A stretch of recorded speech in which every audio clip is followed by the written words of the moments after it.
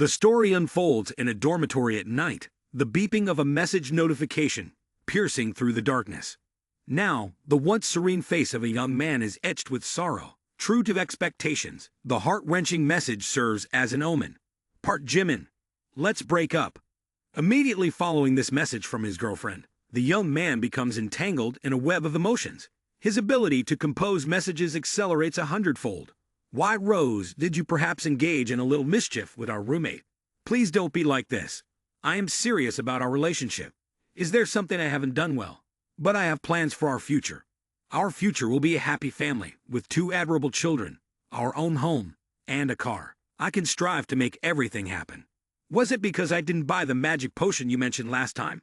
If so, I apologize, but lately I've genuinely been contributing money.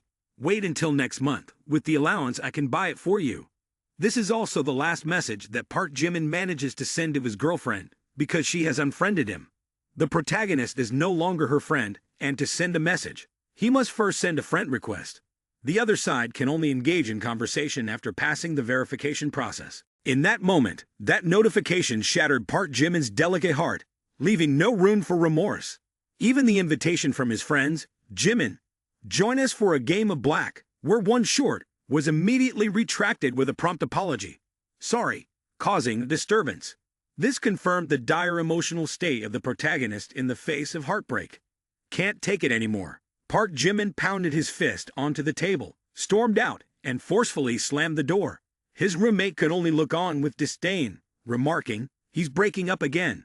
The 6th time this month. The scene shifts to Rose's location, where the surrounding murmurs echo. Isn't that Park Jimin, the famous heartbreaker? Yes, yes, yes. He's been pursuing Jung Hoseok for 3 years. Sensing Park Jimin approaching, Rose turns to look bewildered and warns, Park Jimin, please don't do this. Everyone is watching. The wounded heart pays no attention to the surroundings, but earnestly explains, Hoseok, I know you're angry with me. I bought you these meat-filled buns. Forgive me. Don't mention breaking up again. I'll fix whatever is wrong with me. The onlookers continue their discussions. He's said to have made 4 extra places because of gifts. But what's the use? He still gets dumped. Despite the pleading of the male lead, Rose still clung to her justification. Park Jimin, I'm not angry. My ex-boyfriend wants to get back together, and after careful consideration, I feel he needs me more. Hearing this, the male lead could no longer maintain his composure and shouted in frustration, Min Yoonji, what are you? He's just a scoundrel. Have you forgotten he cheated, and now he's pressuring you to have an abortion? At the same time, the sophisticated car of Rose's ex-boyfriend pulled to the side, and he arrogantly sneered, Get in. Following this command was Rose's obedient compliance, behaving as obediently as a dog. Before leaving, she bid farewell. Park Jimin, let's not meet again. I'm afraid my boyfriend will misunderstand. The car gradually departed, leaving behind a young man enveloped in myriad sorrows. The sky that day was somber and melancholic, as if symbolizing the abandonment of sorrow. The male lead decisively discarded the meat-filled bun into the trash and walked straight to the convenience store, choosing a bottle of solace-breaking wine. His heart heavy with contemplation, Park Jimin pondered. What am I relying on that always makes me end up being the supporting character? Is being a supporting character the only role I can play in life? And without it, there's nothing good. As long as I have enough supports, I won't be a supporting character anymore, but Chat Boy. In the heat of the moment, the emergence of the Chat Boy system marked a sudden appearance. The spirit of the strongest supporting character system discovered a suitable host, the tinkling sound alerting the wandering soul of Park Jimin. The system successfully bound itself, and the system board displayed information about Park Jimin, personal assets of 230 coins, limitless strengthening points for the HOA stat, and a supporting character gold of 90 billion. The strange appearance of this system left Park Jimin in awe. Why did the system of the Almighty intervene? And what's the purpose of this hack? Lost in thought, Park Jimin was abruptly disrupted by a barrage of curses. You damn pervert. Have you seen enough? Or do you want to touch anywhere else? The angry girl confronting him, with a scornful expression, said, You've been staring at my chest since earlier. Do you have a problem? You really have no shame. This person was none other than Kim Jenny, 24 years old, 1.65 meters tall, weighing 49 kilograms, with an appearance rating of 79, and her attractiveness to the male lead was at a -50. And the system also sent a signal. With the help of the almighty supporting character system, if the favorability of this girl towards Park Jimin exceeds 95 points, the counterattack will be successful. And this Kim Jenny will officially become the supporting character of the host. After reading the system announcements, the male lead could only gasp in surprise. Using the system, the almighty supporting character's money was spent on a woman, a staggering 90 billion. Right after the male lead's questions, the system sent a message. Indeed, the 90 billion almighty supporting character money has been transferred to this card, but it can only be used for women. After the other party becomes the almighty supporting character of the host, 1/10 of the amount spent will be rewarded into the host's account, becoming the host's personal property and receiving additional rewards. Since the system had made it clear, Park Jimin was determined. If that's the case, let's try it with the woman in front of him. Gently, the male lead approached the girl. "Beautiful lady, don't be angry. Whatever you buy today, I'll pay for it." As the male lead began to interact with the woman, the system closely followed and reported. The almighty supporting character relationship was successfully bound. The mission to counterattack Kim Jenny was completed, and the reward for the mission was 10% of the almighty supporting character money and 5 enhancement points. Enhancement points could improve the physical attributes of the host, including physique, mentality, strength, and agility. Upon receiving Park Jimin's invitation, Kim Jenny appeared uninterested, but immediately put on a charming smile and responded, "Oh, pretending to be wealthy to tease me, huh? Do you have the capability for it?" At that moment, people around started gossiping about the girl in front of the male lead. Is this Kim Jenny, the beauty of the art department? They say she's formidable, making guys spend tens of thousands for her, with just 3 sentences. This guy seems to be in for some bad luck. Ignoring the surrounding chatter, Park Jimin smirked and replied, "Whether I have the capability or not, you'll find out soon enough." Without further ado, the male lead confidently accepted the challenge, and Jenny immediately spent the money. "So today, I want to treat all the students in the snack bar. Help me pay for it, won't you?" In her mind, she still held a contemptuous attitude. "A poor guy who dared to tease girls. Let me show you how embarrassing it can be for you." However, her attitude quickly changed when iPay received 5,000 NDT. Simultaneously, the people around gasped. He really transferred 50,000, treating money like it's nothing. This guy looks so poor, yet he's a hidden wealthy man. Receiving admiration from those around only fueled Park Jimin's confidence. 50,000 is not much. I wonder if it's enough to add you as a friend. Jenny still couldn't believe what had happened, questioning herself. Are my eyes playing tricks on me? Could this guy really be a wealthy man? If that's the case, don't be in a hurry to add as a friend. It's not impossible, but you have to accompany me to a place.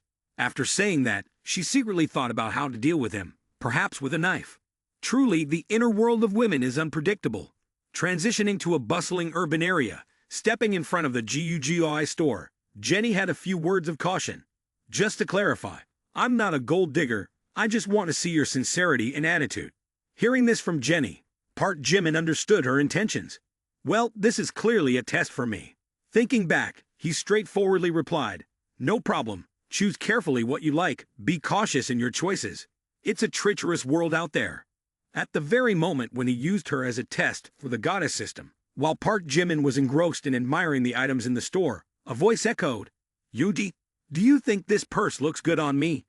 Instinctively, the male lead recognized the voice and exclaimed, "Hoseok." Hearing that, Rose found it odd and glanced around to see who it was. Meeting an old acquaintance, Park Jimin's eyes remained utterly captivated. However, that gaze was abruptly interrupted by Jenny's sarcastic voice. "Oh, the ex-girlfriend. It seems I've arrived at an inconvenient time." Park Jimin chuckled faintly. "No, you arrived at the right time."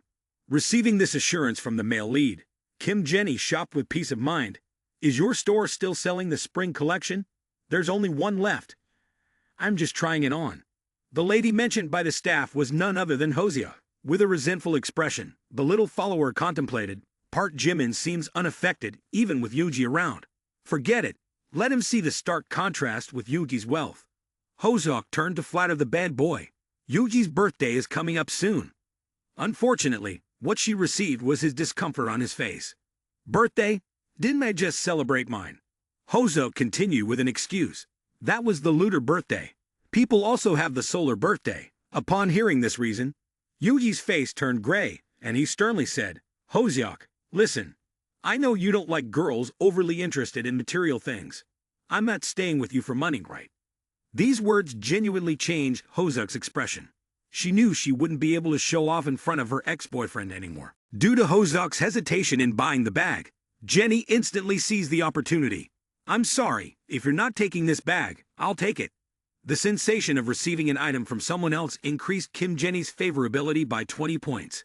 The decisive payment action of the male lead further excited Kim Jenny, adding another 20 points to her favorability, and another 20. Park Jimin looked on triumphantly, recognizing the power of money, a bag directly adding 60 points. At this rate, Kim Jenny would likely exude more favorability if she bought a few more bags. However, the male lead suddenly realized that the refund amount was too meager. Amidst Jenny's joy, Rhodes had to endure the judgments from the staff. Lalisa Manobin, I don't understand why some people seem wealthy but are stingy with their girlfriends, while others seem normal but spend tens of thousands without blinking an eye. Therefore, the store has trained us not to judge people by appearance. The ability to spend money doesn't just rely on outward looks. These words surrounded Hoseok's mind like a dark sky.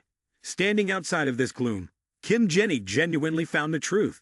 Indeed, bags are like boyfriends. Stolen ones are the most useful. In her eager and determined heart, she had to catch this big fish. Jenny began to transform her personality from a cold demeanor to a cute and clingy one, sticking close to Park Jimin. Thank you, my dear husband. You're so good, my dear husband. Hoseok looked at the male lead with a pitiful eye and brimming with hatred. Park Jimin, you've gone too far. That chest just made the male lead understand more about what he needed to do. Too much. Step by step, Jung Hoseok, we have plenty of time. Since that moment, the system announced the binding of the second sim goddess relationship, none other than Jung Hoseok, 21 years old, 163 tall, weighing 49 kilograms, with an appearance rating of 75, and a favorability towards the male lead of -10 points. When this female lead's favorability towards the male lead exceeds 95 points, the counterattack is successful, transforming her into the sim goddess of the male lead. Upon successful counterattack, there will be a reward of 10% of the sim goddess's money and 20 enhancement points. Kim Jenny approached the male lead. Are you still mad? My performance isn't bad, right? Next, let's go somewhere. Where to? Of course, to continue shopping. Isn't it? Isn't it? You wouldn't be satisfied with just buying one bag, right? Stepping into the new store, Park Jimin's fingers continuously pointed and gestured. That one, except for those two. Wrap up the rest and swipe the card. Even the salesperson was excited, saying, Yes, sir. Shortly we will deliver the items to the address you provided. Holding the branded items, Kim Jenny was delighted and could only sense one thing. When men swipe their cards, it truly looks handsome. Her favorability increased by 5 points as a result. Swiping for perfume, Kim Jenny's favorability increased by another 5 points. Swiping for makeup like lipstick and eyeliners, Kim Jenny's favorability increased by another 5 points. Swiping for clothes, Kim Jenny's favorability increased by another 5 points. After a shopping spree, the young lady knew she needed to stop, saying, Enough, enough. If I buy more, my rented room won't have space. Thinking that Park Jimin would stop buying, he surprised everyone by responding, No space. No problem, let me buy a house for you. At the same time, the main character's account was credited with 30,000, 70,000, 111,000, and 24,000. This made Kim Jenny fearful and concerned. Well, this isn't good. You've spent so much money. Spending this much on our first meeting, I was just joking. Due to her fear, her favorability points were deducted by 5. Noticing the change in Jenny's expression and favorability, Park Jimin subtly understood that his previous actions had caused her concern. Indeed, having a house worth several hundred million seemed advantageous, but in return, he had to endure a sense of insecurity. Changing his approach, the main character approached Jenny and whispered sweetly, Kim Jenny, a third-year student at the Academy of Arts, 21 years old this year, 165 centimeters tall, weighing 49 kilograms, likes the color black, favorite food is Korean cuisine, Capricorn zodiac sign. Shoe size 37. Enjoys watching horror movies, but is most afraid of walking at night. If you don't like it, why did I approach you like that? After saying this, he turned to instruct the store staff. Miss, you have a membership card, right? I will top up 50,000 TWD when the miss arrives at the store. You can introduce the latest models to her. Yes, sir. Please wait a moment. After indirectly giving a gift, the main character turned back to look at Jenny with sweetness. If what happened earlier made you worried, consider this card as my compensation. Her words genuinely caught Jenny off guard for a moment. Her eyes became strangely captivated, concluding with a statement, "If you still have doubts, you could take my offer as a sincere gesture." The remark left the young lady blushing deeply, and she retorted by raising her chin at Park Jimin. "Despicable, you spoiled brat." Despite her quick departure, her favorability unexpectedly increased by 30 points, mainly due to the generous spending in the store. The main character received numerous compliments. This guy may look ordinary, but he is so generous. Not only generous, but also very considerate. In love. Hearing such praises further fueled Park Jimin's self-confidence. Indeed, teasing was more effective than mocking poverty. After a while of shopping for herself, Jenny also realized, "You've bought so much for me, but nothing for yourself." In reality, the main character didn't have money. To be more accurate, he was broke. However, seizing this opportunity, the young lady immediately took action. "Is that so? Then it's my turn to buy gifts for you." For her, if she wanted to reel in a big fish, it was not only about receiving without giving, but also about paying an appropriate price. At the store, the girl carefully selected items for the main character and took him to get a haircut, refreshing his appearance. After a while, the disheveled man had become refined, elegant, and scholarly. This transformed appearance added 5 points to Jenny's favorability. "This guy looks handsome when he dresses up, doesn't he?" The more she looked at the main character, the higher Jenny's favorability rose, adding another 5, plus 5 points. Seeing the girl staring at him, Park Jimin felt a bit embarrassed. Why do you find it so strange? At his age, this was the first time the main character dressed so elegantly. He even felt fortunate that he didn't have to foot the bill. Park Jimin's captivating beauty made Jenny restless. She gently touched the main character's chin and affirmed, "Not strange at all. I just think you look very compatible with me now." After saying that, she extended her arm, turned around and said, "I'm really happy today. Thank you, Jimin. Sometimes, I even thought we were a couple. Goodbye, Jimin." Jenny left with a favorability of 68. Transitioning to the dormitory, the main character returned with a joyful expression and announced, "I'm back." His return surprised everyone in the room, and they all looked at him, asking, "What did Jimin do today to dress like this?" Jimin replied gently, "I had a date with Jenny." Of course, no one believed it after hearing it. Come on, even Jung Hoseok can't hold on, and now he wants Jenny. Jenny is the beauty of the art department. If you want to pursue her, you need real skills. Listen to my advice. You won't be able to handle these girls. To avoid further headaches, Park Jimin nodded. "I truly appreciate your advice." Right after the conversation between the main character and his roommates, Hoseok immediately messaged the main character, "Park Jimin, if you really hate me, let's unfriend each other." Upon receiving this message, the main character silently understood that this was a probe into his attitude. Unfriending him would affect his favorability, and he still needed Hoseok to level up and earn money. Therefore, he sent a sweet message to Jenny. "Hate, how could that be? In my heart, you will always be the most special." Immediately after these soothing words, Hoseok quickly provided an excuse. Staying with Min Yoonji is not because she craves glory, but because she is sick and needs a medication that cost 50,000 yuan. Without hesitation, the wealthy Park Jimin transferred 5,000 yuan to her. Receiving such a large sum through just a text message left her terrified. "Oh, I've encountered a demon. I just casually mentioned it, and he actually transferred the money." Hoseok's roommates, curious about who was so generous to transfer 50,000 yuan, asked, "Min Yoonji, right?" Mentioning this deceitful guy, Hoseok sneered. "Min Yoonji can't even bring himself to buy a bag. It's Park Jimin who transferred the money." Park Jimin, didn't you kick him just now? How can this poor guy be so rich? Even Hoseok couldn't understand. Perhaps he was mistaken. He had to clarify things. Jung Hoseok's favorability increased by 5 points as a result. Hoseok immediately bombarded Jimin with messages. hoping for a satisfactory answer. Park Jimin, what do you mean? Where did you get so much money? Today at the store was the same. What's your relationship with Kim Jenny? Did you buy her a bag? Aren't you a wealthy tycoon? Park Jimin, I want to eat meat-filled buns. Will love disappear because of this? Messages kept pouring in from Jung Hoseok. Now in a new position, Jimin wasn't particularly interested in replying to messages despite the girl's inquiries. Why aren't you replying to messages? Are you asleep? He promptly turned off notifications, thinking that Jung Hoseok was overly nosy. Jimin wondered if there was any place left for him to spend money extravagantly on women. Yes, he thought of something. Park Jimin could watch live streams. There were many beautiful girls on the live broadcasts. Little Nay's live stream would end in just 1 more hour. Anyone who wanted to give gifts should hurry. On this platform, fans and those who liked could generously send gifts. Spending over 100,000 on this would indeed be quicker than buying a bag. Little Nay was live streaming cheerfully. Thank you to the lonely soul who gave me a rocket.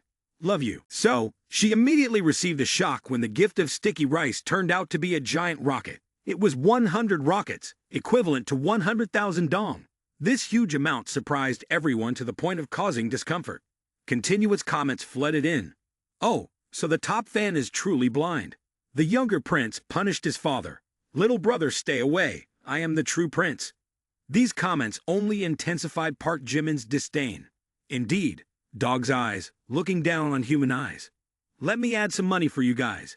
Spending generously this time, Park Jimin used 900 rockets, continuously launching them, and making the staff uneasy. The boss is in trouble. Earlier there was a generous fan who, in one go, gifted 1 billion to little Nay. The boss, sipping his tea, couldn't help but be astonished. Isn't that our top spender? Is he laundering money with 1 billion? The scene shifted to the streamer's resting room. Quick, quick, quick, the ID named Lonely Smoker is an extraordinary top fan. Quickly message him. This person just gave 1 billion to little Nay. He casually gave enough for our salary for several months. At the same time, the chat box of the male lead was constantly buzzing with new messages. Little Nay was astonished. Am I dreaming?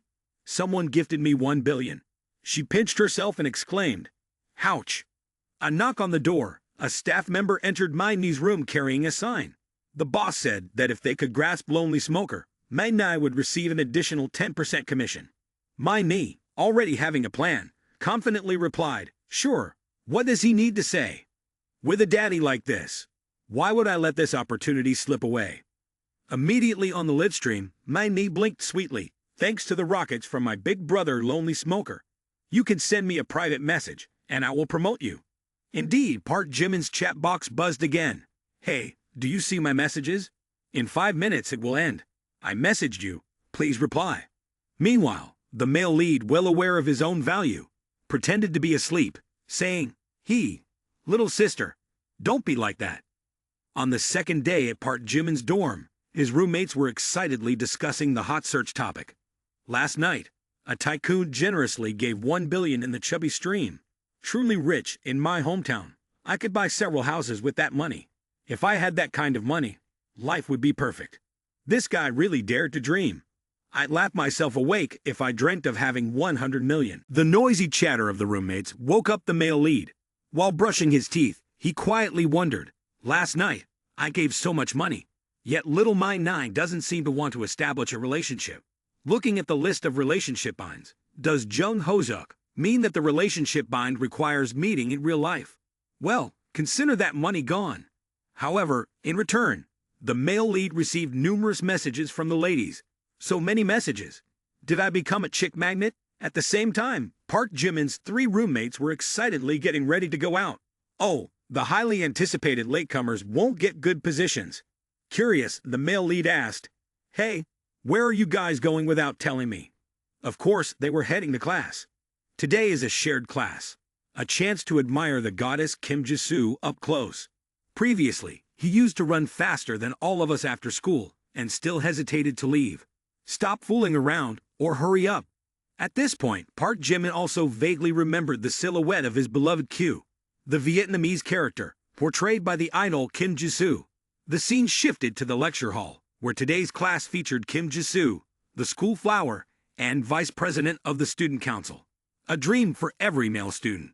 Her talents were indescribable, from leading the ballet dance team in 10th grade to being a top athlete in 2nd grade. Her exceptional talents, combined with her outstanding appearance, made it challenging for anyone to approach her. While the male lead contemplated that being a big shot requires a beautiful companion to truly be free, standing at the peak for 3 years without anyone able to shake him is quite a feat. Pursuing in this manner must guarantee a substantial return. Lisa and the girls around immediately took notice of his handsome appearance, saying, "Who is that? He's so handsome. It's like another department has never seen such a handsome guy." Those girls farther away whispered, but Hoseok and his friend were also surprised by the new look of the male lead. "Hey, is that Park Jimin? We haven't seen him for a few days, and he's become so handsome. Did he specially dress up for you to admire?" Hoseok, pretending to be indifferent, added 5 more favorability points. "Probably, but I already have Yuji. If anyone causes trouble, they might end up fighting." Hoseok's favorability increased uncontrollably, +10, +10, +10. In an instant, it increased by a whopping 30 points. Seeing Hoseok's favorability rise like that, the male lead could only comment, "Just changing hairstyle and clothes can increase favorability. Truly, women are fickle." While the male lead remained perplexed about how to bind Kim Jisoo, its friends were enthusiastic. "Go up, man, let us see the appearance of the goddess conquered by you." The big brother, after receiving a bit of admiration, proudly strutted out with a flourish. "Look, everyone, see how I'm going to make her fall for me. Go, go, go, the boss always wins." According to the big brother's well-thought-out plan, he approached the location of the beauty amidst the anger of the girl, accompanying Kim Jisoo, daring to snatch someone right in front of her. "Oh," he whispered, "darling, let's be friends." The closer he got, the more he closed in, making it impossible for the girl, Kia, not to intervene. "Hey, what do you want?" he continued. "Let's be friends. If you—" Before he could continue, he was grabbed by the collar by Kim Jisoo's friend.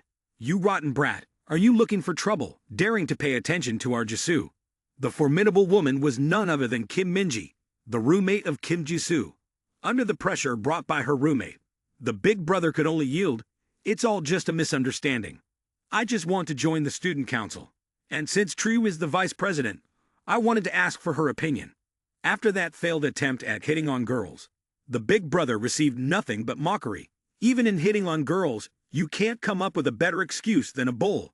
So rural and cheesy, even a calf would demand swan meat." While Kim Jisoo was consoling her roommate, "All right, calm down, don't be so angry, you'll die of rage," the male lead gradually approached, saying, "Jisoo, I also want to be your friend." Seizing the opportunity, the roommate turned and cursed, "Another one," as if it's not enough. However, Kim Jisoo's gaze also showed a hint of admiration. The arrival of Park Jimin sparked more discussions around. "What's happening today? So many handsome guys." The male lead raised his phone to request a QR code scan, seemingly indifferent to the potential criticism. This guy was indeed courageous, facing others with such determination. "Who gave you that courage?" "Probably Hanny Fam." However, the roommate couldn't stay angry, mesmerized by the handsome appearance of Park Jimin. "Oh my, even more handsome than the previous guy. Why would you want to join the student council?" The male lead straightforwardly replied, "I'm not interested in the student council." "So why did you befriend Jisoo? It's still unclear why I want to pursue her." Jisoo's eyes were now truly captivated. People around couldn't stop making comments. "He's here now. Look at the confident big brother. Seeing him so self-assured now, he might cry miserably in a bit." But what surprised them even more was that the girl agreed, saying, "Sure, let me scan your code." The action unfolding before them truly brought Hoseok to realization. Furthermore, Jisoo's close friend added to the inquiry, "Hoseok, isn't Park Jimin your fish? Is there some issue between you two?" Receiving Kim Jisoo's consent added to the delight of the male lead. He continuously expressed his philosophies. Everyone has a fondness for beauty. So why hide it? Sometimes the simplest things are the most effective.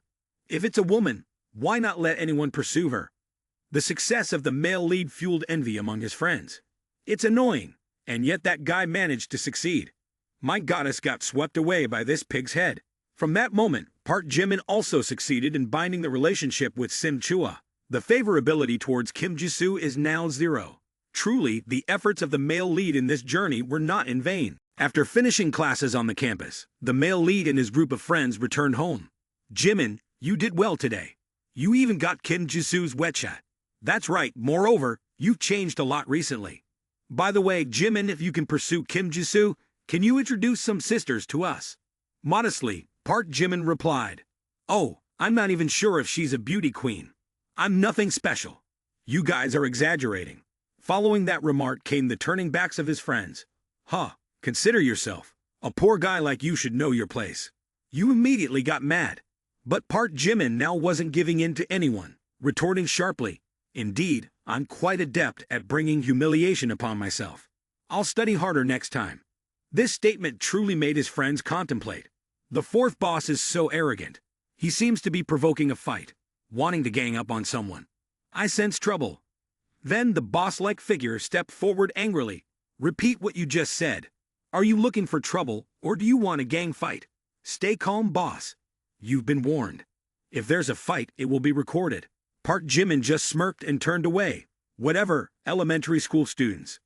Turning around, the gaze of the male lead met Kim Jenny's, and she spoke up. Jimin, it's been a while.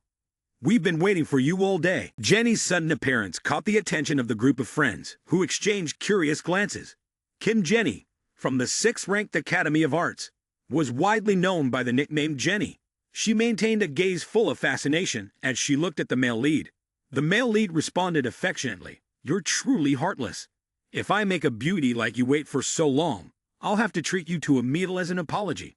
Jimin, you're despicable. Can't you see how beautiful the outfit I bought for her is?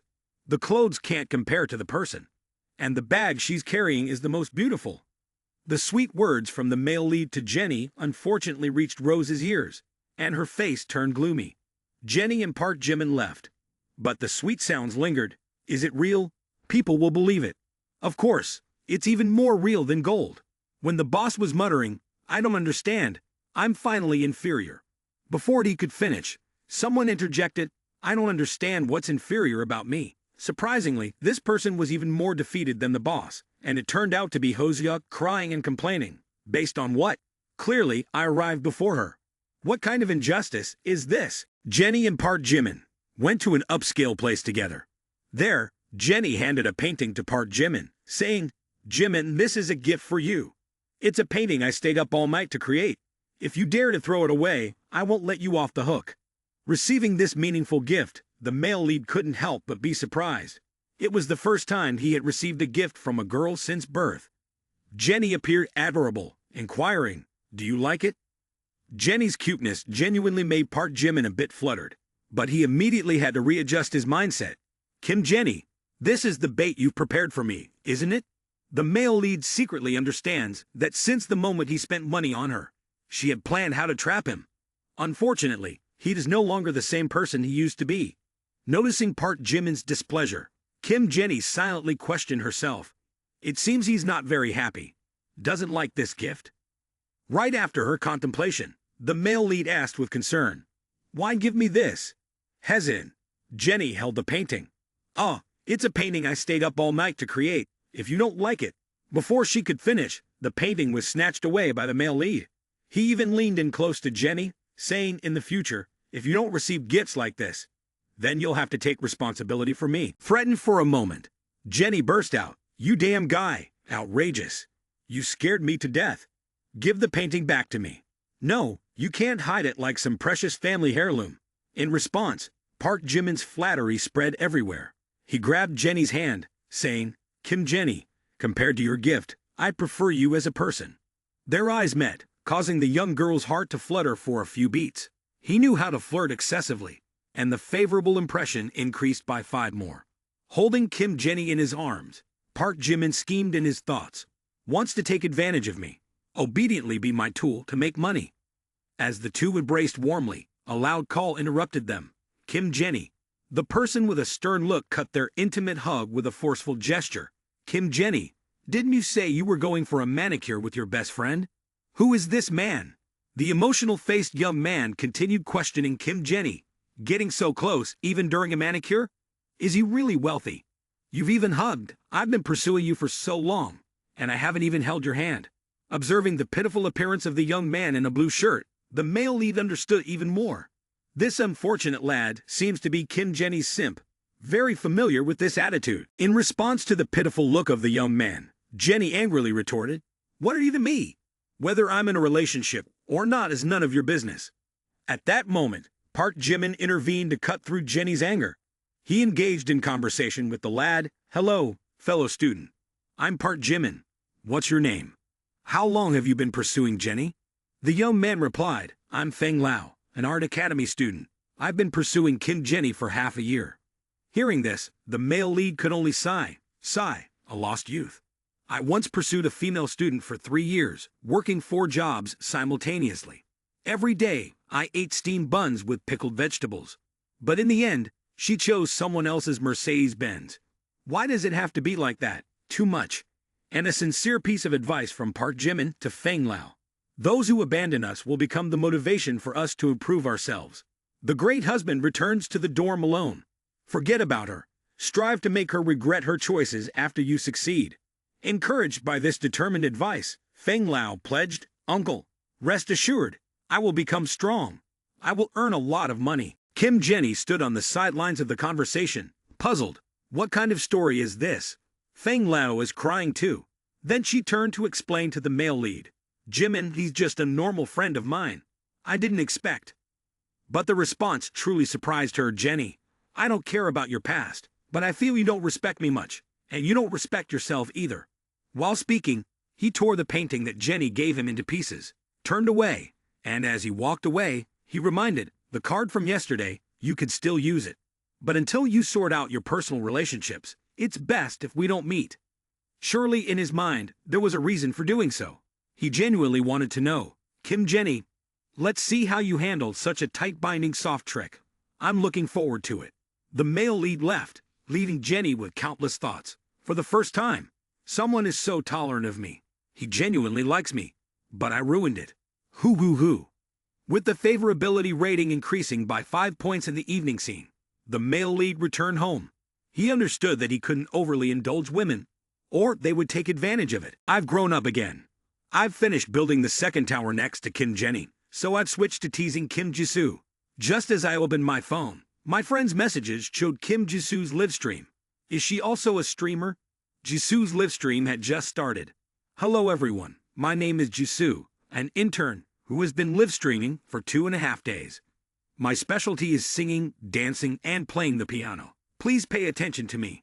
Seriously reviewing Jisoo's live stream, Park Jimin found it quite cute. Could it be that President Kim is a cold person with a warm heart? Well, that's only for a few people. While watching Jisoo's live stream, the male lead was bothered by a message from little manhwa.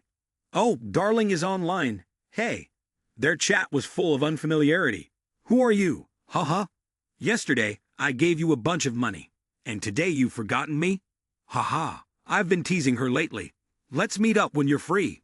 Haha, you're in a hurry. Lately, your schedule has been full. Oh well, my darling, don't be angry. Tonight, little manhwa will specially dance for you." Park Jimin. Who is this? Trying to trick me into giving gifts. I've lost more than $1 million and still couldn't bind me. I'd rather give money to President Kim. At the same time, the male lead received a notification that the streamer he was following was protesting and cheering for her. The adorable Jisoo. Jisoo's roommate was also worried. Jisoo has someone who wants to challenge her. I hope it's not some famous streamer. The male lead saw this and was pleased. President Kim is about to face off. It's going to be an interesting PK. My too, believing herself to be an experienced streamer, commented, "Oh my, paired up with a new girl. Looks like an easy win this time." But Park Jimin affirmed, "It's hard to say whether it's a win or loss until the end. These two have a strange fate, being paired up like this." The PK match between manhwa and Jisoo officially began. After a while, the cute one only had 206 points, while manhwa reached 10,687. At this moment, manhwa was overwhelmingly winning with the heavy points she received. "Oh my, little sister should give up. Even if you break your arm, you can't defeat me. I have the backing of a rich man like my calm and peaceful darling." Continuously on the internet, comments flooded in. "Mr. Baekhyun, you gave more than 100 million yesterday. That's the top-tier godly level. So quick and already falling into Magni's trap. Still, my Nai is amazing. 666,666. Sorry, Jisoo, I betrayed you. My Ni's spotlight is too bright. My Nai was still living in the moments of complacency, relying on her fish-raising technique. Surely Mr. Baekhyun had fallen for her. Right at this moment, the giant Neville arrow appeared. My Nai looked joyous. Mr. Baekhyun is here. Thank you. Mr. Baekhyun, Mo. But upon closer inspection, she exclaimed, how is this possible? Alone, she smoked a cigarette and received 1,000 missiles, a gift that was meant for the admirable Jisoo. This made both Jisoo and her friend gasp. The fortune of 1,000 missiles was bestowed upon them.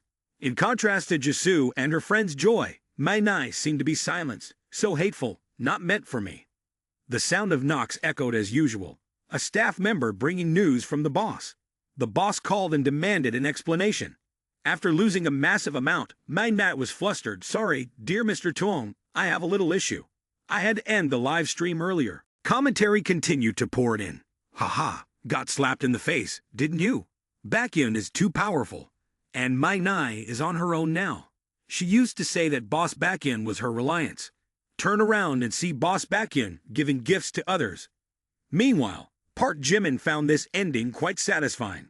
I can give gifts to her, or I can give them to others. Trying to play me, the one who laughs last laughs best. President Kim, I played my cards. Don't let me see any flaws. Switching scenes to the main office of the streamer management company. The boss is in trouble again. My Nai is smoking alone and gifting 100 million stars. Is this kid some Middle Eastern oil tycoon or something? In the streamer's resting room, the noise was just as loud. The lonely tycoon is smoking alone and giving 100 million to the guitar-playing streamer. Seems like he likes music. Suo, quickly grab my 3 angles, Suo, and also take my Sedona. One morning on the lecture hall, Jisoo's roommate hurriedly brought news. Jisoo, look at this. Your live stream today is trending on the hot search. You're about to become famous. About to become an internet sensation. Jisoo didn't seem too thrilled. Famous on the internet? Well, being a cheerful man on the internet is not a long-term plan. The most important thing for women is independence in career, economy, and character. Okay, don't skip class for me all the time. Jisoo's roommate continued to inquire. So spill it, which crazy tycoon is showering you with gifts? Do you know him? Jisoo dismissed the question. How many times do I have to say it? Believe it if you want. Don't if you don't. Okay, don't get mad. I'm just curious. Despite her nonchalant attitude, Jisoo was still quite interested. While texting, she muttered, even if someone gives you that much money, it's still polite to send a thank you text. Her roommate was left helpless. Just a moment ago, someone said that pleasing men wasn't a long-term plan, speaking one way and acting another. While muttering, her roommate was startled by Kim Jisoo's exclamation, Hey, what's going on, Minji? I might really know this tycoon. It seems to be Park Jimin. Jisoo raised her phone, revealing Park Jimin's nickname as the Lonely Smoker. With her vivid imagination, Jisoo had envisioned him as the son of a wealthy family, well-fed and well-dressed from a young age, but very humble, always pretending to be an ordinary person. Having received an excellent education, he grew tired of being admired by others and just wanted to live freely. One day, he met the girl he loved and decided to courageously pursue her with the identity of an ordinary person. It must be something like that. Jisoo's roommate found Jisoo's words quite perplexing. Are you reading too many novels with overbearing CEOs? Jisoo continued her musings. He must have had a luxurious life from a young age, so pretending to be an ordinary person is undoubtedly challenging. I can't sleep. I have to sincerely thank him. As the male lead finished showering, he received a notification on WeChat. Kim Jisoo had sent a message. Hey, Park Jimin, are you free these 2 days? I saw your message, and Chairman Kim has already invited you. He's always available. I want to invite you for a meal. What do you like to eat? Let's go for lobster. It's my favorite. Okay, at 4 p.m. tomorrow, meet at the school gate. While drying his hair, Park Jimin thought to himself, she didn't even ask where I got the money to give, just casually inviting me for a meal. I want to see what kind of medicine she sells in her pharmacy. Transitioning to the morning at school, Park Jimin nervously rode his motorbike to the campus. At that moment, he noticed an old man. Seeing the young man waiting, the old man inquired, "Young man, waiting for someone?" "Yes, I'm also waiting. I'm here to pick up my adopted daughter." Kim Jisoo stepped out, looking left and right, scanning the area. The male lead saw her and called out, "Him." Before he could finish, the elderly man interjected, "Stop looking, young man. You have to work hard to make money. Otherwise, beauties like her will be taken away by guys like us." Jisoo laid eyes on the young man in front of her, her eyes sparkling with a magical allure. The dazzling beauty of Park Jimin truly made people look up and take notice. "Oh, so handsome." When the old man grumbled, "When can my grandson drive a car like this?" the male lead had already taken Jisoo for her first ride, asking, "Are you secure?" The scene before them left the old man gaping, frozen as he watched the young couple speed away. Well, making that much money, what's the use? Park Jimin drove Kim Jisoo on the fully loaded motorcycle, swiftly gliding through the wind. Kim Jisoo, seated behind, clung tightly to Park Jimin. By now, she too had immersed herself in the melodious space, feeling like she was riding on a luxurious motorcycle along a path adorned with roses.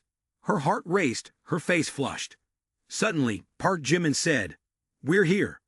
This statement snapped Kim Jisoo out of her rosy love-filled thoughts. Stopping at a lobster restaurant, Park Jimin parked the bike and led Jisoo inside. Quickly, the food arrived. "Your spicy and garlic-flavored lobster order is ready. Enjoy your meal." Young man Park Jimin used a tissue to wipe the bowl and cup in Jisoo's surprised gaze.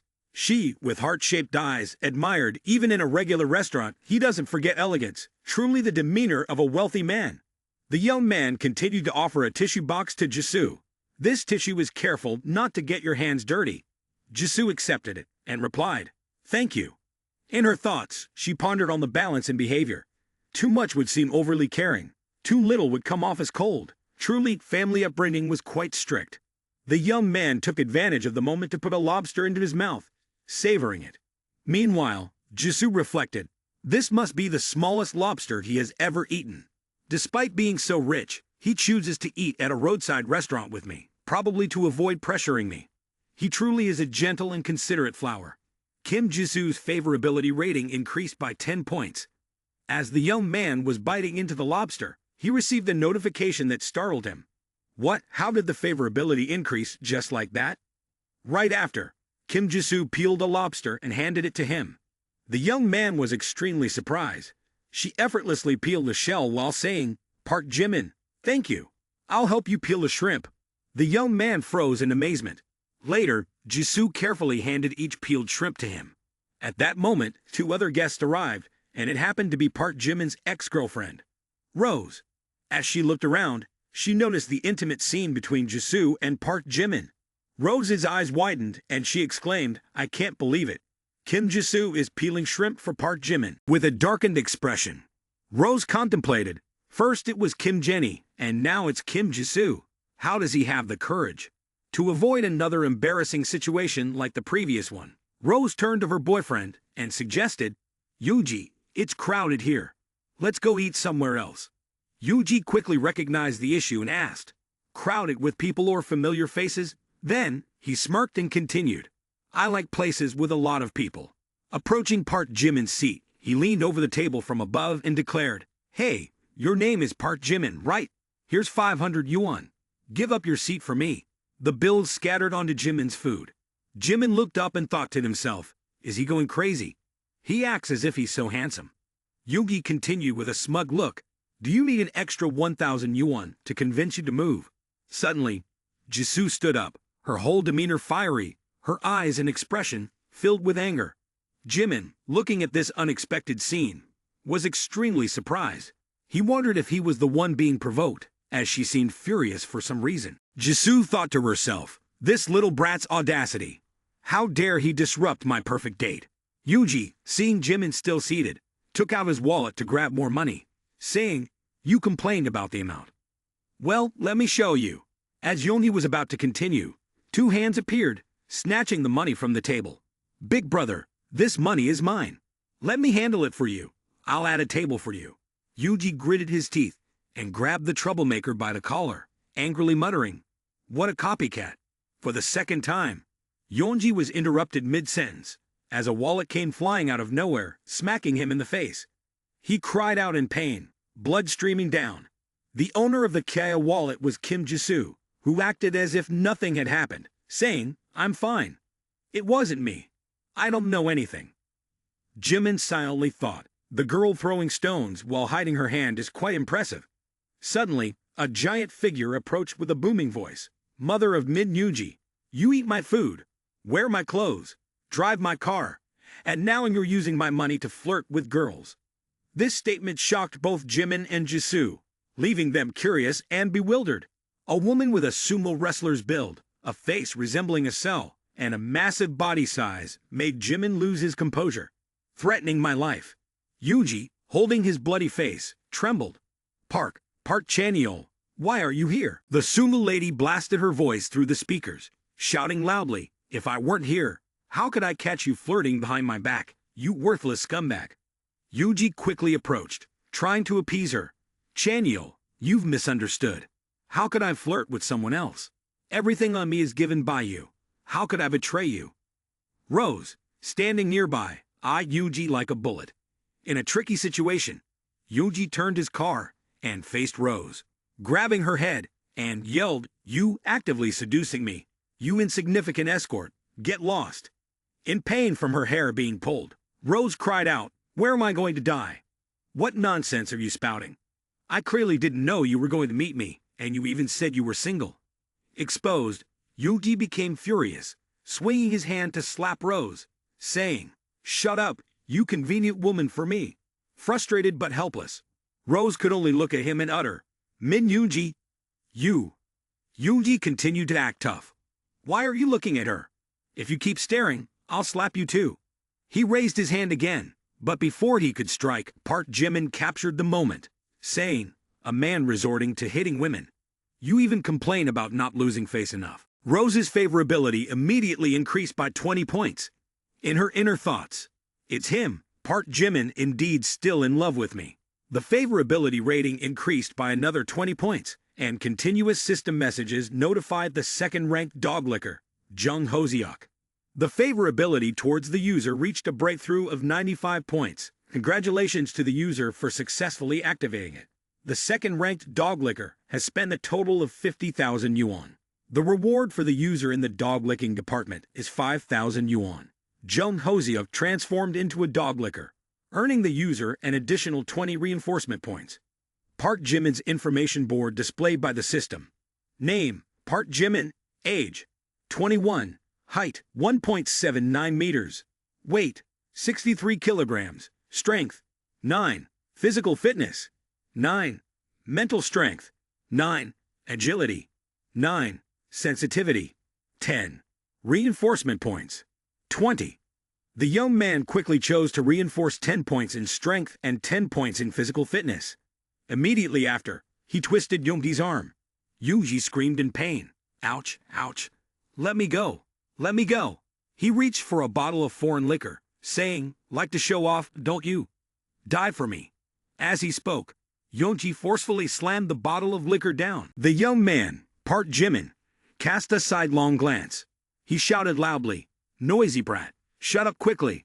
Accompanying that shout was a powerful punch, shattering the liquor bottle. Yuji was also punched and thrown far away, blood streaming from his mouth. Min Yuji can lose face easily, but hitting women while at it is truly despicable. Yuji, now on the ground, coughed, and then his eyes turned cold. He quickly pulled out a gleaming knife from his pocket. Seeing this, Jisoo exclaimed in panic, "Park Jimin, be careful." Yuji gritted his teeth, thrusting the knife forward. Park Jimin skillfully dodged, then twisted Yuji's arm. Yuji screamed in pain, dropping the knife. Park Jimin forcefully brought him down to the floor like an MMA match, creating a shocking scene in a lobster restaurant. Yuji now lay sprawled out, foaming at the mouth, muttering, "Even a grain of rice dares to compete with the sun and the moon." People in the restaurant, noticing the fight, crowded in, gossiping excitedly. "So handsome, haha, losing face so quickly." Rose knelt down, looking up at Park Jimin, Kim Jisoo, and the young man as they were about to leave the restaurant. Rose quickly rushed over, embracing the legs of the young man. "Park Jimin, I was wrong, I was blind. Can you give me a chance to start over? Park Jimin's face darkened as memories of the past flooded back. The Park Jimin you're talking about, is it the one who carried you over 10 kilometers to the emergency room at 3 in the morning? Or the one who saved up for half a year to buy you a mobile phone but was criticized for not being the latest model? Rose blushed, feeling embarrassed. Realizing she had dug herself into a deep hole with her hometown's gossip, she stammered, "It's not me," Park Jimin continued. "Or perhaps it's the Park Jimin who knew you were vain, but always believed that one day you would change. That Park Jimin is dead, and it was your choice." Hearing this, Rose's tears started to flow, and she could only silently watch Park Jimin walk away. A moment later, Park Jimin stood in front of Kim Jisoo, feeling awkward. "I'm sorry, President Kim. Tonight, I caused a disturbance and spoiled your dinner. You don't need to call me President Kim. Just call me Jisoo. Moreover, I don't feel disturbed at all. On the contrary, I see a different side of someone. Indeed, the more you look, the more unfathomable this Park Jimin's character becomes. Next time, let me treat you." Park Jimin expressed hesitancy. Meanwhile, in Kim Jisoo's mind, she was thinking, "I have a feeling he will surely bring me countless surprises." Back in the room, quickly opening the door, Rose rushed into her roommate's room and found Hoseok all wet. She immediately asked, "Hoseok, why didn't you bring an umbrella when it's raining?" Hoseok burst into tears. Park Jimin, her roommate, concerned, said, "Why are you all wet? Why didn't you find a place to take shelter?" Then she continued, "Park Jimin, it seems you've heard about him too. Yesterday, Park Jimin donated over 10 million when Kim Jisoo was live streaming. You can't tell he's wealthy just by looking at him." Hearing this, Rose's face darkened. "Over 10 million what? Who told you? And is it true?" Her purple-haired friend added, "Kim Minji, who shares a room with Kim Jisoo, said it. It's already spread all over the girls' dorm. I thought you knew." At this point, Rose fell silent. Later, she burst into tears again, wailing louder, "Park Jimin." "Who?" Rose's scream echoed through the entire female dormitory. Some girls from other rooms, disturbed by the noise, shouted, "Who's making such a fuss at night? I'm watching a horror movie here." Switching scenes to Jimin continuously winning games. "This is really unfair. Tran 2. Tonight, you've won 18 consecutive games. Jimin, are you eating live oysters? You're so strong. You're not some sports genius. You usually play with us." In Park Jimin's mind, he thought unexpectedly, after gaining an additional 20 attribute points, even playing games became easier. Just as he finished thinking, he brushed it off. "What are you thinking? I'm just in a good state." His roommate suggested, "Jimin, why not become a streamer? Wait until you make hundreds of thousands, then take us along." Jimin quickly took off his shirt, saying, "All right, you guys play. I'm going to take a shower." As he entered the bathroom with his well-built body, he continued to ponder. The attribute points had brought about changes in his body, and his physique had improved. Looking at himself in the mirror, he thought he might even surpass Wang Taiji. No, perhaps he was stronger than Wang Taiji. Anyway, with the system, he continued to imagine having a perfect body like this. Who wouldn't be impressed? Suddenly, there was a shout from outside. "Jimin, did you fall into the toilet? Hurry out, there's a phone for you. Kim Jenny, she's calling and it's already late. Perhaps she's come up with a new trick to tease me again." The young man quickly picked up the phone. "Hello, Kim Jenny. What's the matter that you're looking for me?" On the other end, there was sobbing, "Park Jimin, I don't know what to do. Hoo-hoo-ho." Park Jimin, puzzled, listened while the rain poured loudly outside in the messy room. Kim Jenny continued to whimper, "Hoo-hoo-hoo. Park Jimin, I don't know what to do, so I came looking for you. Can you transfer 50,000 to me?" Kim Jenny slowly explained that her father owed a lot of money due to gambling. Her father begged some gangsters, "Give me another 2 days, by then I'm sure I can pay it all back." Kim Jenny sighed. A relatively wealthy family has fallen into misery, having to face high-interest loans every day. "I'm not a materialistic girl, but I have to repay the debt." On the other end of the line, Park Jimin quickly said, "Give me the account number." Hearing this, Kim Jenny was stunned. "Is he really giving me money?" Kim Jenny hurriedly sent the account number to Park Jimin. Very quickly, just 1 minute and 30 seconds later, a bank message arrived. Seeing a lot of zeros, Kim Jenny started counting. 10, 100,000, a million. This was not 50,000 but 500,000. Kim Jenny asked Park Jimin, I only asked for 50,000. The young man quickly replied, "It's okay. Just accidentally added an extra zero." The joyful scream from Kim Jenny on the phone echoed, making Park Jimin feel like his ears were ringing. Kim Jenny's favorability rating quickly increased a lot, causing the young man to break out in a cold sweat. "Thank you, Park Jimin. I will definitely repay you." Kim Jenny expressed her gratitude. Kim Jenny's current favorability rating is 94%. The rain outside was getting heavier inside the dorm room.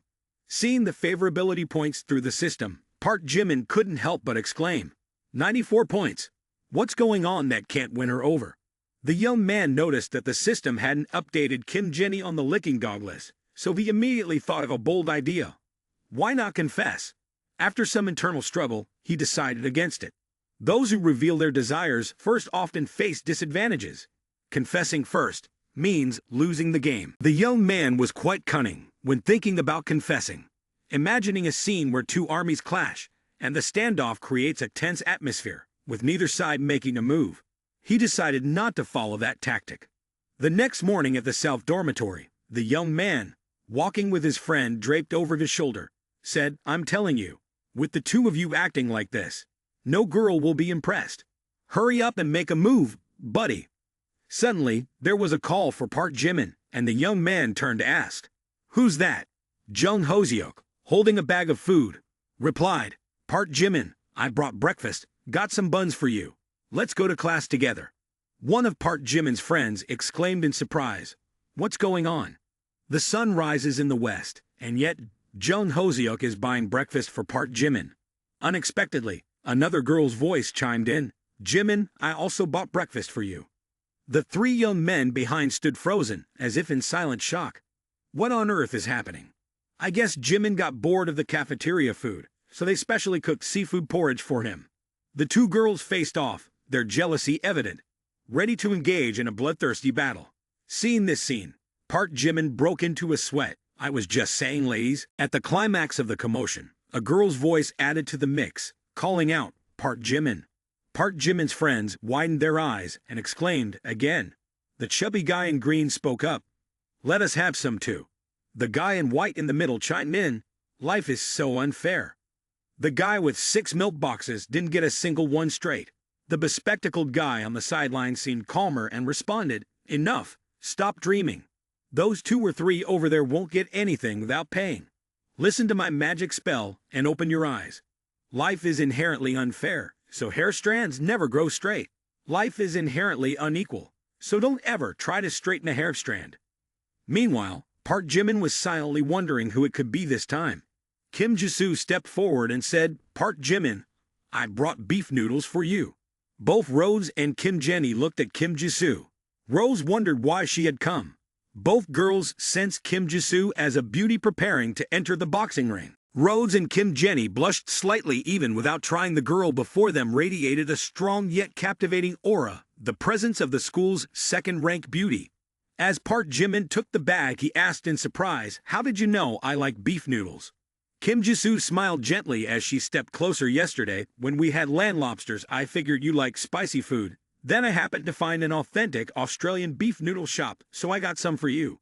Being cared for by someone always felt nice. Park Jimin smiled. "Thank you, Jisoo." As expected, President Kim was perceptive, able to deduce his preferences with her keen and unchanging sense of taste. Jisoo seemed a little shy, but replied softly, "No need to be so formal. When giving someone breakfast, it is only natural to consider their preferences." Behind them, the two girls exchanged glances, their expressions unreadable. One of them clapped lightly, her tone laced with amusement. "If you had not guessed correctly, will you still say you liked it?" Kim Jisoo remained composed, but her words were sharp, cutting through the moment effortlessly. Then, as if nothing had happened, she handed Park Jimin another gift-o. "And this is for you to show my appreciation." Holding the box, Park Jimin's eyes widened in surprise. "Wait, is this the newly released 15 Pro Max?" Park Jimin's friends were gaping in disbelief. "Can't believe our eyes. President Kim giving a gift to him. And it's the latest model phone." One envious guy of VIP class added, "Seeing him receive a gift, I'm more upset than if my dad died." Rose and Kim Jenny shared the same thought. This is more than 10,000 won. How could she? The gift was like throwing a bomb into the pond. Rose and Jenny, both girls, felt as if they had been slapped. Their faces turned pale, and blood rushed to their heads. Park Jimin scratched his head, saying, "Oh, no need to spend so much." Jisoo replied, "But you spent more than me. I don't have much money. It's just a little thought." It was quite embarrassing. But it didn't matter, so I'll accept it. Rose and Kim Jenny, who had already been humiliated in the morning, remained silent. Later on, the scene shifted to another place in the school. Rose, walking alone, was lost in thought. Pursuing Park Jimin seemed difficult. Just a few days in Jisoo had added 10,000 more. This feeling was truly irritating and vexing. At this moment, Kim Jenny approached Rose, initiating a conversation. "Your name is Jung Hoseok, right? Let's find a place to talk." Hoseok turned around, shot a quick angry look, and snapped. "What are you saying? I have nothing to say to you, all you wicked women. It's because of you." Kim Jenny continued to approach Rose calmly, saying, "Of course, we're talking about the League." Rose, enraged and almost fuming, retorted, "You, don't come near me." "The League? What League?" Kim Jenny explained. "The League is uniting against our common enemy, Kim Jisoo. Can't you see?" In another scene, Park Jimin held the iPhone 15 Pro Max in his hand, silently thinking that Kim Jisoo was indeed considerate. How could she give such an expensive phone, worth more than 10,000 won? Seeing Park Jimin staring at the phone, Kim Jisoo turned back and asked, "What's wrong? Is there an issue with the phone?" The young man quickly replied, "No, it's fine. Working well." The system reported that the current favorability level of Kim Jisoo was 40. Park Jimin looked at Jisoo and silently thought that if the favorability level weren't just 40, it seemed like she might even be in love with him. Afterward, the young man continued to imagine a scenario where a large fish opened its mouth, revealing sharp teeth, and then released bait to lure a smaller fish. Seizing the opportunity, the oblivious small fish became prey. Truly a goddess of cunning strategies, making the prey mistakenly believe she was the skilled hunter. Park Jimin silently thought that he needed to find a way to advance quickly. Suddenly, a message on his phone arrived. It was from My Knee. "Hey Haven, about the last time you mentioned meeting up, it's not that it's not possible, but I'm just a bit afraid of crowds. It's not that I don't want to meet you, Haben." After reading the message, Park Jimin chuckled and thought My Knee was taking the wrong impression without even bothering to send 2 authentic photos. Perhaps she saw him as a wealthy but foolish guy. At this moment, a message from someone named Long Wong popped up. "Hello Haben, I'm Long Wong, My Knee's top-ranked companion. I have a group with top-ranked streamers who share similar interests. Would you like to join?" Long Wong also requested adding him to a chat group for humorous conversations. Park Jimin read the message and thought, this might be the legendary group of top-ranked streamers. The humor-filled chat room, lonely while puffing on a cigarette, welcomed a new member. Someone quickly typed, "Here comes Boss Haben." Another voice chimed in, "Long Wong is impressive. He really managed to bring Boss Haben into the group." Another member added, "Boss Haben cares more about Boss Haben." Park Jimin replied, "Hello everyone, I'm the Lonely Smoker, hoping for more attention." Another member responded, "Hi, Boss Haben has been sweeping thousands of tens of millions for several days.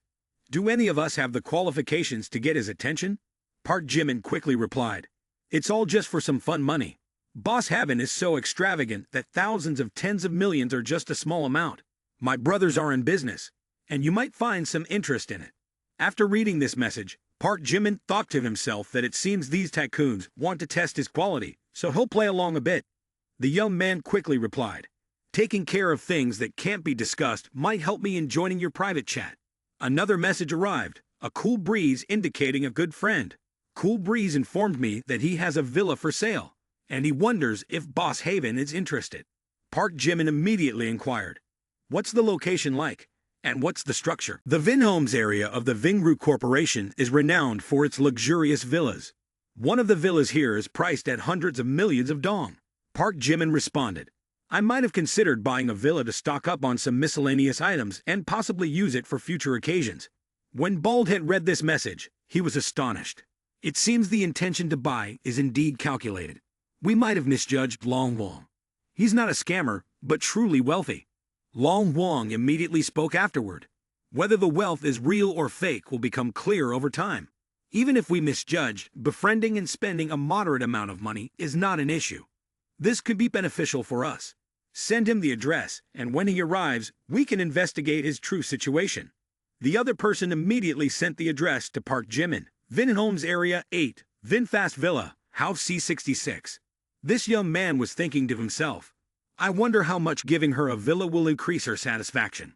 I want to give Kim Jisoo a villa to increase dating opportunities and activate the Simp Lord system. Very quickly, the next morning, Park Jimin took Kim Jisoo to view the villa. Both of them moved in a yellow, inexpensive taxi. Upon arriving at the villa area, as they stepped out of the car, Kim Jisoo asked, Park Jimin, why did you bring me here secretly? Why are you acting so mysteriously? Can you give me a hint about the secret? At the same time, in front of the villa's entrance, there was a bald-headed guy and a girl waiting. The chubby bald-headed guy waved his hand, saying, Oh my, it must be Boss Haben for sure. I apologize for not coming to pick you up. The young man quickly replied, You're too polite. I can enter on my own. It's no problem. The bald-headed guy looked at Park Jimin and rubbed his chin and thought. This Boss Haven seemed normal, but the girlfriend beside him had an unusual aura. Could she be from some hidden prestigious family? He needed to be more cautious. Otherwise, he might miss a golden opportunity. It seemed like negotiations today would be challenging. The bald-headed guy proactively extended his hand and introduced himself. I am Do Kyung-soo, involved in some small business dealings. Due to recent financial needs, I reluctantly have to sell this villa. After a while of exchanging greetings and discussing various types of ostriches, the bald-headed Do Kyung-soo extended his hand and invited Park Jimin and Kim Jisoo inside, saying, Gentlemen, please. Upon entering, they discovered a luxurious villa with extravagant interior design. Do Kyung-soo introduced, Boss Haven. Take a look. This villa has a built-up area of 500 square meters and an actual usable area of 2,000 square meters. The decoration is done by famous designers, and all the furniture is custom-made and imported. Look at this, a large river flows vigorously, and the feng shui, with dragon and tiger motifs, is exceptionally auspicious. If you have enough money, I even plan to be buried here when I die. The view is stunning, isn't it, Boss Haben? The bald-headed guy confidently asked with outstretched arms. Seeing the luxurious villa and the enthusiastic invitation from the bald-headed guy, Jisoo wondered if Park Jimin wanted to buy the house. This luxurious villa must cost billions. Observing the exterior and the beautiful view, the young man quickly wanted to close the deal, saying, All right, the location is not bad. Don't waste your effort anymore. Tell me the price directly. Seeing the young man ready to finalize the deal quickly, the bald-headed guy turned in surprise and looked at Park Jimin. After a while, he calmed down and pondered. The fish was about to bite, and he needed to add a bit more drama. The bald-headed guy replied, Boss Haven, no need to hide it. Although I urgently need money, before you came, there were several groups very interested in this place. In his mind, he thought, the value of this house in his mind is 5 billion. He has to quote a bit higher to leave room for negotiation. He has to quote a bit higher. After speaking, he pointed and said, Regarding the price, I'll give you an average figure, 6 billion. What do you think? The young man heard the price inside. The bald-headed guy, seeing Park Jimin's expression, felt uneasy. Oh God, did I quote too high? Indeed, you can't deceive the descendants of noble families.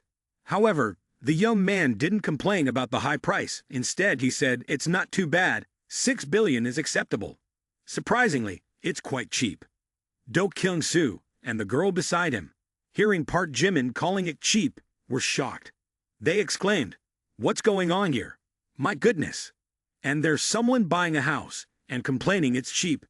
Do Kyung-soo, in frustration, turned red and said, If that's the case, I'll push it up to 7 billion, not 8 billion. Park Jimin turned back to ask Kim Jisoo, Do you think we should buy this house? Well, you asked me, and whether to buy it or not has nothing to do with. Before Jisoo could finish her sentence, the young man immediately addressed the issue, saying, This house is meant to be a gift for you. Upon hearing this, a statement escaped Park Jimin's mouth, and Do Kyung-soo's face turned stiff as if frozen. 6 billion as a gift, this is financial strength and an aristocratic demeanor, a pro VIP. Oh no, my words earlier may have offended this gentleman. I hope not, otherwise I might have to sell the house. At this level, what else can I sell? Kim Jisoo, unable to believe it, asked, "A gift of 6 billion?" In Jisoo's contemplation, no matter how wealthy and generous Park Jimin might be, there had to be some limit to extravagance. 6 billion is not the same as 6 million. With her rich and diverse mindset, Jisoo imagined that this could be some kind of scam by these people. There might be a chance they would force her to take some unknown potion. Just thinking about it made Jisoo extremely worried. After carefully considering the hypothetical situation, Jisoo responded cautiously, "Oh, that wouldn't be good. I can't accept it." The young man quickly took the hand of the girl. "Jisoo, listen to me. It's not like the rent is due soon. I've already put my name on many properties. I want to have one under your name." Approaching Jisoo, the young man continued with a sly smile, "Moreover, I hope I can give you a house." These intimate words and actions made Jisoo blush. Jisoo's imaginative mind began to picture scenes of a married couple. However, holding property jointly was typically reserved for married couples. Was Park Jimin considering them as? Jisoo couldn't help but envision the wet and tender image of a married couple. Park Jimin continued with sweet words. "What are we to each other? What's yours is mine. There's no need to distinguish." At this moment, a series of system notifications appeared. Kim Jisoo's favorability rating continued to rise by 10, reaching a current rating of 90. If Jisoo's brain was constantly daydreaming in the second slot, it couldn't be wrong to say that Park Jimin was in the #1 spot. The young man, striking a handsome pose, contemplated that his acting skills were becoming more refined. The film industry still owed him an Oscar statue. Surprisingly, the girl standing next to them pointed at the sensitive area of the bald-headed man and said, "Dear sir, look at that person over there. Maybe someday you'll give me a house too." The bald-headed man thought to himself, "I really don't have the ability to give that. Although I think I can afford it, I'll make a promise verbally." And then he casually said, "Sure, it will happen. Ha ha." Quickly, a while later, the young man pulled out a powerful black card and swiftly swiped it. He said, "This is a 1 million deposit. The remaining amount, once the ownership transfer process is completed, I will pay in full. No issues, right?" The bald man replied, "No problem. Just transfer the house to Mr. Haben's name. Leave it to me, and it can be done in a few days." After that, the young man left in a taxi, and the bald man continued to marvel. With Mr. Haben's wealth, he still calls a taxi every day to stay fit. Truly, the richer, the more humble, and the more low profile. Meanwhile, the secretary next to him mumbled, "Exactly, and at such a young age. I wonder if he's in need of another female secretary." At this moment, the taxi had traveled a considerable distance. Inside the car, Park Jimin contemplated. Chairman Kim's favorability has risen to 90 now. After completing the transformation of flattering her and spending 70 million, it can be transformed into a return of 7 million plus a bonus. The attribute points earned this time are quite substantial. A bit of a windfall. Just thinking about it is already exhilarating. Spoiler alert. Park Jimin also added another 10 million as a gift. Meanwhile, Kim Jisoo was also pondering based on her novel reading experience. After the awkward words just now, Park Jimin would surely confess. She continued to imagine Park Jimin being caring and generous. In the future, he would undoubtedly become a good father. The diamond ring he gives on their wedding day would surely be as large as a quail egg. The wedding would be held in Lawn or the Alps. What should they name the child? If the father's last name is Tran, what cool name could be given? Tran Di Nong, Tran True True, Tran True. No, if the father's name is Vien, then the child's name should be Thoughtful. Let's name him Park Jimin Thoughtful. When Park Jimin is old, would he forget who he is? Jisoo was daydreaming when suddenly the voice of Park Jimin rang out. "We've arrived." Jisoo startled. Ha! In front of them was Harvard University. Seeing Park Jimin still sitting in the car, Jisoo immediately asked, "Hey, Park Jimin, aren't you getting off?" The young man waved his hand in greeting. "Oh no, my roommate invited me to a game center. You go back by yourself." After that, the car quickly sped away. The voice of the young man echoed, "Be good, be good, be good." Meanwhile, Jisoo wore an embarrassed expression. No way, why is this happening? What about his confession? Park Jimin swiftly arrived at the Bin's game center. The taxi stopped, and the driver hurriedly said, "Dear passenger, we have arrived at the game center as requested." Entering, he saw his friend playing on the machine, and the young man exclaimed, "Oh, playing already?" The red-haired guy quickly replied, "Jimin, why are you just getting here? We played a round already. We lost because you weren't here." Old Chu jumbled too much. Old Chu interjected, the villain accused first. "Huh. Jimin, quickly get a card and log in. This machine is reserved for you." The young man raised his hand as a signal. "Hold on a second. This foster father will boot up the machine for you. Wait a bit, and I'll elevate you to a master." The young man went to the cashier and said, "Excuse me, open a card, 20 yuan, 4 packs of instant noodles, and 4 bottles of iced tea." The girl at the cashier was none other than Kim Jenny. She quickly recognized the young man and called Park Jimin. Hearing his name, the young man turned in surprise. "Kim Jenny, why are you here?" Kim Jenny quickly replied, "I haven't told you, have I? My dad owns a chain of game centers, and this one is his. Thanks to you, I've paid off my home debt. Thank you so much." Kim Jenny cheerfully continued, "Park Jimin, let me treat you to a soft drink." "No, I'll get you a permanent card for this game center, unlimited machine usage." That's right. Today is my lucky day." "Just kidding, we really don't need to go that far." While the young man was receiving heart emojis from Kim Jenny, there was a sudden turn of events behind him. A tall guy with long hair and a baseball bat in hand loudly shouted, "You're Lao Tu's daughter, huh? Your dad owes us money. When is he going to pay?" He swung the baseball bat onto the table, making a menacing move. Kim Jenny quickly protested, "I already paid you guys 5 million last time. Why are you asking for more?" The guy retorted loudly, 5 million is just the principal. There's still interest. You owe us another 15 million in interest." Kim Jenny, now visibly angered, exclaimed, "You people are outright extortionists and robbers. You're nothing but a gang of thugs." The guy closed in, grabbing Kim Jenny's hand. "Enough, quiet down. If you don't have the 15 million today, you'll come with us. With this figure, this beauty, you'll be the queen at our place for sure. 1 or 2 years, and you'll earn enough to pay off the debt. Ha ha."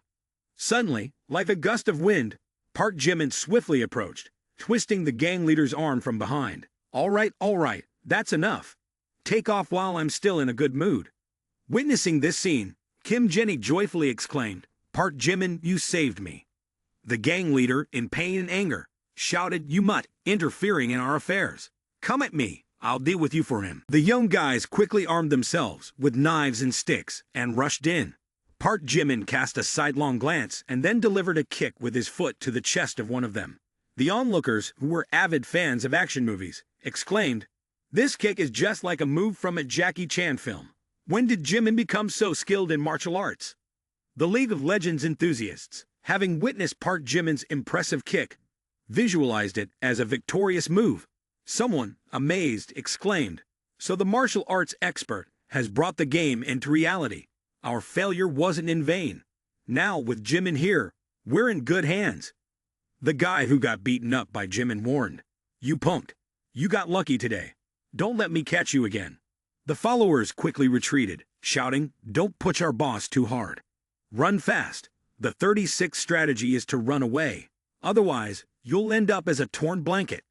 Kim Jenny, visibly relieved after being saved from imminent danger, rushed to embrace Park Jimin, saying, "Jimin, thank you for saving me again. I was so scared just now. It was like a nightmare." At this moment, a notification displayed Kim Jenny's favorability rating, which reached 95 points. "Congratulations on the successful transformation from a negative target to a pet. The owner received a bonus of 5 enhancement points." The young man, holding Kim Jenny, pondered that today was indeed a doubly lucky day. Now, he contemplated where to wisely allocate the enhancement points. Simultaneously, Jung Hoseok entered the scene from somewhere, and upon seeing Kim Jenny embracing Park Jimin, was startled. He loudly exclaimed, "Kim Jenny, you sly woman." Rose pointed directly at Kim Jenny's face and scolded, "This malicious woman, who claimed to be against Kim Jisoo, is hiding here, seducing Park Jimin." The young man, observing the two women facing off like lions preparing to clash, began to break out in a cold sweat. There was a sense of impending doom here. The system quickly maxed out the received enhancement points to boost my agility. Seizing the opportunity, it was time to run. That was the smart move.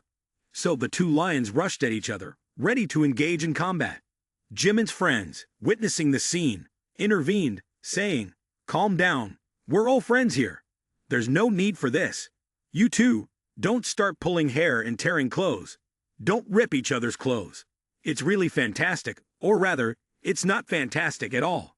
As Jimin's friends tried to defuse the situation, they noticed that Park Jimin had vanished.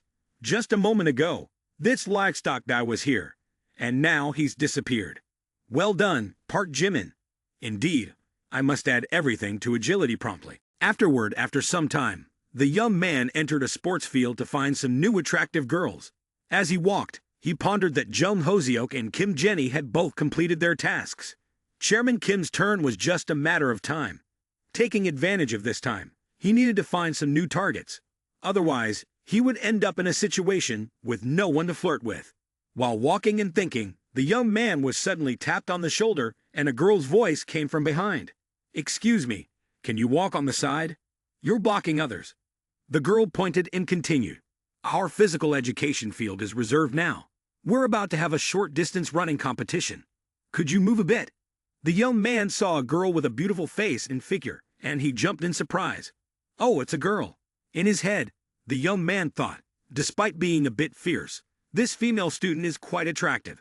He must seize the opportunity.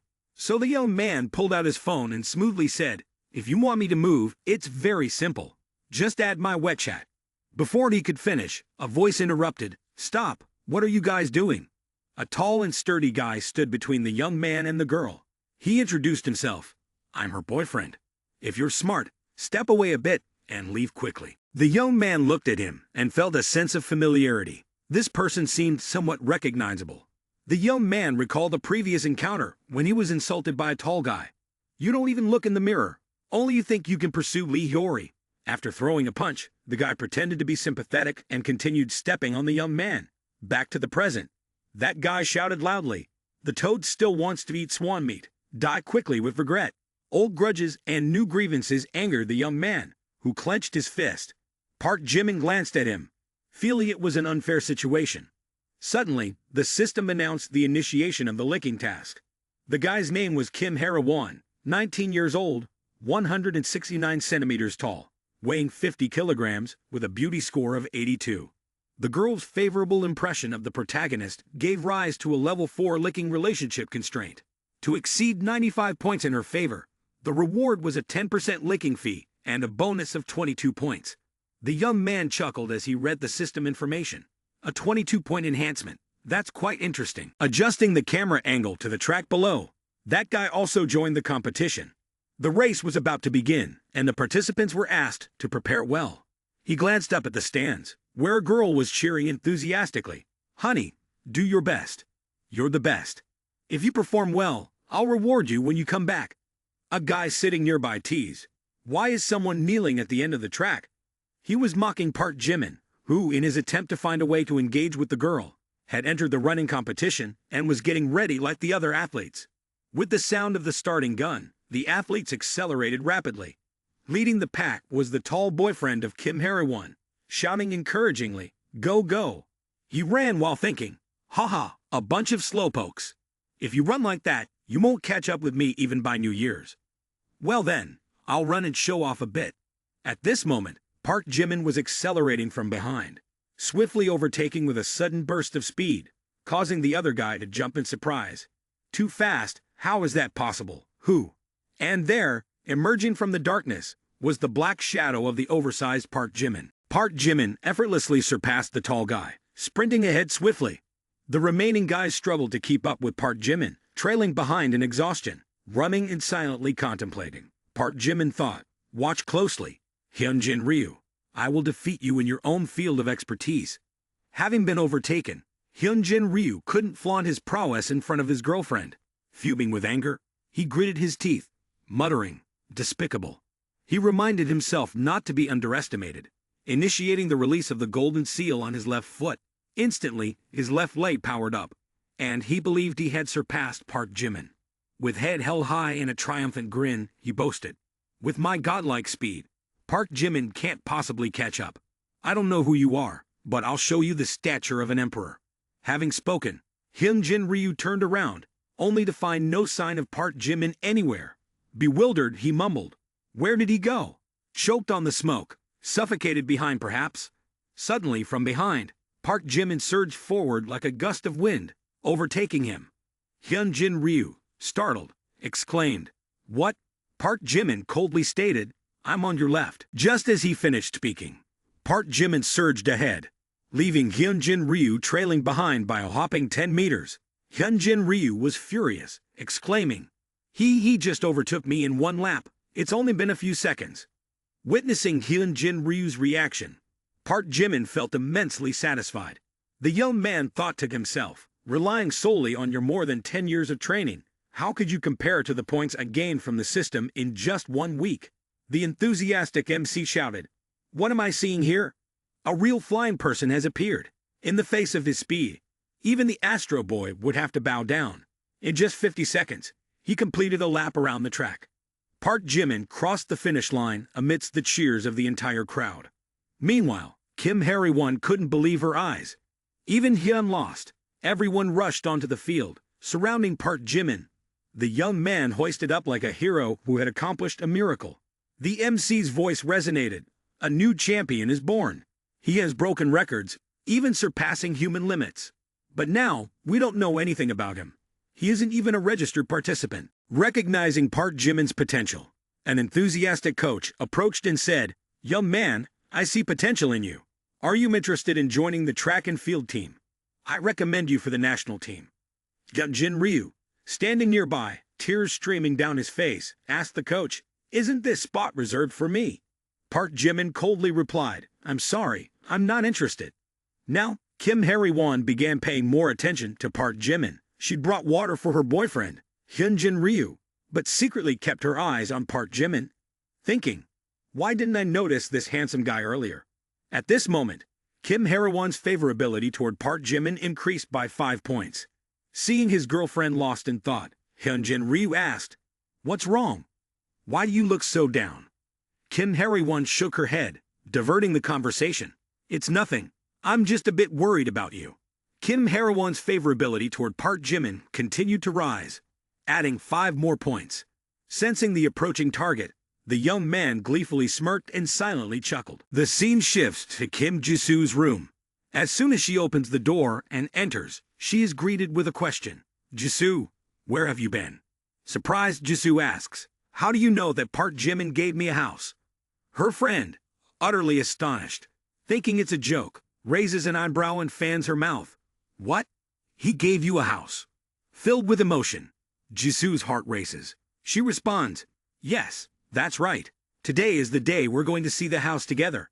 Seeing her friend seemingly skeptical, Jisoo adds, "Hey, Park Jimin's house costs 600 million. Help me check the prices of houses in the Riverside area." Suddenly, Jisoo's demeanor changes. She adopts a fierce tone, saying, "I wonder if that chubby house seller cheated us. If he deceived me, I won't spare him." What Park Jimin says is definitely his. No matter what, her friend secretly thinks, fool's luck is real luck. How can something this good happen?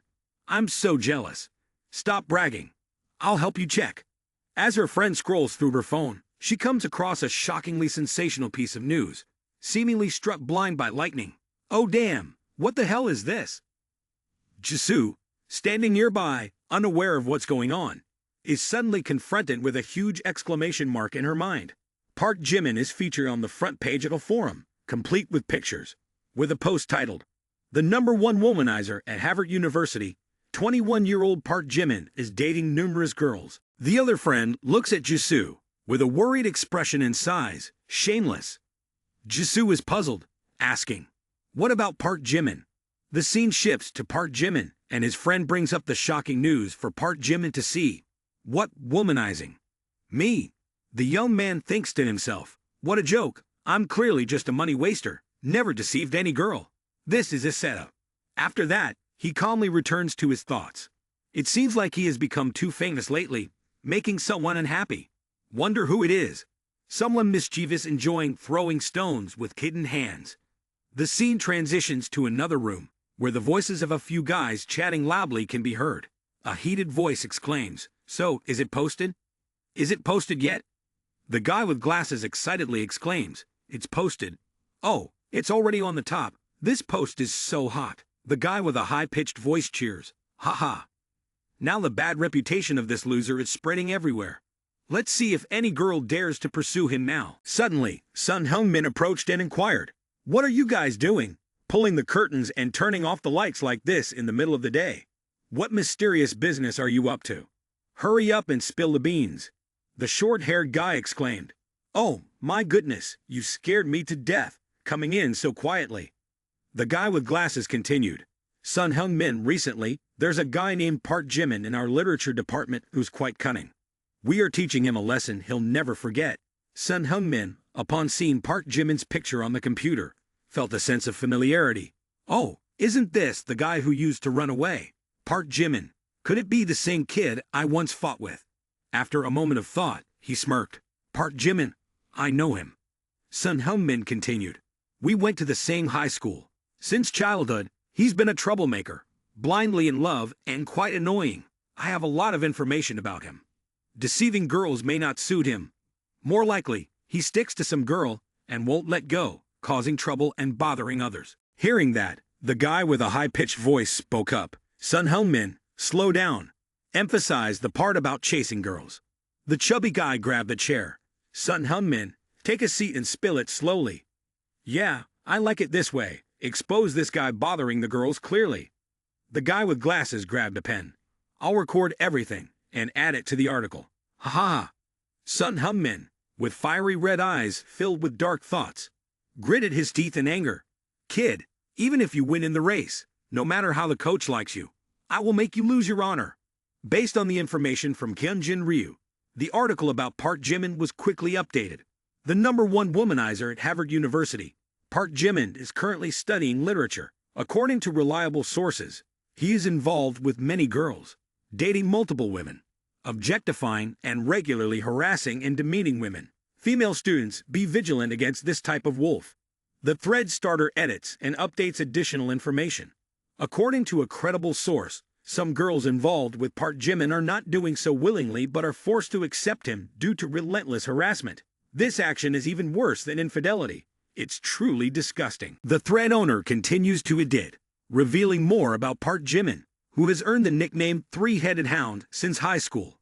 Truly the bottom of the scum among super scum. According to a reliable source, he has been involved with hundreds of girls, and reportedly, he continues his despicable actions, even when having a boyfriend.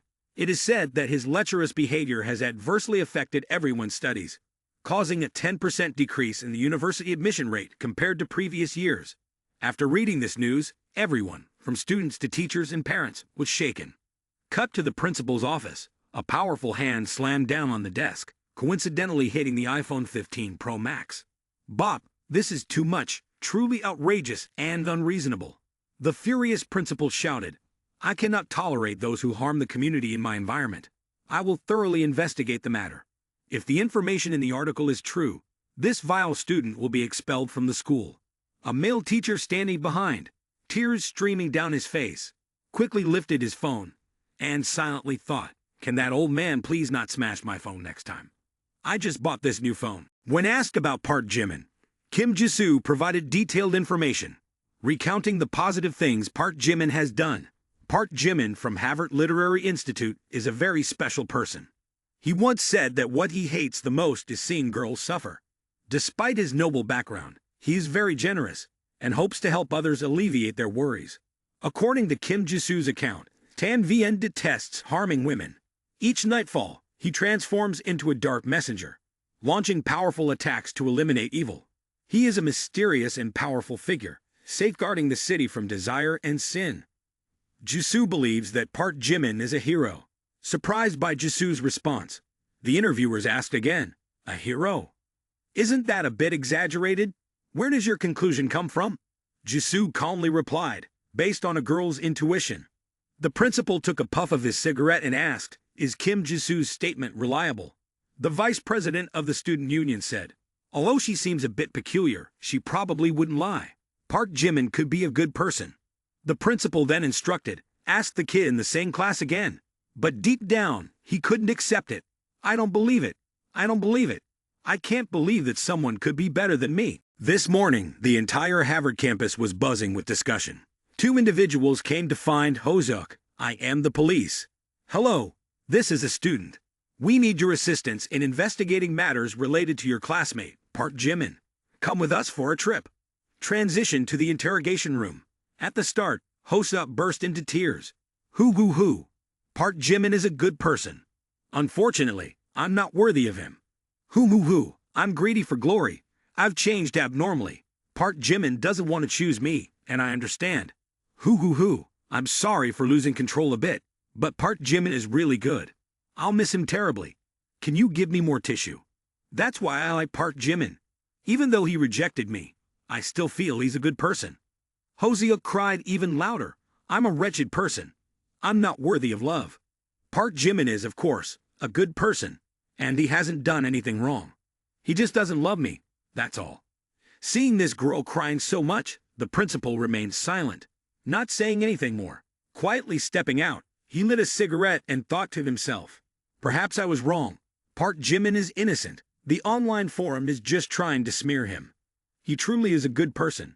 A good man. Contemplating about the United States, suddenly, the principal noticed two individuals approaching. Mom, where are they going? Why are they carrying a banner? A girl leading her father towards the principal's office spoke. We're about to meet the principal. Hello, I am the principal of Harvard. May I ask whom you are looking for? Upon seeing the principal, the two visitors unfolded a banner. Hello, principal. I'm Kim Jenny from the art department. Today, we're presenting a flag to Park Jimin from the Literature Institute. The content on the banner read, presenting to Park Jimin from Harvard's Literature Institute, with natural nobility echoing through the ages, upholding righteousness, and displaying literary talents, parent Kim Jenny respectfully presents. The meaning of the two sentences is, give generously, and justice will exist forever. Kim Jenny's father told the principal, a few days ago, he helped my family with a significant matter. The principal, quite surprised, asked, oh, for Park Jimin? Why Park Jimin? After that, Kim Jenny and her father left, and the principal waved goodbye. He silently wondered if he had misunderstood him, and thought he needed to review the post. Quickly, the principal dialed into the forum. What caught his eye was a post about Park Jimin. If he's shameless, then come and hit me. Following that were images from the running competition and various instances of girls expressing their admiration for Park Jimin. The subsequent flood of comments from female students included, is this Park Jimin? He's so handsome. In love. How can someone like him be shameless? Are you people even more irrational? Even if he were shameless, I'd still love him. I like the way he runs. Hoping he'll run into my arms. The more outstanding a male student is, the more jealousy he attracts. I believe Park Jimin is innocent. His smile feels healing, like the scenery of a fallen leaf. I've been healed. The principal rubbed his head in frustration. It was all comments from female students. Could this person named Park Jimin be a godlike figure to everyone? Just like the principal recalled that he was a godlike figure himself back in the day. There's a saying, tall trees catch the wind. It's like he, back in the day, had many girls flocking around him, and many boys harboring resentment. Someone too outstanding is prone to being targeted and schemed against by others. The principal recalled the scene from back then when he had said to him, a societal pest like you, I can't teach. Quickly call your parents to come and take you home. Back to reality, the principal cried softly like a child. Park Jimin said, I understand, sir. Park Jimin will wait. You will reclaim justice for me. The everlasting glory of Harvard cannot endure this unwarranted humiliation. Cut to the auditorium the next day, where many male and female students were standing in orderly lines below. Above them, the principal's voice resonated. Dear students, recently, there have been rumors on the forum targeting our student Park Jimin. However, after my thorough investigation, I found that these are entirely baseless rumors. The principal pointed towards the young man Park Jimin, adorned with a large red ribbon, looking bewildered and clueless. He whispered into the ear of the confused young man, who was sweating profusely. Today, I am here specifically for you. Then the principal spoke loudly into the microphone. Park Jimin, you not only have an exemplary involvement in student activities, bringing joy to others, but you have also displayed numerous courageous acts for justice, all while keeping them secret. This is truly a noble character, a sublime soul. As he finished the sentence, the elder actor shed genuine tears, resembling crocodile tears. Afterward, he presented a certificate. Let us learn from Park Jimin and strive to be useful members of society. Below, as the principal spoke, the crowd echoed loudly. Learn from Park Jimin. The young man, still holding a certificate of bravery for helping others, appeared confused. What is happening? Why suddenly give me a commendation? What courageous and joyful assistance to others are they talking about? When did I do such things? Hyunjin Ryu below, with his eyes glowing red, gritted his teeth in frustration. I don't understand. This time, he's clearly going to suffer a severe blow to his reputation. Why? Hyunjin Ryu angrily tore at his own clothes. Principal, are all the teachers blind? I hate it. I should be the one standing on the stage receiving flowers and applause, not him. At the same time, his girlfriend was also present, applauding enthusiastically and praising Park Jimin for his good looks. Hyunjin Ryu, upon hearing this, became even more infuriated. Park Jimin quickly received the announcement, and his pride increased by 10 points. Looking down, he saw Kim Hara-won, also looking beautiful and radiant. The rehearsal to honor Park Jimin ended quickly, and everyone was leaving. From somewhere, the voice of Hyunjin Ryu echoed. Kim Hara-won, I hope you can give me an explanation. I saw it all. Earlier you applauded for that guy Park Jimin. What did you mean by that? Kim Hara-won, annoyed by Hyunjin Ryu's persistent questioning, finally responded, Hyunjin Ryu, do you have a problem? Why are you jealous? I simply admire Park Jimin. As students, he can do many good things without caring about fame and gain. Hearing this, Hyunjin Ryu's entire being ignited with intense flames. Kim Hara-won continued, after defeating you, it's evident that he could become a genius but chooses to return to a normal life. It's truly admirable. Hyunjin Ryu, by now, was on the verge of madness. He rushed to grab Kim Hara-won's hand and shouted, Shut up. He can never beat me forever. Impossible. Oh, Hyunjin Ryu, are you insane? It hurts too much.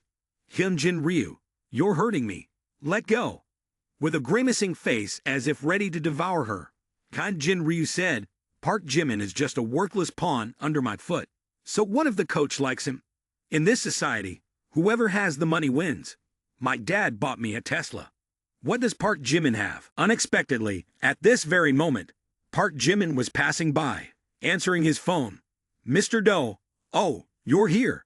Drive in, I'm at the school. Keep it humble, don't bring an expensive car to pick me up. Hyunjin Ryu jerked around. Mr. Do drove a John Royce over. Park Jimin, seeing Mr. Do driving over, appeared dissatisfied. You were told not to drive so well, sir. Pay attention next time. Mr. Do scratched his head. Certainly, I'll definitely pay attention next time. I hurried over and forgot you don't like it too ostentatious. I'll be mindful next time. Then Mr. Do personally opened the door, inviting Park Jimin into the car. Mr. Baekhyun, be careful with your head. Hyunjin Ryu, witnessing this scene, felt like his eyes were about to pop out. Kim Hara-won was equally astonished. The car carrying Park Jimin quickly departed. Now, due to her annoyance with Hyunjin Ryu, Kim Hara-won said, Hyunjin Ryu, if you don't trust me, let's break up. Utterly surprised, Hyunjin Ryu trembled. No, it can't be. Hyunjin Ryu seemed frozen. It can't be. It can't be. I don't believe it. Kim Hara-won, furious, raised the clenched fist. If breaking up with you is less important than this, then so be it. Transitioning to a high-rise building, young Park Jimin swipes his black power card to pay for the house. A notification message to Mr. Do reads, Dear customer, your bank account has received 500 million. Park Jimin immediately says, transferred 500 million to you. Mr. Do nods. Yes, yes, Boss Park is indeed generous. Holding 2 red books, Jimin smiles. Money and property settled. I'll head back to school now. You don't need to bother. Your car is too flashy. I'll call a Grab myself. Okay, you can leave slowly. Holding the red books and fanning himself, Jimin thinks, although I've bought a house, I still haven't firmly grasped Chairman Kim. Anyway, the favorability should increase by 25 attribute points. People passing by notice Jimin fanning himself with red books in disgust. Is he crazy using red books as a fan? The person next to them whispers, Shay, speak softly. Jimin continues his thoughts. I should get her a gift. Let's see if Mr. Doe has anything else for sale. As Jimin reaches for his phone to call Mr. Doe, he notices a series of messages in the group. Boss Park is incredible. A wave of the hand can solve my financial difficulties. Boss Park bought Mr. Doe's villa. Wow, Boss Park is amazing. Just a few days, and he's already bought it. Boss Park must have a lot of money on hand. What's even more impressive is that Boss Park bought a house and immediately gave his girlfriend a villa. For the first time, I feel like I've opened my eyes. What's called grandeur? What's called generosity? Giving others millions. Boss Park is truly admirable. Park Jimin replies, Boss Doe, the benefactor, helped a bit. The yin goddess of my family has appeared. I bow down to Boss Park. A car seller immediately offers, Boss Park, do you need a car? Want to buy a car? I have some VIP cars. Thinking about cars, Jimin comes up with an idea. That's right, I can also give her a car. Thinking and doing, Park Jimin immediately goes to a car showroom. I'm Yu Ayan, from a small business family. I manage a small car dealership and am honored to meet Boss Baekhyun, Ayan says, then takes out a business card and hands it to Park Jimin. Ayan Trading Company, U Group, CEO Yu Ayan. Park Jimin looks at the business card and thinks to himself, U Group is one of the major businesses in this city, and the name U seems to indicate a super tycoon. Mr. Yu is so young to run such a large car dealership. Truly a talented young man. Jimin says, haha, Boss Baekhyun, don't call me sir. I can't bear that. Call me Yu is fine. Boss Baekhyun, please come this way. I'll show you the cars. You are indeed a missing piece. At first, when I heard the chubby talk about Boss Baekhyun, I thought it was an elderly person. Little did I know Boss Baekhyun is so young and extraordinary. A few female employees standing farther away whisper to each other, Mr. Yu personally welcoming him. Who is this guy? Probably the son of some tycoon. Don't bother looking. This type of man is beyond our reach. And confidently introduces himself as he walks. I dare not speak for other places, but in this city, my place has the most luxurious cars. Park Jimin looks around as if searching for something. Ayan continues proudly, no need to think about it. There's nothing my place doesn't have. I want to Ducati Karen. Park Jimin's words hit Ayan like a direct arrow to the chest. He turns dark-faced, unable to utter a word. Park Jimin asks again, oh, do you have it? Ayan mutters to himself, oh my little sister, then laughs fake heartily, ha ha ha, you really like to joke. That's a limited edition luxury model. Only 20 produced worldwide, and it costs 160 million. So my place doesn't have it. Right. At this point, adding a touch of provocation, Park Jimin continues, how about the Lamborghini Bozum Pagani Jota? Do you have those? The provocative tone continues to rise. Ayan sweats profusely, thinking to himself, Mr. Baekhyun didn't come to wreck my store, did he? He stammers. That, the total price of the cars we usually sell ranges from 2 million to 84 million. If you want.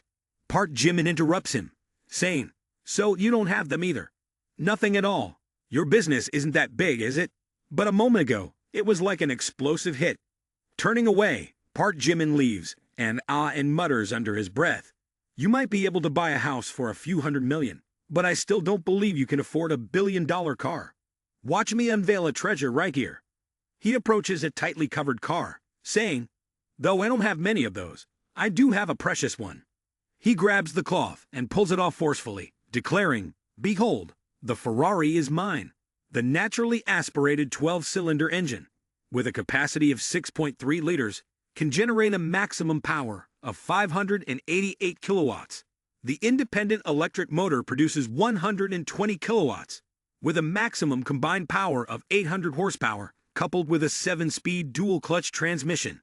It can accelerate from 100 kilometers to 1,000 km in less than 3 seconds. The total price is 255 million yuan. How will you respond? Park Jimin rests his chin, pondering for a moment. Although Ferrari isn't cheap, it's not considered expensive either. It's reasonable to gift it to President Kim. After some thought, Park Jimin pats Ayan on the shoulder. More than 20 million, then more than 20 million it is. It seems Yu Henry has also tried his best. Swipe your card, and I'll have the car delivered from the #1 district, the Landscape Mansion in Hanoi. At this moment, Ayan is speechless. receiving Park Jimin's Super VIP Black Card. Okay, fine. Park Jimin's phone rings, and it's Song Joong-ki calling. Why is it him? As he picks up, he hears Joong-ki's desperate voice. Park Jimin, I've been cuckolded. Hoo. The young man, crying, narrates the story of being cuckolded. On my birthday, my girlfriend Lee Sung-gi said she wanted to get her nails done with her friend and would be back late. Worried about her, I took an umbrella and went to pick her up. The result was heartbreaking. I saw a scene where she was passionately kissing some other man. At that moment, I had the illusion that the person getting rained on was them. But the one holding the umbrella was me, and yet I was soaked like a drowned rat. Joong-ki, in tears, continues, I'm so heartbroken.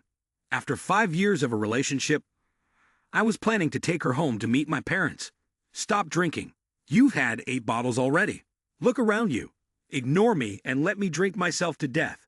Joong-ki sobs, tears and mucus flowing uncontrollably. Did I do something wrong? Should I go and desperately cling to her now? Park Jimin grabs Joong-ki's collar and says loudly, get yourself together. The one at fault is her, not you. Reclaim your dignity.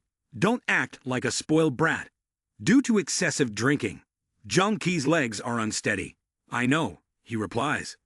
The young man kneels on the ground, muttering, I know it all, but I can't help feeling guilty. I thought she was just momentarily emotional, that she wasn't a bad girl. Park Jimin takes out his phone to make a call, saying it seems I need to teach you a lesson. Not understanding his friend's intentions, Joong-ki asks, what class is Park Jimin teaching? Who are you calling? Joong-ki, you have to trust me. Let me take care of everything. I'll make Yoona Kim kneel and repent in front of you. Park Jimin assures him. Hello, An, right? I want a few cars that don't have to be too expensive, around a few $100 million. Contact some trustworthy friends of mine to drive them over tomorrow. Hearing Park Jimin mention a few $100 million, Joong-ki seems to sober up a bit. No problem. Baekhyun will make sure to follow your instructions, he assures.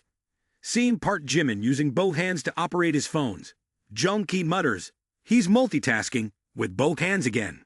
Park Jimin continues calling someone else, saying, good evening, Jenny. Are you free to go out? I'd like to meet you.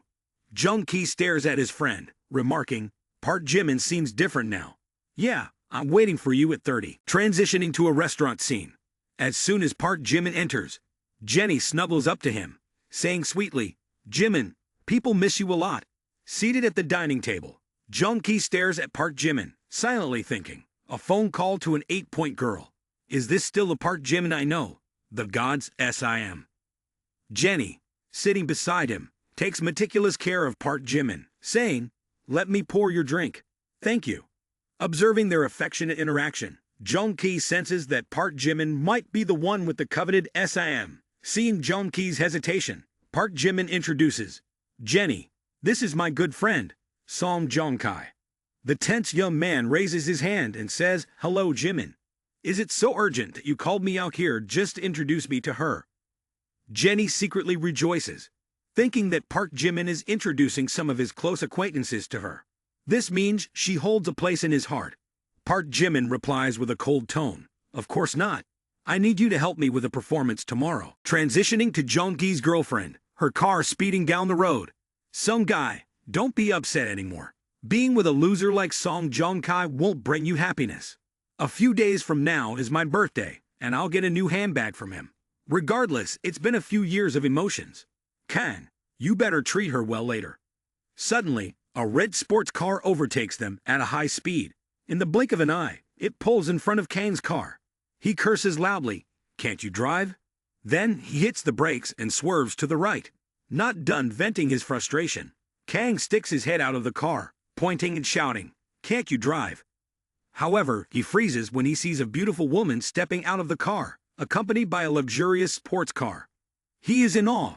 The perfect curves, the shiny wheels, and the headlights that are incomparable for a magnificent luxury car. Looking back at his own car, Kang mutters, in its presence, what is this thing in front of it?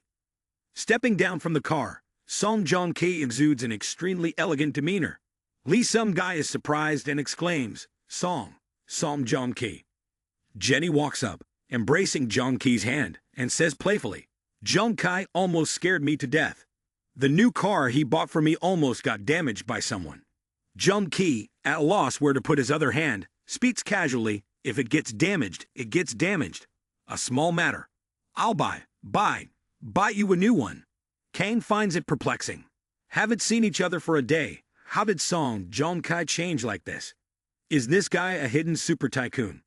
Seeing her ex suddenly in a luxury car and affectionate with another girl, Lee Sung Guy becomes furious. However, it seems she still can't believe that Jung Ki has become wealthy. Lee Sung Guy steps closer to Jung Ki and says loudly, "Som Jung Ki, are you acting?"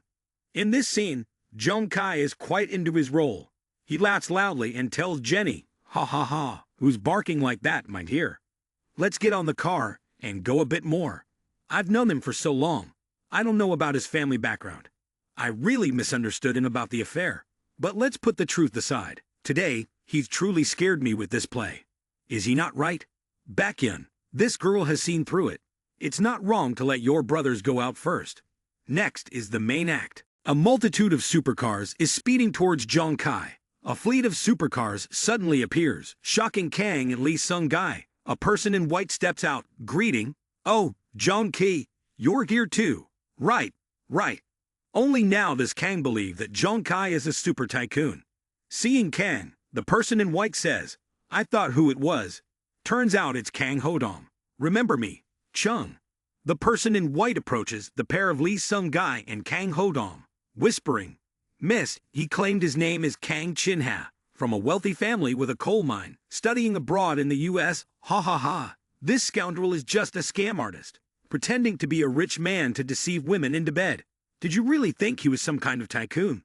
Ha ha ha. Chung, come on, forgive me a bit. Kang Hodong's tactics are clumsy. He shouldn't have starved to death long ago. Unexpectedly, he managed to deceive an intellectually challenged woman. Ha ha ha. Didn't even bother to check with a urine test. Do I deserve someone wealthy? The person in white laughs while walking away, leaving Lee Sung Guy with countless thoughts. Wretched fellow, he deceived me. He's not even worth a dog. I should have killed him.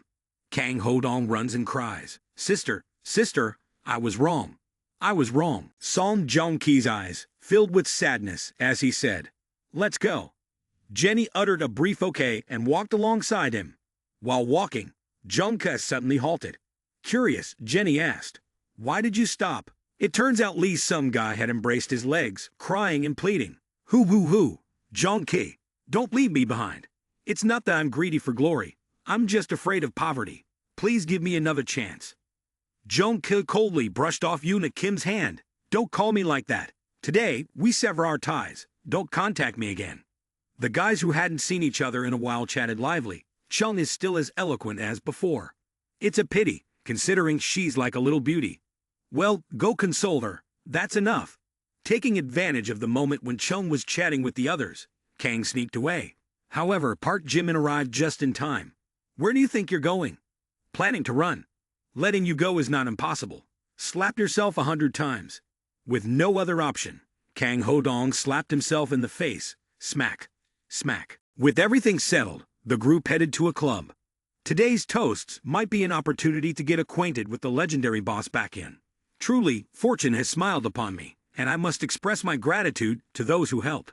Baekhyun joked that Ah's friend is practically our long-lost comrade. Seizing the moment while Park Jimin was in high spirits, Chum approached eagerly. Heard that Boss Baekhyun is a legend in the Shark Tank platform. I have a little favor to ask for. Oh, I wonder what it could be. The two guys sitting across from each other exchanged glances, insinuating something.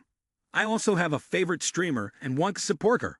But I've used up all the money my family gave me for this month. Don't know if Boss Baekhyun could help. Park Jimin took a sip of his drink, contemplating silently. Once again, they want to test my capabilities. The wealthy always like to use their dog-like eyes to scrutinize others.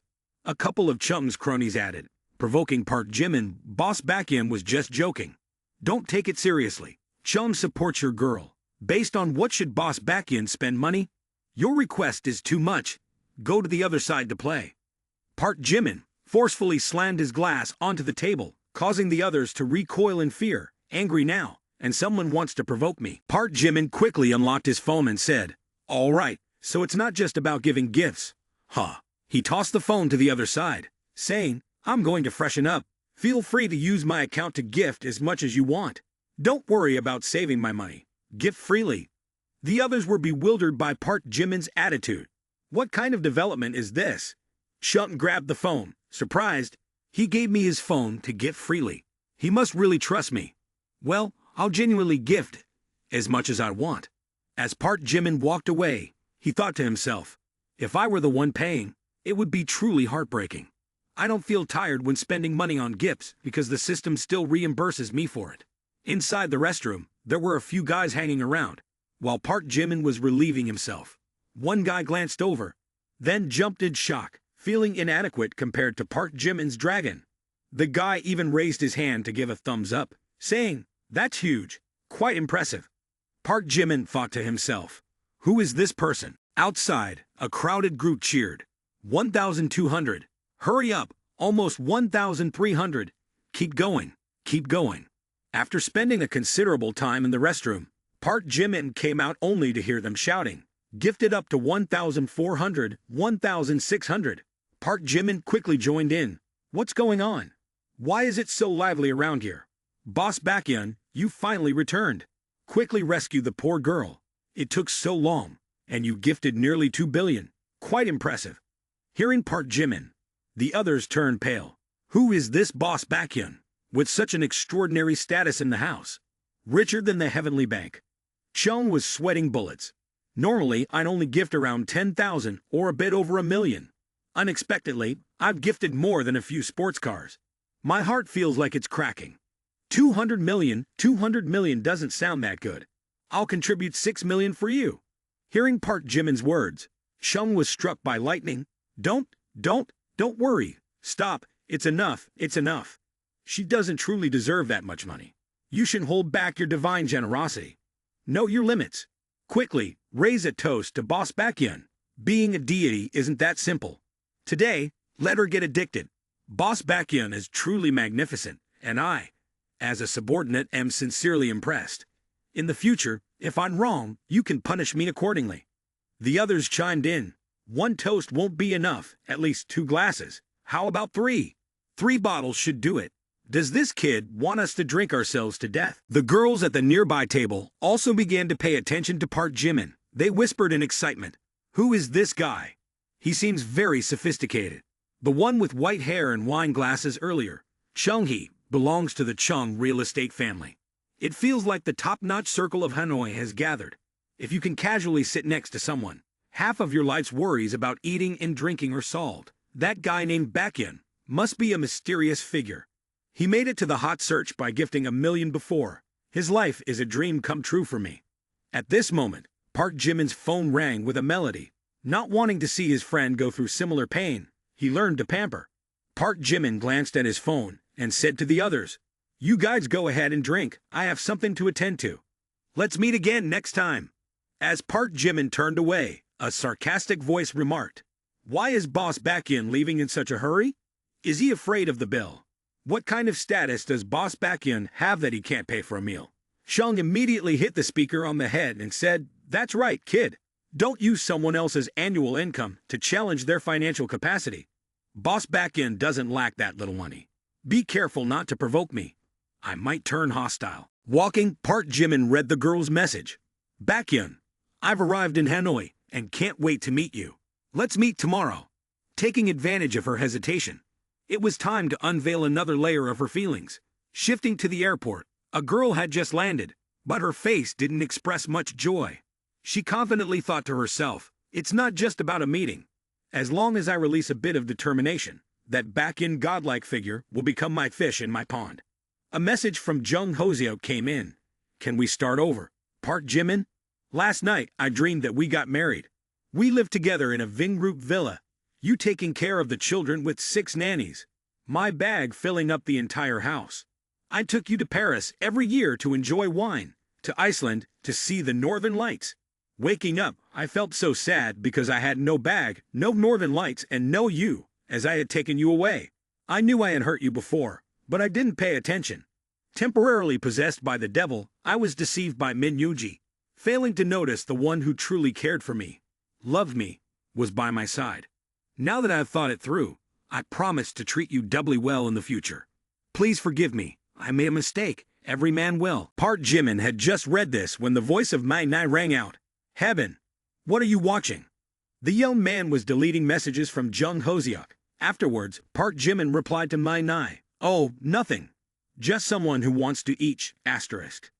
The girl listened without understanding for a while.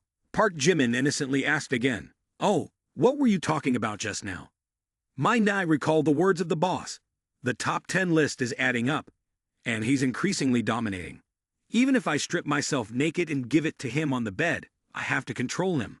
Mai Nai looked at Park Jimin with a dark expression, thinking, despicable, facing a beauty like me. He might not be able to focus. I can't believe I can't control him. Then Mai Nai softened and coquettishly said, I just said, the young boss is so rich. Where does he make money? The system immediately displayed information. Named Jin Anin, also known as Mai Mi, 26 years old, height 167 centimeters, weight 51 kilograms, beauty value 78 points, the favorability of the female student towards the host 60 points, excessively high favorability beyond constraint. Park Jimin, looking at the system information, felt angry. Encountering a problem. The favorability is excessively high and uncontrollable. My money is at risk. It seems I need to lower the favorability. I have to play this girl a bit. Young man Park Jimin pretended to smile at Mai Ni, then casually scratched his nose. Where do you make money? You're mistaken. I'm actually unemployed. The girl, finding it a bit creepy that the young man scratched his nose, asked again, if you don't work, how does it seem like Boss Haben runs his own business, owns a company, right? Otherwise, how could he have so much money? The young man acted as if saying, not a company, I just use my dad's money to buy gifts on apps. Now my dad's company has gone bankrupt because I spent too much, owing the bank a few billion. Park Jimin stepped forward, took Mai Ni's hand, and continued, actually, this time, I want to ask if you can refund some of the gift money I gave you before. Mai Ni, shocked by the handhold, thought to herself, his hands just scratched his nose and haven't been washed. The demand to return the gift, accompanied by Park Jimin's nose-scratching hand, quickly shattered the image in Mai Ni's mind. Her favorability score was deducted by 20 points. Mai Ni pointed directly at Park Jimin's face and turned away. No money in pretending to be wealthy. Get out of my face 3 or 4 times. I'm fed up. Demanding gift money. Really, are you even a man? How disgraceful. Mai Ni's favorability score continued to be deducted by 20 points. I must be crazy, wasting my time with a fool like you. Afterward, Mai Ni immediately called someone named One. One, I'm at the cafe outside the airport. Hurry up and pick me up. There's a pervert bothering me. I'm really scared. Hoo-hoo. Park Jimin looked at Mai Ni and thought to himself, I've met many practical women, but to reverse the truth, go from black to white, and stab in the back, this is the first time I've encountered it. 30 minutes later, a guy with both hands in his pockets kicked the door open and walked in, harassing my girlfriend during the day. Do you have any idea whose territory Gyeongbokgung is? Seeing One approaching, Mai Ni secretly rejoiced. She ran over and raised her hand, intending to hug One tightly. One, I was so scared. That pervert even tried to grab my hand. At this moment, One saw something that startled him. He quickly dodged and went toward Park Jimin. He swiftly shook hands with Park Jimin. Haben, you're here too. What a small world, huh? One pointed at himself with joy. I'm One, the one who toasted with you and Mr. Chung yesterday. Park Jimin then recalled. Oh, One, I remember you now. Yesterday, I was regretting not having a few more drinks with you. Unexpectedly, I meet you here today, and you're in charge. I have to show some respect. Seeing his boss, One happily greeting Park Jimin, Mai Ni wanted to turn into stone and stand still. She thought to herself, Boss One is casually chatting with him like this. Boss One is the top-tier big shot in Gyeongbokgung, with a huge family fortune. He controls everything. Right after that, Mai Mi tried to act cute. Boss One, I just... Before Mai Ni could finish her sentence, One scolded her. Just what? Do you know that Baekhyun is the big brother of my big brother? His wealth is enough to bury your entire family, young and old. Hearing this, Mai Ni immediately thought, He's like that with Baekhyun. He has such a background. So earlier he was investigating me, testing my intentions. I missed the chance. No, I have to recover. Right after that, Mai Nai immediately changed her attitude, saying, I'm sorry, Baekhyun, can you forgive me? The system promptly announced the successful binding, restraining the relationship Sim Chua in a counterattack against Jin Anen. Mai Ni, upon successful completion, would receive 25 enhancement points. The young man's eyes lit up upon hearing the 25 enhancement points. Thus, he casually remarked, forget it. You're still young and don't understand. I was just joking with you. Don't pay attention. Hearing this, Mai Nai was delighted, her heart beating irregularly. Thank you, Baekhyun. I love Baekhyun the most. Subsequently, Mai Nai received consecutive notifications of her increased favorability, each adding 10 points. Receiving these notifications, the young man contemplated. Truly a responsible streamer. With money, favorability points increased rapidly as if being injected with chicken blood. Unfortunately, I won't let her off so easily. Seeing an inexpensive glass of water in front of them, Park Jimin, the boss one, angrily shouted, my Baekhyun has already given you over 1 million. Yet you invite my friend to drink this cheap soy milk? Then he turned to Park Jimin with a friendly smile. Baekhyun, today is better than any other day. With her in charge, you must show respect. I know a nice place. It might suit your taste. All right, we're all friends. I'll definitely show you respect later. 5 minutes later, Boss 1 personally opened the car door, inviting Park Jimin. Baekhyun, watch your head. Boss 1 and Boss Baekhyun are waiting for you, and Mai Nai is coming too. The car quickly set in motion. Inside the car, Mai Nai delicately moved closer to Park Jimin. Then, she gently took his hand and leaned her head on him, coquettishly saying, Baekhyun, are you still angry with me? Oh dear, I know I was wrong. How could I? I'd already thought a lot about it.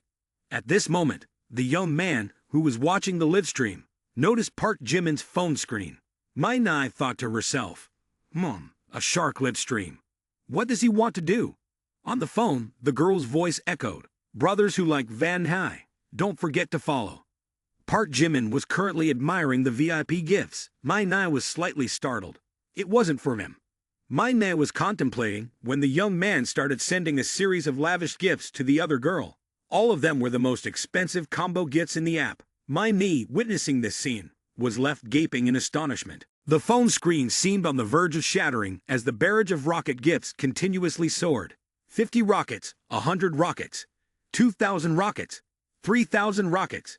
Idol Mi Cha was astonished, exclaiming, what is this? 3,000. Unable to believe what she was witnessing, she collapsed to the ground, fainting. The crew panicked, shouting, sis, wake up, call 911. Quickly call 911. My sister has never seen so much money in her whole life. Mai Ni, sitting next to Park Jimin, was also extremely surprised at his extravagant gift-giving display. She thought to herself, too fast. I've never seen someone give gifts so quickly. No, even an ordinary person, with this speed, wouldn't have that much money. She felt a deep regret. If only she had seized the opportunity earlier, that 300 million would undoubtedly be hers. Now she had a completely different view of Park Jimin. This man was clearly playing around, but his lavish spending was undeniably handsome. Mai Ni's favorability towards him increased by 30. In her mind, she imagined what would happen if his fingers weren't touching the screen, but were instead on her. Her favorability increased by another 30. Seeing the rise in favorability, Park Jimin felt a bit puzzled. He looked at Mai Ni and thought, is there something wrong with this woman? I'm giving gifts to someone else, and she's still increasing her favorability. Transitioning to a restaurant, Baekhyun has arrived. This is the most famous private restaurant in Gyeongbokgung, Deoksugung, a 3-star venue. Since it requires reservations, privacy is guaranteed. This restaurant is renowned for 3 distinctive features.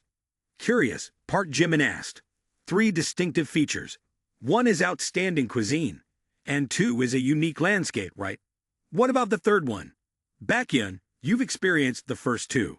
You're right, and the final distinctive feature. At this point, the guy in pink looked over at a girl playing the guitar on the other side. The 3rd selling point is none other than Kim Jisoo's daughter. The moment she saw Park Jimin, Kim Jisoo exclaimed in surprise. Park Jimin isn't Chairman Kim's daughter Lovely. However, at this moment, Kim Jisoo's eyes blazed like fire when she saw a girl tightly holding Park Jimin's hand.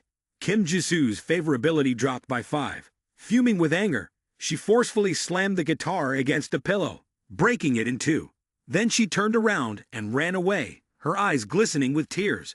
Park Jimin thought to himself, damn, Kim Jisoo is about to counterattack. The critical moment, and the situation is about to flip. After thinking this, Park Jimin immediately chased after Kim Jisoo. After a while, he cornered her against a wall. Kim Jisoo, crying loudly, scolded Park Jimin, "You shameless person, playing with my feelings. Let me go." Park Jimin thought to himself, no, continuing like this will deplete all the favorability. There's no choice but to take a risk. Chairman Kim, have you watched the Tomato Tycoon movie? Kim Jisoo, crying and asking, said, I'm telling you about catching fish with both hands, and you bring up a movie. I am the Tomato Tycoon. After speaking, Park Jimin calmly lit a cigarette. He took a puff and exhaled the smoke in rings. Surely you know about my extraordinary background. You must also wonder why I willingly choose to live as an ordinary person. Park Jimin then revealed his family background. The hidden clan where I come from has an unbreakable rule. The heir, upon turning 18, must spend 1 billion in a month to inherit the entire family fortune of 50 billion. So, I try to spend the money. I invest in various projects, engage in charitable activities, participate in environmental protection, including the plan to move the North Pole. The girl earlier is a streamer that I rewarded. I spend money on her just to keep the spending going. Apart from you, no one knows about this. I'm not asking for your understanding, just expressing that I've kept this secret for too long. I'm tired. Goodbye. Hearing Park Jimin's words, Kim Jisoo instantly lost her anger. On the contrary, she felt that her jealousy was unreasonable. She indeed caused an unwarranted scene. He struggled so hard to inherit the family fortune and was exhausted. She doubted him for no reason. Park Jimin at this point didn't dare to pretend to be sad and walked away quickly to observe Kim Jisoo's reaction. As intended by Park Jimin, Kim Jisoo quickly chased after him, embracing him tightly from behind, saying, "No, I don't want to say goodbye. Park Jimin, don't go. It's my mistake." Her hands tightened around Park Jimin's waist, and she thought to herself, he even sincerely spoke about difficult secrets, like the inheritance rights of his family. He must have me in his heart. At this moment, Kim Jisoo's favorability increased by another 20, and the current favorability is 2. With everything settled, Park Jimin and Kim Jisoo walked hand in hand to the dining table. I apologize for my bad mood earlier, affecting everyone's meal. Park Jimin's friend is my friend, and I invite you all to this meal. The person in the pink shirt showed admiration for Park Jimin. Just 5 minutes, and it's already resolved. Baekhyun is indeed incredible. My knee, with a jealous expression, muttered under her breath, "What's with the theatrics? Thought they were the main characters. Who knows where they're going?" Seated at the dining table, my knee continued to chat with Park Jimin. "Baekhyun, you haven't introduced this sister to us yet. Who is she to you?" The person in the pink shirt mumbled. 2 beautiful women fighting over Baekhyun. Can he handle it? Without waiting for Park Jimin to answer, Kim Jisoo teased my knee. "Baekhyun, this aunt, hasn't even mentioned his name to her yet. Aunt, maybe you shouldn't call him Ann anymore. He probably isn't older than you." This response elevated Kim Jisoo's status far beyond my knees. My knee seemed like a small bird standing at the feet of a large phoenix. The person in the pink shirt thought to himself, too strong. This is not even a fight on the same level. It's a total crush. Kim Jisoo's demeanor now resembled that of a genuine queen. My knee, filled with anger, blurted out, "You." Seeing the tension rising, Park Jimin forcefully tapped the chopsticks on the rice bowl and said, "All right, let's eat. I'm hungry." Although they were eating, the tension between the two remained palpable. Just exchanging glances was enough to satisfy their hunger. When it became tiring, both of them suddenly made a scary sound, sending shivers down everyone's spine. The person in the pink shirt, astonished, muttered, "It's gotten to this point and they're not fighting." Baekhyun's tactics are truly unpredictable. One is a famous shark streamer from Phuket Recording Studio, and the other is a renowned talent here, both with an air of superiority. Yet they can sit at the same table and eat. Baekhyun's maneuvers have surpassed the realm of magical goddesses. At this point, the person in the pink shirt began to see Park Jimin differently. He truly was a charismatic man. Initially captivated by his wealth, now he was becoming a spiritual idol. Swear to follow Baekhyun to the death. Suddenly, the person in the pink shirt shouted, startling Park Jimin. Transitioning to the Harvard campus after leaving the restaurant, Park Jimin thought to himself, why is that place so expensive? Luckily, I didn't have to pay. Speaking of money, let me check my current power progress. A total of 18. Rounded up to 8,000. Not bad. Power progress completed. The name Kim Jisoo. Favorability 9. Conquest reward 25 points, belonging to the province of dance skills not yet completed. The name Jin A-in. My me. Favorability 2. Conquest reward 25 points, belonging to the attribute of dance skills not yet completed. The favorability of both is already quite high. Should I push the progress a bit? As Park Jimin contemplated, he looked at another girl. Who's tying her up? I remember she's Hyunjin Ryu's girlfriend, right? The name Kim Hara-won. Favorability 76. Conquest reward 22. Dance skills attribute points not yet completed. I remember the earliest was only 25 favorability points. It hasn't been long, and it increased so much. My charm must be quite significant. Focused on the system, suddenly two guys ran by. The skinny one called out to the chubby one. Hey, hurry up. Word has it, someone is confessing to a girl on the floor below. The chubby one responded, ha ha ha, love soldier charging in for love. Ha. Hearing this, Park Jimin, intrigued, remarked, love soldier. Interesting. Saying that, he enthusiastically followed to eavesdrop on the story. Downstairs, the romantic guy, Hyunjin Ryu, had set up candles in a heart shape to confess to Kim Hara-won. Standing amidst the candles, he passionately sang a love song. My love, I apologize not because I don't love you. I truly don't want to make you cry again. My love, I apologize not because I don't cherish you. I truly don't want to make you sad again. My love, I was wrong. I shouldn't have been harsh on you. Shouldn't have waged a cold war. Please reconsider our beautiful memories and give me another chance. The onlookers outside chimed in unison. Forgive him. Forgive him. Stay together. Stay together. Park Jimin arrived just in time. In his mind, he thought, yeah, isn't that Hyunjin Ryu? What game is he playing? Kim Hara-won spotted Park Jimin and joyfully pushed the bouquet aside. Rushing towards him, Hyunjin Ryu, tears welling up, shouted, Hara-won, Hara-won, where are you going? Hara-won, I'm here. Reaching Park Jimin, Hara-won happily exclaimed, Park Jimin, is your name Park Jimin, right? Finally, I found you. She quickly took out her phone, saying, today is indeed my lucky day. Can I add your WeChat? Just adding WeChat. Please don't refuse me. People around the table were buzzing with excitement. What's going on? Why is there another male student? The love soldier has fallen. It hurts. Too painful. Captain Hyunjin Ryu has lost. Seeing his girlfriend happily next to Park Jimin, Hyunjin Ryu, infuriated, muttered, on what basis is he Park Jimin?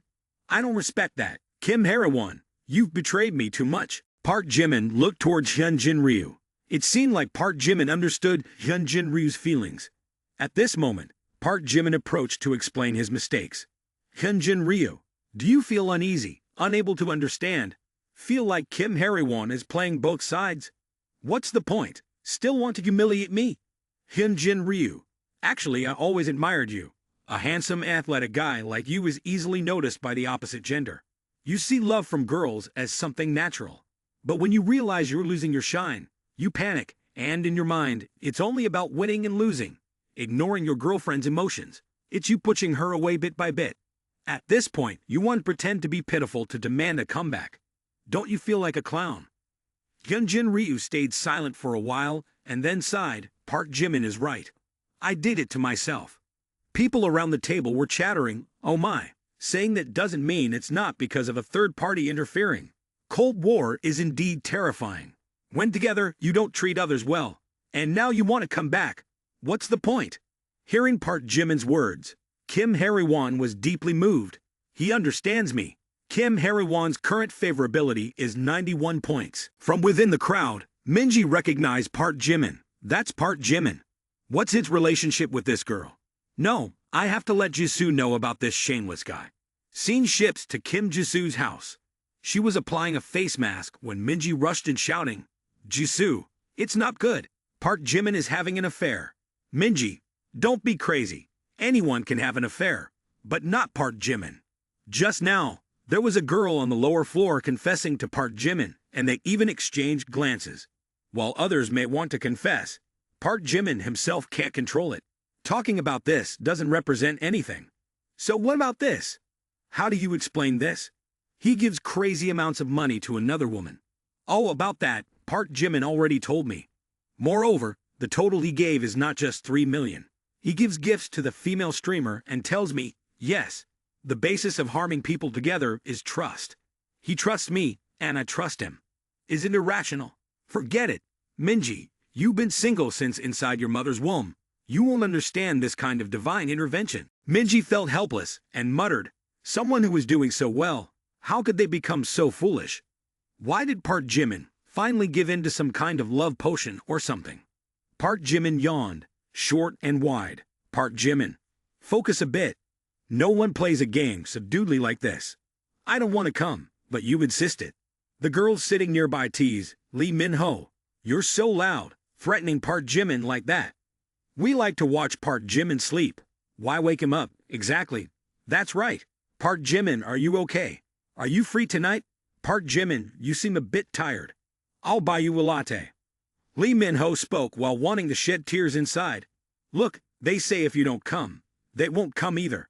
How can a handsome guy like you understand the suffering of ordinary male students like us?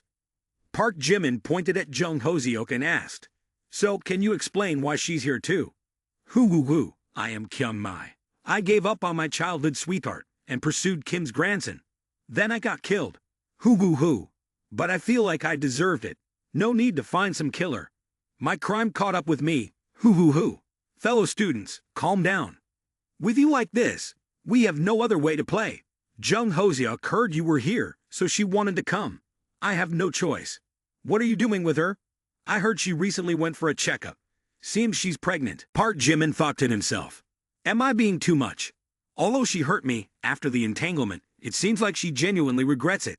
Even though she was wrong, it's not worth condemning her to death. Am I too merciless? While pondering, a girl in red approached and asked, Hi, Park Jimin. Rumors around school say you're the online idol, Boss Baekhyun. Is that true? The other girls chimed in. Exactly, your nicknames are all the same. Park Jimin stammered. Oh, Boss Baekhyun.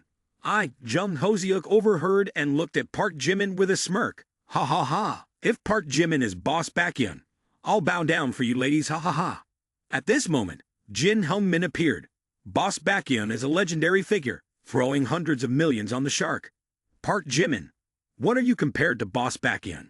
However, he was the owner. Hello, my name is Jin Hung-min, the owner of this place. I've noticed you for a long time. Can I add you on WeChat? Jung Hoseok was surprised and blushing. This Jin Hung-min was his rival from junior high school. He bullied him because he had money and power. He looked at Park Jimin provocatively. Park Jimin wasn't the type to back down. If you wanted to show off, I would make you show off. Moreover, now was not the time to appear too arrogant in front of classmates. Jung Hoseok also smugly thought to himself, convenient for someone to have a pressure test. Park Jimin approached Jin Hung-min and announced loudly, let me introduce this gentleman to everyone. This is Jin Hung-min, my high school classmate from the prestigious 985 University, who also owns a company with assets in the millions. Truly a successful man. Hearing the introduction, the girl's eyes sparkled with admiration. As for me, Park Jimin added, I'm really not Boss Baekhyun. I just received compensation for my house being demolished recently. It was only around 3 to 5 million. You all misunderstood. Jin Hung-min thought to himself. This kid still managed to pull out a few 100,000. Meanwhile, Jung Hoseok raised his eyebrows in surprise. Park Jimin is not Boss Baekhyun. On one side, we have a top student from the 985 University, a wealthy family with millions. On the other side, we have Park Jimin, who has some money but used to like me. Jung Hoseok's favorability dropped by 20 points. Currently, his favorability was at 15.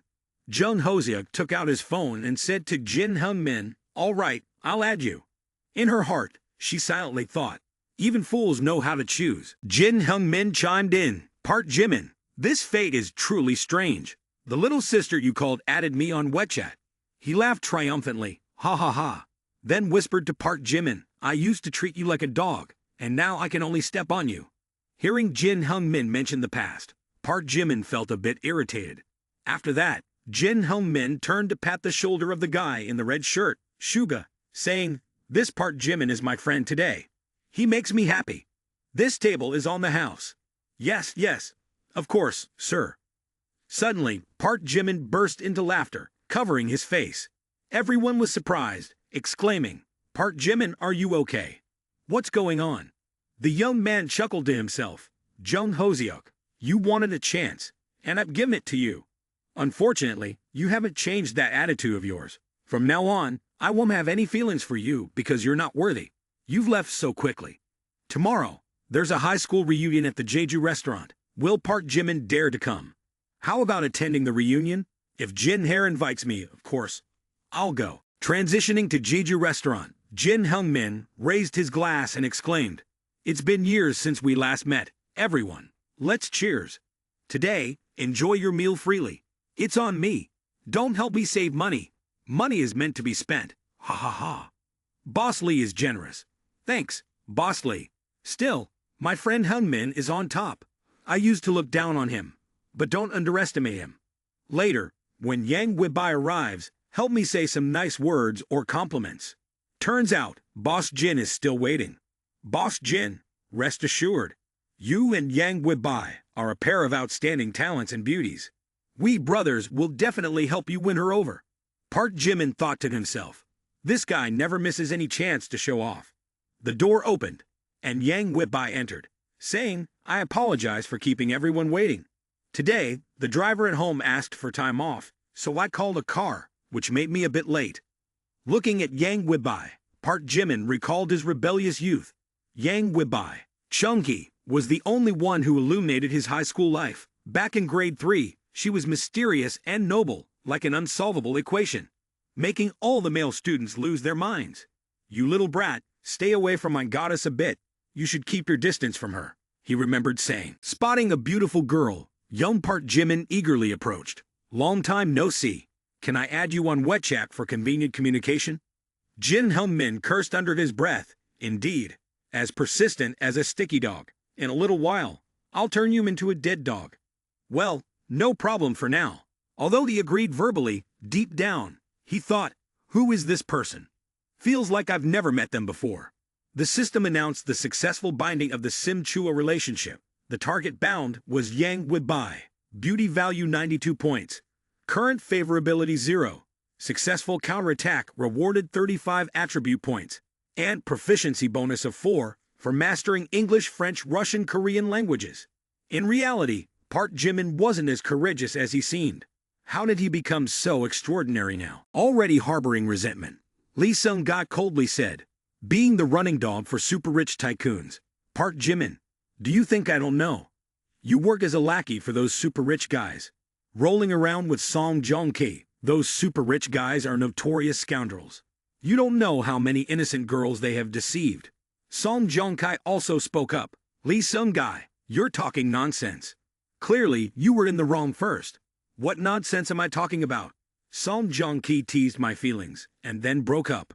After the breakup, he even went behind my back to find another girl. Now, I'm pregnant. Hoo-hoo-hoo. Truly shameless. Park Jimin wanting Yang's WeChat won't be about wanting to change contact methods. It's too disgusting. Eating at the same table with this kind of person ruins my appetite. Don't cry for that shameless person. He's not worth it. At this point, Yang Weibai's favorability continued to drop, deducted by 5, then 5 more, and finally 10. Jin Hung-min seized the opportunity to step forward. Park Jimin, if you're short on money, come with me. I'll introduce you to a job. I'm also a super rich guy. Working as a lackey for them is not as good as working for me. At least my money is clean. Ha ha ha. At this moment, Park Jimin was furious, thinking to himself, Lee Sung-ga makes a scene while Jin Hung-min offers help. It seems these two have already discussed it. If it were someone else, there would be no room for objection. This time, they've handed me a chance to strike back. The young man took out his phone and texted you. Drive my Ferrari to Jeju restaurant. After a satisfying meal, everyone praised Jin Hyun-min. No wonder it's a 4-star. The food is delicious. Thank you, Mr. Jin, for the treat today. Whoever says money can't nurture a person, they're wrong. Hyun-min now exudes style. Where should we go next? Jin Hyun-min glanced at Park Jimin, thinking to himself, Park Jimin and Song Joong-ki might be losing face now. Tonight, I'm the winner. Then he extended his hand to Yang Webai, saying, do you need a ride home? Tonight, I am your private driver. I will never take a break. But Yang Webai waved her hand in refusal. Oh, I think it's not necessary. While getting acquainted with a girl, the restaurant staff approached. Jin Hyun-min, I've been looking for you. Can you please move your car? Move it.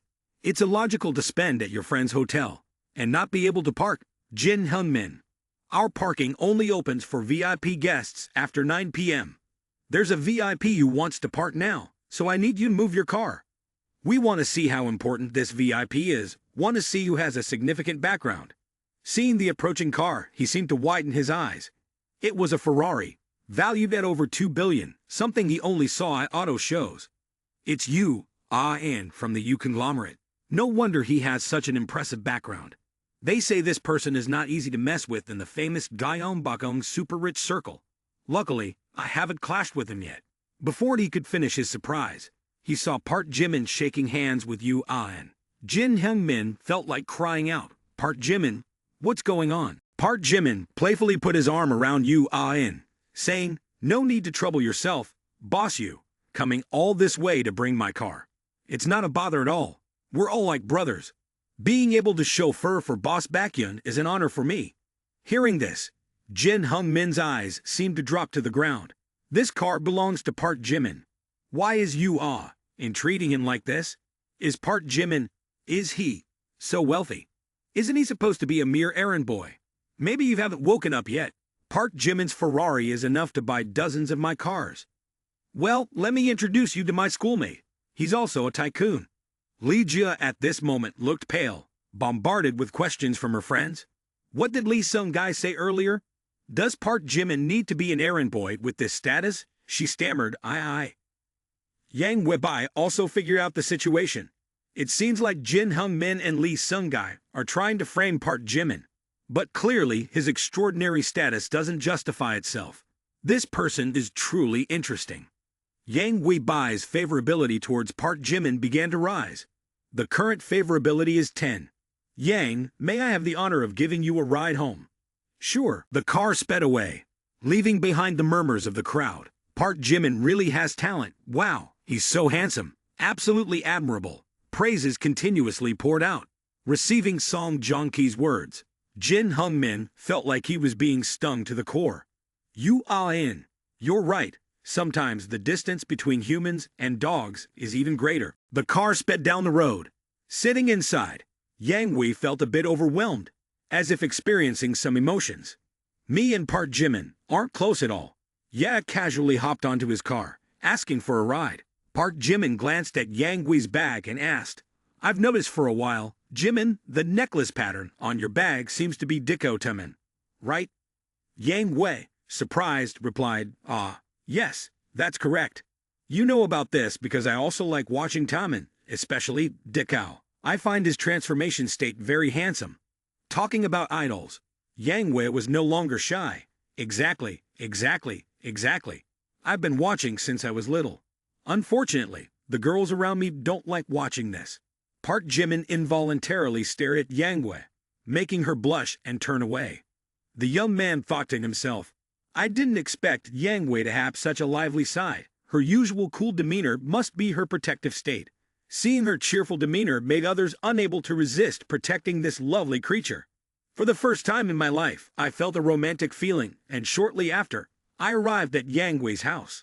Park Jimin stepped out to open the car door, not forgetting to mimic the gestures of the idol Deco. Tonight, meeting a different Jimin than usual, I'm very happy.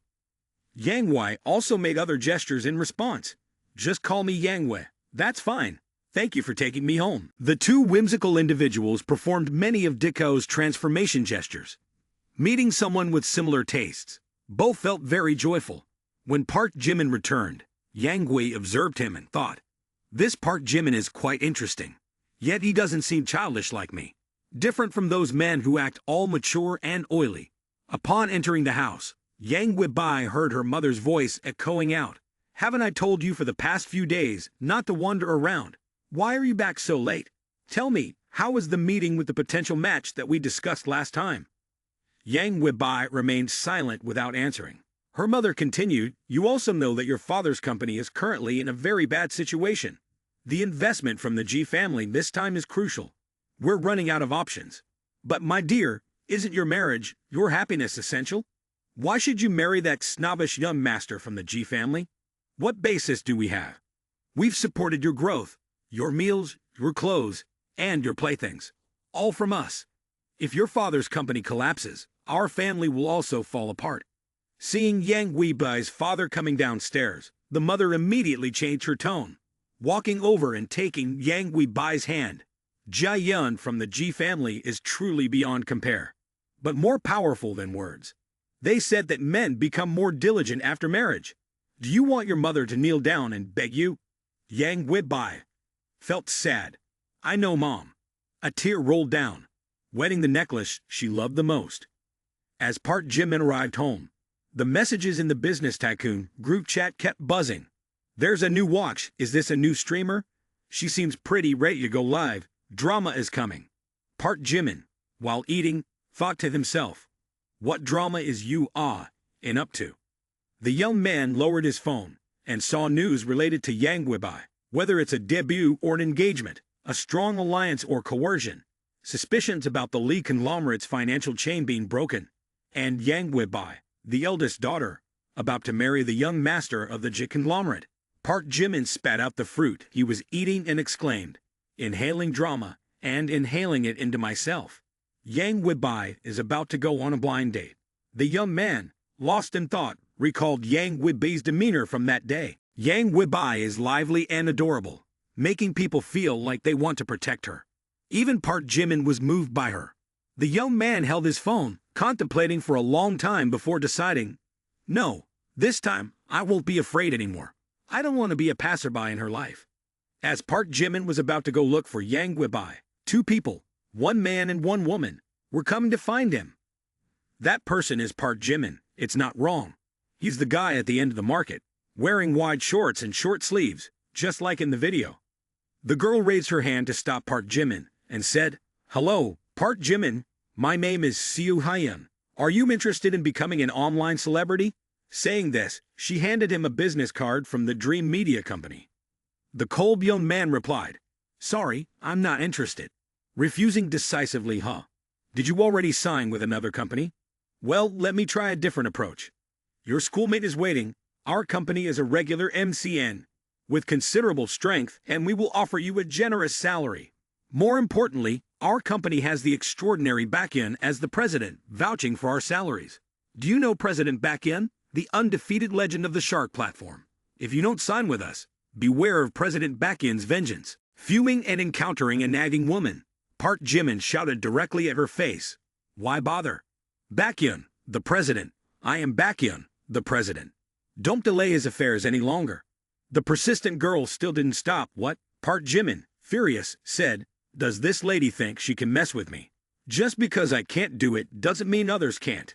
Park Jimin took out his phone and messaged the group, "Help guys.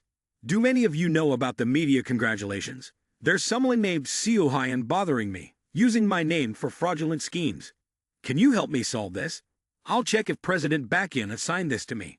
Just wait a bit, President Baekhyun. I'll delete that woman's name from the company in Gyeongbao." "Oh, President Baekhyun, is there any misunderstanding?" Before the coffin is laid, Siu Hyun keeps asking Park Jimin, "What about it? Still haven't figured it out." Suddenly, her phone rings. Why is the boss calling?" As she answers, the boss loudly exclaims, "This crazy woman, you quickly come back to me.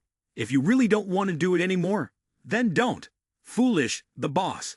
I don't have." After dealing with Siu Hyun, Park Jimin quickly went to resolve his own matters. "G Group doesn't dare to mess with women regarding me. I'll give you all a taste.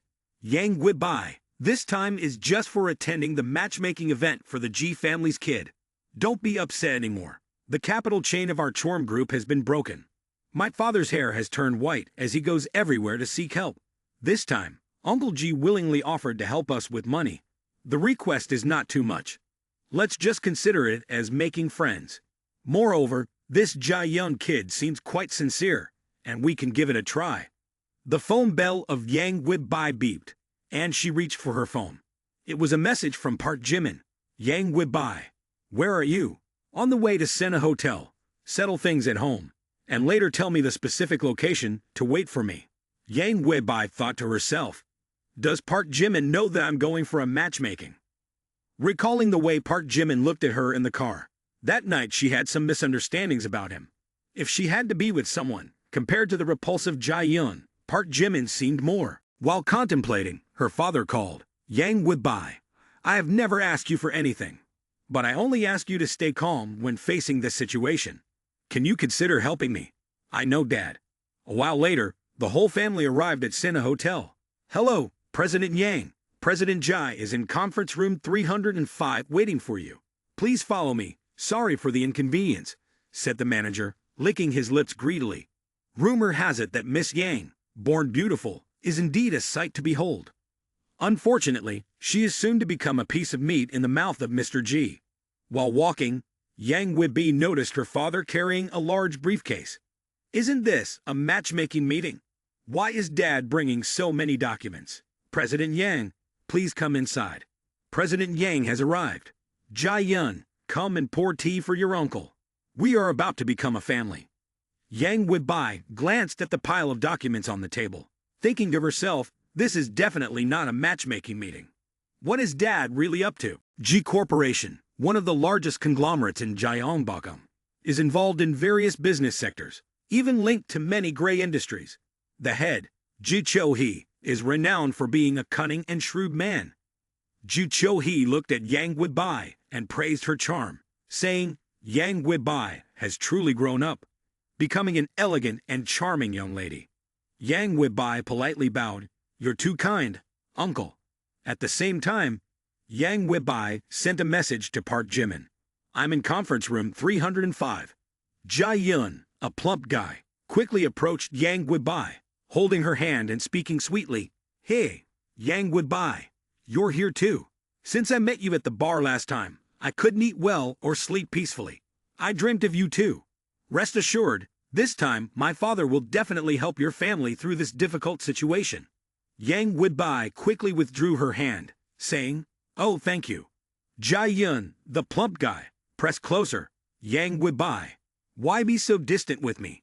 After all, we're about to become family.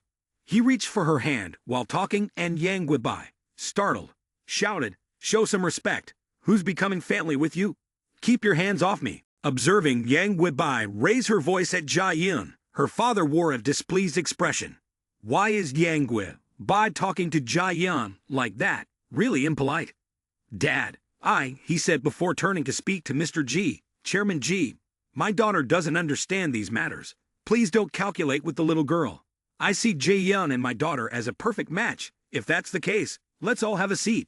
Chairman Yang, take a look at the contract. This is a stock transfer agreement, and I will introduce the additional terms to Chairman Yang in detail. According to the G family agreement, they will provide 100 million to the Lee family's Chorm Corporation to purchase 20% of the shares, with the condition that Yang Guibai must marry Jae-yun.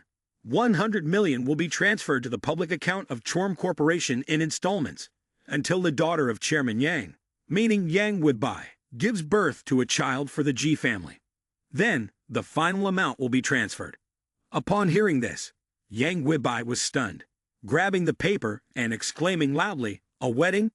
What is this? Having the child, it's impossible. 2 streams of tears flowed from her eyes. Dad, you brought me here for this. You are selling your own daughter. Yang Guibai needs a moment to calm down. Mom, I don't want to stay calm. I don't understand why you businessmen fail and trample on my life. Don't you know that Jae-yun is involved in gambling and various harmful activities? I'd rather die than marry him. Seeing his daughter resist, afraid of losing this business opportunity, Chairman Yang stood up and slapped Yang Guibai as if a thunderbolt had struck.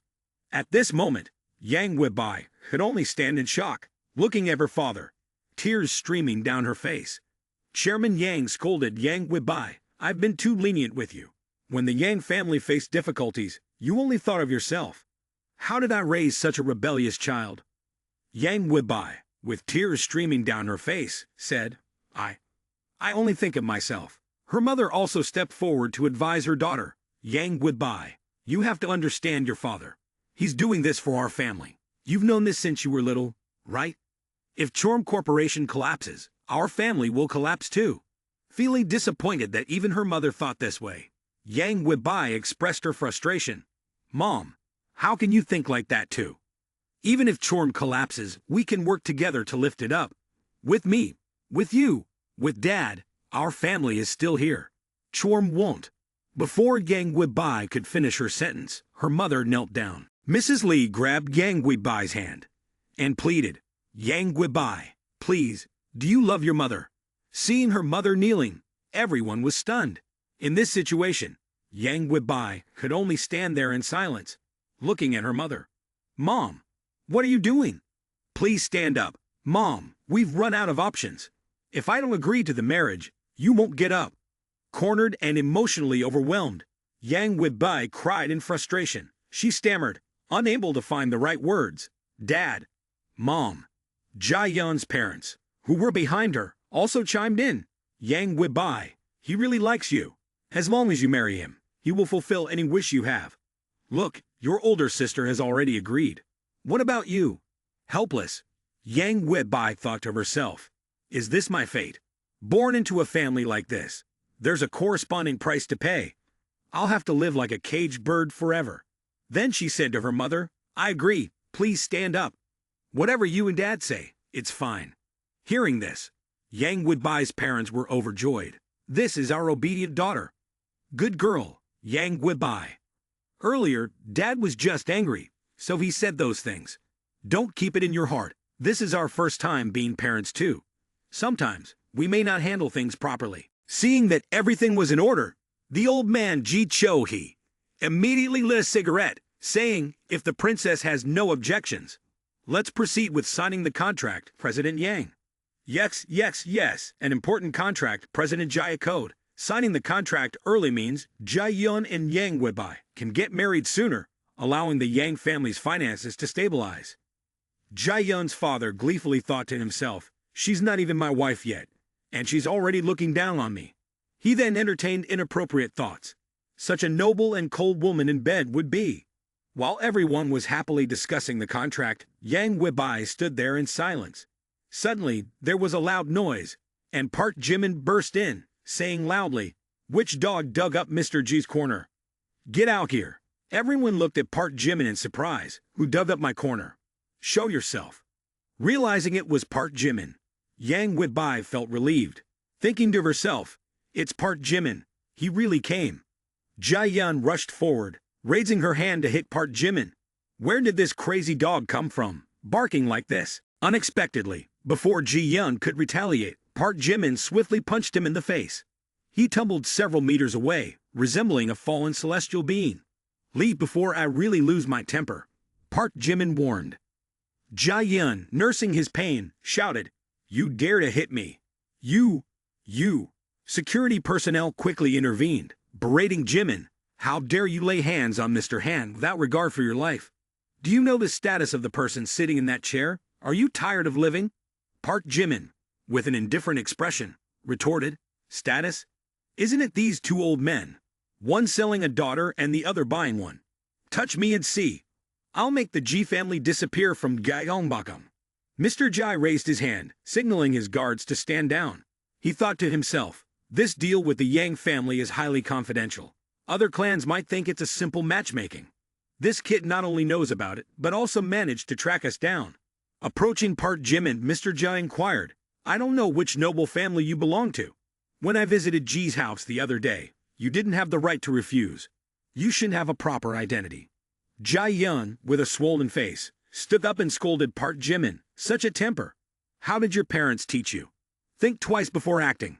See what he's up to." Park Jimin looked at Yang Weibai and said, "Don't worry, I will help you overcome the difficulties your family is facing. Touched, Yang Weibai, her eyes welling up, nodded in gratitude. A young man approached, holding a document, and Mr. Yang, surprised, asked, "What are you doing?" After reading this contract, Park Jimin glanced at Mr. Yang. "It seems you really underestimate your daughter. Selling her for 100 million and even offering 20% of your company's shares. Is it because you're getting old and confused?" Park Jimin tore the contract into pieces. "Let's do this. I'll pay 500 million to acquire 60% of Chorm shares from the Yang family." Hearing the sum of 500 million, everyone gasped. 500 million. Mr. G thought to himself, 500 million is not a small amount. At least it surpasses the assets of a billion-dollar conglomerate. Ju Cho-hee has encountered countless individuals, but he finds this man's approach peculiar. As for Mr. Yang, upon hearing the amount, his eyes lit up. With 500 million, not only can we regain dominance, but we can also expand our business. Park Jimin continued, "Of course, I can't give you 500 million without deducting the shares. I also have a condition." The young man pointed at Yang Weibai. She immediately thought to herself, could it be that Park Jimin wants to use 500 million to buy me? Yang Weibai, feeling disappointed that Park Jimin would also spend money to acquire her, dropped her bag on the ground. It turned out he, like the others, regarded her as a commodity that could be bought and sold at will. In her moment of disappointment and anger, Park Jimin's voice echoed, "My condition is 60% of the shares, all transferred under the name of Yang Weibai. Once the shares are transferred, I will immediately pay 500 million. Yang Weibai was astonished by this revelation. She felt a surreal and incredible sensation, as if a birdcage had just been unlocked. Yang Weibai now felt like a bird that could freely soar in the sky. She even imagined Park Jimin as a superhero, with an existence of a hero named Park Jimin. He was her hero. Yang Weibei's favorability rating towards him kept increasing by 10 points, and her current favorability rating was 85. Jimin, the young master, had just drafted a new contract. You can sign it now. Park Jimin took Yang Weibai's hand. Come on, sign this contract. From now on, no one can control your life. However, Vu mumbled in disbelief. Park Jimin, you. Shortly after that, a message notification from the bank account came through. Dear valued customer, your bank account has received 500 million. Mr. Lee is truly efficient. That 500 million, Jimin. Young Master Jimin requested it to be presented like this. Of course. What else would he want? Park Jimin approached the old man, whispering, all matters related to the Yang family are under my control. If you still force Yang Weibai to do something she doesn't want, you'll know what unbearable suffering feels like. After saying this, Park Jimin turned to Yang Weibai and said, Yang Weibai, there's nothing left for us here. Let's go. Young Master Jimin is generous and remarkable. I truly admire you, old Jia. If the little brat offended you earlier, I apologize on his behalf. Please don't hold it against him. He effortlessly withdrew 500 million, a sum that could make someone the richest in the country. The young man's power and cunning tactics were unpredictable and unmatched. Father, clearly he made the first move, and that brat retaliated. The G family's fortune will sooner or later crumble in the hands of that foolish son of theirs. While scolding the old man, he slapped Jia Yun in the face, saying, I must teach my lesson to this son. Outside the Sina Hotel, Park Jimin, thank you for saving me. It's okay, it's not the first time you've rescued me.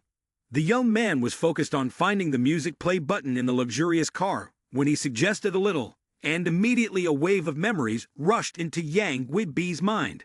She revealed a facial expression that was hard to believe. 5 years ago, on a fateful night, as the sky gradually darkened, streetlights began to illuminate. On the deserted street, only 16-year-old Yang Weibai was riding her bike home. That day, her father's company had a significant contract, and no one picked her up. She had to borrow a friend's bike to get home. On the way back, Hannah thought to herself, it's getting dark. What if I encounter bad people? Thinking that, she quickly paled faster. When passing through a small deserted alley, she was suddenly blocked by a few men. At that moment, Hannah was scared, tense, and panicked. She shouted loudly, What's going on? What do you want? One of the two men said, We're not doing anything. We're a bit short on money these days. Little girl, can you spare us some cash? Hannah shouted again, No, I don't have any money. The other man spoke, but as he did, he started to restrain her. If the girl doesn't have pocket money, it's fine. With such beauty, I'll take her out for a good time. While screaming, Hannah struggled, I don't know you. Let go. I'll call the police. The man chuckled sinisterly. Go ahead. Make the call. The more you call, the happier we'll be. Ha ha ha. That's right. Hi hi. Go ahead, call. The more you call, the more excited we get. Ha ha ha. Don't let go. I'm not going anywhere. Hannah, frightened, didn't know what to do. At this critical moment, suddenly a voice rang out from behind. Hannah, run quickly. Hannah turned around and saw a boy rushing toward the gang of thugs. The boy was wearing a school uniform and boldly confronted the group. While fighting, he shouted, Run quickly. Don't look back. Run fast. Afterward, Yang Widbai truly ran, saying, Which kid dares to interfere with my good affairs? I'll beat them up for this. As a result, the hero, though saving the beauty, ended up getting beaten badly.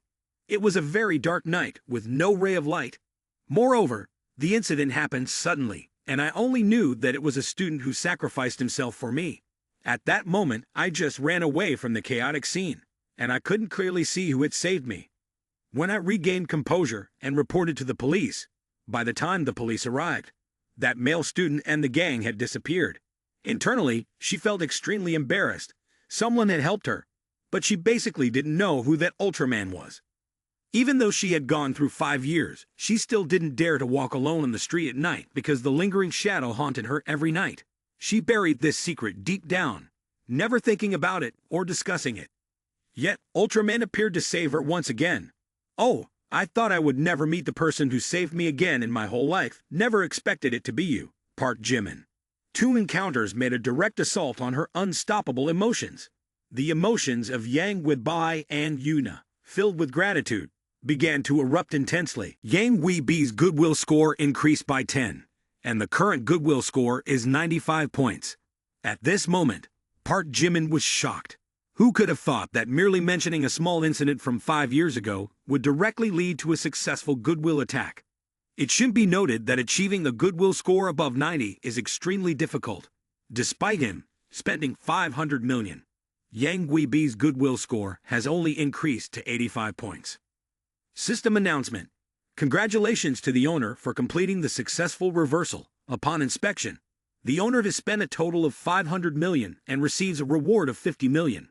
Yang Weibai successfully transformed into the owner's goodwill and received a 35-point reinforcement reward. Congratulations to the owner for acquiring proficiency in English, French, Russian, and Korean languages. In an instant, the personal information screen appeared. Name Park Jimin, age 21.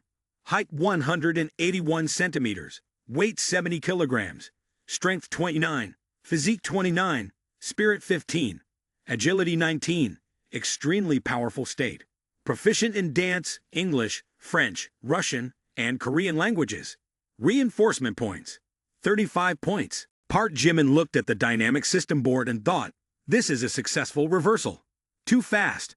Hey, I still have many tricks left. It's not supposed to be this easy. Seeing her emotionally overwhelmed to the point of mental confusion, and not just simple admiration, Park Jimin noticed that she was also captivated, drawn in by his charm, falling into a state of reciprocal affection. At this moment, Park Jimin made a decision. This time, I won't be a bystander.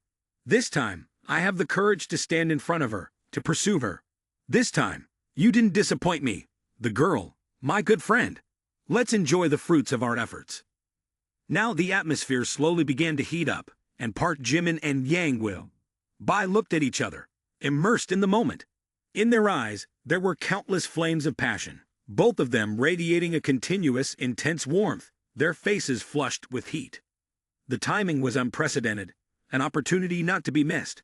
Park Jimin pulled her close to his chest, gazing at her exquisite face. Unable to resist, he swallowed hard. Seizing the moment, he slowly brought his face closer to hers. However, Yang Weibai seemed to have no intention of resisting, signifying her willingness to accept.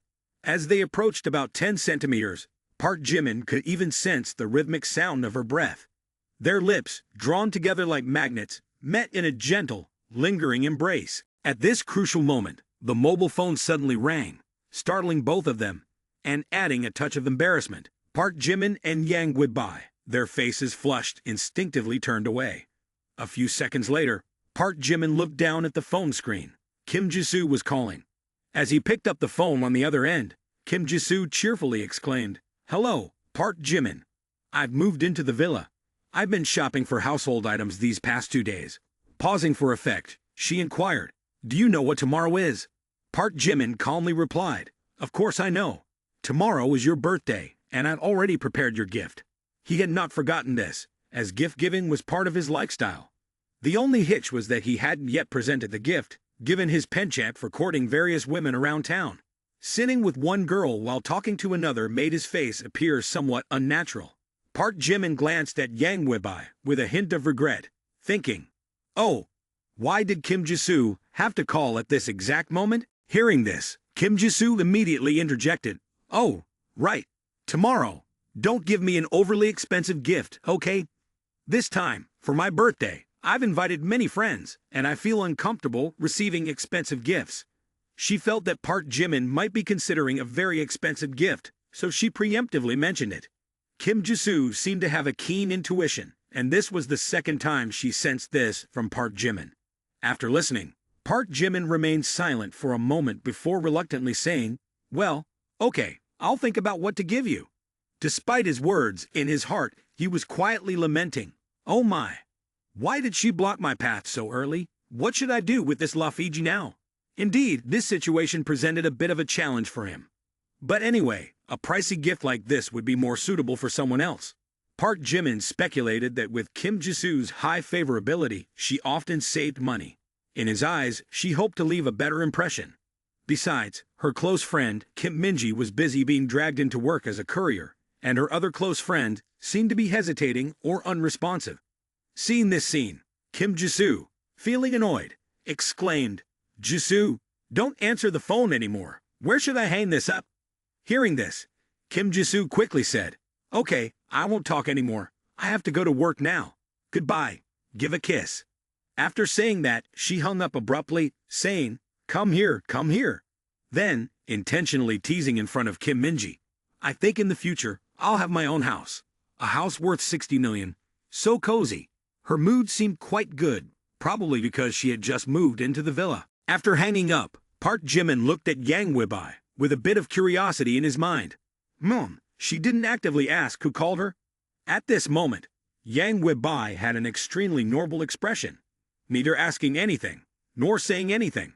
In situations like this, she had been educated by her family since childhood, and her usual behavior was quite intelligent. Park Jimin took the initiative to turn to Yang Widbai and explain, "My college friend is having a birthday soon and wants to throw a birthday party. Do you want to come?" While saying this out loud, he also thought in his heart, "Anyway, actively inviting also means being generous.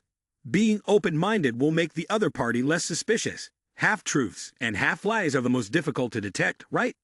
Even though she knew Park Jimin was just talking to a female student, she still thought about it normally. There are questions that can be asked, but there are also questions that, once asked, may not necessarily have answers. If that's the case, then it's better not to ask. So she declined. The contract has been signed, and there will be a lot of work at home tomorrow. Moreover, they are all friends of us, so it's not convenient to go. Perhaps she wanted to go out with Park Jimin, but didn't want to appear in crowded places with him.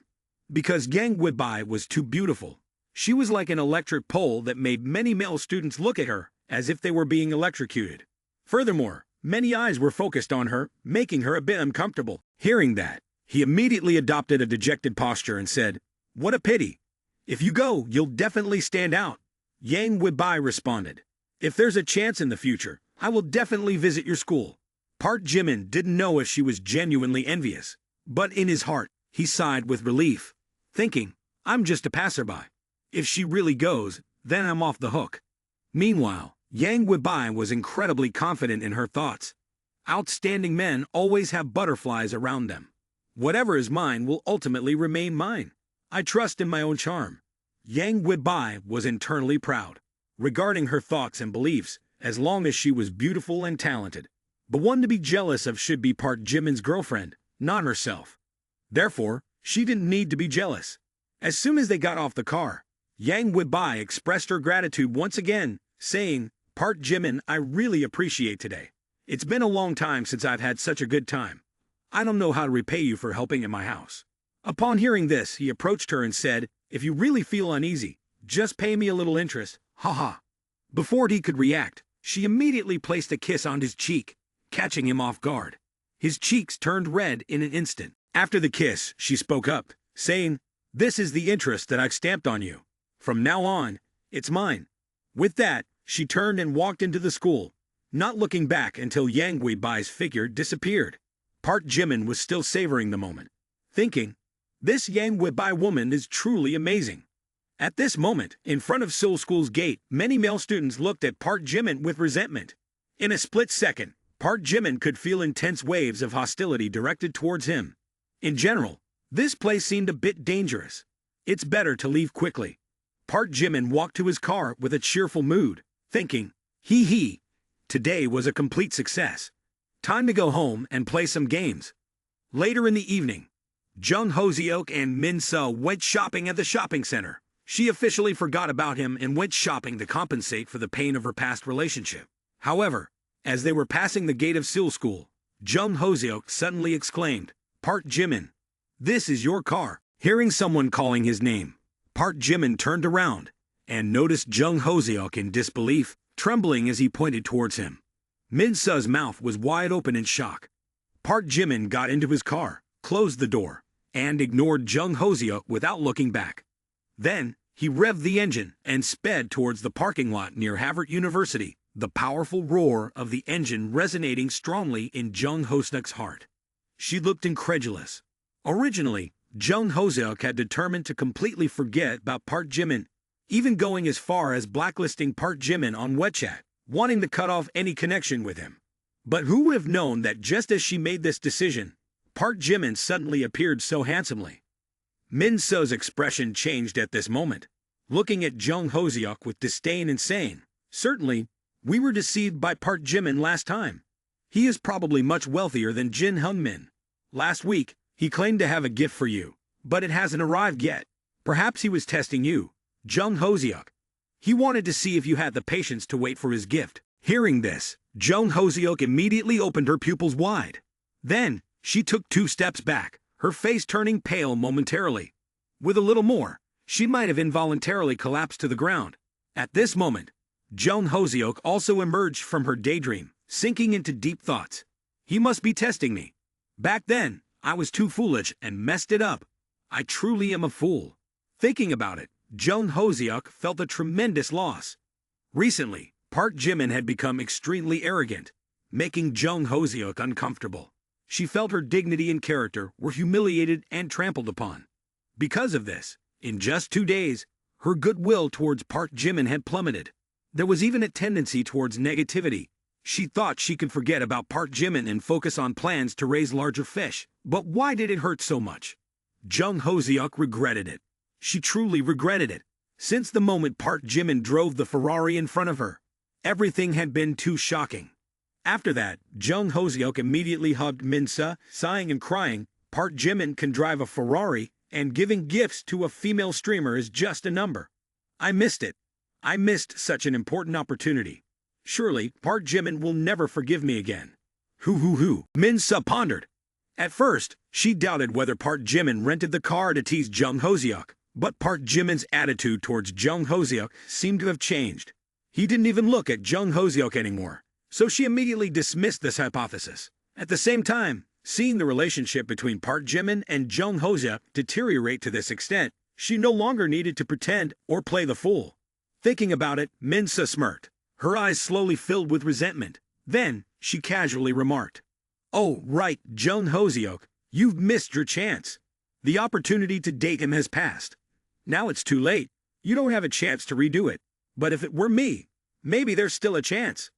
Hearing this, Jung Hoseok was slightly taken aback, but she understood that true friends look out for each other. Previously, it was Min Seo who spoke ill of Park Jimin in front of her, even saying many harsh and unpleasant words. Therefore, after a month of dating, she decided to break up with Park Jimin. Just like 2 days ago, when Min-soo caused a rift and strained their relationship. Jung Hoseok regrets more as he thinks, finding it increasingly unacceptable. Subsequently, he becomes extremely angry, shouting in interrogation, "Nah. Why did you inquire about Park Jimin's identity that day? Why would you want that? I worked hard on the drama for a chance to turn things around. Because of your question, I have a profound misunderstanding about Park Jimin. It's going to be difficult to explain clearly this time." "What do you mean?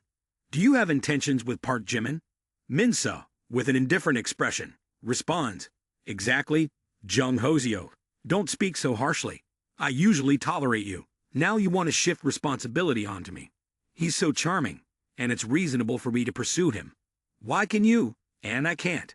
Maybe Park Jimin is fed up with someone like you and prefers someone like me. Jung Hoseok, you are a despicable green tea bitch." I remember saying these words, as if I've endured for a long time. At this moment, she finally explodes, not wanting to hold it in any longer. Normally, male students focus on Jung Hoseok, and only when those boys are not noticed do they turn to her. She has been uncomfortable for a long time. She couldn't endure it any longer. Since seeing Park Jimin driving the Ferrari, she knew that love had arrived. After that, she competes openly with Park Jimin, not sneakily fearing discovery. These words strike Jung Hoseok with countless shocks. She considers Min-soo as an intimate friend, sharing everything, as if betrayal were never a thought. She treats Min-soo sincerely, but Min-soo, behind her back, bites and undermines her, not only causing discord, but even attempting to seduce Park Jimin. Unable to bear the feeling of betrayal, she immediately rushes forward, grabs Min-soo's hair in anger, and scolds, "Min-soo, you ungrateful person. I consider you a close friend, a sister, and here you are behind my back trying to steal Park Jimin from me. On top of that, you set traps for me." Min-soo is not one to hold back. She also grabs hair in retaliation and replies, "I'm despicable. Do you think you're from a wealthy family? You also climbed into bed with Hong Tuan-kai for money. Oh dear, shut your mouth or I'll kill you. Jung Hoseok, I've tolerated you for a long time. You green tea bitch. I'm cutting ties with you." Jung Hoseok and Min-soo engage in a fierce fight, pulling each other's hair, tearing each other's clothes, immediately attracting a crowd of onlookers. Some laugh, some cheer, and others take out their phones to shoot videos and photos representing various iPhone, Huawei, Oppo brands. That afternoon, Jung Hoseok didn't return to the women's dormitory. She went to the sports field and began sobbing. She cried bitterly, saying, "Hoo, lost my lover and my best friend." Then, she recalled the 3 years of meticulous care from Park Jimin. Remembering when Hong Tuan-kai played around and refused responsibility, only Park Jimin continued to love and supported her by paying $3,000 to resolve the issue. Therefore, she was moved to become Park Jimin's girlfriend. But it only lasted a month, as Min-soo's instigation led her to distance herself from Park Jimin. At this point, Jung Hoseok began to feel that Park Jimin was becoming more accomplished, and the distance between them was growing. If things continued like this, she would truly have no chance. Thinking about it, tears poured like rain, and her soul seemed to be drifting away. At that moment, a voice rang out from behind. "Little girl, don't cry anymore. You're Jung Hoseok, right?" Hearing this, Jung Hoseok immediately turned around, finding a lively and attractive woman with an elegant demeanor. But no matter how, Jung Hoseok felt that this person was not ordinary. She continued to speak, "Hello, I'm Seo Hyun. Are you interested in becoming famous by joining my company?" Saying this, Seo Hyun handed her business card to Jung Hoseok and then smiled, saying, "I have a way to help you get Park Jimin back." In the men's dorm room, Park Jimin stared at the ceiling, racking his brain. What should I give Kim Ji-soo for her birthday? This is a big issue. If I give her something good, I might avoid retaliation tonight. The more he thought, the deeper Park Jimin delved into a dead end. At this moment, he remembered the time when he hit the 50 million target and hadn't spent a dime yet. Subsequently, Park Jimin decided to go out for a little shopping. After pondering for a while, he couldn't come up with any leads. Just as he was about to leave, Lee Min-ho spoke up. "Oh, is Jung Hoseok live streaming? What is she doing? It's so confusing."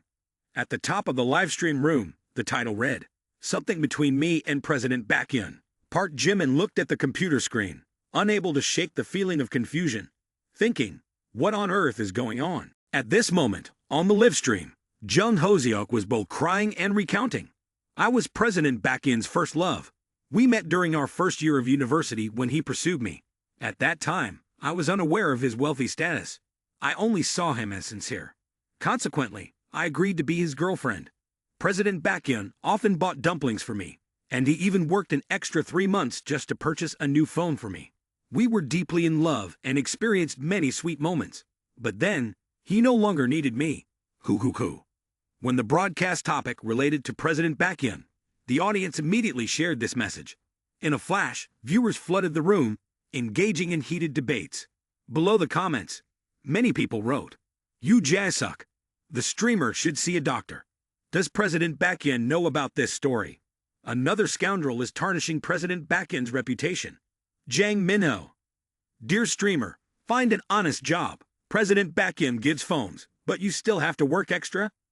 Jae-suk, dear streamer, please check my private message. I want to know more factual information about President Baekhyun." Park Jimin, watching the live stream, couldn't help but mutter under his breath, "This wretched person." Next to him, Lee Min-ho, both watching and mocking, said, "It's truly unbelievable." Jung Hoseok had another segment involving President Baekhyun. At this moment, Park Jimin, infuriated, exclaimed, "Doesn't she have any shame? Making herself look like a victim again." However, after just 2 seconds, a thought flashed through Park Jimin's mind, and he began to seriously consider based on Jung Hoseok's pig brain, she couldn't come up with such a scheme. Using President Baekhyun's name to attract attention, packaging herself as a victim using public opinion, someone must be helping her. Thinking about the possibility of such a situation, Park Jimin immediately took out his phone on the balcony and called, "Hello, President Do. Please help me find out which company the streamer with the number 187,639 on the Shark platform belongs to." "All right, no problem." A while later, a message arrived. "President Baekhyun, I found it. The streamer currently live streaming belongs to Oppo Media Company, represented by Seo Hyun." Immediately, an image of the woman appeared in his mind. Seo Hyun, 3 times 7, always provoking me. Does she really think I have no way to deal with her? At the same time, over at Oppo Media Company, President Seo, in charge of Jung Hoseok's live stream on the Shark platform, had already surpassed 100,000 viewers. President Seo truly was skilled. And this remote sneak attack method always proved to be the most effective. Initially, Seo Hyun approached Jung Hoseok with the intention of taking advantage to seek revenge on Park Jimin. But she was unaware that Park Jimin had another identity, namely President Baekhyun. This development happened rapidly, and under the strong influence of Park Jimin, the Double-A group quickly reported the situation to the president of Oppo Media. Upon receiving the news, he angrily stormed into Seo Hyun's room to interrogate her. "President Seo, have you gone mad? Do you realize whom you are threatening? He just said one word, and our company will go bankrupt. Does your president drink? He's just a university student. And he is the idol President Baekhyun himself. Have you ever seen a university student with such an extraordinary demeanor?" After hearing this, Seo Hyun was a bit stunned on the spot. She was somewhat incredulous and asked, "Baekhyun, President Baekhyun, has President Baekhyun really spent several hundred million in half a month to clear out the Shark platform?" At that moment, as she recalled before reaching out to Jung Hoseok, the secretary rushed into Seo Hyun's room, placed her laptop on the table, and excitedly said, "I found it. Park Jimin, no, President Baekhyun. There's a first love from the same school named Jung Hoseok. President Baekhyun pursued her for 3 years, but they have broken up now." Hearing this, Seo Hyun showed no fear. On the contrary, she felt a nameless joy within and said, "That's fantastic. President Baekhyun must surely remember this girl. Isn't it said that the first love is the most beautiful?" Seo Hyun, with determined eyes, stated, "This is our chance. If we can turn her into a famous hot girl, it will undoubtedly soothe President Baekhyun's anger. Maybe even make him look at our company with a different perspective. I truly am a genius." Although Seo Hyun was full of determination, fearless in the face of any challenge, this time, she would undoubtedly regret her overconfidence. At that moment, a call came in from the president, bringing shocking news that made Seo Hyun exclaim, "What? Our company is facing a network-wide boycott. On the Double A Corporation side, a decision was made to blacklist OPPO-C Communications Company. This meant that OPPO-C Communications would face a nationwide boycott with only one outcome: bankruptcy. In this critical moment, Seo Hyun fell silent, her entire body turning to stone, paying a heavy price for the misguided decision. From now on, she would begin a journey of downfall, the consequence of offending President Baekhyun. To boycott Seo Hyun's company, Park Jimin messaged the group, "There's an MCN company named OPPO-C that I really dislike. I hope none of my friends have any association with this company. Of course, it would be best if we could make this company disappear completely." Shortly after Park Jimin's message was sent, all the companies began taking action to disassociate from OPPO-C. The top executives immediately called their subordinates and commanded, "Terminate contracts with OPPO-C." Okay, understood. Double the price to take away all bloggers from OPPO-C. Fine. Report OPPO-C, the MCN company, for tax evasion. We will investigate immediately and seize OPPO-C's assets. It's clear. Today is a stormy day for OPPO-C company. Seo Hyun was shocked when she received the news of the boycott. What? Our company is facing a boycott, ending all contracts. Just after hanging up the phone, her employee walked in, Chairwoman Seo. A while ago, several major shareholders of the company announced their withdrawal. According to the contracts, we need to pay 10 million yuan to buy back their shares. 10 million yuan. Where does the company have that much money? Seo Hyun, disheveled, with a pale face, pondered for a long time but couldn't figure out who was playing tricks on me. Misfortunes continued to befall Seo Hyun. Today, representatives from the court arrived, saying, "Seo Hyun, your company has been overdue in repaying debts for half a year. The court has decided to freeze all of your assets." Everything happened too abruptly. Seo Hyun could only remain silent. The employees, one by one, handed in their resignations, saying, "Chairwoman Seo, we're sorry, but we've decided to leave the company. Wishing you a smooth business." Due to insufficient funds to pay the rent, Seo Hyun's landlord took back the property, saying, "Chairwoman Seo, if you don't pay the property fee, we'll have to follow the company's regulations." Seo Hyun found herself at a dead end, holding a box of documents as she walked away. In her heart, she realized who was responsible for bankrupting her company. It must be him. Baekhyun CEO for sure. Only he has the audacity for this. But why? Not only Seo Hyun faced bankruptcy, but Jung Hoseok also couldn't escape the consequences. Currently on the Shark streaming app, the account rose, the fish lover was shut down. This live stream violated legal regulations and was permanently closed. Park Jimin's friends acted swiftly. As long as Park Jimin spoke up, everything could be handled smoothly. "No problem. Let me take care of it." With the task completed, Park Jimin immediately said to them, "The results are quite promising. I'll have to treat you all to a meal at Long Wong when I have time." Next on the agenda was buying a gift for Chairman Kim. As the male lead was fastening his seatbelt to drive away, Seo Hyun suddenly ran towards them from somewhere. Her face pressed against the car window startled Park Jimin, who exclaimed, "What the heck is going on?" She cried and pleaded desperately, "Baekhyun CEO! Baekhyun CEO! I was wrong.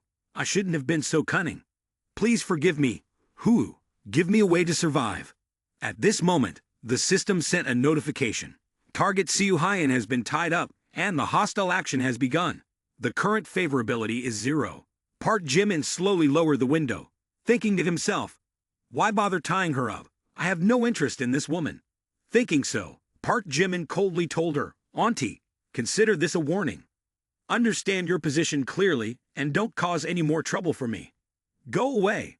The male lead drove off, leaving Seo Hyun sitting on the ground, muttering to herself, "I never noticed this man named Baekhyun CEO before. Actually, he looks quite handsome, especially when he told me to leave." She grinned sensually, running her hand all over her body. Seo Hyun's favorability increased by 10, leaving Park Jimin astonished as he exclaimed, "Why does the favorability increase come with nervousness?" The scene transitions to a birthday party held at the mansion that Park Jimin gifted to Kim Ji-soo on a previous occasion. The crowd buzzes with excitement and people exclaim, "Oh my, this is the #1 floral mansion, with a total value of up to 1.6 billion. Is Chairman Kim really an heiress from a prestigious family, a sugar mama taking care of her lover?" Upon hearing people refer to her like that, Kim Jisoo is taken aback and denies, "No, it's not like that." A girl's voice, dripping with sarcasm, questions, "Chairman Kim, is this mansion really yours?" When the Vinhomes Villa complex opened for sale, my father and I went to check it out. They said the #1 mansion was bought by a Mr. Do. I heard he's over 40 years old. The girl speaking is Do Sha-yeon, the propaganda minister of the student union, and Kim Jisoo's rival. What does Do Sha-yeon mean by that? How could Jisoo deceive you all? Sha-yeon's boyfriend chimes in. Sha-yeon is not wrong. Mr. Do used to organize birthday parties for his daughter here. I was fortunate to attend. And his daughter is already 12 years old. The crowd immediately began to gossip. "Mr. Do, isn't this mansion owned by Chairman Kim? Could it be that Kim Jisoo is being financially supported? I heard that Kim Jisoo's family background isn't bad, but having this kind of mansion is quite extravagant." Kim Jisoo, in anger, slams her hand on the property certificate, exclaiming, "Take a look at whose name is written on this ownership document." The white paper in black ink clearly states that the property owner is Kim Jisoo, not jointly owned property but personal property. The girl beside her consoles, "Some people just like to give others a hard time. It's really incomprehensible." Seeing the property confirmation document, a few girls quickly changed their attitudes. Why would Chairman Kim be such a shameless woman with a thick face? Chairman Kim, start a live stream to earn money. Guide us. Chairman Kim is so wealthy and free even before graduating. Truly impressive. Kim Jisoo modestly responds, "No, it's just luck." Inside, Kim Jisoo is feeling anxious and worried. Why hasn't he arrived yet? Is there a traffic jam? Just as they mentioned him, he arrived. A luxury car stopped at a distance from the mansion. Park Jimin slowly stepped out of the car with a stuffed animal in hand, saying, "Tonight, Chairman Kim invited many classmates, so I should park a bit far away to avoid unnecessary attention." As the young man walked towards the mansion, suddenly, Park Jimin noticed danger. A yellow Ferrari 488 raced down the road. In a split second, it almost collided with the young man. Furious, Park Jimin scolded, "Is there a need to drive so fast?" The Ferrari abruptly stopped in front of the mansion. Other classmates were astonished. It's a Ferrari 488. Could it be President Kwon arriving? Indeed, it's Kwon, the student president. That's his car, worth over 400 million, for sure. The guy with the last name Kwon slowly stepped out of the car. At this moment, he was on the phone, saying, "Yeah, that's right, the #1 mansion in the Vinhomes area. Park your cars inside in a bit." The young man behind Park Jimin was curious. This guy was the handsome and wealthy Kwon Ji-young, the scion of the Kwon family, one of the prestigious families in Gyeongbokgung. Pausing his call, Kwon Ji-young glanced at Park Jimin. Seeing the bewildered, seemingly impoverished look on his face, Kwon Ji-young showed a disdainful expression, silently thinking, "What's with Kim Jisoo inviting this dirty rat to the birthday party?" Seeing Park Jimin holding the tiny teddy bear, the guy with the last name Kwon silently criticized, "Giving a teddy bear as a birthday gift is so outdated. It's 2023, not 1993. How old-fashioned." Spotting Park Jimin, Kim Jisoo joyfully exclaimed, "Finally, you're here. I've been waiting for you half a day." Both young men, upon hearing Kim Jisoo, simultaneously turned their heads to look, thinking that Kim Jisoo was calling him. Mr. Kwon felt very pleased. Seeing Kim Jisoo, Kwon Ji-young extended both hands, his eyes gleaming, and he walked over to hug her. "Hi Kim Jisoo, happy birthday." Unexpectedly, Kim Jisoo bent down to avoid him, heading straight to Park Jimin. The main guy handed a teddy bear to Kim Jisoo, saying, "Jisoo, happy birthday. This gift is for you. Do you like it? Thank you." Kwon Ji-young was infuriated, almost going crazy. He looked at both of them with fiery eyes. Seeing the birthday gift was a cheap teddy bear, the onlookers began to gossip. "Am I dreaming? The Ice Queen has melted. I bet if I gave Chairman Kim a 2001 coin, she wouldn't be as happy. Look at your brother. Park Jimin gave Chairman Kim a Prada bag worth over 20,000, and Chairman Kim refused right on the spot." Park Jimin's face turned green. Kwon Ji-young, with an angry expression, thought to himself, "I've been pursuing Kim Jisoo for so long, and I still haven't gained much attention. Now, there's even a rat beside her." After waiting for the right moment to express his feelings to the beauty, the gift car had finally arrived. He thought to himself, this is my chance. Approaching Kim Jisoo, Kwon Ji-young said, Kim Jisoo, I also have a gift I want to give you. You will definitely love it. Take a look. Kim Jisoo exclaimed in surprise, unsure of what was inside, but seeing the three men carrying it, she became intrigued. It was a black box, covered with a piece of fabric. Kwon Ji-young glanced at Park Jimin with satisfaction, thinking, rats belong in the sewer. I'll show you what class difference means. This is a Yamaha CF6 professional performance piano, officially imported. I want you to understand the difference in class. This is the most suitable gift for the host of tonight's party. Kim Jisoo looked at the gift in silence. He continued, Kim Jisoo, happy birthday. This is a special gift I prepared for you. Do you like it? Kim Jisoo, feeling a bit embarrassed, touched her hair. I do like it. But this piano is worth millions of dollars. It's too expensive. I will transfer the money back to Headmaster Kwon. I appreciate it, but it's really not necessary. Kwon Ji-young, as he spoke, sat down at the piano, playing a piece of music. In addition to the piano I gave you today, I also have a song I want to dedicate to you, one that I wrote myself. The crowd on the other side began to admire. Oh my, Headmaster Kwon is about to play the piano. Since he held a solo concert in Vienna last year, this is the first public piano performance. Hey, tonight is truly special. I'll live stream it for the sisters in the class. Kwon Ji-young's hands played the piano skillfully, creating a melodious and profound sound that excited the group of women even more. Amazing! The sound of the headmaster's piano heals the soul. He and President Kim are truly a perfect match. Ha ha ha! That's right! Headmaster Kwon and President Kim, I ship them actively. Thank you, Headmaster Kwon. Your piano playing is excellent. I feel inferior. Kim Jisoo praised you too much. You're just a baiting gem. Having said that, Kwon Ji-young looked at Park Jimin and said, this fellow student can impress Kim Jisoo, perhaps by showcasing some talent, right? Park Jimin was astute enough to catch Kwon Ji-young's intention. It seems like this guy wants to embarrass me. After some thought, Park Jimin looked at him and said, sure, if the headmaster wants me to play, I'll satisfy his wish. Hearing this, Kim Jisoo was surprised, thinking, does Park Jimin know how to play the piano? The group of sisters continued to chatter excitedly. This guy looks like a gangster, but he also knows how to play the piano. Weird, maybe Headmaster Kwon is teaching him. Let's see the drama unfold. This kid will lose face tonight.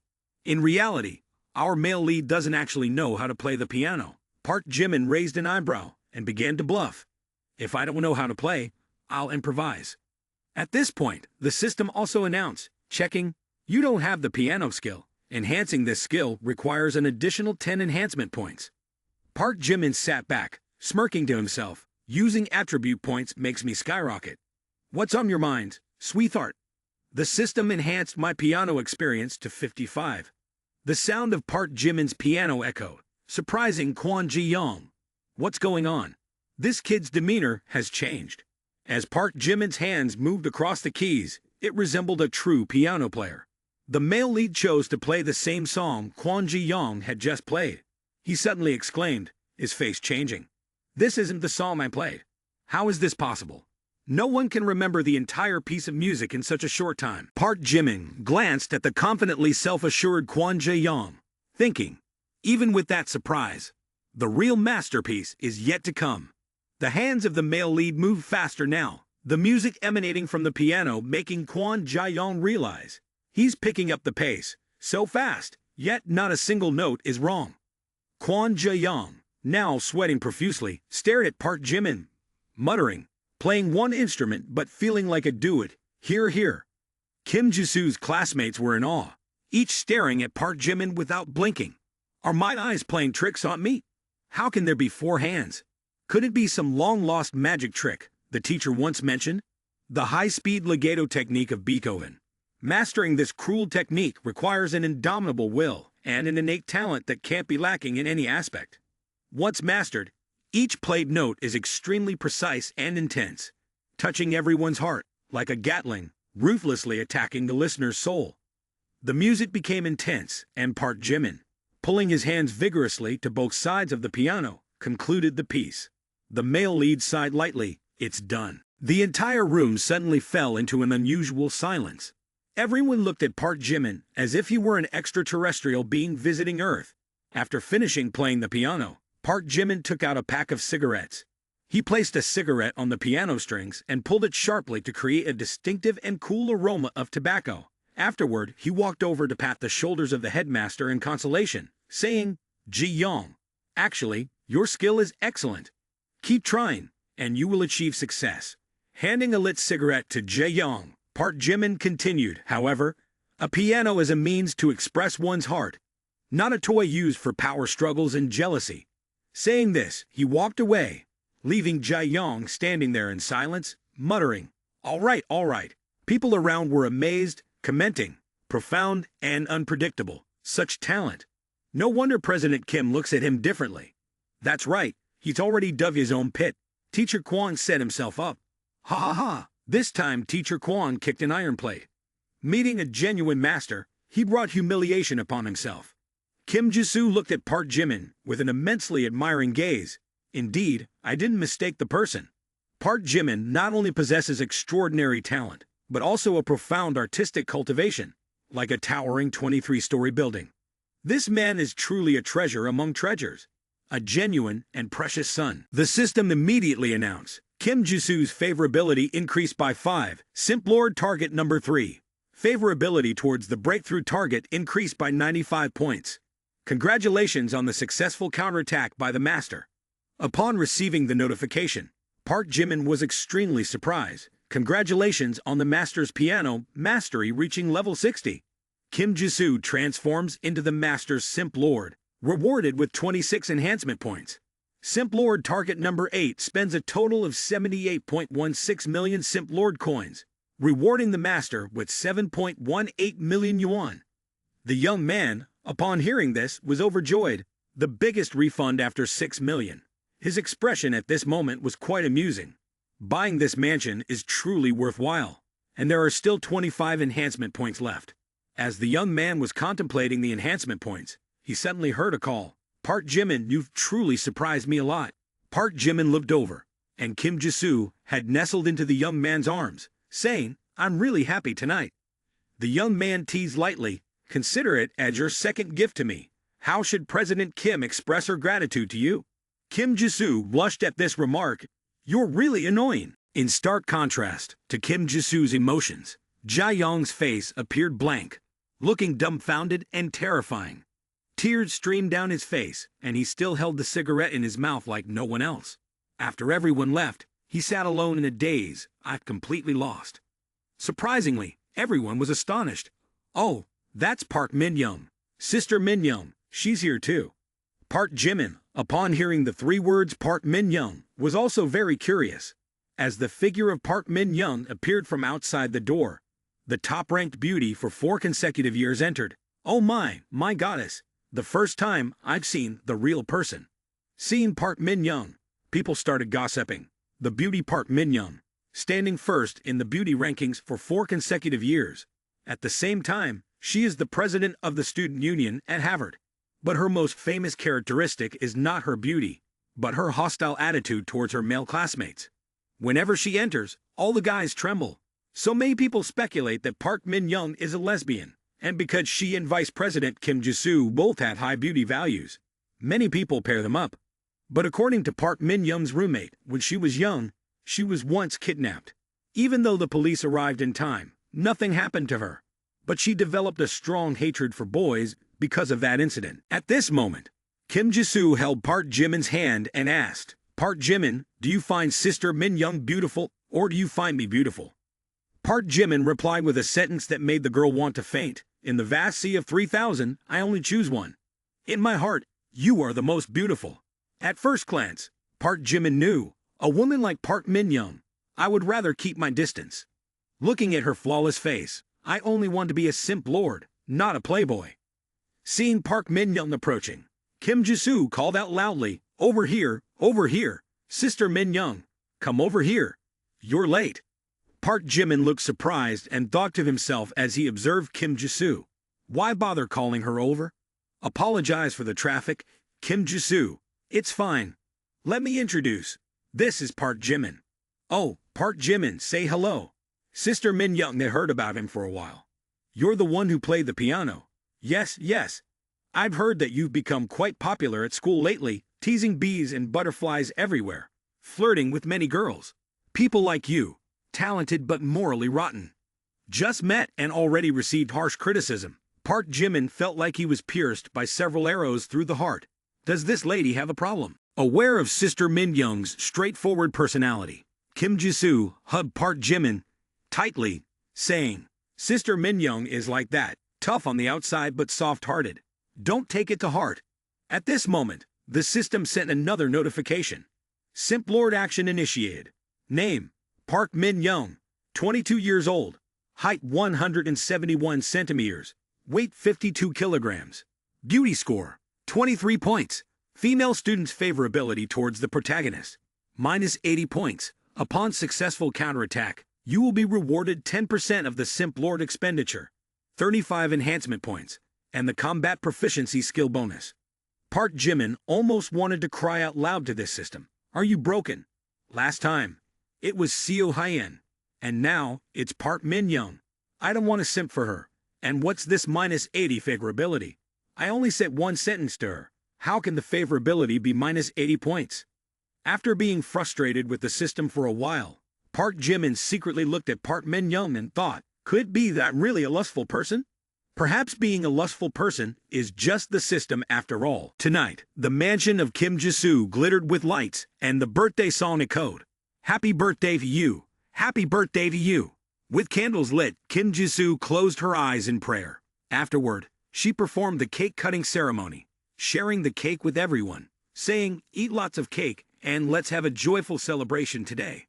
While distributing cake to everyone, Park Min Young leaned into Kim Ji-soo's ear and whispered, Kim Ji-soo, do you have a moment? I have something to discuss with you.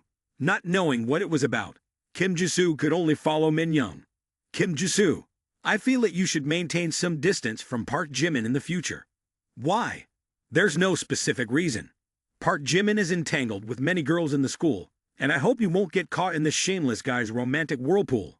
Moreover, I'm about to graduate, and I plan to pass on the position of student union president to you, emphasized Park Min Young. Hearing this, Kim Ji-soo was surprised. Make me the president? She recalled, before, Min Young and I argued a lot about student union matters, neither of us yielding. But now, she wants me to take on the role of president. Couldn't it be that Min Young is really a lesbian, as the rumors say, and she noticed us early on? In Kim Ji-soo's mind, numerous intimate images with Park Min Young suddenly appeared. Goosebumps covered her skin as she exclaimed, Min Young, I truly always respect you.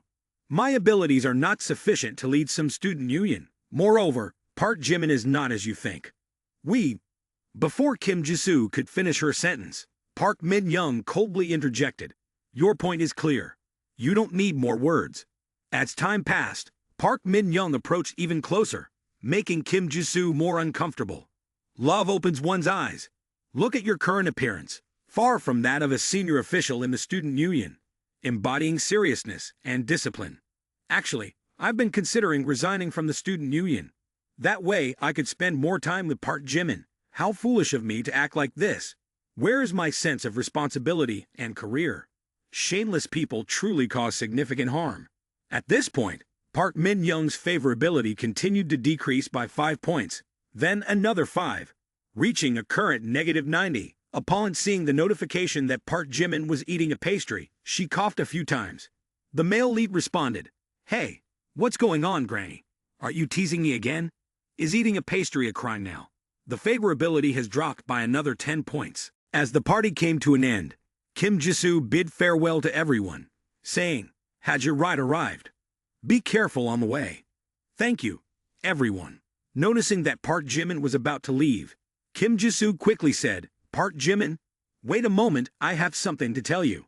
Leaving the venue, Park Jimin muttered to himself, After President Kim's favorability is full, she becomes cuter day by day. Just because we agreed to officially go watch a movie tomorrow, I thought she was asking me to stay overnight. Just the thought of it made the male lead's nose bleed. While walking, Park Jimin suddenly heard someone crying, hoo hoo hoo. Park Jimin looked around and saw Kwon Jae-young leaning against the car, crying. What's the point of practicing the piano? Hoo hoo ho. Park Jimin thought to himself. Isn't that Senior Kwon Jae-young? Why hasn't he left yet? I thought I encountered a crying ghost. Thinking so, the male lead walked over and shouted, "Hello, Senior Kwon." Startled, Kwon Ji-young jumped up. You, it's Park Jimin. Senior Kwon remembers my name. Shrewdly down to earth. It's just losing in a piano match. What's there to cry about? Park Jimin thought. He loses something that the system can add points to without losing face. Upon hearing that, Kwon Jae-young immediately asked, "What do you mean? Is that look, that expression of yours, looking down on me?" No, Senior Kwon is too sensitive. I had a bit too much for dinner, so I'm a bit full." As Park Jimin walked away, Jae-young thought to himself, I admit that you're good at playing the piano. So what? My family background, wealth, and social status are beyond your reach, even if you ride a horse. The young man listed his possessions in his mind to comfort his current sadness. There's the LW necklace, 38,500 yuan. The vest, 48,000 yuan. The belt, 18,000 yuan. The Ferrari, 4 million. And the Gucci pants, 17,000 yuan. Feeling a sudden surge of confidence, he extended his hand to unlock the car, saying, "Park Jimin, judging by your impoverished appearance, perhaps you can't afford a cab. How about I, out of compassion, give you a lift?" Before he could finish his sentence, he saw Park Jimin opening the door and stepping into the red Ferrari. Kwon Jae-young exclaimed in surprise, "You?" Now realizing that he was completely outmatched by Park Jimin in every aspect, he collapsed, saying, "What can I rely on? Wearing a street stall outfit while driving a Ferrari Rafa, even the heavens are blind." Getting into the car, Park Jimin kept thinking about Kim Jisoo's movie Invitation. What should we watch tomorrow? Wolf Warrior 6 or The Wandering Earth 7? Should I wear a short-sleeved shirt or a tank top? While driving for a bit, Park Jimin spotted Park Min-young standing by the roadside. Isn't that Min-young? Waiting alone, and the temperature difference between day and night is significant this season. Wearing so little, she might catch a cold. But what does it have to do with me? This goddess should freeze. Having thought that, the male lead breezed past, like the wind. Goodbye. Min-young, if you're good at reducing 5 points of favorability, I don't care. However, as he drove past and looked back in the rearview mirror, Park Jimin saw some unfamiliar faces flirting with Park Min-young. What's going on? The beauty is alone. It's dangerous at night. Do you need us to be your bodyguards? Free of charge. Just play with us. And you're good. He, Park Min-young, not one to be trifled with, retorted, "What are you guys doing? If you keep this up, I'll call the police." Those men not only showed no fear, but also casually laughed. "Ha ha ha, calling the police? Ha ha, she wants to call the police. A girl with such a strong personality must have a good time playing around." Before he could finish his sentence, Park Min-young kicked him right in the cabbage. In extreme pain, he groaned for a few moments, his face turning beet red, and his little bird looking like it wanted to fly out of its shell.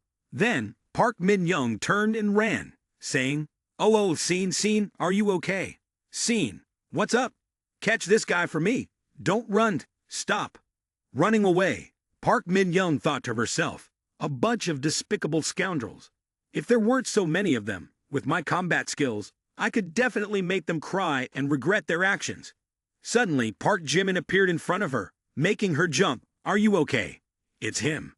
At this moment, the gang of thugs caught up, yelling, "You demon, keep running. Today, I'll teach a troublemaker like you a lesson."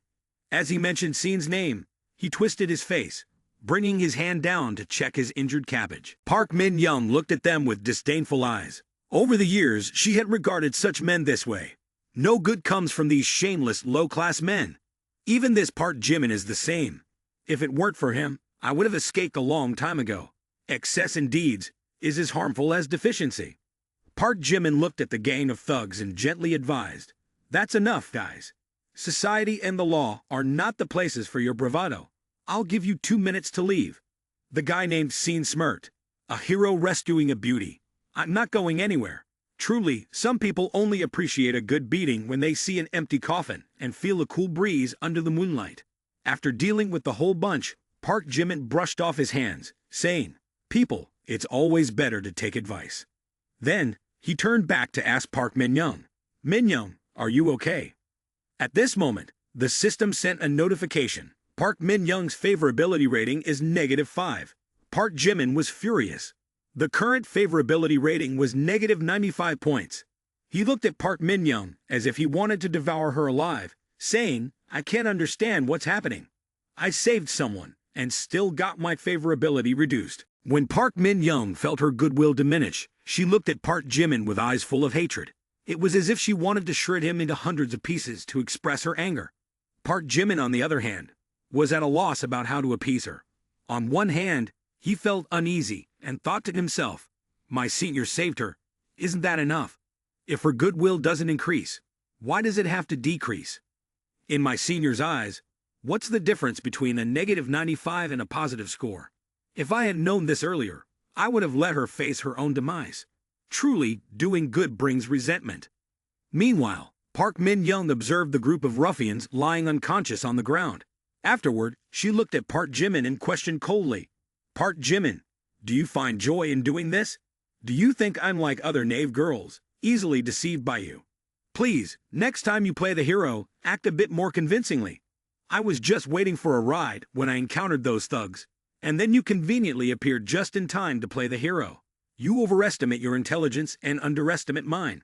At this point, Park Min-young unexpectedly stepped forward, grabbed his shirt, and began speaking with a fierce and threatening tone. Kim Ji-soo sacrificed her position as the student council president for you. You dare to plot against me. You wretch. You make me sick. After hearing this, Park Jimin appeared at a loss for how to explain. Truly, he hadn't expected Park Min-young to be so quick-witted.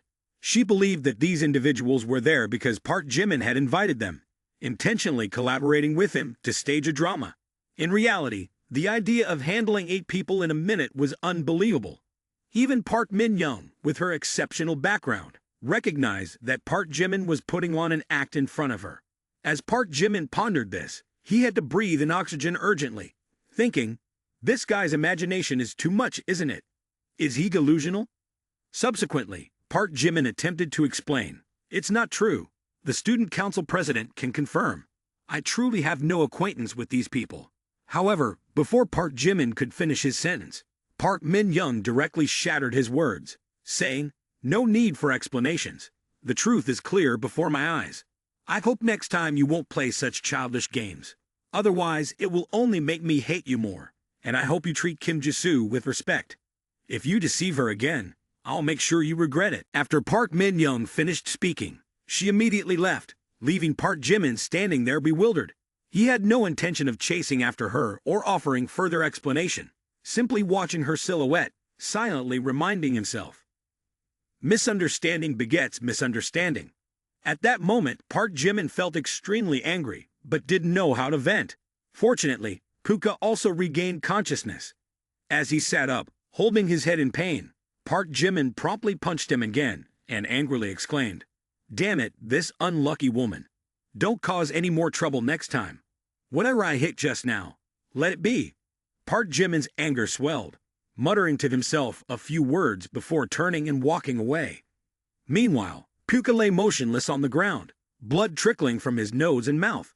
Park Jimin blamed the unlucky guy, thinking next time he would burn an incense before going out. He walked away, feeling, well, this girl seems to have a serious psychological disorder, overly cautious. It's best not to tease her, or else there will be trouble. Moreover, she is also a lesbian. Indeed, there is no perfect woman in this world. Park Jimin drove back to school, muttering to himself as he went, truly unlucky. Taking a step back, and the more I think, the angrier I become. I really gave her face back there. Originally, Park Jimin didn't want to dwell on this matter anymore, but it lingered like a persistent fly, buzzing in his head, making him furious. Just then, the phone rang. My story begins with you. Because of you, I learned patience. And because of you, I gave up my bad habits.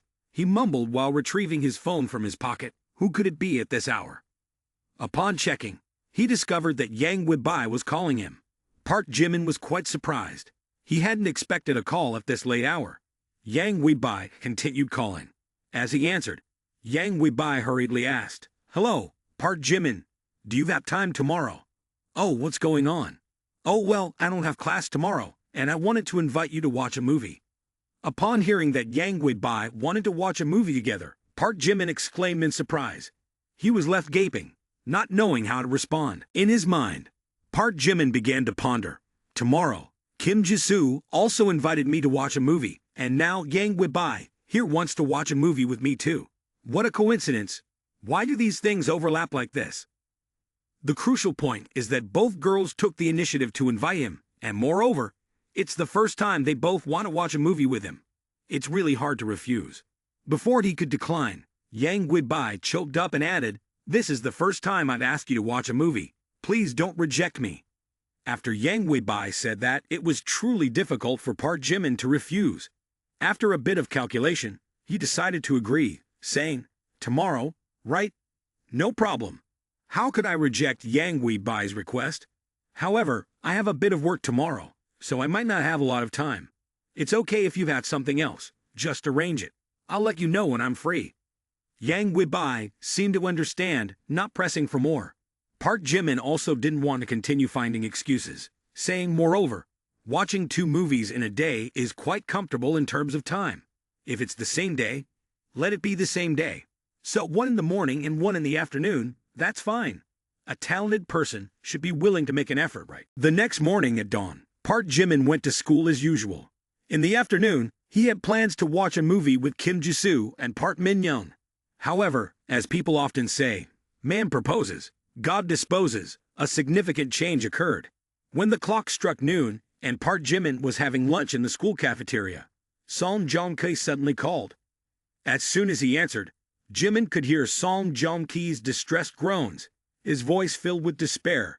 "Jimin, you rejected me." Park Jimin looked extremely skeptical and asked, "What happened this time? Didn't you just break up with Lee Sung-gi, and now another reappears?" Song Joong-ki, in tears, explained, "I wanted to forget about Lee Sung-gi, so I sought another girlfriend. This girl is beautiful and outstanding. Plus, she studies in the same language department as Yang Bai. Jimin, but today she rejected my invitation to watch a movie, and I already bought the tickets. Can you accompany me?" Park Jimin truly didn't know what to say at this moment. He couldn't mention that he also had plans to watch a movie with 2 other girls today. After some thought, he agreed, as he and Song Joong-ki had a friendship of over 10 years. It was also an opportunity to spend some time at his place. After finishing his meal, around 1 p.m., he immediately drove to the entrance of Seoul University. Upon arrival, Park Jimin promptly sent a text message to Song Joong-ki. "What's going on, Mayun? Hurry up, I'm here waiting for you." As Park Jimin sat in the car waiting, a slight bitter smile crossed his face. Thought today was just about watching 2 movies? Turns out it's 3. Plans are changing rapidly. Well, Mayun is my brother after all. Back in the days when I had no money, some guy always helped me out. Park Jimin encouraged himself. And then he began to calculate a reasonable time, avoiding any accidents on the road. Adding Song Joong-ki to the mix, I'll have to postpone the time with Kim Ji-soo a bit. Initially, I planned to allocate time for comfort. But now I have to manage this situation. After analyzing for a while, he arranged his schedule as follows.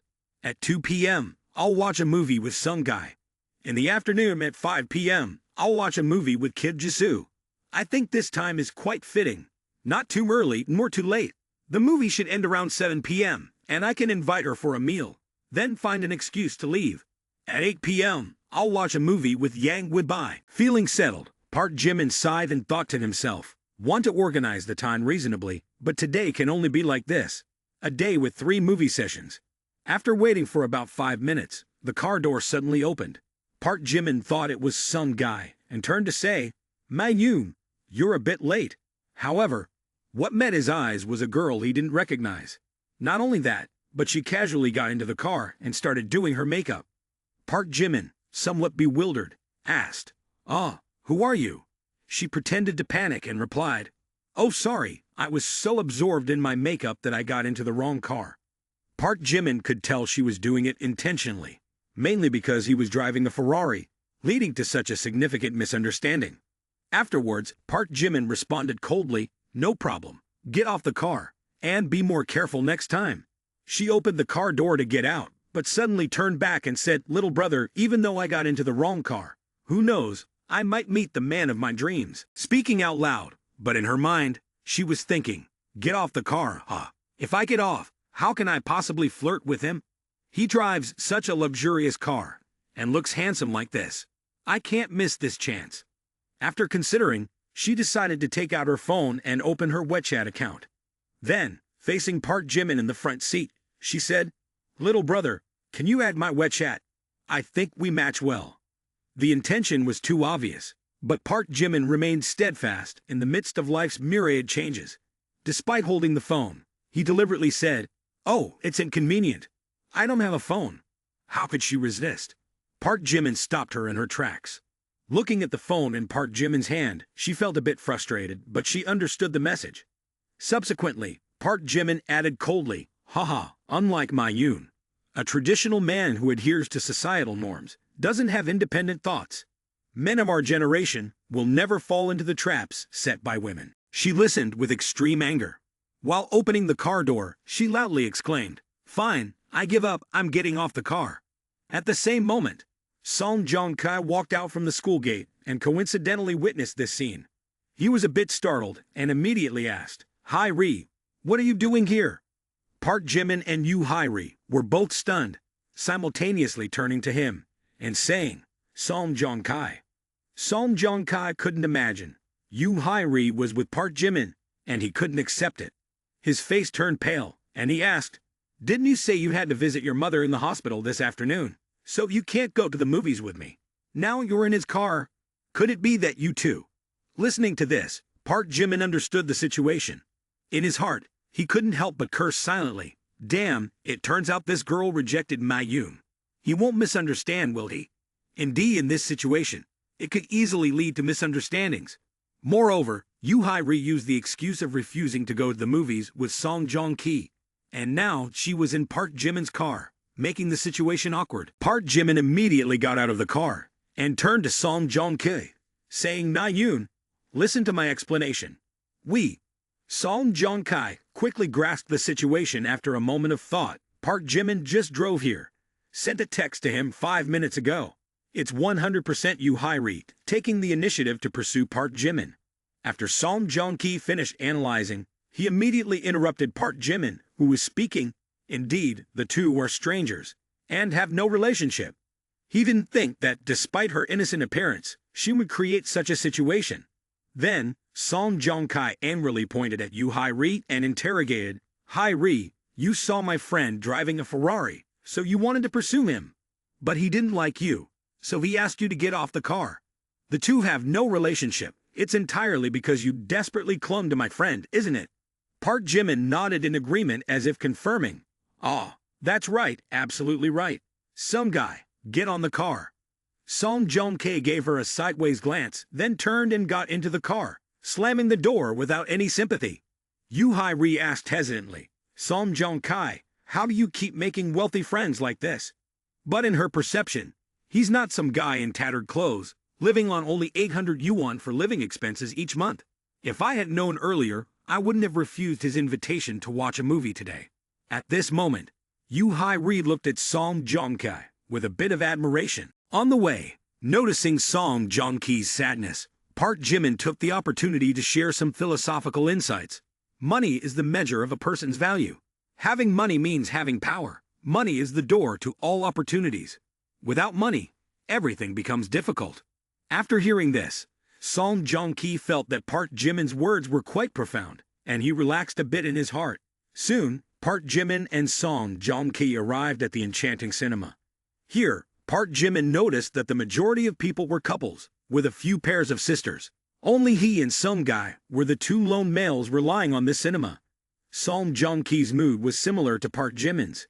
He felt countless curious eyes looking at him and Park Jimin, but looking at everyone, each in their couples, made him feel a bit like crying.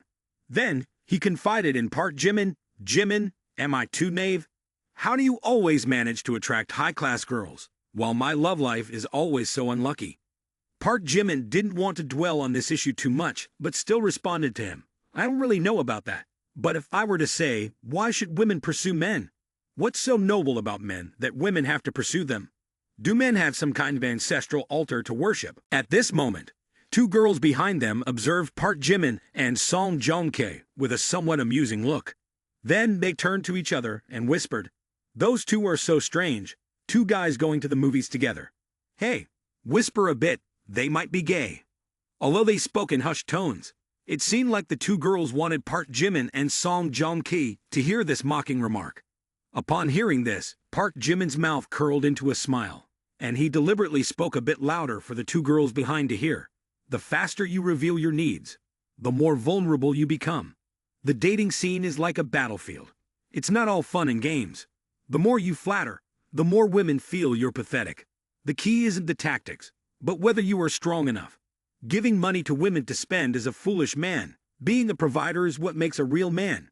Song Joong-ki, upon hearing this, felt like his entire circulatory system had just been unclogged. His mind became remarkably clear, as if in a state of enlightenment. What you said is absolutely right. After understanding the intricacies of the world, he excitedly grasped Park Jimin's hand, imploring, "Master, disciple has gained enlightenment. Please teach me the ways to become stronger." This scene caught the attention, creating an intense excitement for the two girls nearby, who whispered, "They're about to get married." Park Jimin, feeling flustered, said, "Ma-yoon, calm down, don't do this. People are watching." However, Park Jimin soon adopted a nonchalant attitude, going along with Song Joong-ki's mood. "Ma-yoon, I have nothing to teach you. I'm just a bit more handsome, a bit wealthier, and have a few more girlfriends.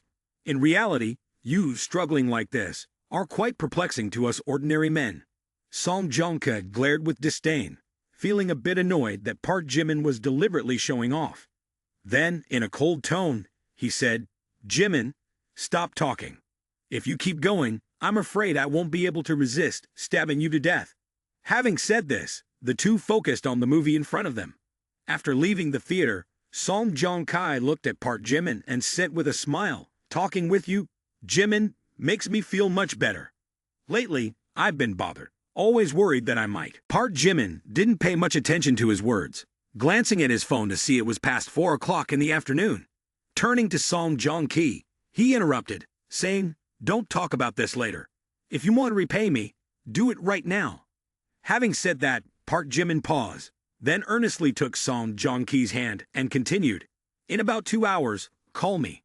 Consider it as you've done me a big favor." For him, the fact that Park Jimin came to watch a movie with him today was already deeply appreciated. Immediately, Song Joong-ki nodded in agreement but still had a bit of curiosity, asking, "Calling is fine, but why?" The two girls beside them were still caught up in this scene, gleefully commenting, "I'm telling you, those two are definitely a couple." The girl next to them, who had yet to have a boyfriend, sighed, "Ah, what's wrong with this era? Why don't handsome guys like female students?" After giving advice to Song Joong-ki, Park Jimin didn't explain further and quickly left, thinking to himself, "Why? Of course, it's to have a reason to escape from Kim Ji-soo, and then go on another date." Exiting the enchanting movie theater, he went straight to the IMAX cinema. When he reached the parking lot, he hurriedly ran towards it. From a distance, Park Jimin saw Kim Ji-soo waiting for him and silently thought, "Luckily, I made it in time." This was the first time they were going to watch a movie together, so she arrived at the cinema very early. Not only that, but Kim Ji-soo looked exceptionally beautiful today, with a hot figure that left Park Jimin stunned for a while. After a moment, Kim Ji-soo, feeling impatient, glanced at her watch and muttered, "It's starting in half an hour. Why hasn't Park Jimin arrived yet?" Kim Ji-soo stood waiting for Park Jimin at the cinema entrance, causing many male students to be strongly shaken in their hearts. Some couldn't resist and approached her a bit. Finally, there were boys who couldn't bear the beauty and took the initiative to introduce themselves. "Hello, little sister, greetings. My name is Sun Sung-woo. I've seen you standing here for half a day. Can I add you on WeChat? Although it's a bit abrupt, if I don't take the initiative today, I might regret it for the rest of my life. Please, please." Kim Ji-soo was somewhat surprised to hear the man open his mouth asking for her WeChat. However, when she turned to look, she saw a tall and incredibly handsome young man greeting her with a very polite attitude, making it hard for others to feel a virgin. Kim Ji-soo politely declined, saying, "I'm sorry, I have another appointment, and it's not convenient." He didn't appear disappointed at all, his expression naturally agreeing with her tenfold. Little sister, it's genuinely inconvenient. I might become a disturbance for you, but I'm not a bad person. I just want to add you on WeChat. I won't bother your date. If you find me annoying, you can delete me. Consider it fulfilling one of my wishes. Upon hearing this, Kim Ji-soo began to waver. His words were too clever, his language sincere, and his demeanor convincing. The final statement, "You can delete me," was indeed a masterstroke. He relinquished all control to Kim Ji-soo, skillfully curtailing any sophisticated retorts. It was undoubtedly the move of a seasoned player in the game of life. Park Jimin, feeling quite uneasy after hearing this, stepped forward to pat the smooth talker on the shoulder from behind. Then, with a wink, he said, "Your friend has been rejected, and persisting won't make a difference. Come on, let me show you how to impress someone." After Park Jimin finished speaking, he immediately approached Kim Ji-soo. His actions resembled that of a wild beast, forcefully pinning her against the wall, leaving Kim Ji-soo somewhat startled. He then leaned in, looking directly into her eyes with a flirtatious smile, saying, "Little sister, you're truly beautiful. Can we find a more secluded place to have a deeper conversation?" As soon as Park Jimin finished his sentence, Kim Ji-soo blushed and appeared flustered. In her eyes, Park Jimin was a strong and determined man. She looked like a deer caught in the headlights, her face turning rosy. Sun Sung-woo, witnessing Park Jimin's actions, showed disdain, thinking, "Is this all there is? Are you kidding?" In his eyes, Park Jimin appeared to be a skilled womanizer. But in reality, he was just an ordinary guy. His techniques lacked sophistication and were somewhat crude. Moreover, his skills were inferior. Adding insult to injury, showing off in front of him was like waving an axe in front of a skilled carpenter, making him feel extremely uncomfortable. However, what happened next was unexpected. The beauty in front of them smiled and nodded in agreement. She even pulled the rogue away, showing an embarrassed expression. This immediately left Sun Sung-woo utterly shocked. His face turned extremely angry, and he began to doubt the meaning of life, along with his top-notch flirting skills. How could this work? Is this really okay? Could beautiful women also be into this kind of madness? I can't understand.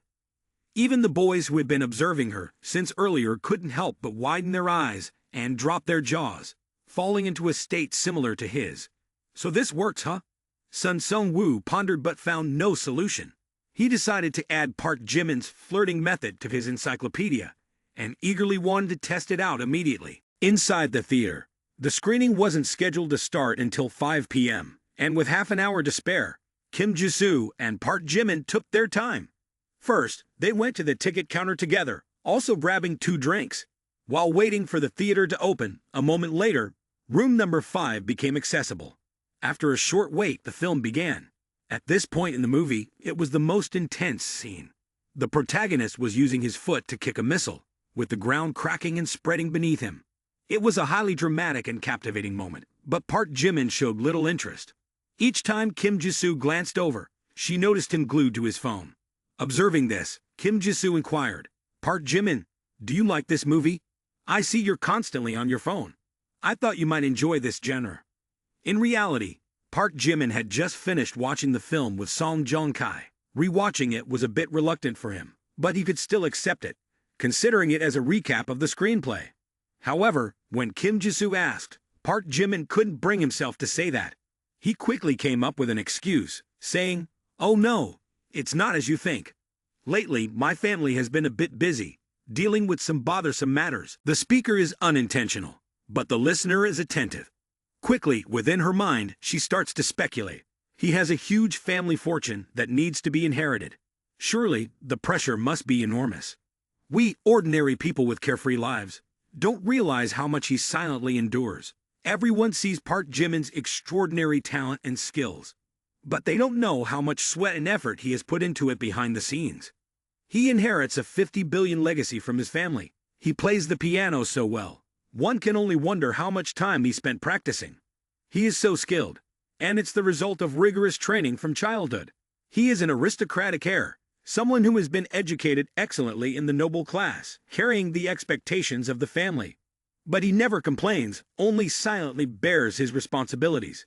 Because of this, he often feels restless and anxious. He works so hard, and yet I, for my personal gain, occupy his time to watch a movie with him. I am a selfish and despicable woman. The more Kim Ji-soo reflects within herself, the more her heart aches, and the more she feels a pang of conscience. Afterward, she gently took Park Jimin's hand, hoping to console him in some small way. Immediately, Park Jimin sensed Kim Ji-soo holding his hand. He turned to glance at her, realizing that something was not quite right. Tears streamed down Kim Ji-soo's face like rain, and her sobbing intensified. This sight left Park Jimin puzzled, thinking to himself, why is Kim Ji-soo crying like this? This isn't an action movie with gunfire. Why would she cry watching a fight scene? In reality, Park Jimin had been waiting for a call from Song Joong-ki for over 2 hours. However, Song Joong-ki hadn't called him yet. Without that call, Park Jimin couldn't find an excuse to leave. The longer he waited, the more anxious and uneasy he felt. Over 2 hours passed, and finally the movie came to an end. People often say that at the conclusion of a good movie, one feels a sense of regret. However, for Park Jimin, that extended period felt like a torture. As the screen displayed the end, he couldn't help but mutter under his breath, finally, the movie is over. Park Jimin and Kim Ji-soo stepped out of the movie theater, and the city was already aglow with dazzling lights. Golden lights adorned the streets, creating a romantic and dreamy atmosphere. This was an ideal time for couples in love. Kim Ji-soo looked at Park Jimin with eyes full of affection. She gently took his hand and suggested, Park Jimin, are you hungry? We should find a place to eat, right? I'm hungry too. How about having dinner together? Just as she started to speak, the familiar ringtone echoed. For you, I've learned how to be patient. For you, I've abandoned my bad habits. Park Jimin raised his phone and discovered that it was Song Joong-ki's number calling. A joyful smile spread across his face. Ma Yoon is indeed a good friend. The timing of the call is perfect. A good friend will never let you down. Park Jimin answered the phone with excitement. Hello, Joong-ki. What's up? Why does it sound serious? I'll be right there. Beside her, Kim Ji-soo observed his strong reaction and couldn't help but question, what's going on? Even Song Joong-ki on the other end doesn't understand what's happening. She felt that this person's words were a bit deceptive and unreliable. Park Jimin hung up the phone, nervously scratched his head, and said, Kim Ji-soo, I might have to leave urgently for something important. My friend has encountered an issue. Hearing this, Kim Ji-soo felt a bit unhappy, but tried to appear understanding. It's okay, if you have something to do. Go ahead, I'll be fine. Park Jimin played his part convincingly, making himself look panicked as he hurriedly ran off. Kim Ji-soo watched Park Jimin's hurried departure, and in her mind she couldn't help but think, Park Jimin's friend must be facing something significant. He's truly a man with feelings and principles. Once out of Kim Ji-soo's sight, Park Jimin returned to his car and casually sat down. Holding up his phone, he proudly thought to himself, I am indeed a genius. Next, let's move on to another appointment. Oh, the art of playing hard to get. Yang Wei-bai lives in the International Agency Apartment, a residential building designed and constructed with the highest quality, equipped with world-class facilities and services. It is located quite close to the city center, making it a convenient location. The residents are mostly successful individuals with high social status, making it an ideal choice for those seeking a luxurious, classy, and convenient living space. Following the location shared by Yang Wei-bai, Park Jimin arrived at the apartment building shortly afterward. Upon arrival, he took out his phone and sent a notification to Yang Wei-bai. I've arrived at your rented apartment. Yeah, come down. I'll wait for you for 2 minutes. While waiting, Park Jimin pondered.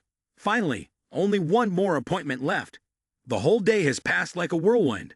Next time, I'll definitely not multitask like this again. Leaning against his car, he reflected on how foolishly he had played today, full of regret and self-blame. Suddenly, Yang Wei-bai's soft voice came from behind. Park Jimin, sorry. Did you wait for too long? Park Jimin turned his head towards the source of the sound, and in his line of sight was a girl with shiny long hair, bright fair skin, large round eyes, and a cheerful smile. She was dressed in a white crop top, blue jeans, and white sneakers. The cleverly short top showcased her attractive and lively personality along with an enticing waistline. Upon seeing her, Park Jimin couldn't help but be intrigued. She looks exceptionally beautiful today. Yang, his classmate, had the ability to pull off any style, indeed a beauty among beauties. Yang Weibai's captivating beauty left Park Jimin somewhat entranced until she approached and reminded him, snapping him out of this mesmerizing trance. "Let's go, shall we? Ready to go." As Park Jimin walked alongside her, dark thoughts filled his mind incessantly. If today's date goes smoothly, it might lead to something more with Yang Weibai. After getting in the car, Park Jimin decided to drive to a movie theater quite far away, halfway across Gyeongbokgung's hemisphere, also as a precaution to avoid being seen or having an accident in the middle of the road. When they entered the cinema, he tried to stay enthusiastic for a while, but eventually he couldn't fake it anymore and openly showed his boredom. Despite Yang Weibai's inquiries, Park Jimin consistently declined to avoid tarnishing his charming image. Having finished the movie, it was already 11:30 p.m. The city adorned itself with a new coat, shimmering and more enchanting than ever. Electric lights from buildings, restaurants, and bars radiated like sparkling beams, transforming the city into a vibrant and colorful painting. Park Jimin began to feel restless and uneasy. Looking at the stunning Yang Weibai beside him, he felt a surge of excitement, and his heart beat continuously. Eventually, Park Jimin couldn't resist the urge to boldly take her hand. Yang Weibai's hand was as soft as if it had no bones, making him feel like touching a fluffy cloud, making him want to hold on to it forever. Yang Weibai didn't resist. Her face blushed with extreme shyness. Both of them felt a bit awkward, yet their hearts were filled with joy. Despite the late hour, Park Jimin wanted to have a late-night meal with her. They casually found a roadside eatery. Since Park Jimin hadn't eaten anything the whole evening, he had corn at the cinema that made him nauseous.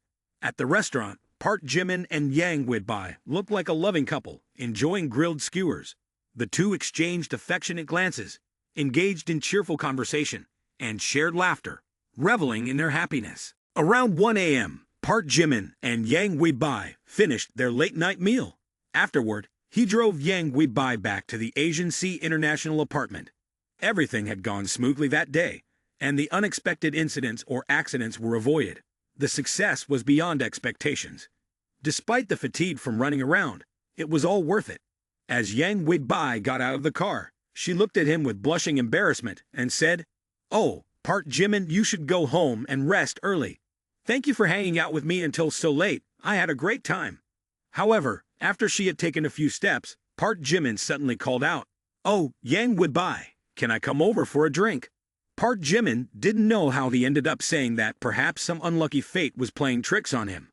He felt his heart starting to beat irregularly, and the atmosphere seemed to freeze with a hint of awkwardness. As soon as the words left his mouth, Yang Weibai felt a chill running down her spine, as if an unusual breeze surrounded her. Her heartbeat became erratic, as if it wanted to leap out of her chest. After a moment, she too seemed compelled by some mysterious force and said, "Hick, well, you can come up." The situation was becoming smoother day by day. Park Jimin immediately got out of the car, locked it, and followed her. The apartment building had 19 floors, and Yang Weibai lived on the 15th floor. Her apartment was elegantly designed with a modern touch. Additionally, the condominium was extremely convenient, featuring amenities such as a swimming pool, gym, children's playground, cafe, mini-mart, cleaning services, and 24/7 security. It seemed to lack almost nothing. It must be said that her family was quite well off to afford such a place. Park Jimin felt a bit awkward, not knowing what to do. After finishing his drink, he wanted to take a shower. However, Yang Weibai remained silent, sitting there. The sound of water dropping echoed, making Yang Weibai blush and feel a bit flustered. She didn't know what to do, while Park Jimin was in the shower. There was only one wall between them. Yang Weibai thought, "What's happening today? This is not like what I usually do. I thought he would just come over for a drink and then leave. Who would have expected that after finishing his drink, he would say it's late, and he wants to stay overnight?" And I agreed. A single man and a beautiful unmarried woman staying in the same room. It's very likely that something unintended might happen. The flames surged within Yang Weibai, almost impossible to extinguish. They had a tendency to grow even stronger, bordering on ferocity. In her mind, she continuously played out various scenarios. What should I do if he makes a demand later? If he wants it, it's not like I can't agree. What am I even thinking? Yang Weibai knew that Park Jimin had ill intentions, but she couldn't resist. A thrilling sensation was rising within her, and the air in the room became increasingly stifling, as if something were spreading everywhere. Her heart pounded louder, and her cheeks grew warmer. Sitting on the sofa, Yang Weibai contemplated what might happen next. This feels surreal, like I'm dreaming. Suddenly, she noticed something protruding from Park Jimin's pocket. Curious, she reached out and was startled to find movie tickets. She held the tickets in her hand, speechless. Why are there 4 movie tickets? Is he going to watch a movie with another girl? This was it, caught red-handed with no explanation. Truly he was an inexperienced young man. The atmosphere instantly turned chilly, as if plummeting to a freezing point. Yang Weibai, initially embarrassed with flushed cheeks, suddenly turned icy cold within the blink of an eye. Later, Yang Weibai recalled the unusual behavior of Park Jimin throughout the day, and she understood the reason. Park Jimin claimed to be busy and distracted during the movie, saying, "Turns out, he had watched Warrior Lane 14 with another girl before. The evidence is mountainous. There's nothing more to say." Yang Weibai couldn't fathom it. She couldn't bear the thought of her boyfriend going on a date with someone else, let alone watching the same movie. The more she thought about it, the more she felt her heart being squeezed. She didn't know what to do, just sat in silence, watching Park Jimin showering inside. She felt foolish and naive. She had loved a man who didn't love her. Park Jimin was still oblivious to the impending disaster. In the bathroom, he continued to shower, his mind wandering to the alluring figure of Yang Weibai. He joyfully sang, "Where is it flowing, flowing? Lost in your dreams, sinking deep, sinking deep. I'm done showering." Exiting the bathroom, Park Jimin immediately sensed that something was amiss in the room. He looked at the sofa and saw Yang Weibai sitting there, her face pale, eyes reddened. On the table, next to the tea tray, lay 4 movie tickets. Park Jimin was immediately stunned. Did the plan fail? Today, he had meticulously prepared and considered every aspect of the plan. Every small detail was perfected, preventing any possible mishaps. However, in the end, an insignificant mistake had exposed his perfect plan. At this moment, even jumping into the Yellow River wouldn't wash away his sins. But who was Park Jimin, the one chosen by the system? How could a small detail like this lead to failure? Instantly, he formulated a strategy, forcing himself to appear calm, as if there had been no separation at all. In just a moment, the mental score equivalent to 3 times that of an average person's brain was effective. Seeing Park Jimin's face change upon seeing the 4 tickets, Yang Weibai knew he was hiding something. However, Park Jimin dismissed it, acting as if nothing was wrong. This further fueled Yang Weibai's anger as she shouted, "Park Jimin, what the heck? Why are there 4 movie tickets in your pocket? Are you still going to the movies with another girl today? If you don't like me, just reject me. Why do you have to step into my life, then go on a date with another girl? Have you ever thought about my feelings? Get out, I don't want to see you anymore." Yang Weibai, subtracting 10 points for goodwill. Currently, goodwill stands at 75 points. Park Jimin smirked, a sense of self-amusement evident in his heart. "This situation, I foresaw it long ago. It's time to unveil the final move." Then, Park Jimin looked at Yang Weibai with a disappointed gaze. "It turns out, in your heart, I'm not that trustworthy. Just with 4 movie tickets, I can turn everything you invested into dust." Yang Weibai widened his eyes, unable to believe what he was hearing.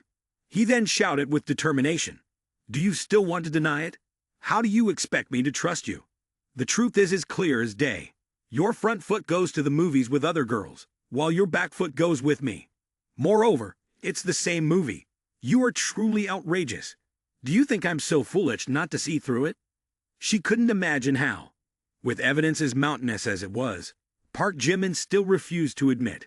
He could still appear innocent, as if the one acting against morality wasn't him, but her. Faced with Yang Weibai's interrogation, Park Jimin remained silent. He simply raised his phone and called Song Joong-ki, his voice low but filled with determination. Ask Song Joong-ki today whether he went to the movies with other girls or not. By now, it was almost midnight, and he put the phone on speaker. The ringing tone echoed in the room. After a full minute of contemplation, the two stood facing each other, locking eyes without uttering a word. The atmosphere became tense and stifling. On the other end of the line, Song Joong-ki's groggy voice came through. "Hello, Jimin. What's up so late at night?" As Song Joong-ki's voice echoed from the other end, Yang Wi-bai became even more tense. She snatched the phone from Park Jimin's hand, then regained her composure and asked in a calm and deep voice, "Song Joong-ki, this is Yang Wi-bai. I want to ask if you went to the movies with Park Jimin today." "Yeah, we watched Warriors of the Wolf 14. Initially, I was planning to invite you Hairi to watch it, but she turned me down. So, I ended up dragging Jimin along." Song Joong-ki responded subconsciously, but soon he recognized it as a woman's voice. He immediately jolted in surprise and exclaimed, "Isn't this Jimin's phone? Why do you have it? Are you two together?" Park Jimin's smooth talk really got you, Dan. Unbelievable, this guy can't fool around anymore. All right, no problem. Don't bother him anymore. Goodbye, Ma-yoon. After the call ended, Yang Wi-bai let out a sigh of relief. She still didn't fully trust, but at least she had a glimmer of hope. "So I misunderstood Park Jimin," she reassured herself. But then thought, no. What if Ma-yoon is covering up for him? Yu Hai-rai is in the same class as me. I'll confirm again. After a brief consideration, Yang Wi-bai picked up her mobile phone and called Yu Hai-ri. At this moment, Yu Hai-ri was in an upscale bar, swaying to the music, surrounded by wealthy young men. Suddenly, her phone rang. "Hello, gang miss. What's up?" "Hai-ri, did Ma-yoon make plans with you to watch a movie yesterday?" Upon hearing Yang Wi-bai inquire about this, she still felt a bit regretful as she answered, "Yes, he did. He invited me to watch Warriors of the Wolf 14. But I declined. I saw a handsome guy driving a Ferrari come to pick him up too. If I had known he had such wide connections, I would have agreed. It's a pity." After hanging up, Yang Wi-bai let out a sigh of relief. She felt like a burden had been lifted from her shoulders. Looking at her expression, Park Jimin knew he had escaped disaster number 82, but he still appeared unjustly irritated, saying, "So it's confirmed. Do we need to double-check my phone records?" Yang Wi-bai, realizing she had accused Park Jimin wrongly, now appeared remorseful and said, "Park Jimin, I was wrong." Park Jimin didn't want to hear any more. He appeared disappointed and said, "Yang Wi-bai, today I am truly disappointed in you." The angrier Park Jimin became, the more ashamed Yang Wi-bai felt. However, when she saw him about to leave, she became even more panicked. "Park Jimin, I was wrong. Please don't be angry. I shouldn't have misunderstood you. Please forgive me." Upon hearing this, Park Jimin didn't turn back, but pushed the door to leave. Although she didn't know, despite Park Jimin's outward anger, he was deeply startled inside. As soon as he stepped outside, he couldn't help but sigh with relief. "I almost messed up. Luckily, I was prepared. If not, I would have capsized this time." Yesterday, Park Jimin made every effort to make Yang Wi-bai no longer doubt him. Yang Wi-bai realized her mistake and felt increasingly regretful. She thought about how Park Jimin had done so much for her, and yet she turned around to suspect him, even kicking him out of the house. The more she thought, the worse Yang Wi-bai felt about herself, sensing a bit of ingratitude.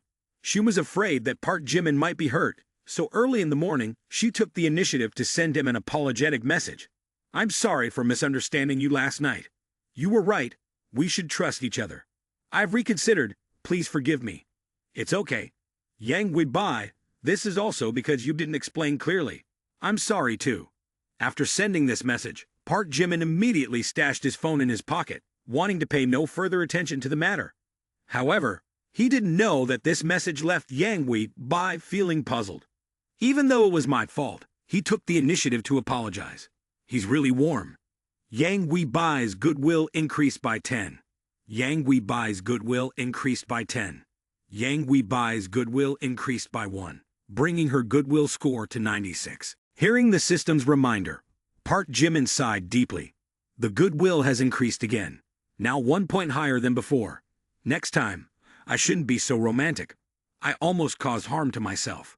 The system continued to announce, target number 6 successfully flattered Yang Wi-bai, achieving a breakthrough in goodwill with a score of 96, rewarded with a bonus of 10 reinforcement points. Despite Park Jimin's lingering fear, the surprising sound of the system caught his attention.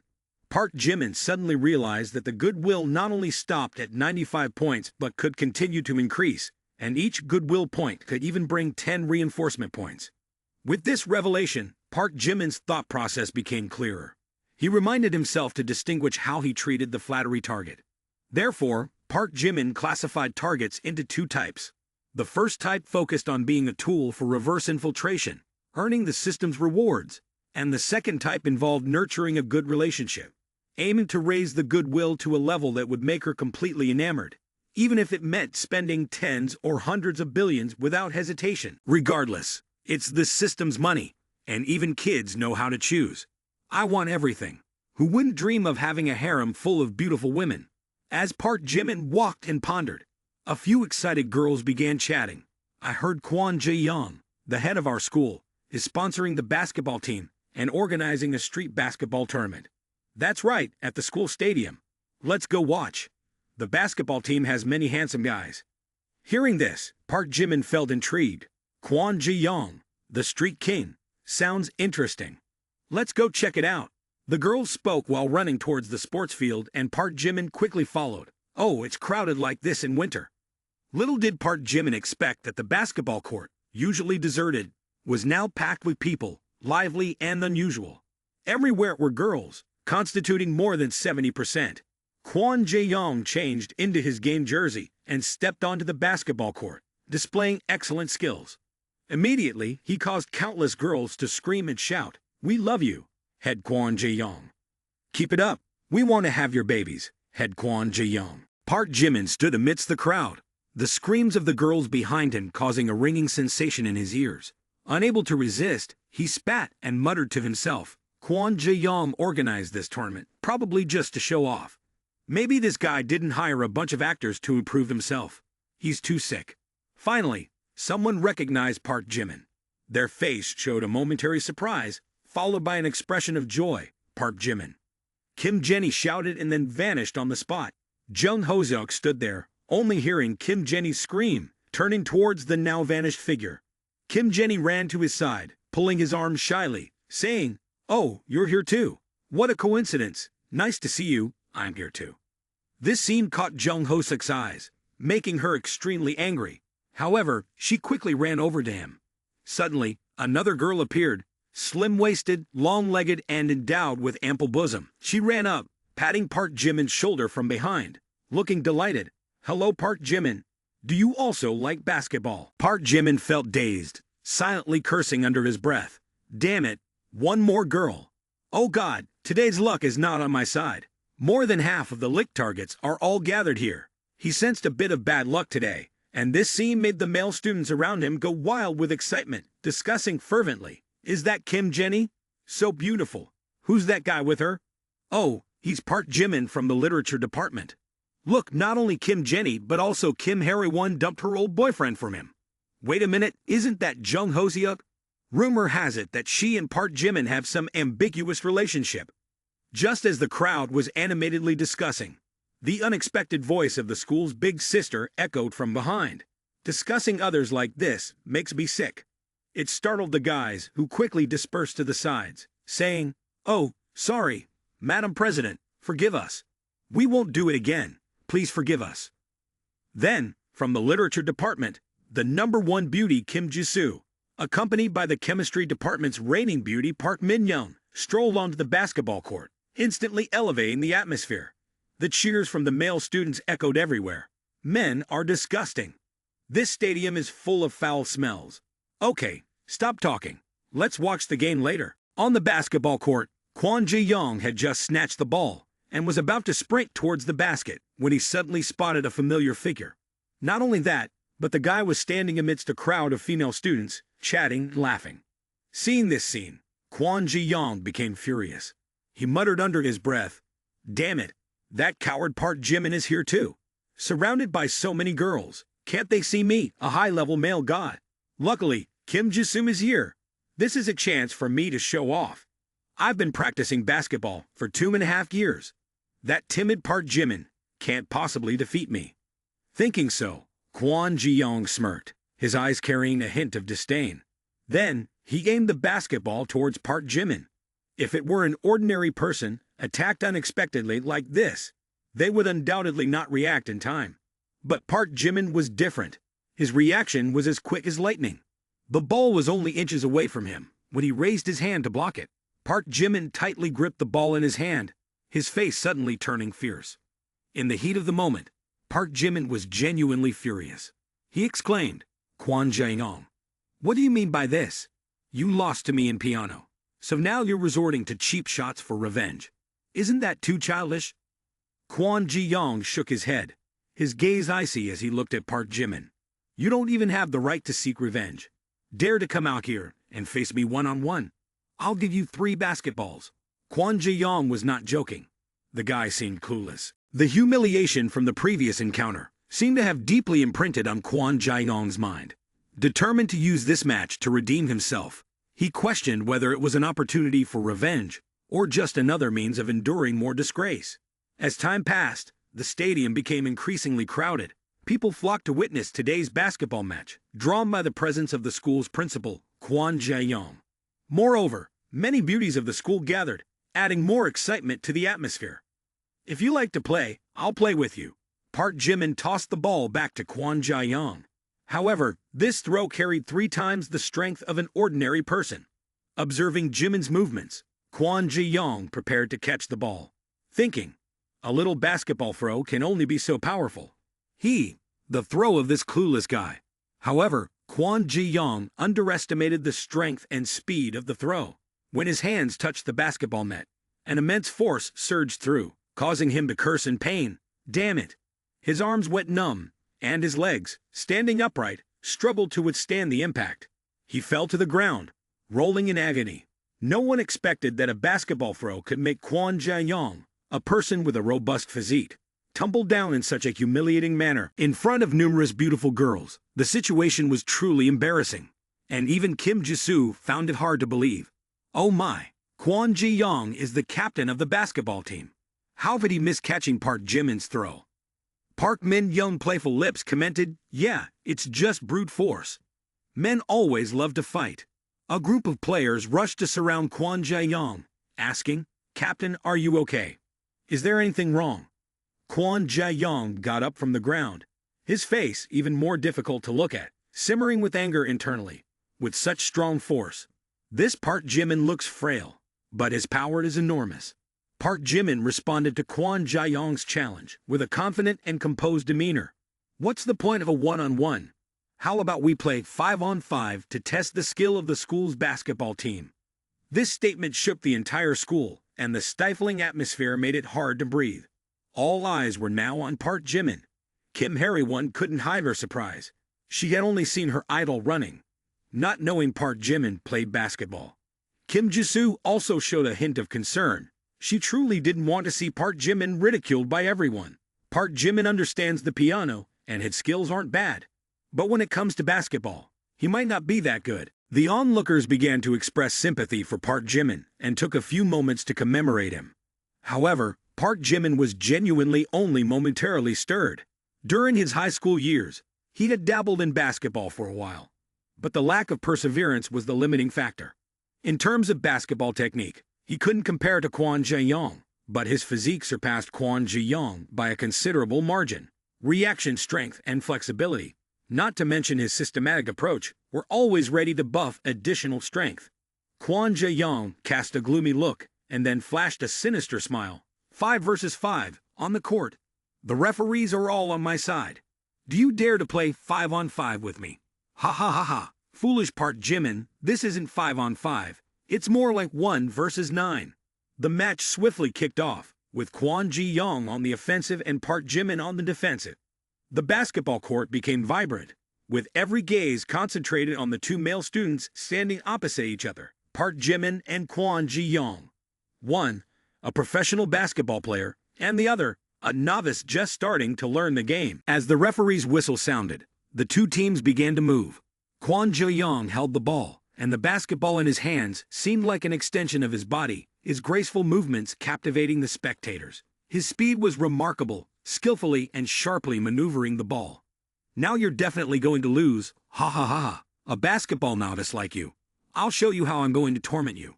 Wait until I crush your face, and Kim Ji-soo will know who deserves her." Park Jimin casually watched Kwon Jae-yong, defensively displaying unprofessional movements. Moreover, he was sandwiched between 3 robust players, almost rendered helpless.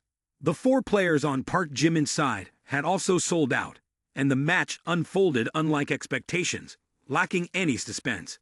Indeed, in just a dozen seconds, Kwon Ji-young easily broke through Park Jimin's defense, as if it were a walk in the park. Quickly, Park Jimin also noticed that his 4 teammates were letting water through, cooperating with Kwon Ji-young. Kwon Ji-young, do you think I don't know that everyone on the court is your actor? Who needs teammates? I'm enough on my own. After careful consideration, Park Jimin began to call upon the system. System, I want to enhance my basketball playing skills, because the owner hasn't mastered this skill yet. I need to spend 5 enhancement points to improve the skill. System, continue enhancing. I want to use 35 experience points to boost my basketball playing skills. I want to show off. Congratulations to the owner for upgrading to a basketball superstar. A second later, a familiar surge of energy flowed through Park Jimin's entire body like warm water. At the same time, a mysterious and incomprehensible feeling appeared in his mind. Park Jimin's body, which was initially stiff on the basketball court, suddenly relaxed completely. It was only then that Park Jimin realized a true basketball master not only needs exquisite ball-playing techniques, but also requires a firm mentality and superior physical strength. As he approached the basket, Kwon Ji-young confidently flashed a smile. This is the time to showcase courage. I will use a beautiful slam dunk to end the game. The female students cheered. Captain Kwon Ji-young is so good. Captain Kwon Ji-young is so handsome. He soared high, adopting an incredibly cool posture, preparing for a slam dunk to explode across the entire school. Just at the moment when he was about to steal the hearts of countless girls, Park Jimin suddenly disappeared from everyone's sight. He rushed towards the basket at lightning speed. Kwon Ji-young was just a few meters away from the basket. For him, making a slam dunk at this moment was a piece of cake. At this moment, the whole school watched without blinking. Just as the ball was about to touch the rim, Park Jimin unexpectedly reappeared. He surpassed Kwon Ji-young, leaped high, and swatted the ball away. Kwon Ji-young was dumbfounded, and the female students were ready to scream. This moment was silent, and no one knew what to say. Captain Kwon Ji-young plays basketball so well. How could he be blocked by Park Jimin? Unbelievable. His team members couldn't help but be astonished. How did he do that? Did you see? Not only did he shake his head and disappear. Damn, this isn't a paranormal phenomenon. The air felt stifling, as if someone was squeezing it, making it hard to breathe. Kwon Ji-young's face turned pale and then white. He stared intensely at the figure of Park Jimin, his mouth gaping without uttering a word. Dear, I can't believe it. This must be an illusion. Park Jimin spun the basketball on his finger, walked towards Kwon Ji-young, and said coldly, "It's my turn now. Captain Kwon Ji-young, I will show you what defeat looks like." Before he could finish speaking, Park Jimin was blown the whistle by the referee and shown a yellow card. He stood there in shock, his face becoming hard to look at. Then, he looked at Kwon Ji-young with anger, thinking, "Foul, Kwon Ji-young. Do you feel any shame getting a black whistle?" Right after the black whistle sounded, Kwon Ji-young was awarded a free throw. With his experience, he executed a precise free throw, sending the ball into the basket. The first goal of the match belonged to him. Kwon Ji-young smiled triumphantly, his cold eyes staring at Park Jimin. "Park Jimin, how good are you at playing basketball? Can you handle a black whistle? The basketball court has its own unspoken rules. Park Jimin, you're really childish." However, the referee's decision to blow the whistle on Park Jimin for a foul infuriated many spectators. They couldn't believe that the referee would make such a chaotic call. What kind of foul was that? Why is the referee pressuring Park Jimin like that? Is the referee biased? Even in a friendly match, they have to use a black whistle. It's truly embarrassing. Someone shameless like this can represent a university. It's truly disgraceful. The crowd erupted in shouts and curses, demanding an explanation from the referee. But the referee remained silent and walked away. In the hearts of the fans, Park Jimin did nothing wrong. In reality, Park Jimin didn't care about winning or losing in today's match. However, Kwon Ji-young was excessively arrogant, looking down on him, which made him feel insulted. Furthermore, he exploited the unwritten rules on the court to pressure and oppress him, making Park Jimin even more furious. Unable to bear it any longer, the anger within Park Jimin flared up to the extreme. Kwon Ji-young, you have truly provoked me. I can forgive you for cheating, but I won't allow you to violate the spirit of sportsmanship. I will give you, this miserable wretch, a game. Afterward, as if with divine assistance, Park Jimin could effortlessly snatch the ball, whether it was from the hands of teammates or opponents. As long as someone held the ball in front of him, he seemed to move so fast that no one could keep up, and the ball would inevitably end up in Park Jimin's hands. This was an absolutely astonishing hand speed on the basketball court. Channeling the strength of a person sweeping away all opponents, Park Jimin moved at the speed of light, rendering opponents unable to catch up. His powerful breakthroughs and elegant ball handling left opposing players attempting to obstruct him, but all their efforts were in vain. He was too quick, too strong, and too agile. Afterward, he leaped into the air and executed a successful slam dunk. Right after that, another slam dunk, adopting an extremely cool pose hanging on the rim. Following were straight shots to the backboard and beautiful 360-degree spins, requiring incredibly advanced techniques. Park Jimin moved across the court like a celestial star, shining brightly and leaving a profound impact on the countless spectators present. In the stands, everyone stood up, and cheers and applause echoed incessantly. Park Jimin appeared like a god competing on the basketball court, moving gracefully and flawlessly, with each movement perfected to the smallest detail. He executed breathtaking shots, causing the audience to cheer wildly. Meanwhile, Kwon Ji-young felt both angry and helpless as he watched his teammates unable to stop Park Jimin. He began to erupt. Surround him, or else foul him to stop him. Then, he pointed at Park Jimin's teammates and shouted, "You guys too." On the basketball court, it became a chaotic scene as both teams rushed toward Park Jimin to steal the ball. Park Jimin just smirked contemptuously, and his speed continued to escalate. His movements seemed pre-programmed, snatching the ball, blocking, deceiving, and dribbling smartly. Refusing to be stopped, he displayed both aggression and finesse in shooting. Each of his moves left opponents dumbfounded, prompting the constant question, "What is this?" His magnification reached a point where everyone couldn't clearly see what he was doing. He could score from any position, whether inside or outside the penalty area. Kwon Ji-young's net resembled a New Year's Eve fireworks show, continuously shaking, and the field turned into a captivating and unpredictable swamp. Almost as if Kwon Ji-young couldn't recover anymore. Half an hour later, the stands became eerily quiet. People stood frozen in place, no one moving. They were awestruck, helpless in the face of Park Jimin's extraordinary abilities. The audience uttered incomprehensible words, uncertain how to react to his talent and effort. What on earth is this? How does he do it? Does he really need to go all out like this? Even knowing this is a match reeking of cheating, it's too overpowering.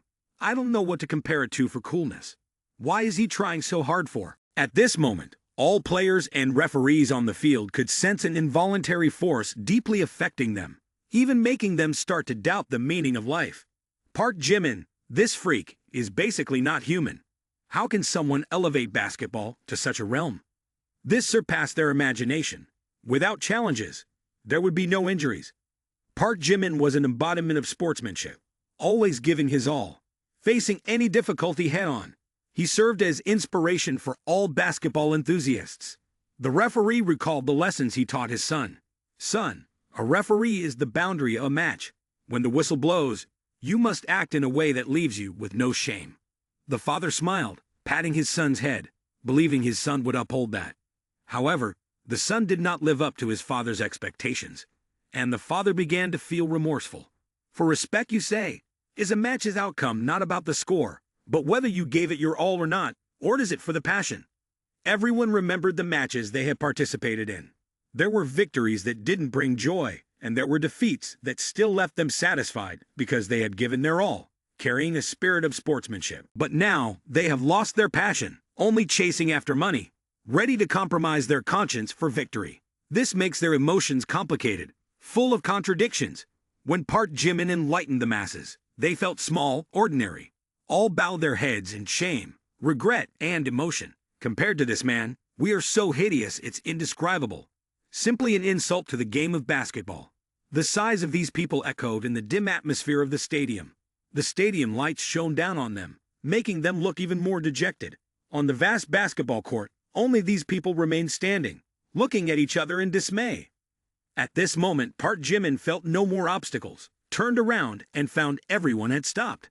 This made him wonder, what's going on? Did they give up? People in the stands stood up, not understanding what was happening. The players are still standing still. What's going on?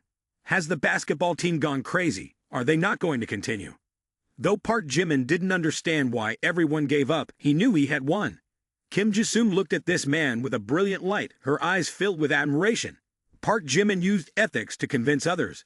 This is the true spirit of sportsmanship. Park Min-young stood beside. Her eyebrows frowned, her lips curled. She appeared very uncomfortable with Park Jimin. She thought he was just a show-off, not worth caring about. But in the end, Park Jimin's actions made her have to respect and applaud. She knew he was a person with extraordinary talent and determination. As for Kwon Ji-young, at this moment, he was furious to the point of being bloodthirsty. He looked at everyone in anger, thinking, "What the hell is this? Do you still want to make money?" Looking at the score now, 60-2, Kwon Ji-young looked at Park Jimin with eyes filled with disappointment and hatred. He knew he had lost in a humiliating way, and it was all because of his excessive confidence. He remained silent, his facial expression extremely uncomfortable. At this moment, he realized that Park Jimin was truly cunning. Initially, he wanted to make Park Jimin lose face, but unexpectedly, he was the one exposing himself to humiliation. It was too embarrassing. Not stopping there, Park Jimin, unabashed, mocked and said, "Kwon Ji-young, you have insulted the game of basketball, and all the subsequent humiliation is something you brought upon yourself. Just by blocking this shot, you can wash away your shame." Park Jimin's mocking voice echoed throughout the basketball court, making the audience silent and attentive. Their eyes were all focused on Kwon Ji-young, waiting to see what he would do next. Kwon Ji-young stood there, watching Park Jimin dribble towards him. Park Jimin's words seemed to offer him a ray of hope in this pitch-dark night. He knew that if he could block this shot, he might be able to turn the situation around. "I'm not truly defeated yet. I still have a chance." With determination in his heart, Kwon Ji-young rushed towards Park Jimin, using all his strength to prevent him from scoring. As he closed in, Park Jimin leaped high. Seeing Park Jimin, a dark thought crossed Kwon Ji-young's mind. "This is your own doing. Go to the hospital, Park Jimin." Thinking so, Kwon Ji-young's eyes carried a hint of malice. He jumped and exerted all his force to thrust into Park Jimin's chest. Kwon Ji-young's thrust collided with Park Jimin's chest, strong enough to hear the sound of breaking bones. However, the sound did not come from Park Jimin's chest, but from Kwon Ji-young's forearm. The pain quickly set in, making terror appear in his eyes. He fell backward to the ground, writhing in agony, exclaiming, "How could this happen? My arm!" Kwon Ji-young's resistance seemed non-existent in front of Park Jimin. He remained unaffected. Approaching the basket, Park Jimin executed a successful slam dunk, causing the audience to erupt in cheers. The spectators could hardly believe what had just happened. They looked at Kwon Ji-young lying on the floor, holding his broken arm, but there was no sympathy. Instead, they showered Park Jimin with wholehearted admiration. The one who achieved an absolute victory on basketball court is Yoonji, with an extremely dominant demeanor. He, extraordinary, has left a deep impression on many girls here, creating a tremendous shock for them. Following that, a series of chain reactions unfolded, leaving Park Jimin utterly bewildered. Ting. Subject number 3. Kim Ji-soo, ball licking. Goodwill score 96 points. Reward for successful enhancement plus 10 points. Ting. Subject number 2. Jung Hoseok, ball licking. Goodwill score 96 points. Reward for successful enhancement plus 10 points. Ting. Subject number 1. Kim Jenny, ball licking. Goodwill score 97 points. Reward for successful enhancement plus 10 points. Ting. Subject number 4. Kim Hara 1. Ball licking towards the owner. Achieved a breakthrough in goodwill score with 95 points. Congratulations to the owner for the successful reverse infiltration. Converting Kim Harry 1 into the owner's ball licker. Reward 22 points for enhancement. Congratulations to the owner for acquiring the proficient dance skill. Because the owner possesses this skill, the system has upgraded to level 10. Even though Park Jimin didn't spend a penny on Kim Hara 1, his performance was truly outstanding. Moreover, she was particularly fond of athletic guys, and Park Jimin excelled in every aspect. All of these factors led to Kim Hae-won's successful reverse infiltration. At this moment, Kwon Ji-young, lying on the floor, looks at Park Jimin, feeling extremely disappointed and regretful. Just for a moment of anger, he has lost everything. Park Jimin gazes at Kwon Ji-young with a cold, condemning looks, saying, "Whether it's about skills or character, you are not worthy to be the captain of the school basketball team. Competing with you, a trash like you, is an insult to my basketball skills." After saying this, Park Jimin immediately walks away, leaving Kwon Ji-young sitting there, looking after him with a resentful and defiant look. Then, Kwon Ji-young angrily shouts with a challenging tone, "Park Jimin, don't be arrogant. Let's just wait and see. I will make you feel ashamed sooner or later." Meanwhile, next to Kim Hae-won, a few girls who have just become fans of Park Jimin are talking excitedly. Park Jimin is so handsome, truly a dream man. Yes, and he's also excellent in sports, perfect indeed. I just wish to meet him once. That would be the happiest moment in my life. By the way, did you manage to record Park Jimin's slam dunk just now? I was so engrossed in watching that I forgot to record it. Hearing this, Kim Hae-won scans the crowd with her eyes, trying to find Park Jimin among them, but she can't spot him. Feeling a bit regretful, she thinks, "Hate it, can't find that Park Jimin guy anywhere." Originally, she intended to find Park Jimin to give him water. But now, Kim Hae-won can't help but widen her eyes as she sees many rivals surrounding him. Her eyes glanced over, and she noticed that Kim Ji-soo also had a water bottle. The two girls looked at each other without knowing what to say. Kim Ji-soo seemed hesitant and embarrassed, as if wanting to avoid Kim Hae-won's gaze. Kim Hae-won felt extremely uncomfortable. She didn't want Kim Ji-soo to have the opportunity to approach Park Jimin. Moreover, Jung Hoseok and Kim Jenny also had water bottles. The four girls looked at each other without saying a word. The atmosphere around them was a bit gloomy, mixed with a hint of tension. Regardless of who among the four, they all carried a not-so-light sense of jealousy. Each of them was eager to compete to hand her water bottle to Park Jimin. While the group of girls was overwhelmed by jealousy, Park Jimin suddenly disappeared without a trace. No one knew when Park Jimin had left the stadium. Such a chance, if not seized, when will it come again? Returning to the male dormitory, he couldn't help but feel anxious. Luckily, I ran fast. Otherwise, I wouldn't know which water bottle to choose, and a serious accident might have occurred. Park Jimin shook his head, dispelling the thought from his mind, and went to take a shower. It's really comfortable. Playing basketball makes you all sweaty. Taking a shower feels amazing. While Park Jimin was drying himself, his phone on the table received a notification. A person named Bad Boy Group in the Emperor chat group has sent you a friend request. Ha! A friend request from the Emperor chat group. What's going on? Park Jimin promptly accepted the friend request from Bad Boy Group. "Hello, President Jimin. Greetings. Is there anything wrong, or is there something you want to ask? Do you want to know if President Jimin is married?"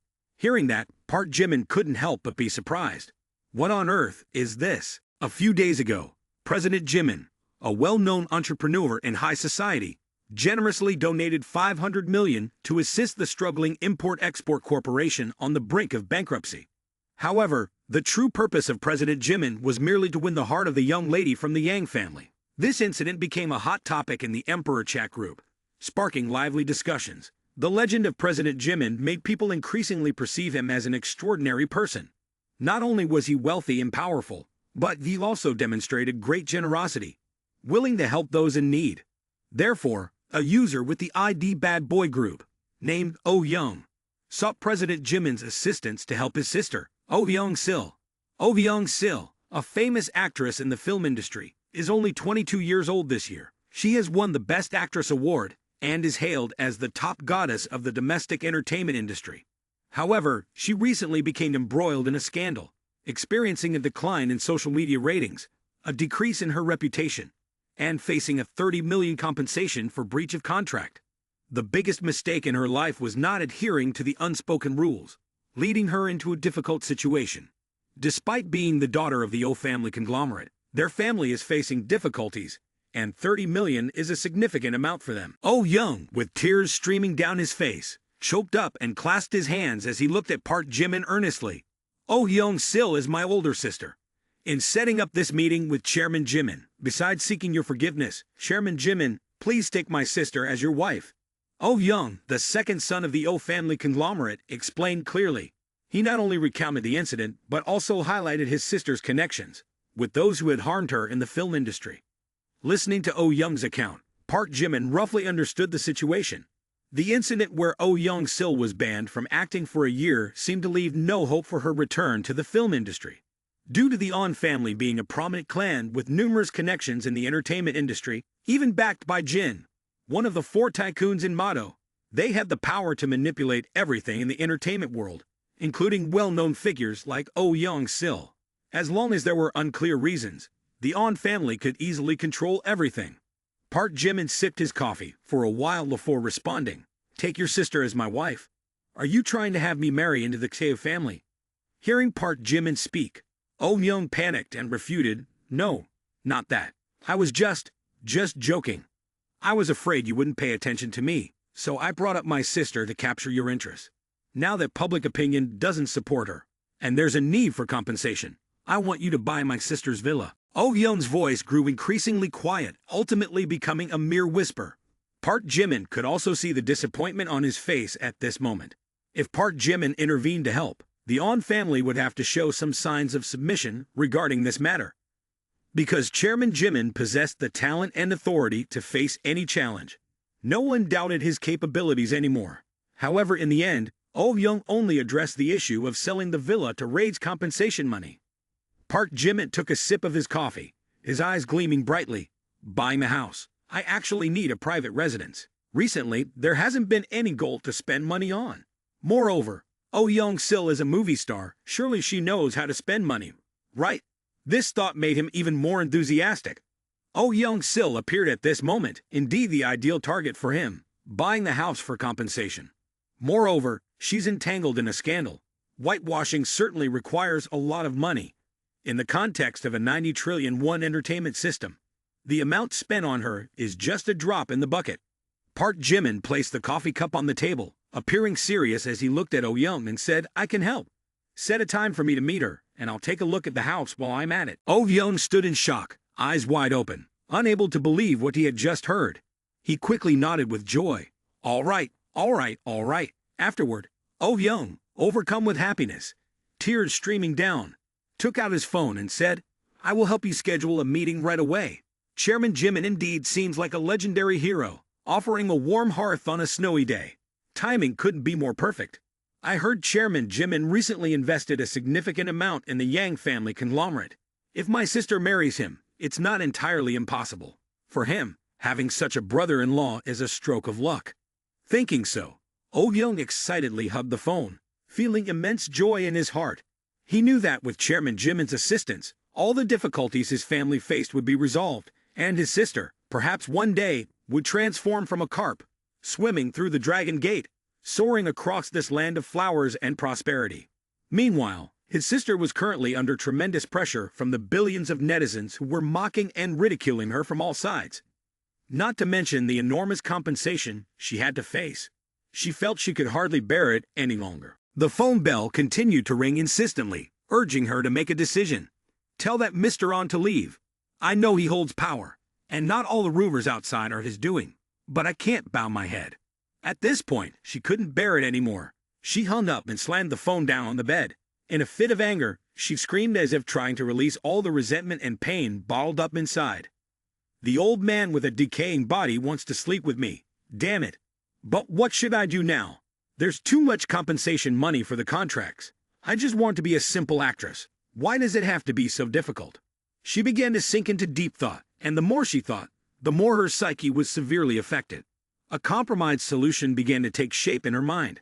She trembled, lips tightly sealed, her eyes showing a hint of confusion about what to do. She felt like the whole world was turning its back on her, with no place to turn, and she sensed profound loneliness and despair. She knew, this trip to Mado is a trade-off. This pure body will never be clean again, but there's no other way. Society is just like that. A girl who once embodied innocence and purity found herself thrust into the abyss of despair by the harsh realities of life. She had endured countless pains, humiliations, and ultimately came to the realization that wealth, interests, and fame were the most crucial aspects in this society. Without money, there was nothing. At this moment, another call came in. On the other end of the line, Oh Young excitedly spoke. "Sis, it's me. I've found you a grand and powerful backing. No need to worry about money anymore." "A backing, you ask? You recently started selling yourself, haven't you?" "Selling yourself sounds harsh, but that's what's been trending on the illustrious President Jimin's hot search lately. He's agreed to buy a house for you, and has promised to handle your matters." Oh Young paused for a moment when he reached this point, the smile fading from his lips. Oh Young-sil immediately grasped his meaning. A sense of disgust surged within her, even bordering on nausea. Working in the entertainment industry, she was well aware of the rumors circulating on Weibo. She had an extremely negative impression of this character, the so-called illustrious President Jimin. Known for spending money on female streamers everywhere, not exactly a benevolent benefactor. Alongside the On family, it was like President Jimin, huh? Hearing that, Oh Young wanted to introduce President Jimin to her. Oh Young-sil immediately transformed into an authoritative figure, starting to scold her younger brother. "What kind of illustrious name is that? An old man wanting to take advantage. Oh Young, you're helping an outsider harm me. Just wait until you get home. I'll show you." Although Oh Young heard the sharp and furious reaction from his sister on the other end of the phone, making him slightly uneasy, he found himself quite fond of this man named President Jimin. If the day came when President Jimin became his brother-in-law, he could boast and gain prestige at Gyeongbokgung, overshadowing even Yu Ah-in or the white-haired. Upon reflection, it was all very exhilarating. Even if his sister disagreed, he would still choose to stand by President Jimin's side, with an attitude unlike any other day. In the past, Oh Young would not hesitate to retort and argue back when scolded by his sister like this, saying he was as feisty as fresh shrimp. However, in this situation, Oh Young spoke to his sister with an entirely different demeanor. He no longer confronted her, but instead used a mix of sweet talk and persuasion. "Sis, trust me just this once. President Jimin is truly influential. Soon, you'll be taking him to see the house. Remember to treat President Jimin well a bit, okay?" Having said that, he didn't wait for his sister to respond. He promptly hung up the phone. Oh Young-sil, upon hearing this, became even more furious. She clutched her head once again, only able to scream in despair, "Ah, all men are wicked, even my own brother." Then, she raised her hand to the sky and began to swear, "Oh Young-sil, even if I jump from a high place and die at home, I won't need a single penny from any man." Meanwhile, after hanging up, Oh Young continued to chat with Park Jimin for a few more sentences, mostly praising the image of his sister to cosmic heights. However, what saddened Park Jimin the most was that Oh Young-sil, a beautiful and talented actress, if not unexpectedly, would have become a major star. But just as she was soaring high, she was undermined by the unwritten rules within the entertainment industry, damaging her career. Yet what impressed Park Jimin about Oh Young-sil was that, despite being fired and compensated for the contract, she remained resolute and refused to compromise with the unwritten rules. Zeitgeist International is a sophisticated urban area, combining luxury villas and high-rise apartments, highly praised for its convenient location and modern design. The luxurious villas, designed with 4 floors, each with 2 rooms, and the modern high-rise apartments, with over 30 floors, are part of this complex. Oh Young-sil lived in a villa area just a 5-minute drive from Park Jimin's house. This neighborhood isn't bad. The distance from the villa area I bought before is also quite close, and the spacing and orientation of the buildings are not bad at all. So this is Oh Young-sil's house. Unexpectedly, I and the big star are so close. Park Jimin, for some reason having never met a star before, eagerly wanted to meet her, so he kept ringing the doorbell continuously. Oh Young-sil, hearing the incessant doorbell ringing, became extremely annoyed, muttering to herself, "This is too fast. I've never seen a woman so irritable." As she stepped out, she grumbled, "Don't ring anymore. Even an old man isn't this impetuous. The doorbell is about to be broken by you." As she opened the door, Oh Young-sil's eyes carried a hint of surprise. She didn't expect the legendary President Jimin to be so young and handsome. Park Jimin asked coldly, "Hello, excuse me, are you Oh Young-sil? I'm a friend of Oh Young." After that, making her forget all the initial annoyance, and with a slight blush, she thought to herself, Is this person really President Jimin? Too young, and also too handsome. I've been in the film industry for so long, and I haven't seen any male actor with such charisma. Well, I'm right. Before Oh Young-sil could finish her thoughts, Park Jimin pushed the door and entered. Park Jimin had no intention of creating a good impression on Oh Young-sil from the start, taking my mate as a lesson. Park Jimin drew the conclusion. If the initial impression is too good, the system of flattery cannot successfully bind and spend money. So from the moment he met her, he displayed a very arrogant and uncultured attitude. How to leave a bad impression in her eyes. Once inside the room, Park Jimin boldly approached the seat, smirked, and said, "Ms. Oh, don't be too rigid. Please have a seat." Indeed, this approach was very effective. Oh Young-sil, seeing Park Jimin, had a relatively good initial impression. Park Jimin was young, handsome, and even younger than her, contrary to her imagination. However, right after that, she discovered he was very impolite. Before she could invite him, he pushed the door and entered, at the same time giving her a malicious and lecherous look. In her heart, she felt extremely uncomfortable. Damn it, this is my house. However, afterward, she still displayed a friendly attitude and greeted President Jimin. "Not little brother, are you not going to continue viewing the house? The house is quite decent. I've finished looking at it. Of course, the important thing is not the house." Park Jimin spoke ambiguously, making Oh Young-sil feel a bit uncomfortable. What is this guy doing? He looks strange and gives me the creeps. The important thing is that I want you to be my lover. The flattering system actions opened up. Name Oh Young-sil, age 22, height 168 centimeters, weight 50 kilograms, beauty score 92 points. The girl has a favorable impression towards the owner, with a score of 35 points.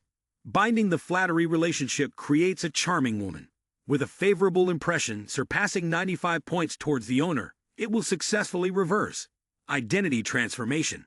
The other party will become the flattery of the owner, rewarding enhancement points by 30 and rewarding skilled performance skills. When the system successfully bound, Park Jimin smiled gently. Instead of being flustered, Oh Young-sil, after hearing this, rolled her eyes with disdain. "Want me to be your lover? You're disrespecting someone. If you have a few dollars, you act all proud. Let me show you how I can humiliate you." Clearly a top-tier actress, she didn't show any attitude on the outside. After thinking for a moment, Oh Young-sil coldly said, "You're quite straightforward. Fine, being your lover is not impossible, but I have conditions. First, a luxury car worth over 10 million. Second, an apartment in Thomson Rivera in Mado. Third, you invest in 2 films worth over 500 million for me. Of course, I will be the female lead if you find the conditions too strict." She stated 3 extremely excessive conditions, especially the third condition, which could be considered extremely unreasonable. Even for a billionaire, it would be almost impossible to accept. If not for the fact that the basic Tycoon could not meet these conditions, Oh Young-sil was convinced that Park Jimin would definitely not be able to meet her overly demanding requirements. However, when Park Jimin heard these 3 conditions, his expression showed extreme excitement. "Really? This is okay. This is easy. A Thomson GV apartment is not enough. Should I buy a few more? Can each of my sisters and my dad have one?" Oh Young-sil was a bit stunned, and in her heart, she couldn't help but doubt. What, aren't my conditions a bit excessive? Oh Young-sil still looked at Park Jimin in astonishment, unable to believe what she was hearing. However, not stopping there, Park Jimin took a dominant posture and continued speaking. "It seems you like acting, but I don't really understand this industry. So how about this? You go register a television company, and I'll give you 2 billion to be the CEO. You can act however you want." Not finished yet, Park Jimin threw the keys to a Ferrari onto the table and continued. "This is the key to the Ferrari, worth over 20 million downstairs." Park Jimin had more guts than brains, immediately diving into business matters. He took Oh Young-sil's account number and transferred 100 million for her to spend. The effect was immediate. Within 30 seconds, Oh Young-sil's account received a message from the bank, and the notification bell rang crisply like a roast pig. In this moment, Oh Young-sil's face immediately turned pale with a clear expression of horror. However, right after that, she frowned, her eyes revealing suspicion. How wealthy is Park Jimin exactly, transferring 100 million so easily like this? The car and the money transferred. Park Jimin stood up arrogantly and left, leaving her sitting there in a state of confusion. The encounter between the celebrity and him ended in less than 15 minutes. Half an hour later, Oh Young returned home. "Sis, I'm back." Suddenly seeing Park Jimin's Ferrari parked in front, Oh Young joyfully exclaimed, "Oh, isn't this Tycoon Jimin's Ferrari? Haven't you left yet?" Then he hurriedly ran into the house to welcome Park Jimin. However, as Oh Young opened the door, he only saw his sister sitting there and asked, "Sis, why are you alone? Where's Tycoon Jimin? I saw his car still downstairs. I thought Tycoon Jimin was here." Oh Young Sil, looking bewildered, replied, "You mean that Ferrari? Tycoon Jimin gave it to me." Hearing this, Oh Young felt like he was struck by lightning, dazed. The events unfolded so quickly that it felt like a dream. He stared intently at the car keys on the tea tray, his eyes filled with shock. He didn't know what Park Jimin had done, or why he would give such a luxurious gift to his sister. After a while, Oh Young regained her composure, but a hint of envy lingered in her heart. That over 20 million won car was given to my sister. Why didn't they give it to me? Oh Young Sil still looked bewildered and continued, "Not only the car, Chairman Jimin also transferred an additional sum of money to me." Curious, Oh Young asked, "Did he make a down payment for a house? Like 10 million or 20 million? Oh Young Sil raised her phone and replied, 100 million. Immediately, shock widened the eyes of the little brother, his mouth agape, unable to believe what he had just heard. Right after that, Oh Young began to whimsically speculate, "He hasn't even bought the house, and he's already given my sister 120 million. Chairman Jimin is indeed showing interest in my sister. I told you so. There's something going on. Here, am I about to become Chairman Jimin's brother-in-law? Ha ha ha ha." The more she thought about it, the more elated Oh Young felt, showering her sister with continuous praise. Seeing this, Oh Young Sil could only shake her head and sigh. This younger brother is truly incorrigible. At this moment, Oh Young Sil thought to herself, being his lover isn't entirely out of the question. Park Jimin's handsome and stylish demeanor stirs something in me. What am I thinking? This guy opens his mouth and demands that I become his mistress. I should hate him. But he handles things so neatly and decisively, especially when it comes to money he gives me. She couldn't fathom it. Someone I didn't know before like Park Jimin. Why would he treat me so well? At least he's not like some other men who only talk about love but don't show it in action. He transferred the car ownership to me. This 100 million, go ahead and spend it first. If it's not enough, I'll transfer more. He's the kind of person who can't bear to see a beautiful woman suffer. He has his business to attend to. Yet from start to finish, he hasn't laid a finger on me. Truly the demeanor of a gentleman. I really don't know what to do. I thought I'd never love again. But Chairman Jimin makes my heart flutter. He truly is a perfect man, wealthy, powerful, and even considerate. What should I do? Should I accept being his mistress, or should I refuse? I'm genuinely torn. This person doesn't seem to be a bad person either, because his behavior is casual, but his actions are measured. Thinking about this, Oh Young Sil's favorable impression began to rise. Specifically, she gained an additional 10 favorability points from Park Jimin. Oh Young Sil favorability plus 10. Oh Young Sil favorability plus 10. Currently, her favorability score stands at a negative 5 points. Meanwhile, Park Jimin had been absent for quite some time before reappearing. Although Oh Young Sil's favorability towards him had increased, the increment was not significant and still maintained a negative value. Park Jimin smirked slyly and said, "It seems that dealing with a star is indeed different. Even though I've spent over 120 million in favorability points, it remains this low. This time, if I can make use of Oh Young Sil, I'm sure I can earn a substantial amount. So from today onward, I'll give her 100 million every day. Let's see how long she can resist." Park Jimin knew that Oh Young Sil was a woman with high self-esteem. If he continued to transfer money like this, sooner or later, she wouldn't be able to withstand it. At that point, he could easily manipulate her and say straightforwardly, being a lover is crystal clear. When facing an unpleasant situation, I don't want to find excuses. Being straightforward is better than twisting things later. Crush all unstable factors from the start. Money can solve problems. Emotions should not be involved. Otherwise, I won't be willing to help her. Spending money is the way to dominate. The scene shifts to Harvard School today. A momentous day for Park Min-young.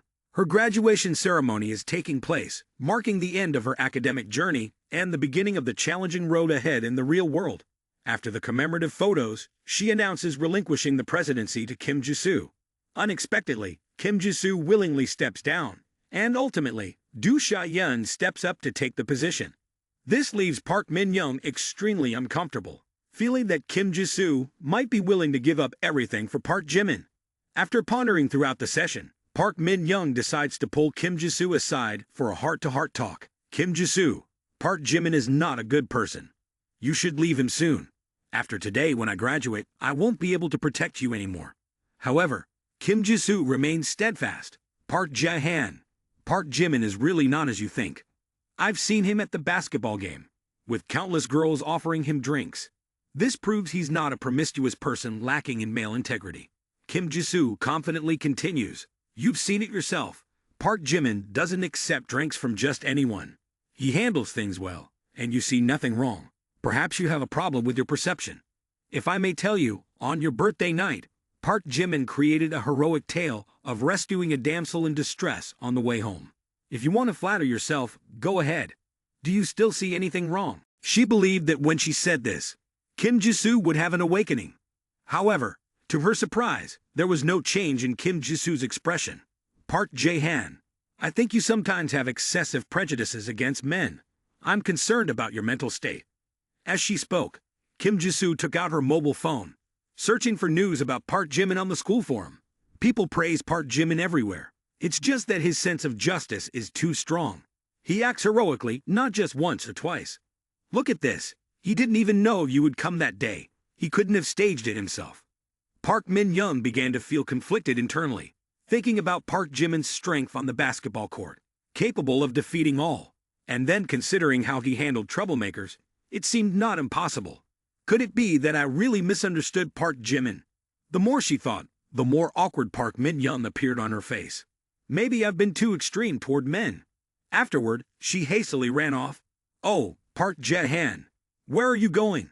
Our class hasn't taken photos yet.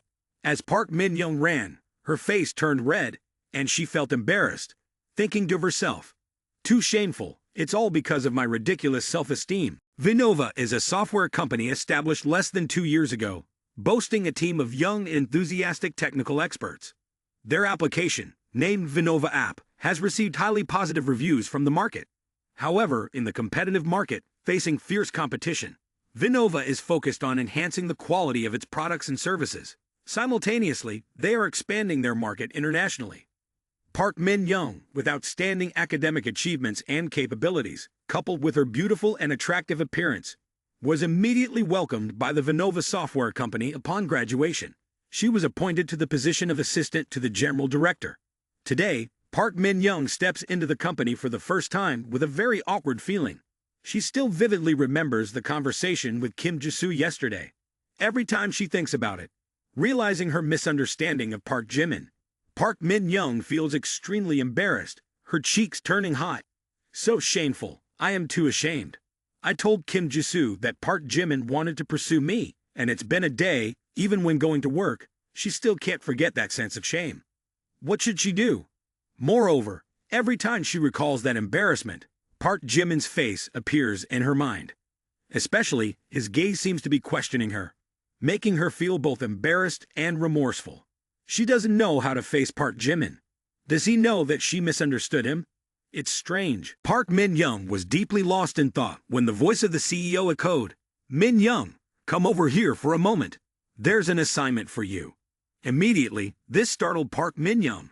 She hastily stood up, her face turning pale, and her eyes betraying a fearful glimmer. Yes, sir, she stammered. Subsequently, she hurried into the room to receive her task. Through investigation, Ji-sung had a somewhat clear understanding of President Baekhyun's preferences. President Baekhyun was a person enamored with beauty, and Ji-sung knew that to persuade President Baekhyun to invest in the company, she needed to leverage the beauty of Park Min-young. Because Park Min-young was like a beautiful flower, captivating and effortlessly drawing President Baekhyun's attention. This was precisely what Ji-sung needed. Therefore, the mission to seduce President Baekhyun at the charity gala was entrusted to Park Min-young. As Park Min-young entered the office, Ji-sung directly addressed the matter. Have you ever heard of the charity gala?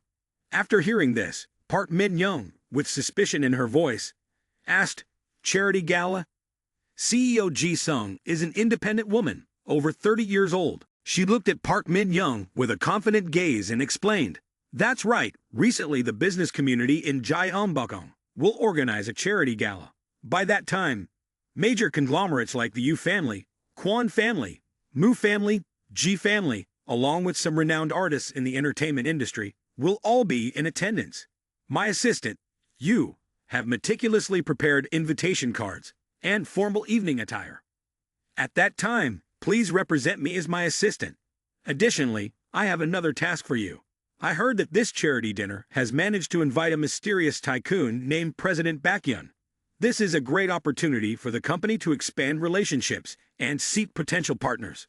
Your task is to network with President Baekhyun, help the company create a positive impression, and persuade him to invest in our company, paving the way for future endeavors." After listening, Park Min-young understood Ji-sung's intentions. She felt a bit uneasy, thinking to herself, "Oh my, here we go again. I thought having a female CEO would avoid these situations." But thinking about the job, she pushed aside that thought and adopted a more positive perspective. "Well, whatever. It's just a normal networking task, after all." After careful consideration, Park Min-young took a deep breath, trying to calm herself.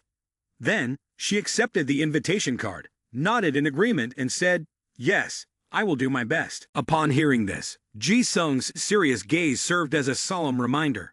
Effort doesn't mean attempting. It means accomplishing. While Park Min-young and the elder CEO of Innova app were discussing the charity gala, Park Jimin also received an invitation. Not only were the two engaged in this conversation, but Yuan also called him personally. "Have you seen President Baekhyun's Weibo?" Oh Young's sister took matters into her own hands and clashed with the On family in the entertainment industry. Park Jimin, feeling bored, perked up immediately upon hearing this. "Oh Young-sil, that's fantastic. I'm going to check it out." He quickly opened Weibo. Oh my, the heat is intense.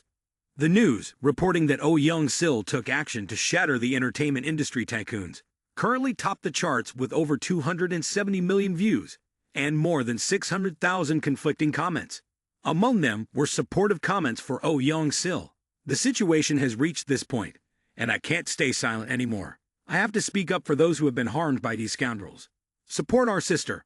Levers soar high." There were also critical comments directed at Oh Young-sil. "Oh Young-sil, with so much shady business on your own end, biting back at others? Those in the dark don't see the truth.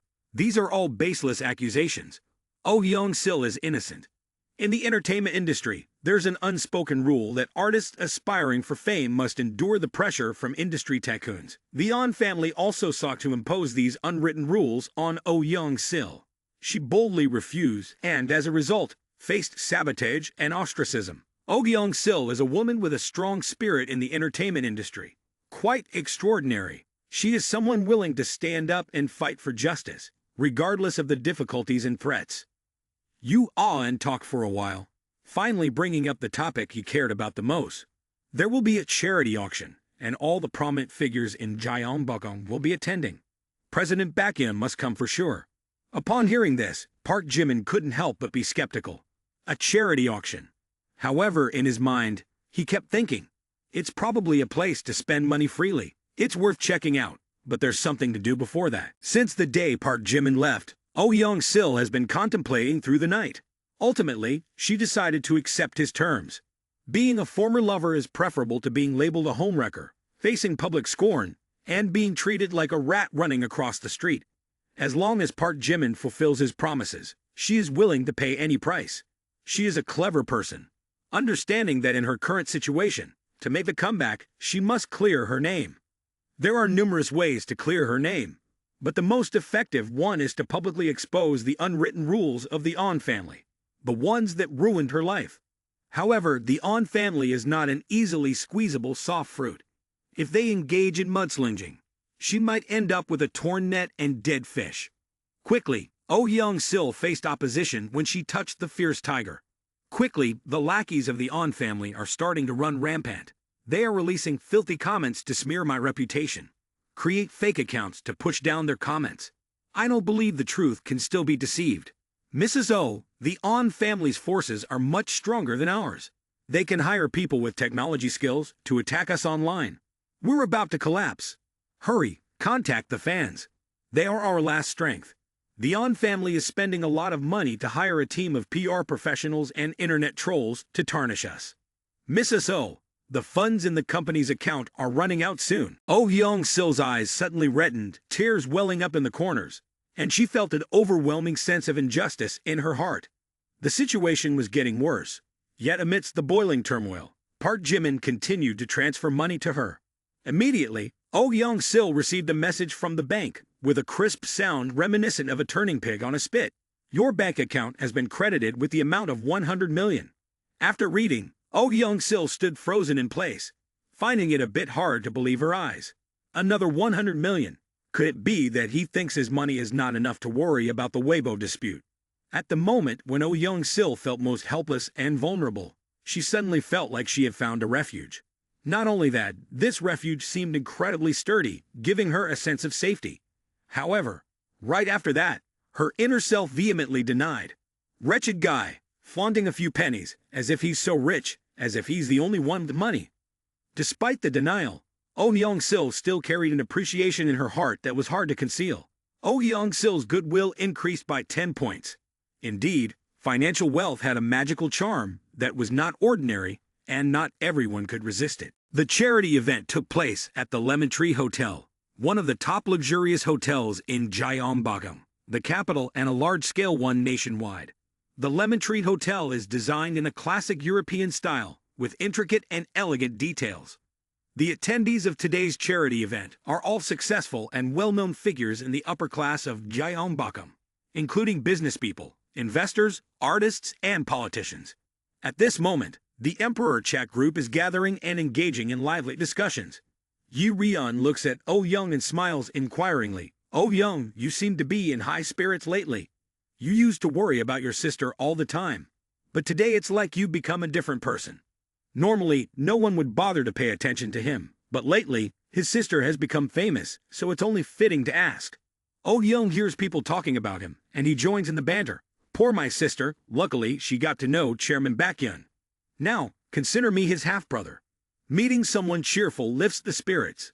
Basically, you guys don't know how rich Chairman Baekhyun is. The other day, after meeting my sister, he directly gifted her a LaFerrari worth over 20 million. Not only that, Chairman Baekhyun recognized my sister's acting talent and declared a 2 billion investment to establish a television company, helping my sister star in 2 major films with an investment budget of over 500 million each.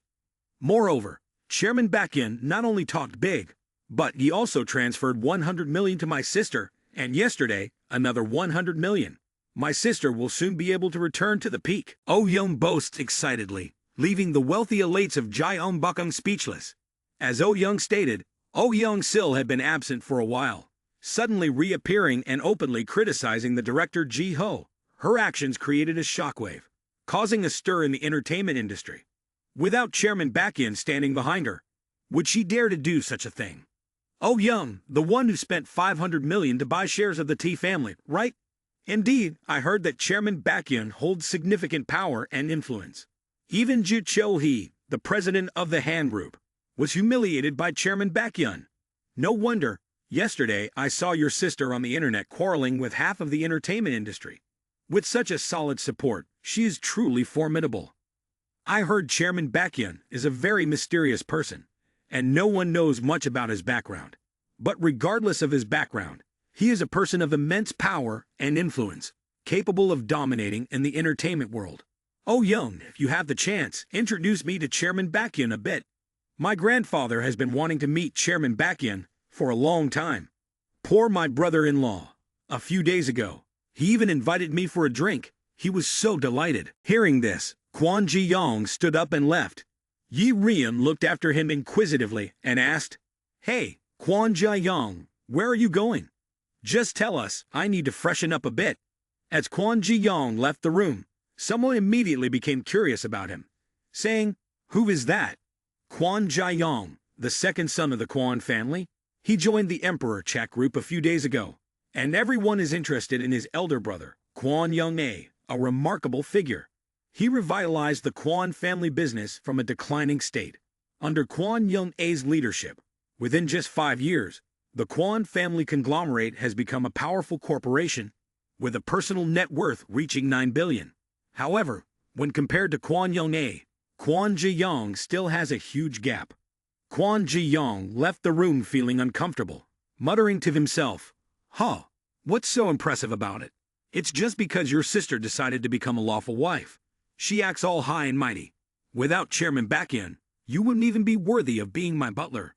Today's charity auction is essentially a place where the elites of Gyeongbokgung divide the pie, and the benefits in the next 15 years will be distributed through this event. Chairman Baekhyun is the most important guest tonight. I've collected all the information related to Chairman Baekhyun for a long time, and I've conducted a psychological analysis for him. The margin of error won't exceed 5%. He is a middle-aged person, elegant, with integrity and a broad vision. Even when born, he had a modest personality, and his outstanding qualities are hard to conceal. Do you all want to make friends with Chairman Baekhyun? Well, I don't need to ponder. I'll just sit by the door and wait. The moment Chairman Baekhyun arrives, I'll intercept him immediately. Watch and learn. Kwon Young-a. I'll prove through actions that I am the most valuable heir of the Kwon family conglomerate. Kwon Ji-young stood by the door, waiting for Chairman Baekhyun, contemplating while absent-mindedly looking around. Suddenly, he jolted, recognizing a familiar figure. Isn't that Park Jimin? What is he doing here? And why is he dressed in security guard attire? Kwon Ji-young widened his eyes, unable to believe what he was seeing. The person he always considered an enemy was now standing in front of him in tattered security guard clothing. Tonight, Park Jimin was dressed differently from usual, wearing a relatively simple suit. However, as he approached the hotel door, he felt awkward seeing the party attendees, all dressed extravagantly in the latest expensive and stylish suits. He felt like he was lost in the crowd, thinking, "This is the charity event, indeed very grand. To attend this event, I had to spend quite a sum of money. Recently, I spent a whopping 200,000 to buy this rather expensive suit, but I still decided to buy it because it's beautiful. Now looking back, I still feel a bit regretful. Spending money can be such a bittersweet feeling." Thinking about this, tears welled up in Park Jimin's eyes. Right after, he suddenly realized something that surprised him. How did I end up buying clothes today that look like the hotel security uniform? Oh no, what's going on? Everyone is wearing suits with leather shoes, and they look like uniforms. Oh my, when did hotel security start wearing expensive suits like this? That's really professional. Park Jimin felt awkward and became even more bewildered. He just discovered that times had changed. In his impression from television dramas, young men attending lavish parties usually dressed elegantly in suits and leather shoes. But currently, that seemed no longer true. At that moment, Kwon Ji-young approached with a mocking smile. "Hey, isn't this the basketball player Park Jimin? How did you turn into a security guard after a few days without seeing you?" The sneering voice belonged to him indeed. Kwon Ji-young continued to speak disdainfully. "Recently, your finances must be tight, so you've taken up a job as a security guard to earn some extra money, huh?" Park Jimin responded coldly, "I'm sorry, I'm not a security guard. I'm an invited guest for tonight's party. Besides, we're not close. Please have some self-respect and stay away from me." Hearing this, Kwon Ji-young became even more contemptuous and deliberately teased. "Attending the party? Huh. What a coincidence. I'm also here for the party. Let's go inside together." Afterward, he sneered, smirked, and harbored a malicious thought. "Huh, pretending with me, acting like a worn-out security guard. I'll embarrass you." Thinking so, Kwon Ji-young laughed mockingly as he followed Park Jimin into the hotel. Just as they reached the hotel entrance, Park Jimin was stopped by security. "Sir, please present your invitation." Park Jimin asked in confusion, "Invitation? What invitation?" Upon hearing this, Kwon Ji-young almost burst into laughter. "Impossible, who gets invited without an invitation? Park Jimin, stop pretending. Being a security guard is nothing to be ashamed of. No need to play the big shot. Ha ha ha." At this moment, Park Jimin had a darkened face and a fierce red gaze, knowing that Kwon Ji-young was deliberately provoking him. Kwon Ji-young's loud laughter and mockery in front of the hotel had attracted the attention of several onlookers. Suddenly, a luxurious black car pulled up in front of the hotel. Stepping out from the vehicle was an incredibly beautiful woman, adorned in a black evening gown. Initially, everyone was captivated by her long, slender legs. Park Min-young, observing the splendid party scene, couldn't help but exclaim, "This is the scene of a charity event." As she approached the hotel entrance, the form-fitting black evening gown showcased her slender and alluring figure. Gracefully, she moved like a fairy descending to the mortal realm, causing some people to pause mid-breath. Sensing her ethereal beauty, her eyes sparkled, holding myriad mysteries. Her long butterfly-like eyelashes, rosy cheeks resembling peach blossoms, ruby red lips, and flowing, tilted hair added to her charm. Especially striking was her snow-white skin, in stark contrast to the black dress, accentuating her natural beauty. The dignified demeanor of the girl made it impossible to look away. Who is this girl? She's unbelievably beautiful. I immediately think of Miss Yang from the Yang family, Yang Goodbye, or the Miss O from the O family, Oh Young Sil. It's not certain if anyone can surpass her in beauty.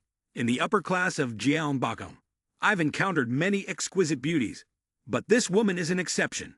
I've never seen anyone so beautiful. As soon as Park Min-young entered the party, the eyes of the men around her immediately fixated on her, and their gossip about her beauty made her extremely uncomfortable. Though she didn't like this attention, she had a mission tonight, to persuade Chairman Baek-in to invest in her company. Park Min-young was absorbed in thoughts about how to convince Chairman Baek-in, when she suddenly heard loud laughter and mockery from Kwon Ji-young. Attending the party without an invitation. That's strange, making a big fuss. She turned around, and a familiar figure that had been lingering in her mind for the past few days appeared. Park Jimin. He's here too. Park Jimin, infuriated, retorted, "I told you I don't have an invitation, but I am genuinely invited." Hearing the loud voice of Park Jimin, it made the hotel security raise an eyebrow, but they remained calm, and explained, "As far as I know, all guests have been issued invitations." Upon hearing this, Kwon Ji-young, who was standing nearby, added, "That's right, those without invitations are special guests, such as my brother, CEO Kwon Young-ae of the Kwon family conglomerate, the CEO of the Shark Company, President Jun, and the #1 internet sensation, Chairman Baek-in. These three elders control tens of billions, especially the last one, Chairman Baek-in, whose wealth is immeasurable." After explaining this, Kwon Ji-young looked at Park Jimin with a cold tone and questioned, "Park Jimin, may I ask which Tycoon you represent?" Kwon Ji-young thought that by mentioning these three wealthy individuals, he could corner Park Jimin, causing a scene and providing a reason for security to escort him out. However, Park Min-young intervened, saying, "He is with me. Can't one invitation bring in one person? He is my friend." After speaking, Park Min-young quickly handed the invitation to the security guard. Seeing the invitation, the security guard immediately bowed and accepted it, saying, "Yes, ma'am." Park Jimin looked at Park Min-young with a puzzled expression, thinking, "This damn girl probably hates me, yet she helps me out. Could she have some ulterior motive?" Although Park Jimin didn't really need the help, he couldn't believe that Park Min-young, who had always disliked him, would suddenly intervene to assist him. The more Park Jimin thought about it, the more perplexed he felt. However, at this moment, Park Min-young coldly explained her actions. "Go in. Let me make it clear, I helped you not because I've changed my opinion of you, but because I want to repay you. That night, I misunderstood you, and that's all." Park Jimin, upon hearing this, felt even more uncomfortable, muttering to himself, "Repaying me by pretending to make a threatening call to the Dong family heir, and she ruined everything. She thinks she's helping me. Where does she get that confidence?" Park Min-young, after contemplating, Park Jimin, without any courtesy, remarked, "Do you think that's how you repay me? I feel quite disadvantaged. I came here because I was invited, not to tag along with you. Don't make a big deal out of it. This isn't the Hodai Chu Student Union." Upon hearing this, Park Min-young blushed. She initially thought he would thank her, but she didn't expect Park Jimin's reaction. She became so angry that her lungs almost burst, saying, You, don't bother about him. I tried to help you, and you mock me. Just go die. Men with handsome faces are really not worth it." The more Park Min-young thought about it, the angrier she became. Her hands clenched tightly, and her whole body trembled with anger. She couldn't believe that Park Jimin would treat her this way. She initially thought he was a good person, but he turned out to be ungrateful. Meanwhile, Seeing Park Min-young so enraged, Park Jimin was also taken aback. He didn't expect her to get so angry. He just wanted to let her know that he didn't need her help, but he didn't anticipate her profound misunderstanding. At this moment, a crowd of onlookers witnessed the entire incident and burst into scornful laughter. They spoke loudly without any hesitation, clearly intending to leave Park Jimin utterly embarrassed. "Come on, I was just about to say. This guy is a scammer, let in, and still acting all high and mighty. This year there are too many scammers trying to freeload. Men like him are truly disgusting, lacking integrity, and yet deluding themselves with a sense of power. Truly disgusting." Kwon Jae-young, hearing the mocking voices, appeared quite pleased. He added a few words casually. "Park Jimin, a profession doesn't determine your worth, but you're obviously a security guard, deliberately pretending to be an invited guest. Living in such delusions, be careful about the difficult path you might face in the future." As everyone continued to mock him, Park Jimin couldn't endure another moment. His eyes turned bloodshot, and the veins on his forehead swelled. Immediately, a cold thought crossed his mind. Laugh. Go ahead, laugh. Let's see who will face a more difficult path later. Yi Ryun, who had just walked into the main hall, glanced towards the entrance and muttered, "What's going on?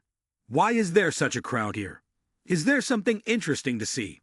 However, he couldn't help but be startled immediately. The surrounding crowd was buzzing with discussion, all pointing towards Chairman Baekhyun. Kwon Jae-young, with an arrogant expression, was patting Chairman Baekhyun's shoulder, displaying clear disdain. This sight infuriated Yi Ryun. "Damn it, this isn't Chairman Baekhyun. I thought it was him. Turns out it's the second son of the Kwon family gone mad, openly mocking Chairman Baekhyun. This is asking for trouble. I need to call Lion right away." From several months ago, Yu Yen had begun to take over the family business responsibilities. Bearing the weight of the family's significant responsibilities, he had grown considerably. In fact, he possessed impressive capabilities. Recently, he had developed connections with Chairman Baekhyun and Long Wong, one a tycoon, the other a major shareholder of the double-A conglomerate. Before the start of the dinner party, he had the opportunity to meet Kwon Young-ae, a distinguished figure in the Gyeongbokgung business community. The two engaged in conversation and found many commonalities. Yu Yen was eager to learn from Kwon Young-ae's valuable experiences, and she was more than willing to share her insights. Kwon Young-ae, a savvy businesswoman, quickly grasped the camaraderie between Yu Yen and Chairman Baekhyun. Having just exchanged a few words, she eagerly inquired about Chairman Baekhyun. "I heard Chairman Baekhyun is attending tonight. I've wanted to build a connection for a long time. When the time comes, I'll need Chairman Yu to help introduce me. Chairman Kwon has spoken highly, and although Chairman Baekhyun is my friend, I can't say much about his matters. I treat him like an older brother. Chairman Yu is too modest. Everyone knows Chairman Baekhyun and Yu." Before Kwon Young-ae could finish speaking, Yu Yen's phone suddenly rang. Glancing at the screen, he saw a call from Yi Ryun and promptly interrupted Kwon Young-ae. "Excuse me, I need to take this call." "Chung-hee, what's going on? I told you to pick up Chairman Baekhyun. Something's not right with Yen. Chairman Baekhyun is blocked at the entrance, and someone is humiliating him." "What the hell? Who's foolish enough to insult tonight's special guest? Who dares to disgrace Chairman Baekhyun? What the hell is going on? Who has the audacity against the two young masters of the Kwon family?" Kwon Jae-young. As Yu Yen finished speaking, Kwon Young-ae felt as if lightning had struck him. This news was akin to a divine punishment. He had been trying to establish a connection with the mysterious Chairman Baekhyun, deliberately targeting Yu Yen at tonight's dinner party. However, it seemed there was no more opportunity now. Without caution, the Kwon family conglomerate faced the risk of bankruptcy. Immediately, Kwon Young-ae seemed to lose his mind, rushing toward the hotel entrance, cursing along the way. "This reckless fool! Chairman Baekhyun, how dare you lay a hand on him?" Yu Yen quickly followed, calling out loudly, Chairman Kwon, please don't stir things up." At the hotel entrance, the upper-class crowd was buzzing with speculation. Chairman Baekhyun is becoming the target of criticism. They astutely recognized that Kwon Jae-young, the second young master of the Kwon family, intended to discipline the young man. In this situation, cooperating a bit seemed unavoidable. Consider it giving him some face. Kwon Ji-young patted Park Jimin on the shoulder, his eyes filled with disdain and mockery. After teaching Park Jimin a lesson and seeing him remain silent, he smirked like a triumphant victor. I told you, why act so arrogantly and try to infiltrate our social circle? Even a security guard suits you well. Park Jimin tried to maintain composure in the face of Kwon Jae-young's humiliation. Throughout his 3 years as a student, he had grown accustomed to such harsh words. This time was no exception. Following this, Park Jimin pushed Kwon Jae-young's hand off his shoulder, his gaze icy. Keep your hands off. A despicable guy like you has no right to lecture me. Even if your older brother is here, he has no authority over me. Hearing that, Kwon Jae-young burst into triumphant laughter.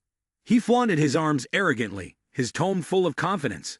Ha ha ha ha, this security guard talks too much, looking down on this person, looking down on that person. Do you know who my older brother is? My older brother is Kwon Young-ae, the chairman of the Kwon family conglomerate, holding assets worth tens of billions, and owning numerous businesses. Hiccup, even Gyeom Bakkum trembles at his influence. Pointing to his chest, he continued in a haughty tone. I am the second son of the Kwon family conglomerate, the younger brother of Kwon Young-ae. I've taught you a lesson. What can you do to me? You're just a rotten security guard. Park Min-young stood aside, indifferent and chilly. Even though she found Kwon Jae-young's attempt to teach Park Jimin a lesson amusing, hearing him boast about his family background made her disdainful. Kwon Jae-young. This guy, always boasting about the Park family conglomerate and his brother. He's just a useless fellow. But regardless, he's still much better than Park Jimin. I showed kindness to you, yet you still think too highly of yourself. Park Jimin, your family deserves you. When Kwon Young-ae and Yu Ain appeared, immediately there were loud cheers. Chairman Kwon, you're here. Also, young Master Yu Ain has arrived. Immediately, everyone shifted to the sides to make way for the two approaching figures. At this moment, the ladies felt their hearts beating faster. Not a few directly bowed, offering their business cards, respectfully, saying, Greetings, Chairman Kwon. However, Kwon Young-ae did not pause. His face darkened, and his cold gaze directed towards Kwon Ji-young as he walked forward. This scene caught the attention of some, sparking whispers and discussions. Chairman Kwon doesn't seem very happy. Someone must have provoked him. Some even thought that Park Jimin's days were numbered. When Kwon Young-ae stood in front of Kwon Ji-young and Park Jimin with a somber face, seeing this, he chuckled lightly, tapped his chest, and spoke with an arrogant tone. Big brother, why are you here? I can handle this little matter. Seeing Kwon Young-ae extend his hand and deliver a resounding slap straight to Kwon Jae-young's face, the young man was left dazed and bleeding from his nose. It must be said, the slap was merciless. Kwon Jae-young held his face in pain, his eyes filled with confusion and indignation as he questioned. What are you doing? Why did you get me? Kwon Young-ae looked at him with a bullet-like gaze, simultaneously signaling Park Jimin and angrily scolding. Why are you asking? Is there no IQ in your head? Quickly go and apologize to Chairman Baekhyun. Immediately, everyone looking at Park Jimin felt a bit of fear. The reason being that he was too young, only 20 years old but already so talented. However, precisely because of his young age, it made people wary. Kwon Jae-young, after that, was also stunned, not expecting Park Jimin to be so young. Chairman Baekhyun. Next, to express his sincerity, Kwon Young-ae bowed 90 degrees in front of Park Jimin, speaking clearly and fluently. Chairman Baekhyun, I apologize. My younger brother just committed an offense against you. I apologize on his behalf. Kwon Young-ae's apology echoed, making everyone so astonished that their eyes widened and their mouths gaped, experiencing a surge of emotions, sending shivers down their spines. At this moment, those who had mocked Park Jimin bowed their heads, not daring to lift their faces. They resembled black turtles retracting their heads, originally wanting to flatter the second young master of the Kwon family. Little did they know they had offended someone even more formidable. In their confusion and fear, silence lingered for a few seconds before people began to chatter. Baekhyun, the legendary chairman, owner of assets worth hundreds of billions, and a special guest at tonight's event. Truly, no need for an invitation. Chairman Baekhyun is indeed an attractive figure, always so humble. Chairman Baekhyun, I'm your fan. Can you please give me your autograph? Kwon Jae-young's expression was extremely complicated, displaying a mixture of amazement, regret, and anger. In his mind, 1,000 whys began to emerge. Why is everything like this? Playing the piano, playing basketball. I've lost to him in everything. Even in family background, I'm inferior to him. Is he the protagonist in a novel? Am I his nemesis? He truly hadn't thought about it. Just a few days ago, he was in the Emperor chat group, flattering Chairman Baekhyun in various ways. He even independently researched this mysterious character. Meanwhile, Park Jimin was just an insignificant junior. But unexpectedly, Chairman Baekhyun and Park Jimin turned out to be one. After this incident, he would no longer have a place in Gyeongbokgung, and even the Kwon family's business would fall into a deadlock. No one would want to do business with someone who offended the legendary Chairman Baekhyun. Yu Aon looked at Park Jimin awkwardly and said, "Today's situation with Mr. Baekhyun is my fault. You should have called me. It's quite impolite not to." The atmosphere was somewhat tense. Everyone holding their breath, waiting for Park Jimin's reaction.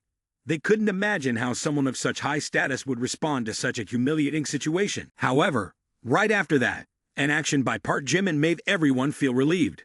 He simply patted Yu Aon on the shoulder and said with a gentle voice, "Don't worry about our relationship.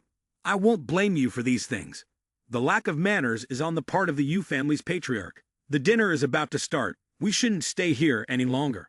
We are all well-known figures in Gyeongbokgung. So let's go inside." After ushering everyone into the banquet, Yu Aon glanced at Park Jimin, his brows furrowed in discomfort. Immediately, Yu Aon angrily exclaimed, "Call the manager here immediately. Whoever arranged the security guard uniform for today's party, change the entire set for me. Do you hear me?"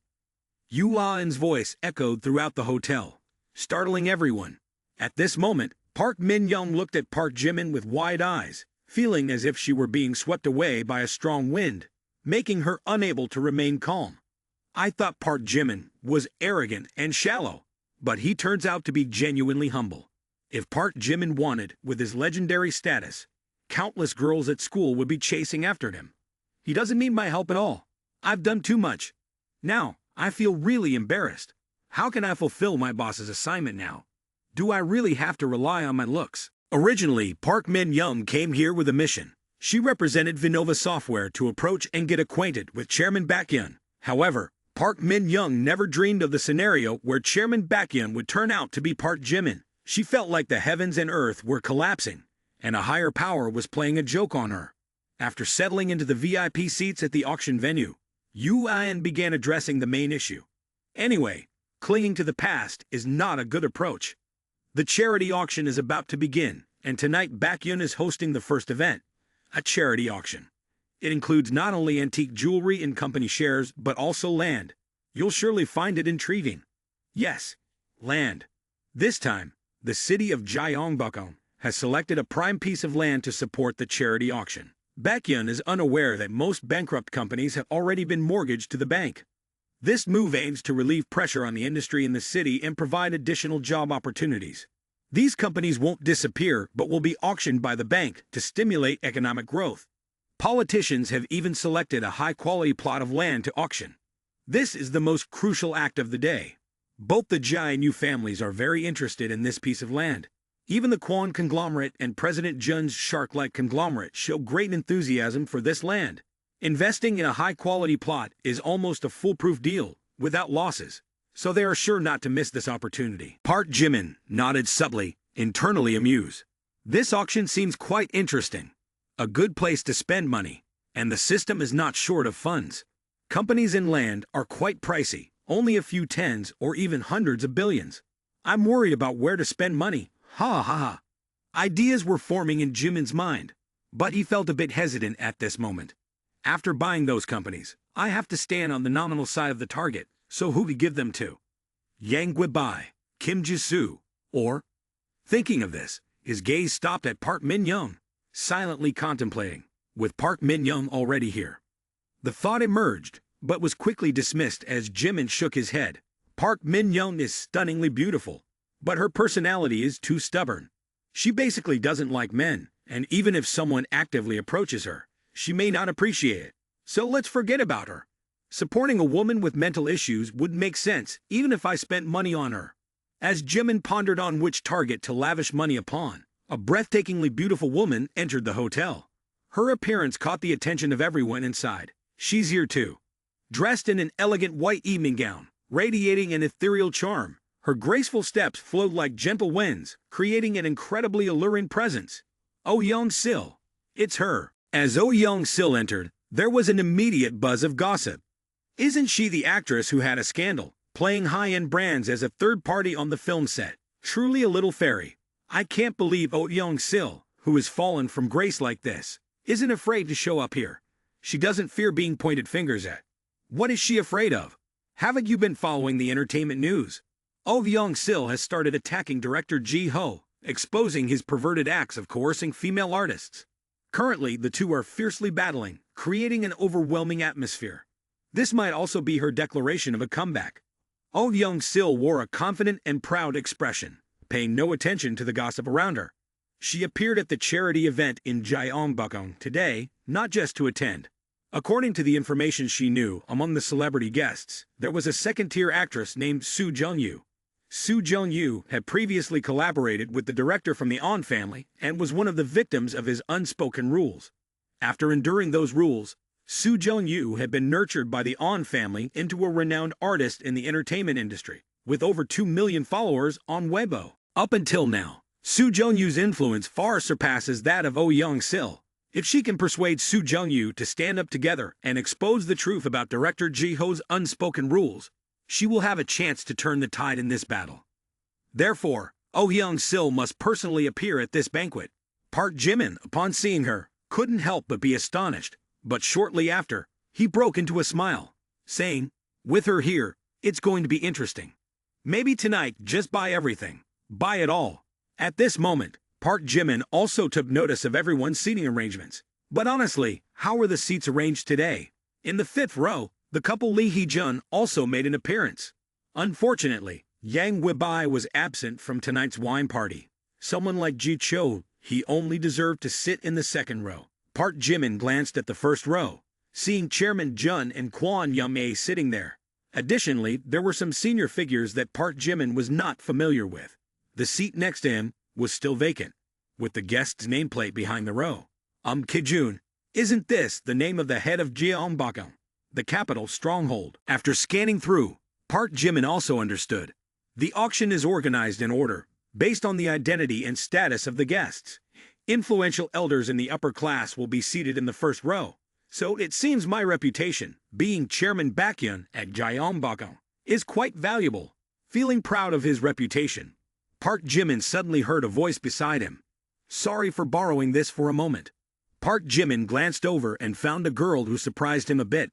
This girl had a tall and slender figure, a graceful and elegant demeanor, dressed simply, and wearing a flat cap on her head. She sat down next to him with a gentle smile. He noticed that the girl wore no makeup and had simple clothing, appearing very unpretentious. She exuded a special kind of charisma, very natural, as if regardless of the circumstances or makeup, she maintained an elegant and confident demeanor. Perhaps this was the aura of a wealthy heiress. Certainly, Park Jimin's astonishment wasn't because of her appearance, but rather due to the name Kijun written on the seat next to him. However, this girl had taken this seat on her own. With enhanced hearing, Park Jimin's ears were as sensitive as a dog's, and he could hear very faint discussions from behind. Even when they were several meters away, he could clearly hear every word they were saying. Who is this girl, and why is she sitting in Mr. Um's seat? That's Suk-won's spot. He has a temper. If I want to pursue her, I think I have to strive for at least 50 years. Don't talk nonsense. She's the only daughter of Mr. Suk-won. Mr. couldn't make it today, so he's dreaming if he thinks he can just rely on you. After hearing about her identity and background, Park Jimin couldn't help but be surprised. He couldn't have expected that the girl with the simple flat cap had such a prestigious background, being the daughter of the city's leader and beautiful to boot. Though there was a slight fluctuation in her aura, Park Jimin soon realized. A high-status girl like her, with family connections to influential figures, needs to be approached with caution. If her weaknesses are exposed, she might fall into an irreversible fate, definitely untouchable. In the simplest analysis, if Park Jimin were to tightly bind his relationship with her and spend money or give expensive gifts, suspicions about illicit funds would inevitably arise. He might even face arrest and investigation. Therefore, It's best not to tease or provoke her. It's even better not to tightly bind a dependent relationship. Park Jimin's train of thought became clear. He glanced at Suk-won briefly and then stopped looking at her. His gaze focused straight ahead, towards the lectern on the stage. Next to Kwon Young-ae, upon seeing Suk-won appear, he proactively approached, saying, "Miss So, I'm Kwon Young-ae, pleased to meet you." Being the daughter of the city's leader, if a connection could be established, it would be very advantageous for the conglomerate's development. Taking it a step further, even marriage was not out of the question. Kwon Young-ae was the type who would undoubtedly seek more than just a woman relying solely on wealth. He would be looking for a woman with a status and background matching his own. Suk-won was a perfect choice for Kwon Young-ae. She wasn't just the daughter of a wealthy and powerful family. She was also beautiful, intelligent, and educated. Suk-won maintained a dignified demeanor, showing no signs of yielding when faced with those of equal or higher social status. Nevertheless, she politely responded to Kwon Young-ae's greeting. "Chairman Kwon, I'm pleased to meet you." Once again, the usual flattery and compliments. "If I had known, I wouldn't have agreed to attend this terrible party with my father." Suk-won responded with a gracious smile, but it seemed that she wasn't particularly interested in Kwon Young-ae. Perhaps due to her father's supreme leadership role, she had experienced too much flattery from a young age, making her instinctively dislike those who actively sought to approach her. Conversely, she was quite impressed with Park Jimin, who didn't bother to pay her much attention. In fact, she looked at him several times. Who is this person? So young and sitting in the same row as the old men like Kwon Young-ae. Looks quite out of place. The more Suk-won looked at Park Jimin, the more handsome he appeared. Notably, after casting a glance at her once, he completely ignored her, as if her beauty had not captured his attention at all. After a while, Suk-won decided to turn to Park Jimin for a greeting. But with a rather sarcastic tone, she said, "Hello, I'm Suk-won. What's your name?" Park Jimin heard Suk-won's question, but didn't respond. Instead, he just looked around with a deaf ear and a blank stare, muttering to himself, "Hello, I'm Park Jimin. What's your name? Can't see, can't hear. Quickly turn away, don't pay attention to me." Seeing this, Suk-won felt a bit uncomfortable, saying, "What's wrong with this person? Moving away as if I'm very frightening." Growing more curious, Suk-won further unnerved Park Jimin. Sweat began to pour down his face, thinking, no exchange of language with her is allowed. If the system arbitrarily tightens the bond between me and her, it will be a disaster. The more mysterious Park Jimin appeared, the more determined Suk-won became not to let him off the hook. She insisted, "What kind of person are you? Refusing to say your name is too impolite." This time, Chairman Kwon and Yu Aon couldn't hold back either, saying, "Chairman Baekhyun, you're also too aloof. This is your daughter." Yu Aon chuckled and said, "Our handsome guy, can you speak? There's no other way." Park Jimin stared at Suk-won for a while, and finally, 4 words escaped his lips. "My name is Park Jimin." The system's voice chimed in.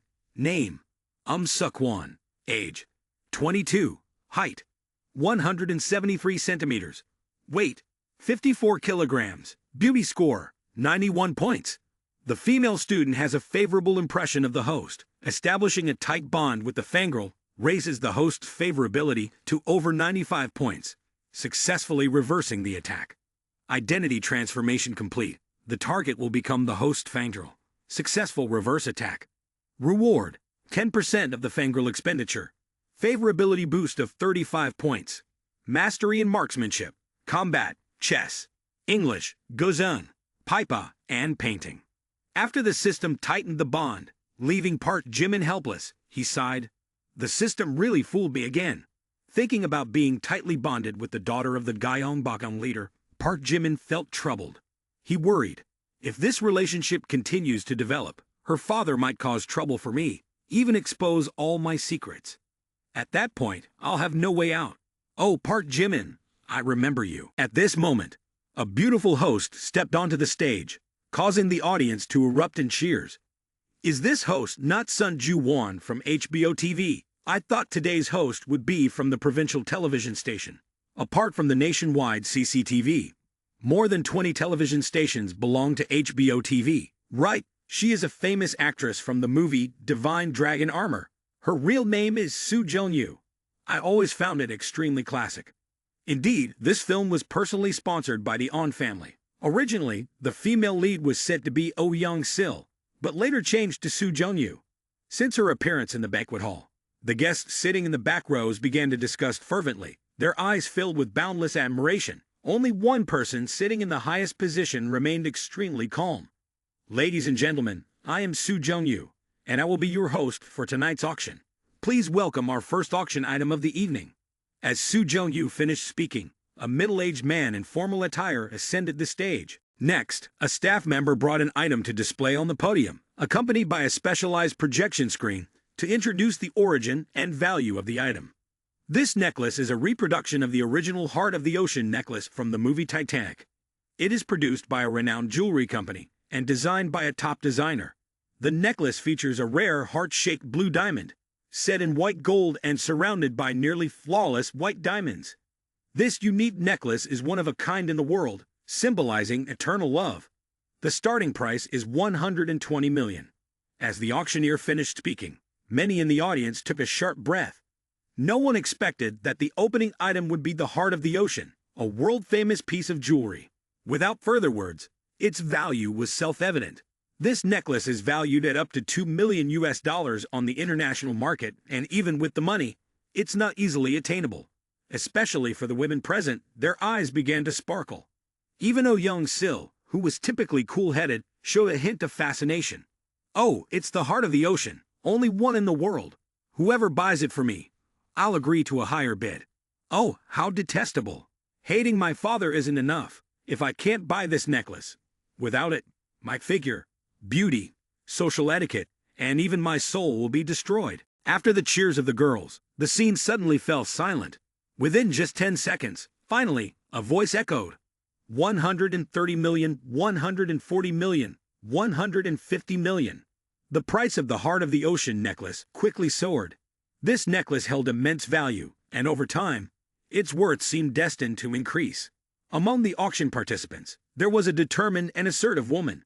She seemed to have a specific purpose and was determined to secure the item at any cost. Park Jimin raised his bidder number sign, calmly declaring, "I'll pay 300 million. As these words were spoken, it was like a bolt of lightning in broad daylight, causing everyone to startle. Even the girls couldn't help but cover their mouths, turning to look at the person who had just made the bid. Everyone held their breath, the atmosphere tense to the point of suffocation, with only the sounds of gasps, pounding hearts, and the astonished and admiring gazes of the onlookers. Suk-won stared at Park Jimin with wide eyes, full of confusion. She couldn't believe that he had bid so high. This person is truly generous beyond measure. Initially, I thought he was just some rich kid, but unexpectedly, he's a wealthy magnate. Even the auctioneer couldn't help but widen his eyes, gaping at Park Jimin. He had been in this profession for quite a while, but he had never encountered a situation like this. Damn it, a direct doubling of the bid. Who bids like that? How is he letting others participate? Oh, the person in seat number 5, Chairman Baekhyun, bids 300 million. Any higher bids? 300 million once. Damn it, my goodness. Someone in my family already designated the purchase. 300 million twice. Hey, sweetheart, there's still more behind. Let's continue the bidding. 300 million for the last time. Any higher bids? With the auctioneer's announcement, the auction became incredibly dramatic, but no one had the courage to bid further. The entire hall fell silent. Not a sound to be heard.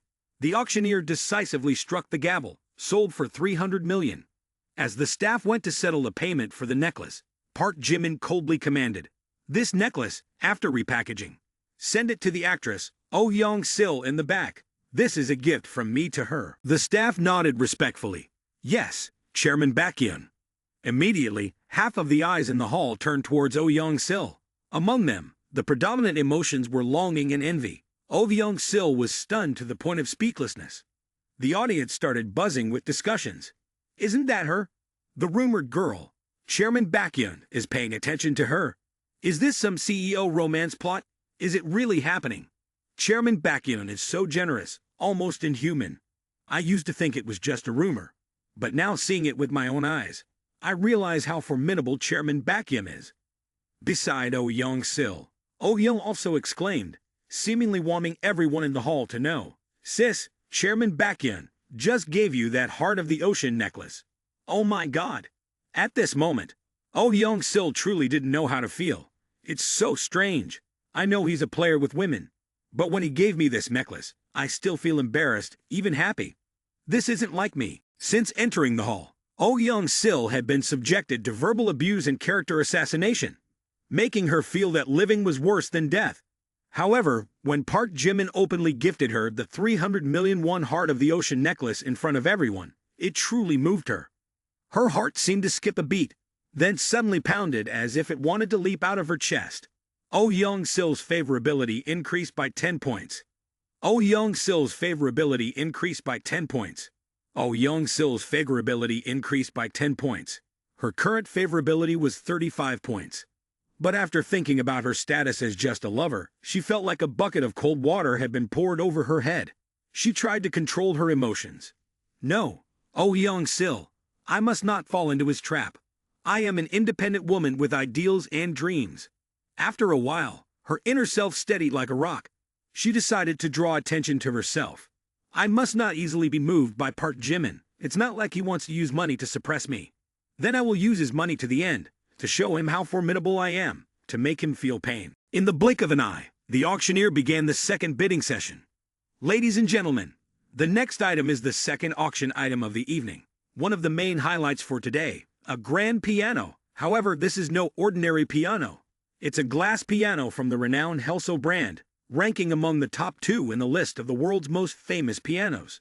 Crafted from a single piece of glass, this piano was once used by the famed pianist Lang Shen. Over the past decade, it has become an icon in the hearts of the people. It witnessed the uprising of the nation and the rapid development of the country in recent years. It is a testament to the rise of the nation on the international stage. The starting price is 30 million. Guided by the emotionally charged auctioneer, the value of the piano kept rising. I bid 35 million, 40 million, 45 million. In just under 5 minutes, the bidding price soared to 90 million. Yet it was not enough to stop the participants. The price continued to escalate. Park Jimin casually shouted an astonishingly high bid. I bid 200 million. Damn, why is it him again? Park Jimin smiled triumphantly. This piano could also be a gift for Kim Ji-soo to enjoy. He believed that this would be a meaningful present for someone who loved music like Kim Ji-soo, and she would cherish the gift along with the sentiments he had for her. However, right after Park Jimin's bid ended, another voice immediately echoed from behind. I bid 210 million. A female voice echoed, breaking the tense atmosphere in the auditorium. Park Jimin turned around to see a young girl seated in the third row. This girl had vibrant red hair and eyes that shimmered like jade, staring back at him with unwavering determination. Immediately, whispers spread throughout the room. Who would have thought that this young girl would dare to confront Chairman Park Jimin? She's Dung Chun-cha, the heiress of the Dongsi conglomerate, the largest gaming corporation in Gyeongbokgung. Recently, they've been collaborating with the QQ conglomerate, focusing on the mobile gaming market. I heard that the global economic downturn caused by the COVID-19 pandemic has affected many industries, but the gaming industry is booming. Especially during the peak of the pandemic, when people were confined indoors, they turned to electronic games for entertainment and relaxation.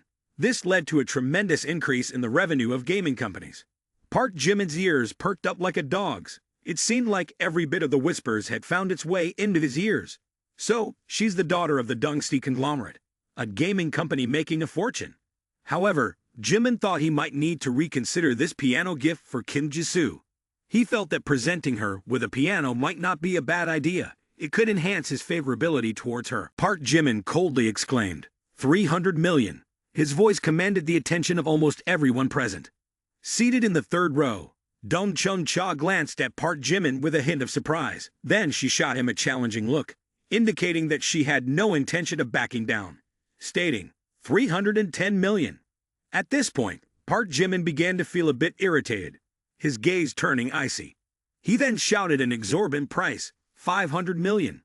As the staggering bid of 500 million rang out, the entire auditorium seemed to explode. People widened their eyes, mouths agape, finding it hard to believe what they were hearing. Thus, the glass piano became the most expensive piano in the world.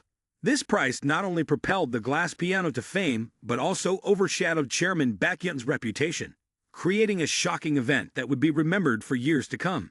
Even Dung Chung-cha couldn't hide her astonishment. She had not expected Park Jimin to be willing to spend such a large sum to bid for this piano. Above, the auctioneer's emotions were mixed, commenting, "Incredible, 500 million for something worth 30 million. I dislike the excessively wealthy." Having pondered briefly, he resumed his duties, stating, "Bidder number 5, Chairman Baekhyun, offers 500 million. Any higher bids?" The auctioneer's question rendered the entire hall silent. No one dared to make a sound. 500 million, first call, he declared. Still, there was no response. 500 million, second call. Silence persisted. 500 million, third and final call. The auctioneer struck the gavel 3 times, announcing the end of the bidding. Seated in the third row, Dung Chung-cha, with her suddenly darkened beautiful face, muttered, "From childhood to adulthood, as long as she desired, she had never failed to achieve. But today, this man made her furious in helplessness." The auctioneer cheerfully declared, "Congratulations, Chairman Baekhyun, for becoming the owner of the most prestigious glass piano in the world. Thank you for your enthusiastic support of charitable endeavors." Dung Chung-cha spoke up as well, her tone carrying a hint of mockery. "Chairman Baekhyun, generously, I concede. But items like this piano, bought only for display, serve no purpose. One must know how to play." Park Jimin wasn't easily angered, but he couldn't hold back when he heard Dung Chung-cha's words. He glanced down at her, with a cold look, and indifferently retorted, "Oh, Miss Dung, how do you know I can play the piano?"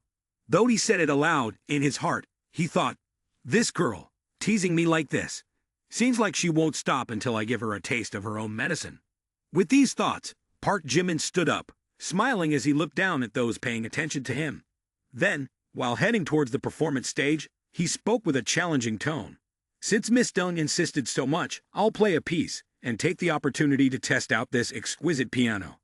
Everyone in the auditorium couldn't believe that just because Dung Chung-cha made a comment, the wealthy and mysterious Chairman Baekhyun would directly step onto the stage to perform.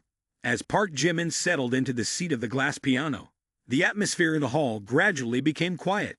His eyes exuded confidence, as if harboring an invisible power. Let the audience experience the strength of 60 years of piano artistry. Immediately, his hands fell onto the piano keys, and his demeanor transformed in the blink of an eye. He became refined and graceful, resembling a wandering martial artist, chivalrous yet carrying a hint of unrestrained freedom. As the celestial melody echoed, a melancholic undertone enveloped the audience, squeezing their hearts until breathless. Yet it was incredibly gentle, captivating everyone. In seconds, the audience seemed to be immersed in a virtual landscape. There, a beautiful but unfinished love story unfolded, and its melody painted the emotional nuances of the lovers, allowing people to feel both the sweetness of happiness and the pangs of sorrow. This brought some of the girls to tears, and even Dung Chung-cha's eyes welled up. "This guy really knows how to play. This is way too good. In my heart, I've always been loyal to Kwon Young-ae. But now, I feel like falling for Chairman Baekhyun. Chairman Baekhyun's skill has surpassed all contemporary masters. It's like seeing my ex-lover, Ju Hyun, from back then, when he left me involuntarily. Grandfather, I see you. Oh, grandfather, I miss you so much. Ha, ha ha, Dad, please don't go. Don't leave me." As the music played, 30% of the audience couldn't contain their emotions, breaking into audible sobs. In this moment, all the girls here looked at Park Jimin with admiration and worship. Subsequently, their gazes shifted to Oh Young-sil, carrying a not-so-subtle undertone of envy. Confronted with the increasingly envious looks, Oh Young-sil didn't know how to react. In that instant, a sense of triumph naturally sprouted in Oh Young-sil's heart. At the same time, she felt a sense of awe for Park Jimin's talent. Can someone produce such music? Could his inner self truly be filthy? Perhaps I've misunderstood him. Thinking this way, Oh Young-sil felt her face burning. The sensation of her heart beating irregularly was almost uncontrollable. Oh Young-sil's goodwill score plus 10. Oh Young-sil's goodwill score currently 55 points. Not only Oh Young-sil, But Park Min-young was also deeply affected. Having been a victim of a traumatic kidnapping when she was young, she had never dared to turn off the lights for many years. Turning off the lights made her feel engulfed by darkness, a sensation that left her breathless, desperate, and in agony. However, upon hearing Park Jimin's unsuccessful performance, she seemed to have found a kindred spirit. Both of them were lonely and lost in this world. Now I finally understand why Kim Ji-soo likes Park Jimin. Family background, wealth, talent, appearance.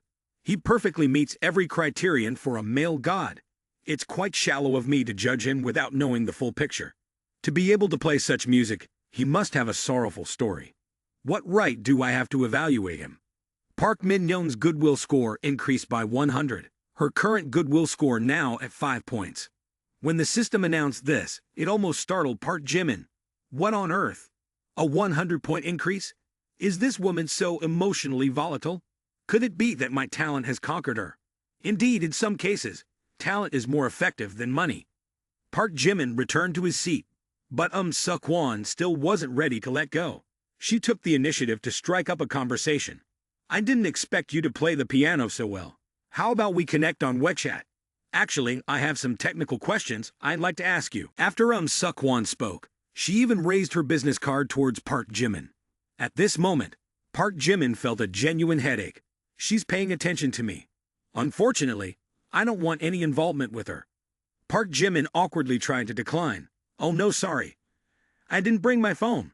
But Park Jimin didn't realize that the more he resisted, the stronger the impression he made on her. This was because someone had previously exploited secretary daughter's identity for malicious purposes, nearly causing her father serious trouble. After that incident, she learned her lesson. Anyone attempting to approach her intentionally would face her vigilant scrutiny. Conversely, she felt at ease, dealing with those who treated her as a regular person. Now, Suk-won looked at Park Jimin with a bit of affection. He dares to reject me. He's truly a special man. He must have no ulterior motives towards me. Suk-won's goodwill score plus 10. Suk-won's goodwill score plus 10. Suk-won's goodwill score plus 10. Current goodwill score, 30 points. When the system announced this, Park Jimin was incredulous. What on earth? I just declined her friend request, and yet she increased her goodwill score. Lately, why do I keep encountering girls with issues? The more Park Jimin thought about it, the more he couldn't comprehend. Suk-won still refused to let go. She extended both hands, wearing a sincere smile, and said, "No worries. If you don't have your phone, can you give me your phone number or WeChat or your business card? I'll add you myself." Observing her actions, Park Jimin started to feel uneasy. His intentions were clear, yet she remained shameless. Then, he could only scratch his head, forced to laugh wryly, and said, "Oh, I have a terrible memory. Can't remember my own phone number." However, Suk-won showed no signs of embarrassment.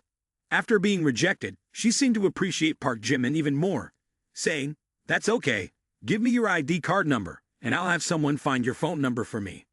Upon hearing this, Park Jimin almost exploded. Facing her straightforward and direct actions, he could only laugh bitterly and say, "Indeed, the daughter of a provincial secretary. Once she sets her mind on something, there's nothing she can't get." Not only Park Jimin, but the one who desired victory the most was Kwon Young-ae. With the dominant position of a powerful CEO, a net worth of billions, and the outstanding youth representative of Gyeongbokgung, he had humbled himself to pursue Suk-won, behaving like a true gentleman. However, unexpectedly, Suk-won ignored him. As for President Baek-in, he hadn't even met her yet, and she was already shamelessly trying to make his acquaintance. Anger and the heartache of defeat. These three words were enough to describe Kwon Young-ae's emotions. Suk-won persistently attacked, leaving Park Jimin powerless to resist. In the end, he could only surrender and enjoy the moment, saying, "Big sister, you've truly defeated me. Can I add you now?" After speaking, Park Jimin took out his phone, opened the WeChat QR code for Suk-won to scan. After scanning, Suk-won looked at Park Jimin triumphantly, her eyes carrying a mischievous glint. "I knew you had your phone with you, and you were lying." She spoke those words outwardly to preserve her beautiful image, but deep down, she felt triumphant, thinking, "Certainly, it's best to seize it yourself. Proactively offering usually isn't a good deal." At the same time, the show's host, Soo Jung-yu, continued with the next auction item. Ladies and gentlemen, the next item we will be auctioning is a bit different from before. It's not a specific item, but rather an auction of the company's bankruptcy collateral. Upon hearing this, Park Jimin seemed to gain additional strength. The previous sense of helplessness appeared to vanish completely, replaced by an excitement that surged within. His eyes sparkled brightly like the stars at night. Hey! For me, this is the main event of the night. The first company we're auctioning is the Big Cat TV, once a leading live streaming platform in the country. During the internet golden age, its market value reached over 10 billion. However, due to various reasons, the company declared bankruptcy. The starting bid is 5 million. As soon as the auctioneer finished speaking, Park Jimin raised his bidding paddle confidently, 6 million. But at this moment, everyone remained silent, and no one dared to bid. Unlike Park Jimin, people had thoroughly researched before the charity event. Big Cat TV has a value of up to tens of billions, but the starting bid is only 5 million. However, upon further consideration, it's not that simple. The company has already gone bankrupt, and the worker salaries and bank debts haven't been fully settled. In reality, you're only buying the name of this company. If you take over Big Cat TV, it means inheriting hundreds of millions in debt. If the scale is larger, it could be even more. For this reason, the entire hall gave Park Jimin a few minutes of silence until Big Cat TV became his. However, Park Jimin was unaware of this, and this situation was exactly what he liked the most: spending money. The most important thing is to have a scapegoat on paper. Park Jimin looked around the hall, not seeing anyone raising a bidding paddle, which made him somewhat puzzled. What's going on? Why isn't anyone bidding for Big Cat TV? It's quite scary, isn't it? Looking at the expressions of everyone, Park Jimin could only think, what are you suspecting? With the way I bid twice the amount, who dares to compete with me? We call that overbidding. The auctioneer began to inquire. Chairman Baekhyun has bid 5 million. This is his third item tonight. Truly magnificent. Is there really no one else willing to bid? 5 million once, 5 million twice, 5 million 3 times. Except for Park Jimin, no one else bid. The auctioneer had to announce, sold for 5 million. We hope that under Chairman Baekhyun's leadership, Big Cat TV will recreate its former glory. As the auctioneer finished speaking, the applause echoed. Everyone here hoped to witness Big Cat TV return to its golden age. However, with Chairman Baekhyun's current capabilities, the revival of Big Cat TV was not just a mere promise. Park Jimin had no need to worry. He was simply thinking, Big Cat TV should be led by someone else. If tens of billions are not enough, then add another 100 billion. Park Jimin didn't care about the amount of money he had to spend. His main goal was to spend as much money as possible. At this moment, Ji Cho-hee, sitting in the third row, received a message from the private detective, which read, information about Chairman Baekhyun or Park Jimin has been found. If you want details, please call back. This made Ji Cho-hee smirk cunningly. Hey, Park Jimin, I wonder how much longer you can enjoy your triumph. Immediately, Ji Cho-hee stood up from her seat, hurriedly left the auditorium, and called the private detective outside. For someone with a vendetta like Ji Cho-hee, information about Park Jimin was truly valuable. With this information, she could easily hold Park Jimin in the palm of her hand, saying, hello, it's me. What have you found about Park Jimin? Tell me every detail. Ji Cho-hee took a puff of her cigarette and exhaled slowly. Then, she began to clean her ears meticulously and listened intently. Yes, Chairman Jie. The investigation on Park Jimin reveals the following information. Park Jimin is a South Korean male, 21 years old this year, born on January 1, 2002. He was born in a small district, Maeyang, in the city of Tianmun, Hunan Province. His father is Park Si-hu, and his mother is Kang Cheo-won. Both are fruit farmers. Their family also rents 2 fish ponds. Additionally, the Park Jimin family is described as quite ordinary. Since childhood, Park Jimin attended Songfam Elementary School, Bajen Middle School, and Tianyu High School. Although he wasn't particularly outstanding throughout his upbringing, he unexpectedly passed the university entrance exam and enrolled in Harvard University. Currently, he is actively pursuing his studies at Harvard University. His academic achievements have consistently been at a fairly above-average and stable level. Additionally, there are some noteworthy details. In university, Park Jimin remains an ordinary individual. Throughout 3 years, he pursued a girl named Jung Hoseok, but ultimately faced rejection. This incident led people to perceive him as a failure.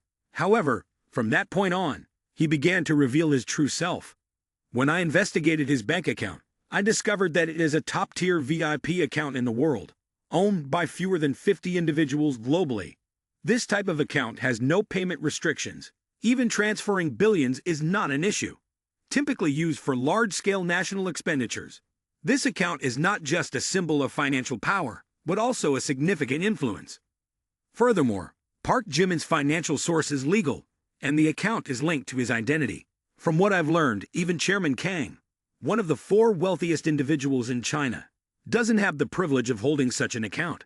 This type of account is reserved for those with significant power and influence worldwide. The fact that Park Jimin holds such an account is truly astonishing. Listening to the private investigator's report on the investigation results, Ji Cho-hee was so startled that she froze in place.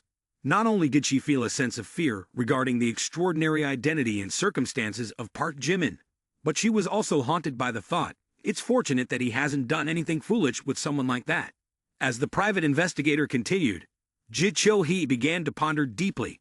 He questioned the nature of this family. Is this a normal family? A joke? How could a supposedly normal family give birth to a child with world-class musical talent, possess enormous wealth, and have the ability to casually give away billions without batting an eye?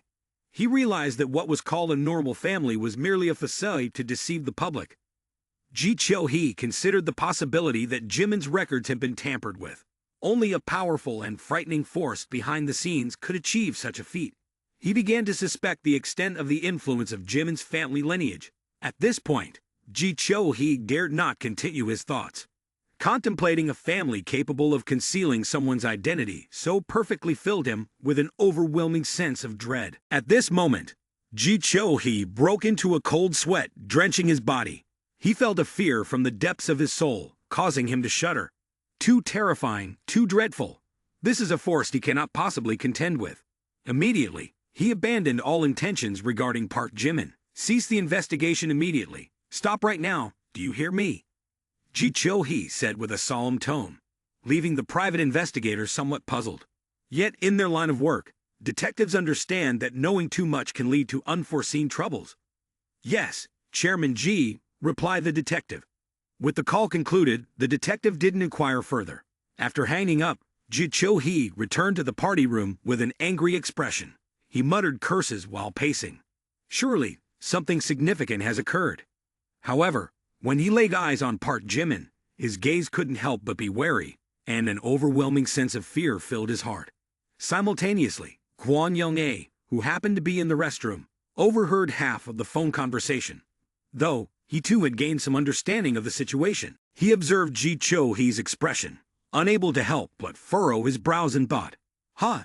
Ji Cho-hee of the Ji family is investigating President Baekhyun's records. But it seems like the investigation results have genuinely frightened him. Could it be that President Baekhyun is truly a descendant of some secretive lineage? Just a while later, Ji Cho-hee's phone call spread through the upper-class circles like wildfire. Quickly, one person told 10, and 10 told 100. In just a blink, almost everyone at the party heard these rumors, and started buzzing with discussions.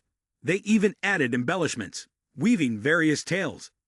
Let me tell you about President Baekhyun. You know, he actually. Yi Rian also caught wind of the gossip from the crowd, and hurriedly rushed over to Yu An. I heard a rumor about President Baekhyun. Oh, listen to this. I heard President Baekhyun comes from one of the 4 most mysterious families in China. The Jimin family, an incredibly enigmatic clan, always shrouded in secrecy. However, their presence has traversed the length of history. Precisely, they were government officials from the Tang dynasty, enduring the many ups and downs of history, but standing tall and proud. President Baekhyun is believed to be the scion of the Jimin family. His appearance might signal the Jimin family's decision to re-emerge, and the world is about to become chaotic. The more Yi Rian spoke, the less she could conceal her admiration and reverence. Hearing this, Yu An nodded in agreement. That's right. Without delving into other matters, just look at the 2 most famous corporations in China, QQ, and WeChat. We can see that behind them, there are numerous mysterious shareholders. These individuals fundamentally keep their identities and backgrounds hidden. But if you calculate it, the shares they hold may not be inferior to Chairman Kang's.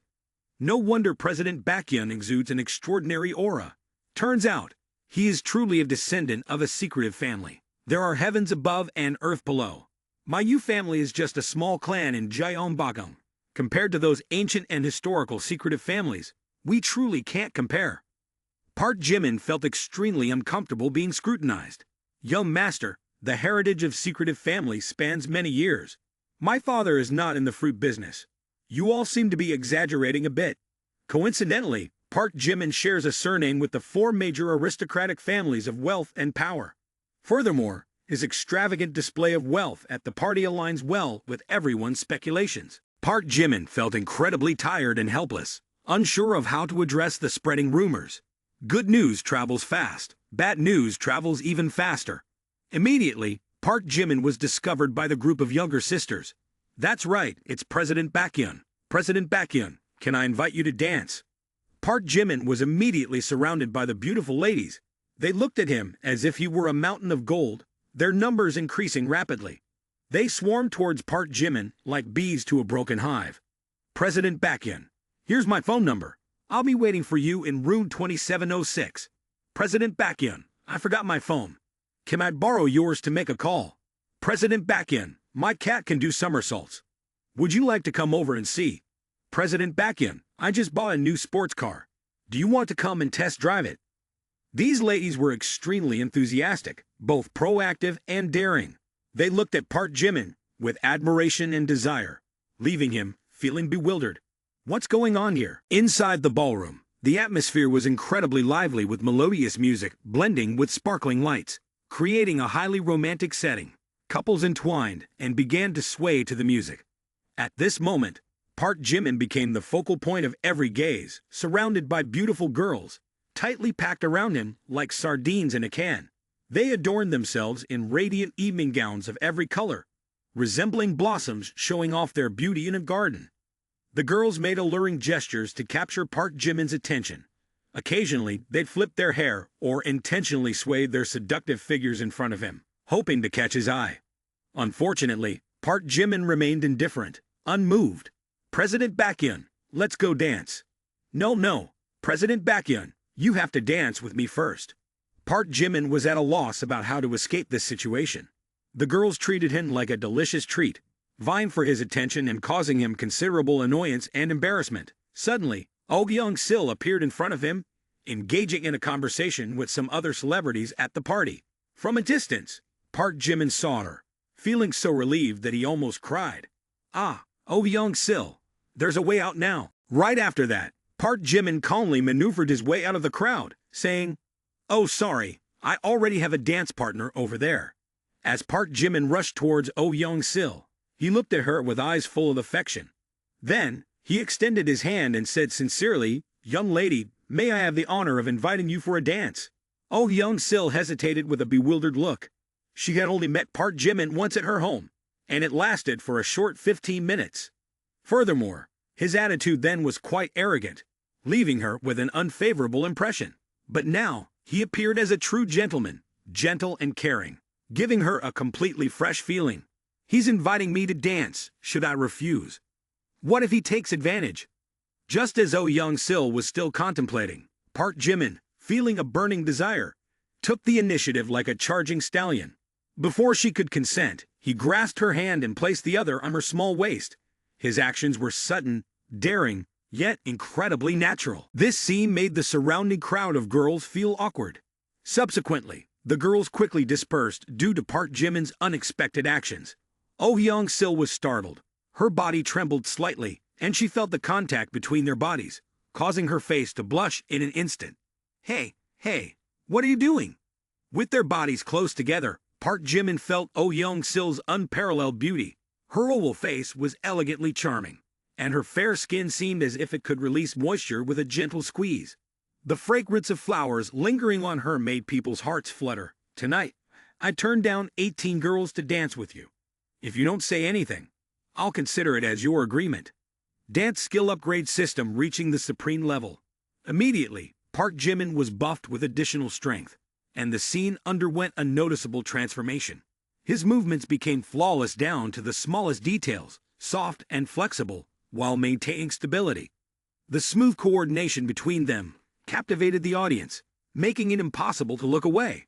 Watching their harmonious and beautiful dance, observers could even sense emotions conveyed through each movement. The body language of Park Jimin and Oh Young-sil touched the hearts of the audience. Damn, I thought he was just a show-off, but unexpectedly, he can dance. His arm is too hot. This person always does things that surprise me. Is this his perverse hobby?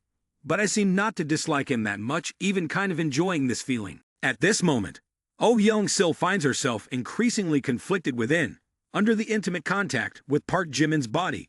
She gradually succumbs to the exceptional charisma of this man, sensing her solid defensive barriers being dismantled step by Park Jimin. Despite being aware that Park Jimin is a scoundrel, she would rather experience fleeting happiness with him, considering it more worthwhile than the monotonous days with a good man. Oh Young-sil's favorability towards Park Jimin is currently at 60 points, increasing by 5. Witnessing the dance moves of Park Jimin and Oh Young-sil, onlookers couldn't help but marvel and exclaim, "What a beautiful couple! He's handsome, and she's beautiful, like a pair of celestial beings." I've only seen such scenes in movies. There's also a widow sighing with regret, saying, "Too bad, if I were born 30 years earlier, for sure, it wouldn't be this girl's turn." Suk-won swirls the wine glass in her hand, gazing at Park Jimin, and Oh Young-sil dancing passionately. In her heart, her admiration for Park Jimin grows. This man is more talented than others, and surprisingly, he can be so faithful. I never expected Park Jimin to be this way. This is the girl he gave the heart-shaped necklace made of seashells to. It seems he completely disregards the rumors and reputation surrounding her.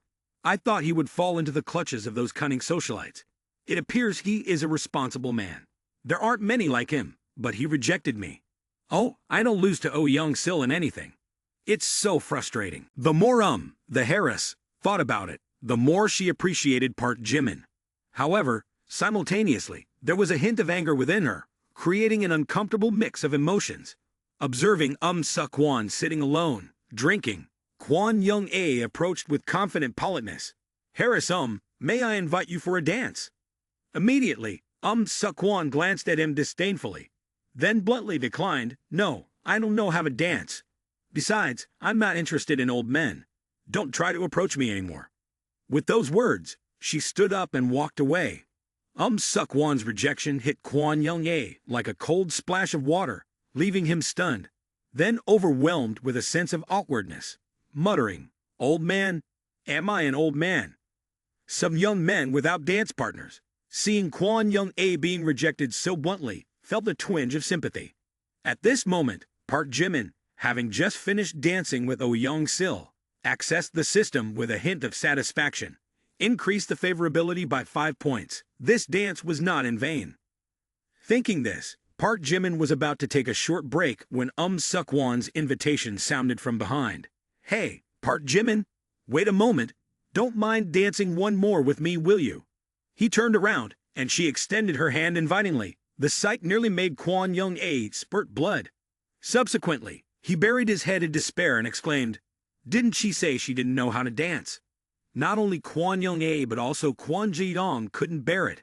However, considering the formidable President Baekhyun, he couldn't afford to provoke, so he could only cry out in frustration. "President Baekhyun, your appetite is too much. Park Min-young isn't enough. Oh Young-sil isn't enough. And now Suk-won too. Brother, now you understand my feelings, right?" In the presence of many witnesses, Park Jimin remained unfazed by Suk-won being the daughter of Secretary and he didn't yield to her charm. He tactfully but decisively declined. "I'm sorry, Harris, I'm a bit tired now. I don't plan to continue dancing. Please understand, Harris, When Park Jimin turned down Suk-won's invitation, people around exchanged surprised glances. They couldn't believe that President Baekhyun could reject the daughter of Secretary so decisively. The more he treated her this way, the more she clung to him. She seemed like a curious kitten, wrapping herself around Park Jimin, her eyes filled with curiosity about this person. Can you answer a question for me? Seeing Suk-won clinging to him, Park Jimin felt quite annoyed. This woman is truly determined. If only she devoted this determination to her work, that would be commendable. Then, with a wry smile, he said, "All right, Harem, if you want to get to know me so much, let's go to the side and talk." In a corner of the hotel ballroom, only Suk-won and Park Jimin remained. Originally, they were the most powerful and influential figures at tonight's event. If there was nothing urgent, no one dared to disturb them.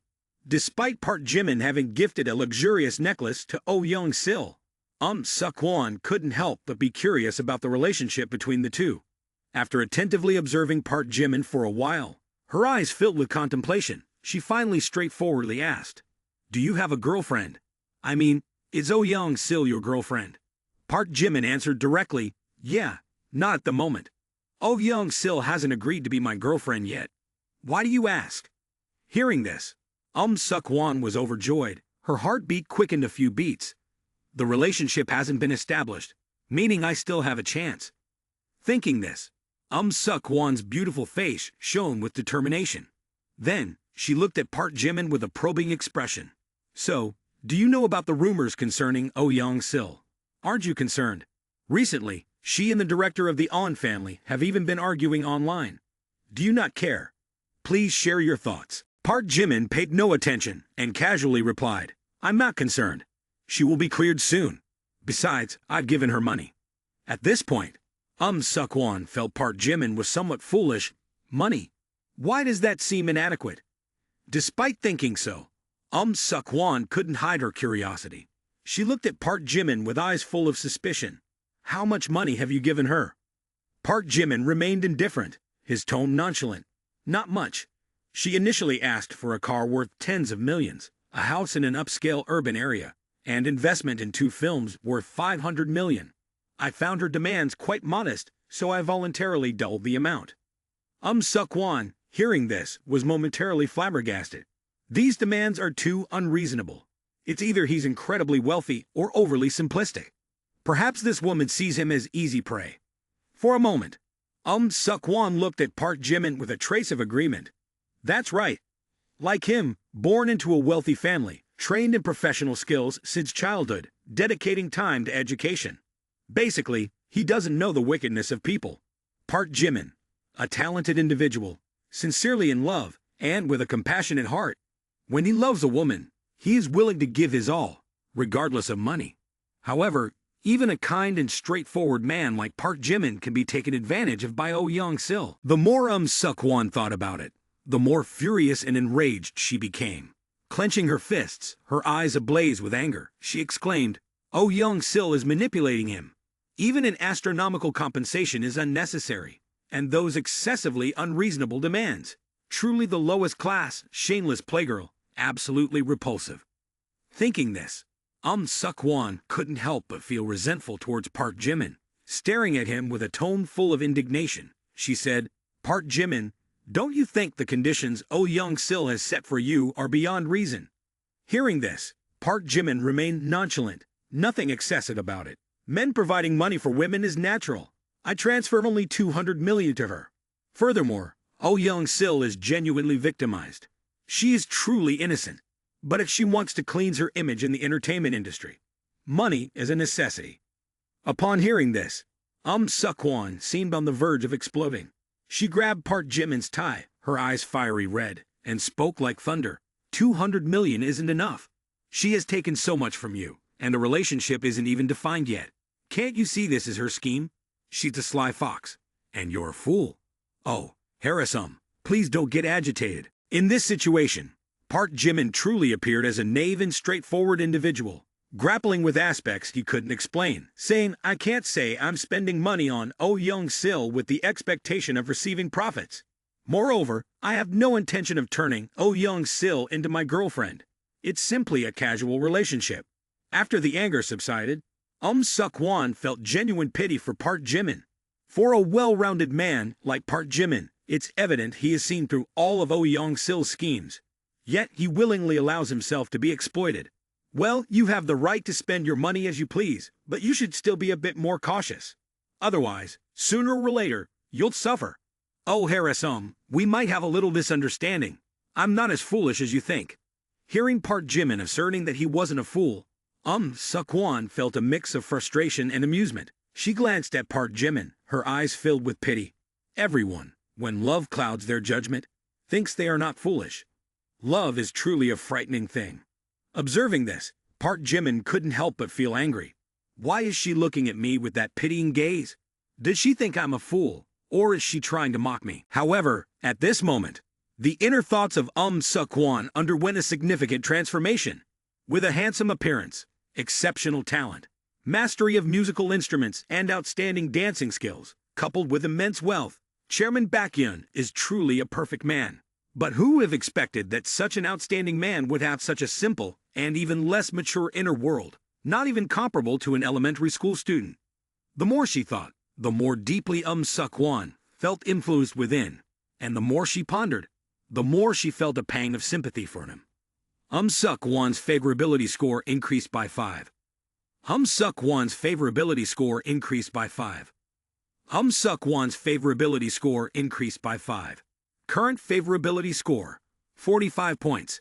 Upon receiving the system notification, Park Jimin smirked. He felt that Seok-won had misunderstood him too deeply. To this extent, she's pitying me, looking down on me, even thinking of me as an exploited ATM. But she doesn't know that I am the king of the vast seas.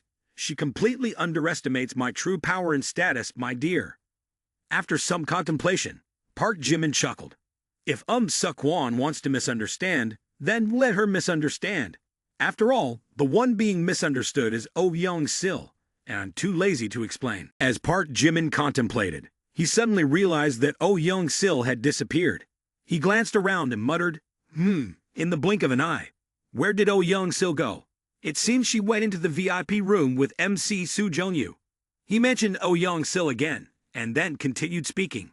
What did you just say that you didn't hear? At this moment, Park Jimin looked coldly at Seok-won, his tone filled with warning.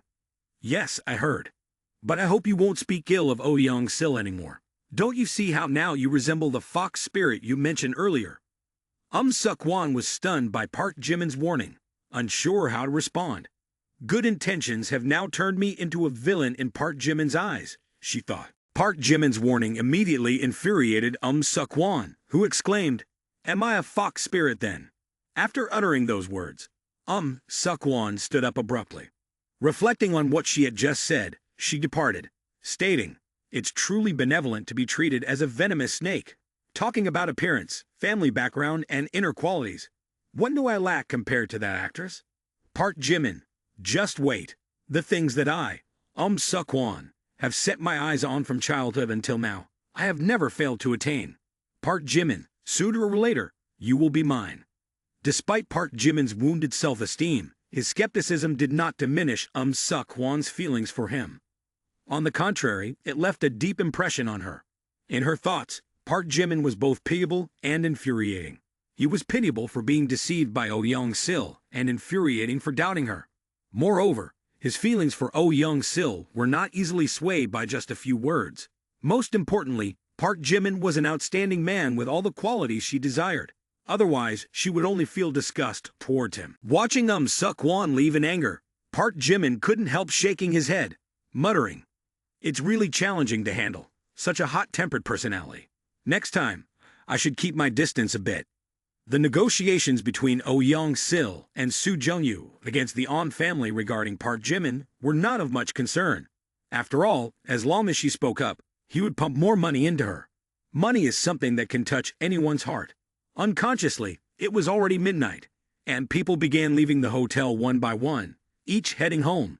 Many wealthy individuals gathered around Park Jimin to bid farewell, saying, Chairman Baekhyun, goodbye. Stay in touch, Chairman Baekhyun. If you have time, come over to my place. Chairman Baekhyun, remember to add me on WeChat if you have time. Park Jimin responded to everyone with a bright smile. Yes, yes, take care on your way. After everyone had left, Park Jimin also prepared to leave while muttering to himself. Almost forgot I gave the car to Young-sil. Guess I'll have to catch a ride back. At that moment, Yuan stepped out from the hotel. He was accompanied by a chubby young man with a round face and what stood out the most were his thick, light brown lips, making him look incredibly adorable. As Yuan approached Park Jimin, he greeted him right away. "Chairman Baekhyun, you looked absolutely magnificent today, truly broadening my horizons. Let me introduce someone. This is Jo Ju-yeon, my younger brother. Ju-yeon, this is the person I brought you to meet. Whether things work out or not is entirely up to you." In the presence of this strikingly charismatic man, Park Jimin's blend of handsomeness and confidence made the chubby young man feel incredibly self-conscious. His entire body trembled, and his face flushed red like a tomato. Sensing this, Park Jimin asked in a playful tone, "So what's the big secret you're hiding?"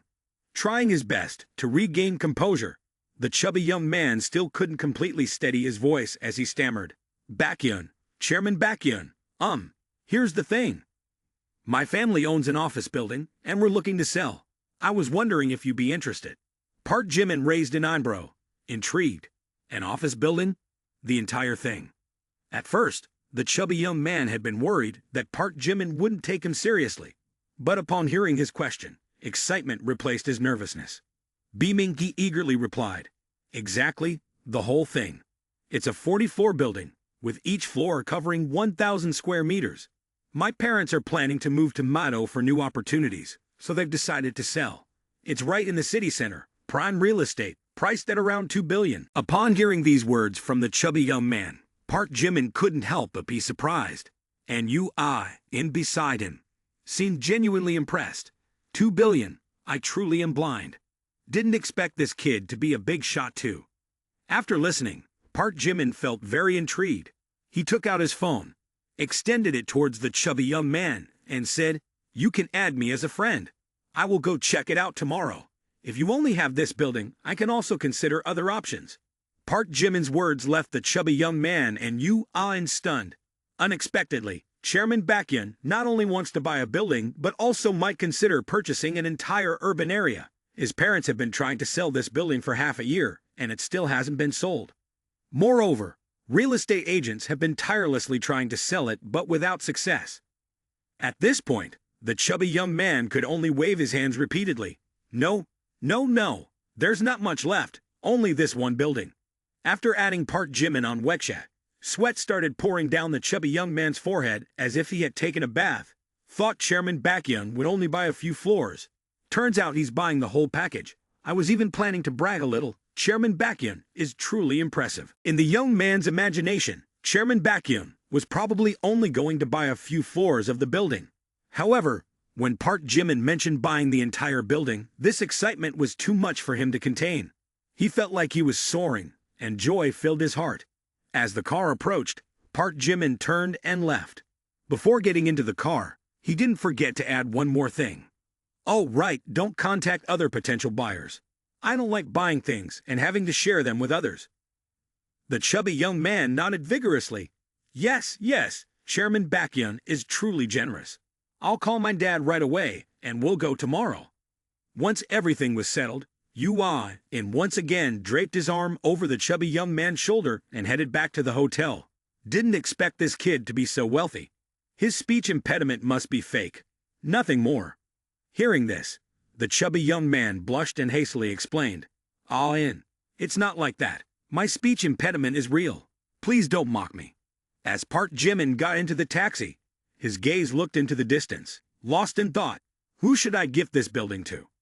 With $2 billion, a normal girl would probably be terrified. I need to find someone with a particularly good mindset. Park Jimin was sitting in the back seat, still contemplating about the building for tomorrow when suddenly the car abruptly braked. He couldn't react in time, and his body, following inertia, thrust forward, slamming into the driver's seat. As he sighed, the driver immediately stuck his head out of the car window, scolding loudly, "Oh my, are you looking for a death wish? Is this girl crazy or something?" Instantly, Park Jimin also recognized this girl, and his mood was no better than the taxi driver's. "Isn't this Park Min-young? What on earth is she going crazy about?" Today, Park Min-young represented Vinova Software at a charity event. This was an important mission for her from start to finish during the event. Park Min-young just hoped to have a chance to approach Park Jimin to negotiate Vinova Software's investment. However, during the event, there were too many beautiful girls around Park Jimin. Park Min-young had no chance to get close to him, despite the CEO urging her several times over the phone. Even when the event ended, she still didn't have a chance to say a word to Park Jimin. She felt extremely frustrated. Without saying anything, she rushed to her car. However, her attempts to stop the car alarmed both Park Jimin and the driver, who thought she was crazy. The atmosphere in the car became stifling. While the faces of both men were still frozen, looking at her in confusion, Park Min-young coldly glanced at the driver and snapped, "What are you looking at? Drive!" Her sharp gaze immediately frightened the driver, making him shiver like a scared puppy. This girl is too fierce, like a mother tiger. While Park Jimin was still perplexed by Park Min-young's actions, she too maintained her silence. The aura emanating from her was like a cold breeze, making Park Jimin shiver without feeling cold. In the next moment, she refocused on her mission. Park Min-young's beautiful face turned serious, her eyes burning with determination. "This is my last chance. My first job after graduation. I must excel and not disappoint the CEO's expectations." Park Jimin remained calm on the surface. Despite Park Min-young's extraordinary beauty, he remained unaffected. However, her icy demeanor and eccentric behavior still left him bewildered, recalling past encounters. "Hey, Park Jae-han, if you have something to say, just say it straight. No need for beating around the bush." Externally, Park Jimin appeared composed, but internally, he couldn't help but curse. After being pursued by Suk-won, now I have another layer of frost. Is tonight my unlucky night, encountering all these crazy people? Hearing that, she looked at Park Jimin and spoke assertively. "Indeed, I have something to discuss with you. Today, I represent Vinova app, hoping to attract your investment. Our company has great potential, focusing on the social networking sector for young people. Currently, our download count has exceeded 1 million, and daily activities have surpassed 500,000. You can visit our company." Park Jimin, having understood the gist, replied, "This is a social app similar to Facebook. However, it is essentially designed for young people who enjoy showcasing and boasting. Participants in this app tend to have high incomes, mostly being beautiful, wealthy girls. Besides boasting, the app also includes features for shopping, advertising, and earning money for those with a certain fan base." Moreover, he now understood why Park Min-young intentionally approached him at the beginning of the party. Unfazed, he questioned, "Excuse me for interrupting. If I'm not mistaken, you're seeking my assistance, right?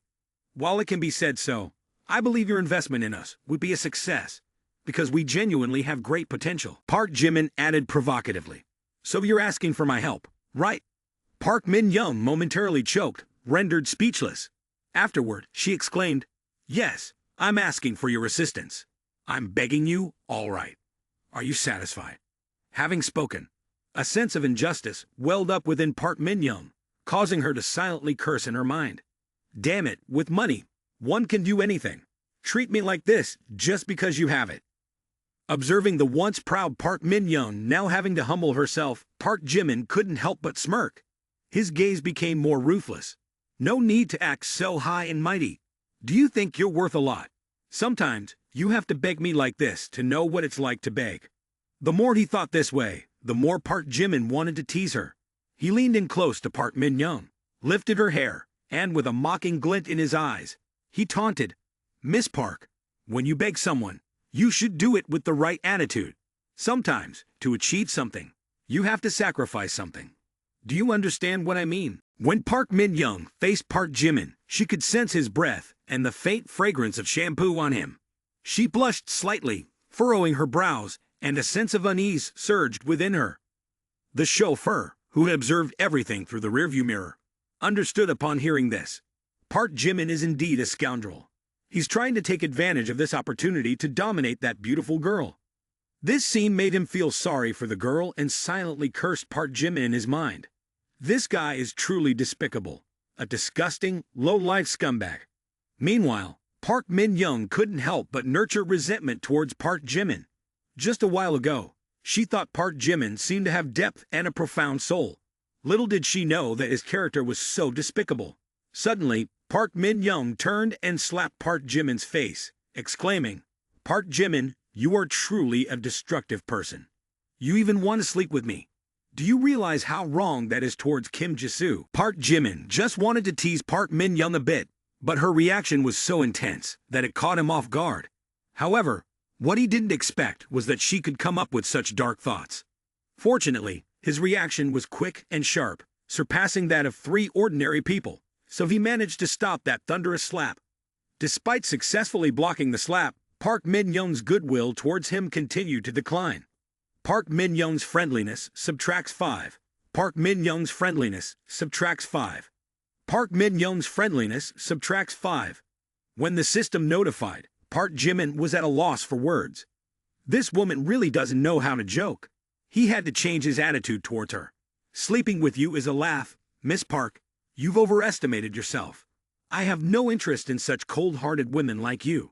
Upon hearing Park Jimin's words, Park Min-young suddenly felt that she was no longer a beautiful woman, but just an ordinary woman sitting next to him.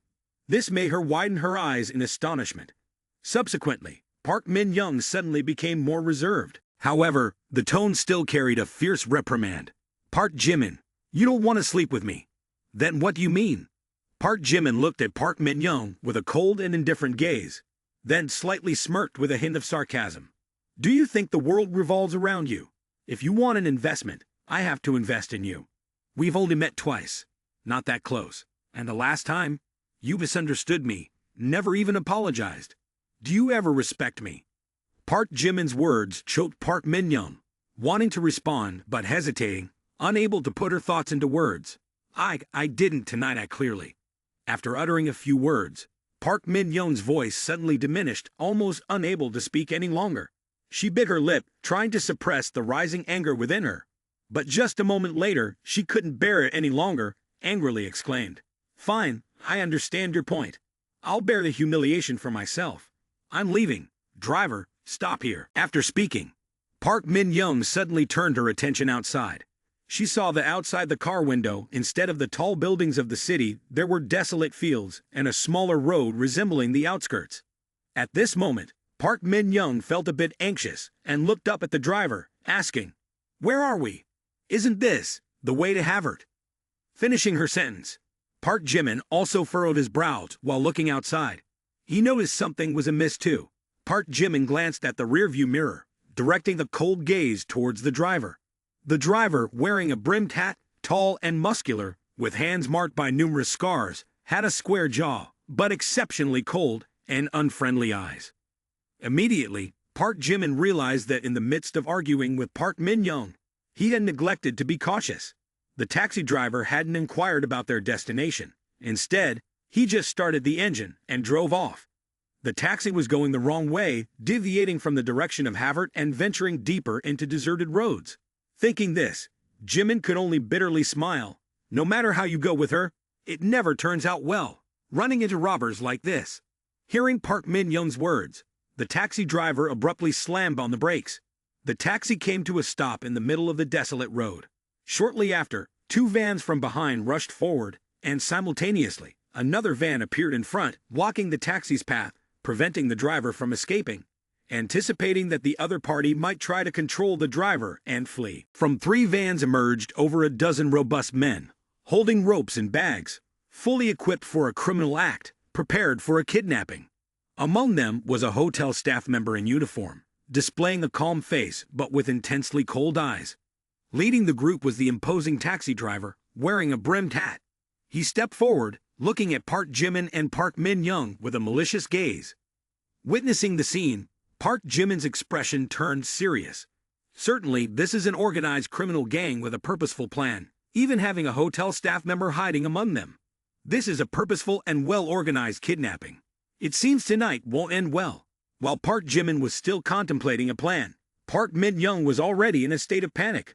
She knew that with her martial arts skills, she could handle only 2 or 3 thugs. But in this situation, they were all potentially dangerous criminals, armed and ready. If she were to act, it would be genuinely perilous. Unsure of what to do, she turned to Park Jimin and asked, What should we do, Park Jimin? Park Jimin, one side appearing abnormal, the entire facade of strength seemingly dissipating. There's no other way. Only acceptance remains. I can't resist any longer. Upon hearing this, Park Min-young stood as if frozen. Her complexion suddenly turned pale, her eyes reflecting desperation. Recalling a previous kidnapping, she felt a flood of fear. Every thought of what the thugs could do to harm and humiliate her made her contemplate embracing death rather than enduring it once again. The intruders, holding the captive's head, blossomed a satisfied smile, their eyes exuding pride. Surprisingly, success came so easily. Your idea is truly magnificent. The servant also expressed happiness and flattery. Listening to you, I truly admire it. The idea might be mine, but it's only through your guidance that the strategy became robust.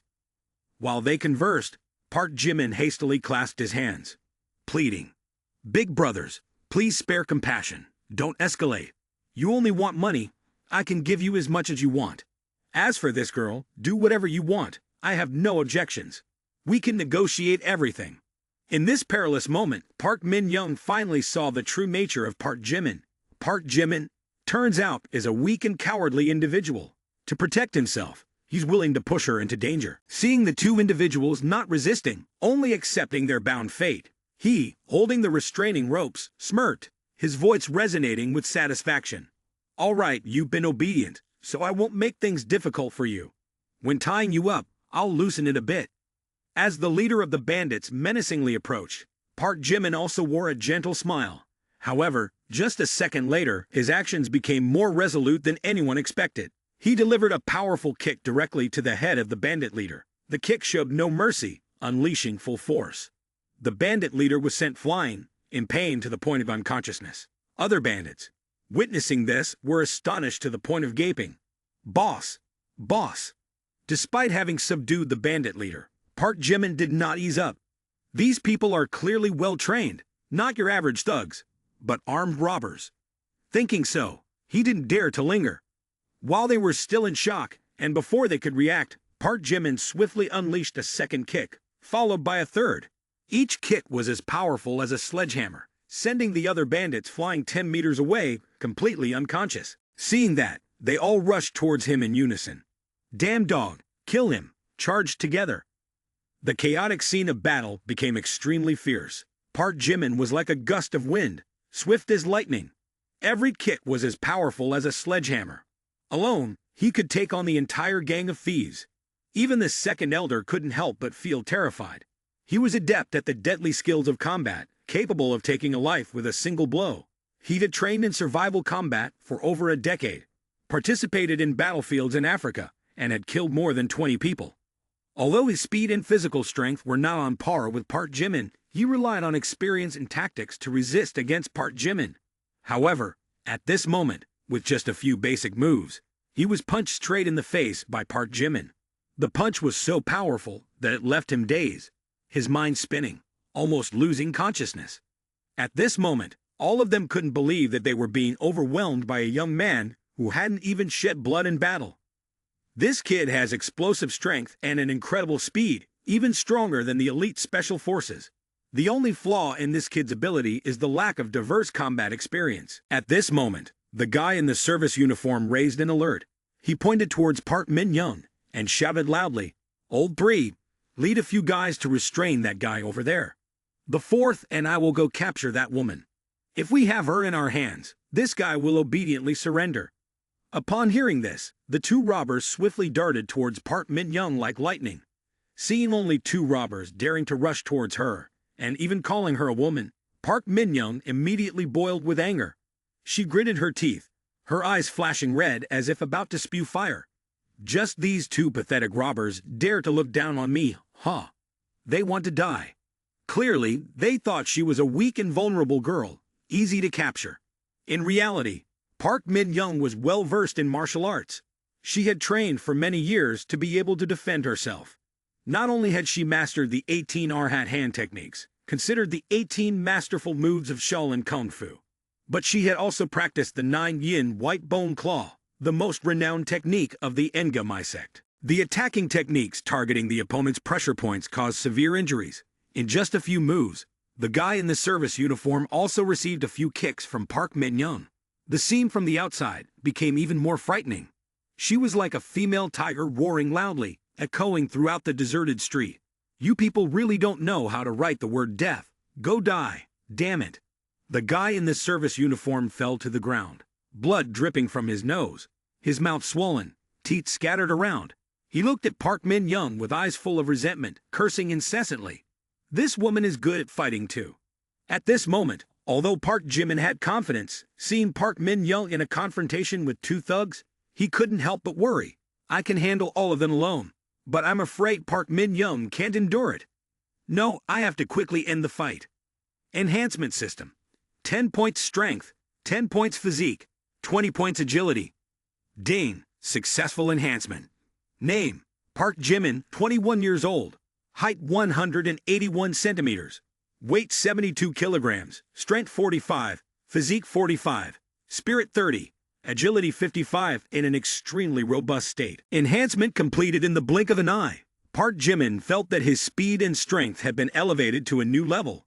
In this moment, in Park Jimin's eyes, the criminal's attack speed seemed to have slowed down. However, it wasn't that they had slowed down, but rather his own speed had increased. In the midst of the battle, he felt as if they were moving in slow motion in a peculiar way.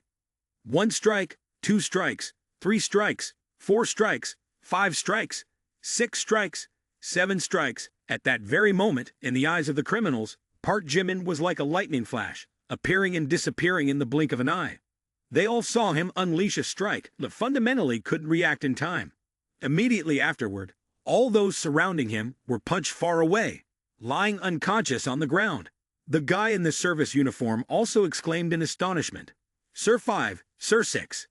However, a second later, he was struck by Park Min-young, sending him tumbling down, meeting an ignominious end. Look at what's happening.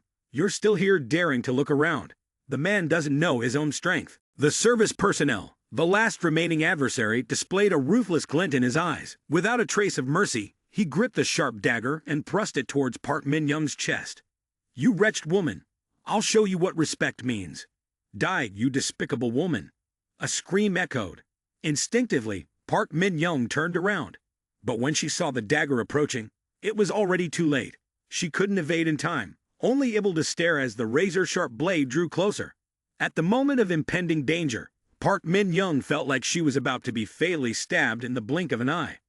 Suddenly, a sturdy figure stood firmly behind her. The advancing dagger was halted by an ironclad hand, unable to take another step. Under the sharp blade, blood streamed from Park Jimin's hand. Using a knife on women is not a commendable habit. It seems I need to teach you a lesson. Upon turning around, Park Min-young was shocked, blood flowing profusely from the wound onto the street. Her whole body trembled, her eyes wide, as if trying to escape their sockets. She stared intently at the arm, gripping the razor-sharp dagger, exclaiming, "I almost died. Park Jimin, you saved me again." Park Jimin shouted, "Evil will self-destruct. Just die." With those words, the hotel service staff member was sent flying 3 meters high by a kick from Park Jimin. This kick carried a force equivalent to 4 to 5 ordinary people, combined with robust physique and astonishing speed. The area struck practically turned into minced meat, leaving him only able to cry out in agony before falling to the ground. After rolling around on the ground for about 10 turns, he lay motionless, taking his final meal right there. In the pitch-black night, the corpses of the ruthless marauders lay scattered, fresh blood flowing into rivulets.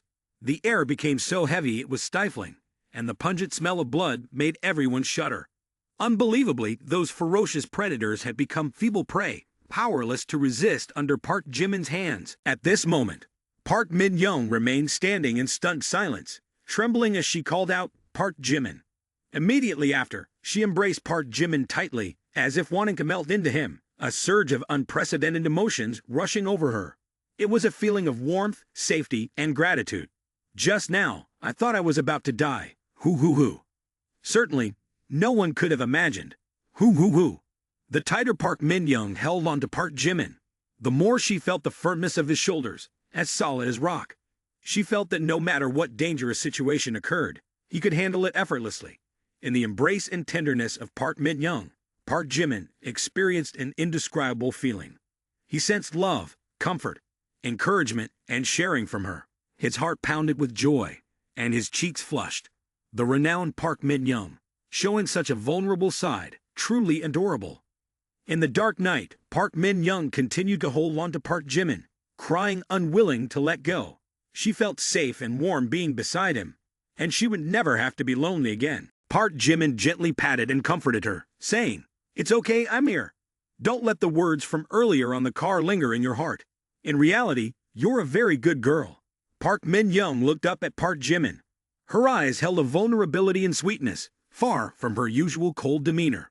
Then, she trembled slightly, asking softly, with a hint of pleading in her eyes, as if wanting Park Jimin to affirm it once again. "Really, do you think so?" Seeing her soft and flowing expression made it difficult for Park Jimin to absorb, so he quickly changed the topic.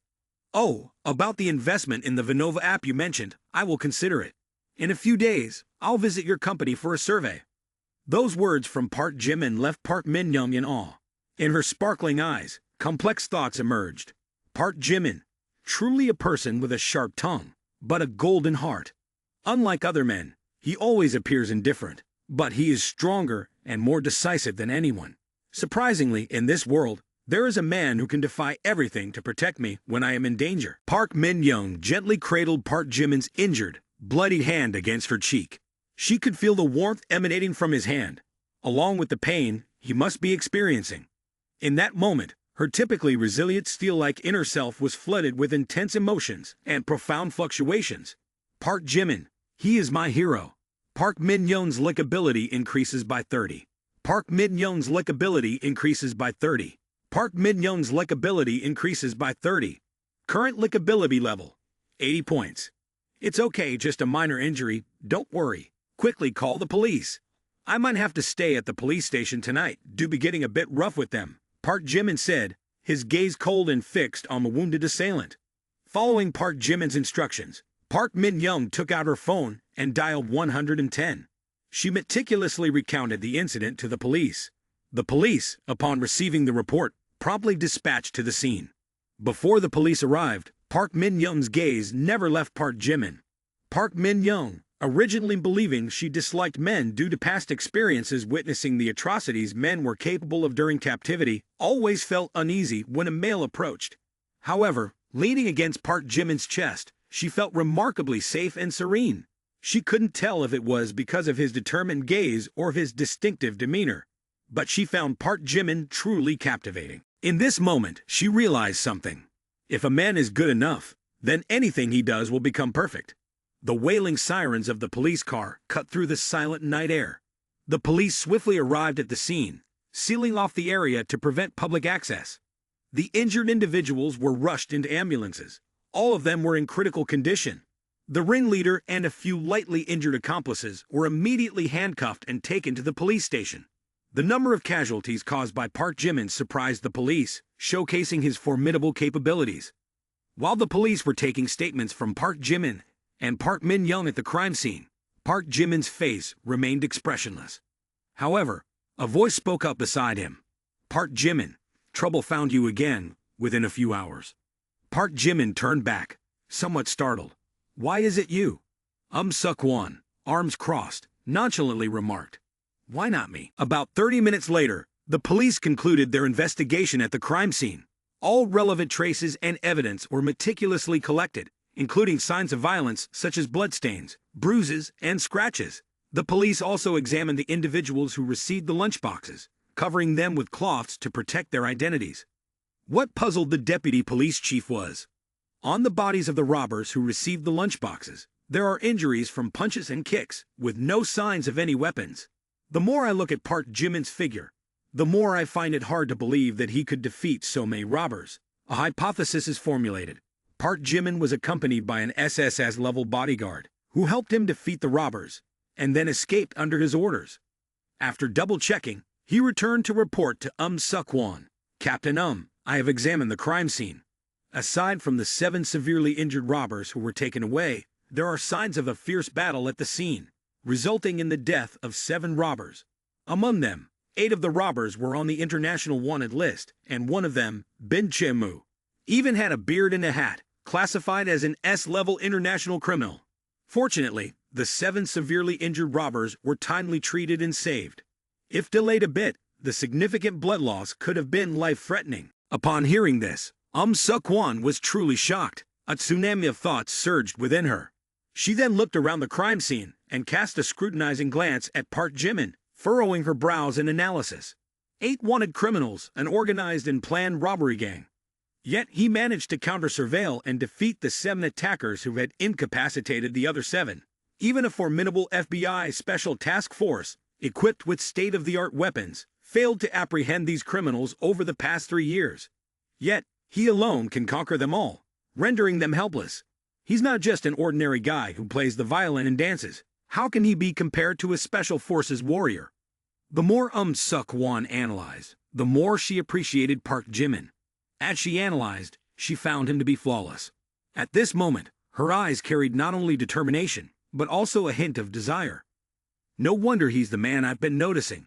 His martial arts skills are on par with the urban military king, Park Jimin. She couldn't help but feel uncomfortable. She tried to reassure herself, thinking, it's just that he's too attractive to women. But the more she thought that way, the more jealousy and anger welled up within her.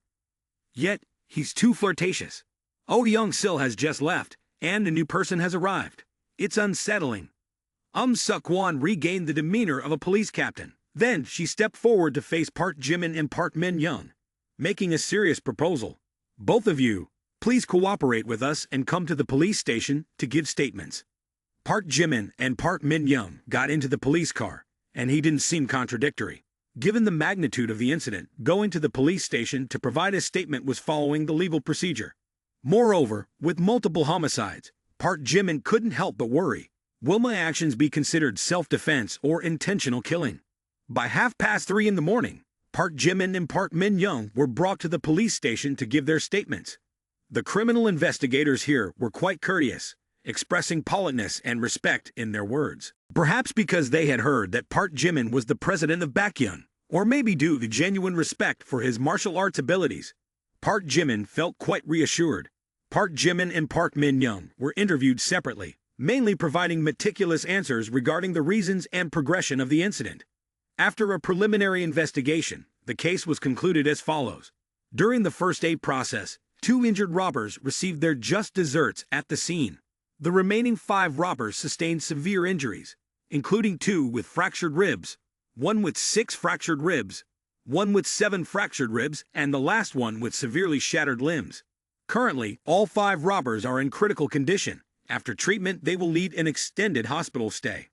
Furthermore, the identities of these individuals have been confirmed, and they are suspects in the kidnapping and robbery case, with some of them currently being wanted. Once their injuries stabilize to some extent, a more in-depth interrogation will be conducted. At 6 a.m., the assistant police officer cheerfully approached Park Min-young to deliver the news. Miss Park, you can leave now.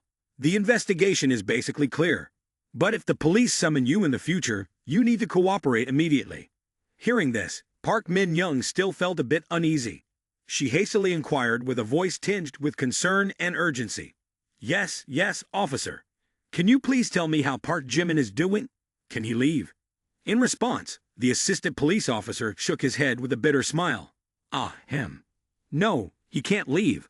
The captain is currently instructing him. Having stayed awake all night coupled with the challenging interrogation, Park Min-young was physically exhausted and desperately wanted to find a place to rest. However, when thinking about Park Jimin still being questioned, she couldn't find peace of mind. She feared that something might happen to him. After a moment of contemplation, with a determined look, Park Min-young said, No, if he's not leaving, I'm not leaving either. I'll stay here and wait for him. Hearing this, the assistant police officer sighed helplessly. Well, fine. You can wait then. Within the police precinct, Park Min-young received excellent treatment. Not only was she provided with water and light snacks, but there was also a comfortable resting place for her to wait in contentment. This demonstrated the power of beauty. Wherever one goes, beauty is admired. Even though the investigation had concluded, the assistant police officer still found it puzzling. It's strange. The captain not only wanted separate statements, but also instructed me to turn off the camera. Does she want to do something secretive? Park Jimin sat in a special interrogation room, physically exhausted, his eyes reddened from tiredness, and his soul uneasy. He yawned widely, feeling restless. Oh my! What is Suk-won doing? Making me sign a statement with my hands cuffed. Could it be she's upset with me for calling her a rain sister? Suk-won, feeling uneasy, checked if the camera had been turned off. Then, She didn't forget to buy an additional breakfast for Park Jimin. As the door to the special holding room opened, Seok-won entered carrying a breakfast tray. She placed it in front of Park Jimin, saying, "Come on, have something to eat." Park Jimin paid no attention to Seok-won and began devouring his food like a hungry tiger. Since his enhancements, he felt an increase in his appetite, thinking, "I didn't expect her to be a police officer, and a captain at that." Seeing her man eating the breakfast she bought and enjoying it made Seok-won feel pleased. Though she outwardly maintained a semblance of annoyance from the incident at the party, she said, "You still don't know a lot of things." Seok-won's favorability rating increased by 5 points, and the current rating was 50 points. When the system announced this, Park Jimin felt a bit surprised, pondering, eating a bowl of noodles can increase favorability. This woman is really strange. Couldn't it be that eating noodles makes someone handsome? Well, let's eat quickly and get out of here. After some thought, he found it quite reasonable. After finishing the hearty meal, Park Jimin raised his cuffed hand and asked, "Officer, I am the victim here. There's no need to keep my hands cuffed like this. When can I leave?" Seok-won noticed that Park Jimin still paid no attention to her. She approached, leaned in close, lifted his chin, and asked, "Don't you want to stay with me? You're the victim." "Yes, but you've also killed someone. Besides, what's the deal with that girl Park Min-young?" Despite her provocative actions, Park Jimin remained indifferent. He shifted his gaze away and reluctantly answered Seok-won's question. "She's also a student at Harvard, my senior. She was at the party last night representing Vinova app, inviting me for investment. We took a taxi together, and, unexpectedly, this happened." Immediately, Seok-won understood. Apart from Oh Young-sil, Park Min-young is not an ordinary person either. Both of these women actively approached you for money, and furthermore, the beauty of Park Min-young is extraordinary. Seok-won felt a bit uneasy. Thinking so, Seok-won entertained a wild idea. She firmly grabbed his uncuffed hand and forcefully ripped off his white shirt, revealing a robust physique marked with bruises. Seeing this, Park Jimin's expression darkened, and he asked, "Officer, what are you trying to do?" Since the charity event last night, Seok-won had been impressed with Park Jimin. However, as she got to know him better, her fondness for him grew even stronger. Her current actions displayed a deep affection for him, considering him as her treasure. However, she still couldn't express her feelings in front of him. Angry, Seok-won took out a box of ointment and placed it forcefully in front of Park Jimin, saying, "What kind of ointment are you using? Show the strength of someone who fought so many people. Let me see your injuries." Suddenly, Seok-won pulled out a box of ointment, leaving Park Jimin surprised. He looked at her, wondering why she cared so much about him. Right at that moment, a loud voice echoed, bringing Park Jimin back to reality. "Park Jimin, what's your attitude? You're an adult now, scared that I might snatch your tofu." Hearing that, Park Jimin felt embarrassed and awkward. He quickly waved his hand with a bitter smile. "No, nothing at all. The police department is a bit strict today, avoiding any unnecessary intimacy between men and women. Or maybe I should do it myself. You've been on duty all night. Can't disturb you." Despite verbally refusing her, deep down, he felt utterly helpless. A man on the outside must surely protect himself well. But in this situation, encountering a tough and imposing female police officer like her is indeed a difficult challenge. While still contemplating this, Seok-won directly pressed him onto the table. Her actions seemed very serious and caring. "Don't move, young man. If your hands and feet are clumsy, it may cause infection to the wounds. Listen to me." Seok-won's coercive ointment application made Park Jimin feel violated and extremely disappointed. Eventually, Park Jimin could only remain silent as Seok-won applied the ointment for him. Growing up handsome is also a kind of trouble. Excessive attention is not always a good thing. However, right after that, Park Jimin felt that something was off. He looked at Seok-won with a wary gaze. "No, this woman wants to tempt me. We've only known each other for less than a day, and she must have a personality that enjoys probing into others. Oh my, a low-grade trick, effective only on my past. Seok-won, you are very nice, but I'm sorry. This girl employs a seduction tactic that is all too familiar. Initially, she treats you with utmost care and genuine concern, making you sink into her gentleness unknowingly. As you start pursuing her, she becomes ambivalent, oscillating between warmth and coldness, progress and retreat, leaving you in profound agony and emotional imbalance. From a strong and confident man, you gradually transform into a vulnerable, timid individual, enduring bitterness and waiting for her. Eventually, you lose your initiative and become a submissive follower. To my unsuspecting friend, never fall into the traps set by women. It's evident that Park Jimin is a young man who appears quite seasoned and will never succumb to such foolish mistakes. He can only watch as Suk-won tends to his wounds without any resistance. However, after Suk-won finishes bandaging him up, Park Jimin not only fails to express gratitude, but also adopts a cold and indifferent attitude, stating, "Officer I believe it's better for us to maintain some distance. Moreover, we've only known each other for a day." Park Jimin's words made Suk-won feel uncomfortable. However, this discomfort only fueled her desire to conquer him. Things easily obtained are often underestimated, while the unattainable becomes more coveted. Furthermore, her investigation had proven Park Jimin's character. Later, Suk-won looked at Park Jimin with a submissive gaze. "What are you doing? People saw you injured, so I wanted to bandage you up a bit. Are you still mad?" Park Jimin cleverly explained, "I'm not mad. I already have someone I like. I don't want you to misunderstand. You are a very nice girl. If we had met earlier, I might have boldly pursued you. But life doesn't offer many ifs. If I were a fickle man, you would probably hate me, right?" Park Jimin's thoughtful explanation did not make Suk-won angry or disappointed. On the contrary, the more she looked, the more enamored she became. This guy, with his carefree appearance, turns out to be a loyal love warrior. Oh my, he perfectly fits my taste. Having uttered those words, the two did not delve further into the matter. Park Jimin stepped out of the police station. It was already noon. Over a day without sleep had left him exhausted and drowsy. Fortunately, the police station was close to the Vinhome's villa. He decided to call a taxi to get there for a much-needed rest. Standing on the higher floor, Suk-won followed Park Jimin's silhouette until it disappeared. "Park Jimin, we still have the whole day ahead. If you want to push me away, don't even try. A fantastic man like you shouldn't let those wicked women take over." As Park Jimin left, Park Min-young was still fast asleep. She was indeed waiting for Park Jimin, but her waiting was only in dreams. Hoo-hoo!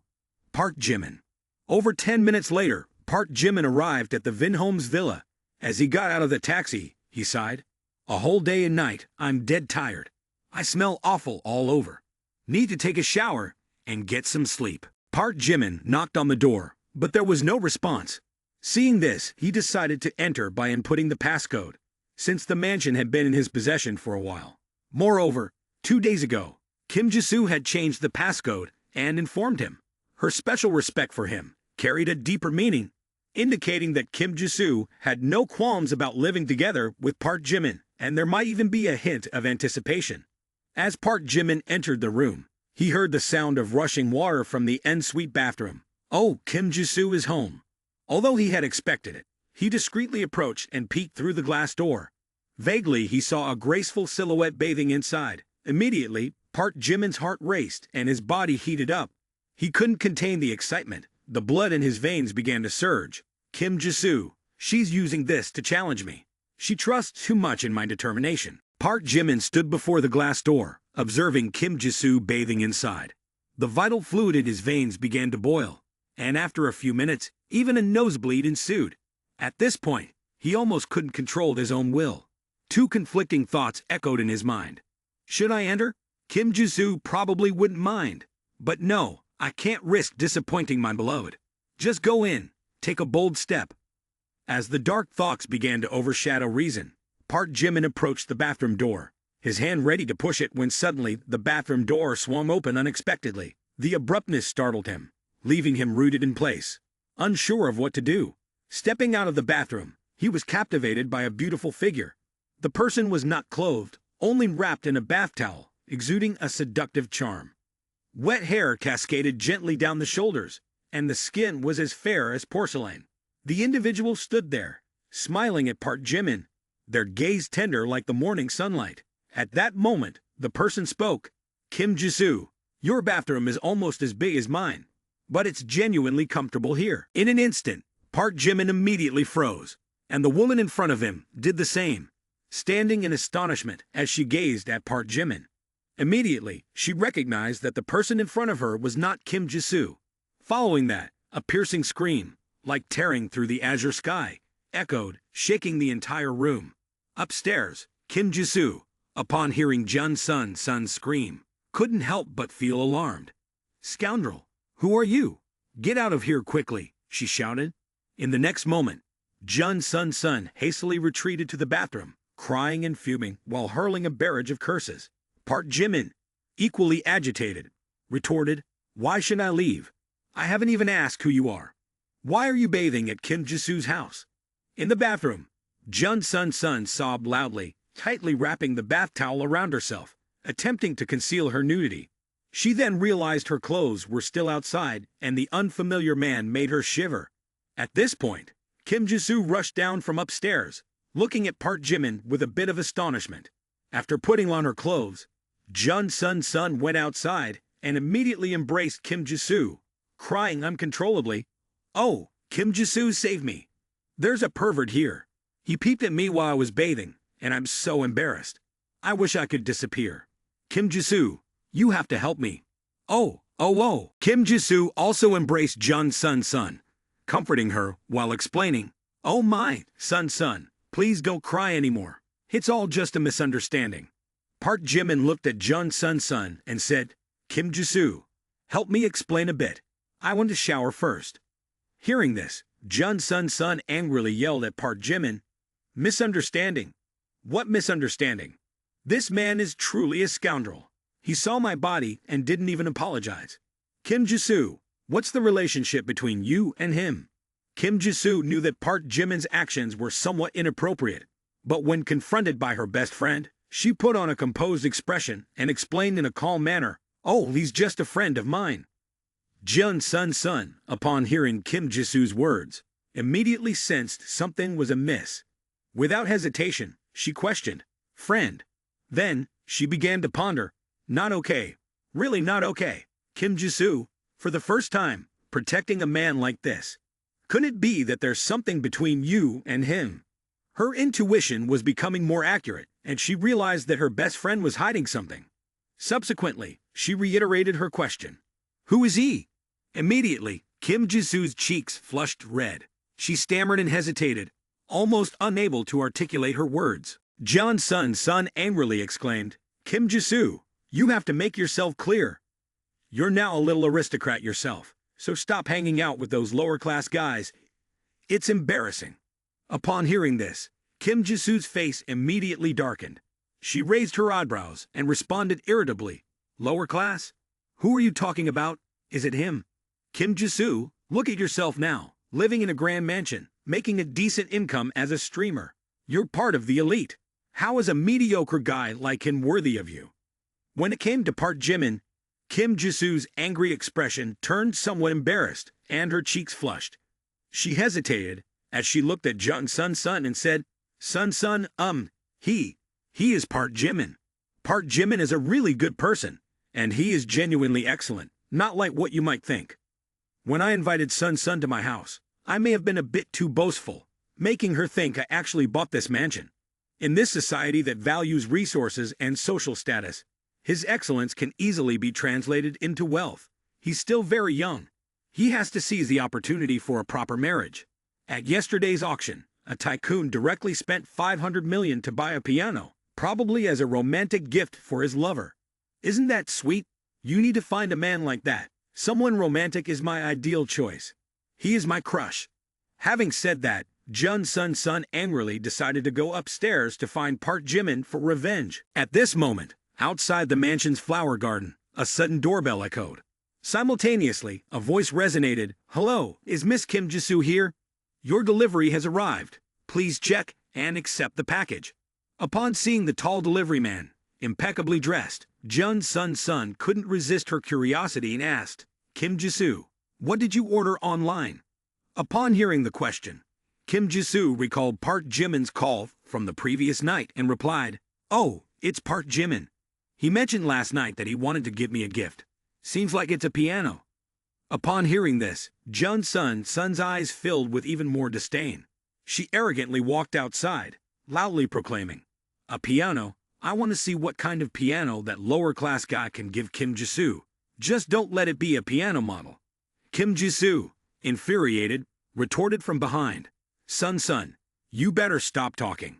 I'm getting angry. As they opened the door, both girls were startled as they looked up at the sky. A helicopter was flying at a low altitude, emitting a deafening sound, and the wind blew down, making their hair flutter. From the airplane, a voice emanated from the loudspeaker. Alert, alert. This is the police. The cargo has arrived at the scene, and there's no abnormality. In front of the two girls stood a colossal truck carrying a piano, weighing up to 15 tons. The truck was constructed from robust steel and thick tempered glass, capable of withstanding the impact of explosives, bullets, and various other weapons. Even the truck's cabin was equipped with applications to counter chemical and biological weapons. Furthermore, the cargo protection force was armed with heavy weaponry, ensuring strict security and readiness to handle any emergency situation. The sight before them caused both girls to tense up in fear, accompanied by skeptical expressions. Dan, to gift a piano? Do they really need to mobilize such a large force? Oh my God, could this piano belong to Seo? As the careful staff placed the grand piano in the mansion's living room and positioned it in the center of the space, the instrument remained shrouded in a red cloth, adding an air of mystery and allure. Kim Jisoo and Jun Sun stood beside it, gazing at the piano with intense curiosity. Park Jimin, what kind of piano did you buy? Having it checked by security, I feel like we've received a national treasure, remarked Kim Jisoo. Hearing Kim Jisoo's comment, Jun Sun suddenly felt anger rising within her. In her thoughts, she mused, Park Jimin, a low-class nobody, the gift surely won't amount to anything. It was just a show to win over Kim Jisoo. Jun Sun approached the piano, grabbed the red cloth, and forcefully pulled it while exclaiming loudly, Hemph, it's just pretending.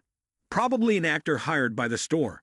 The less confident a man is about his gift, the more effort he puts into wrapping. Let me see what this is all about. The cloth fell away, revealing a translucent glass piano intricately engraved. Under the reflected light, the piano sparkled brilliantly, almost blinding to the eyes. Reacting quickly, Jun Sun covered her eyes and exclaimed, What is this? It's too dazzling. Before the two girls stood a transparent glass piano, resembling a giant crystal block. Every detail on the piano was intricately engraved, with the instrument's body designed in a soft rectangular shape, as gentle as the curves of a young woman. The piano keys were made of white glass, reflecting dazzling light. On the piano's surface was a transparent glass panel, allowing a view of the strings inside, made of stainless steel and shining like a mirror. When the artist touched the piano keys, the strings vibrated, creating melodious and ethereal sounds. All combined, it created a harmonious and exceptionally refined ensemble. Kim Jisoo stood in awe, unable to believe her eyes.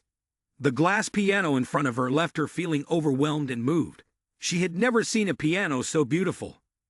Made of transparent glass, reflecting sparkling light, the delicate engravings on the piano were meticulously crafted, making her feel as if she were admiring a work of art. At this moment, she gently touched the piano keys, sensing the smooth and cool texture of the glass. The melodious sound resonated to the depths of her soul, prompting her to exclaim in astonishment and admiration, Is this a crystal piano? It's incredibly beautiful. As for Jun Sun, she carried suspicion in her eyes. She approached and circled the piano, even tapping her fingers on its material, but the piano remained unfazed. Each clear and crisp note resounded, pleasing to the ears. Here, how much does a crystal piano like this cost? She exclaimed. At this moment, the doubting Jun Sun's eyes grew more intense. She pondered, could he be a tycoon? Did I misjudge him? It's impossible for any tycoon to look as unkempt as this lower-class guy, seeming no different from the guards under my house. On the television screen, the charity auction at Gyeongbokgung was being replayed, addressing her questions. Yesterday, the charity event at Gyeongbokgung was a great success. Prominent figures were in attendance, and an astonishing scene occurred during the auction.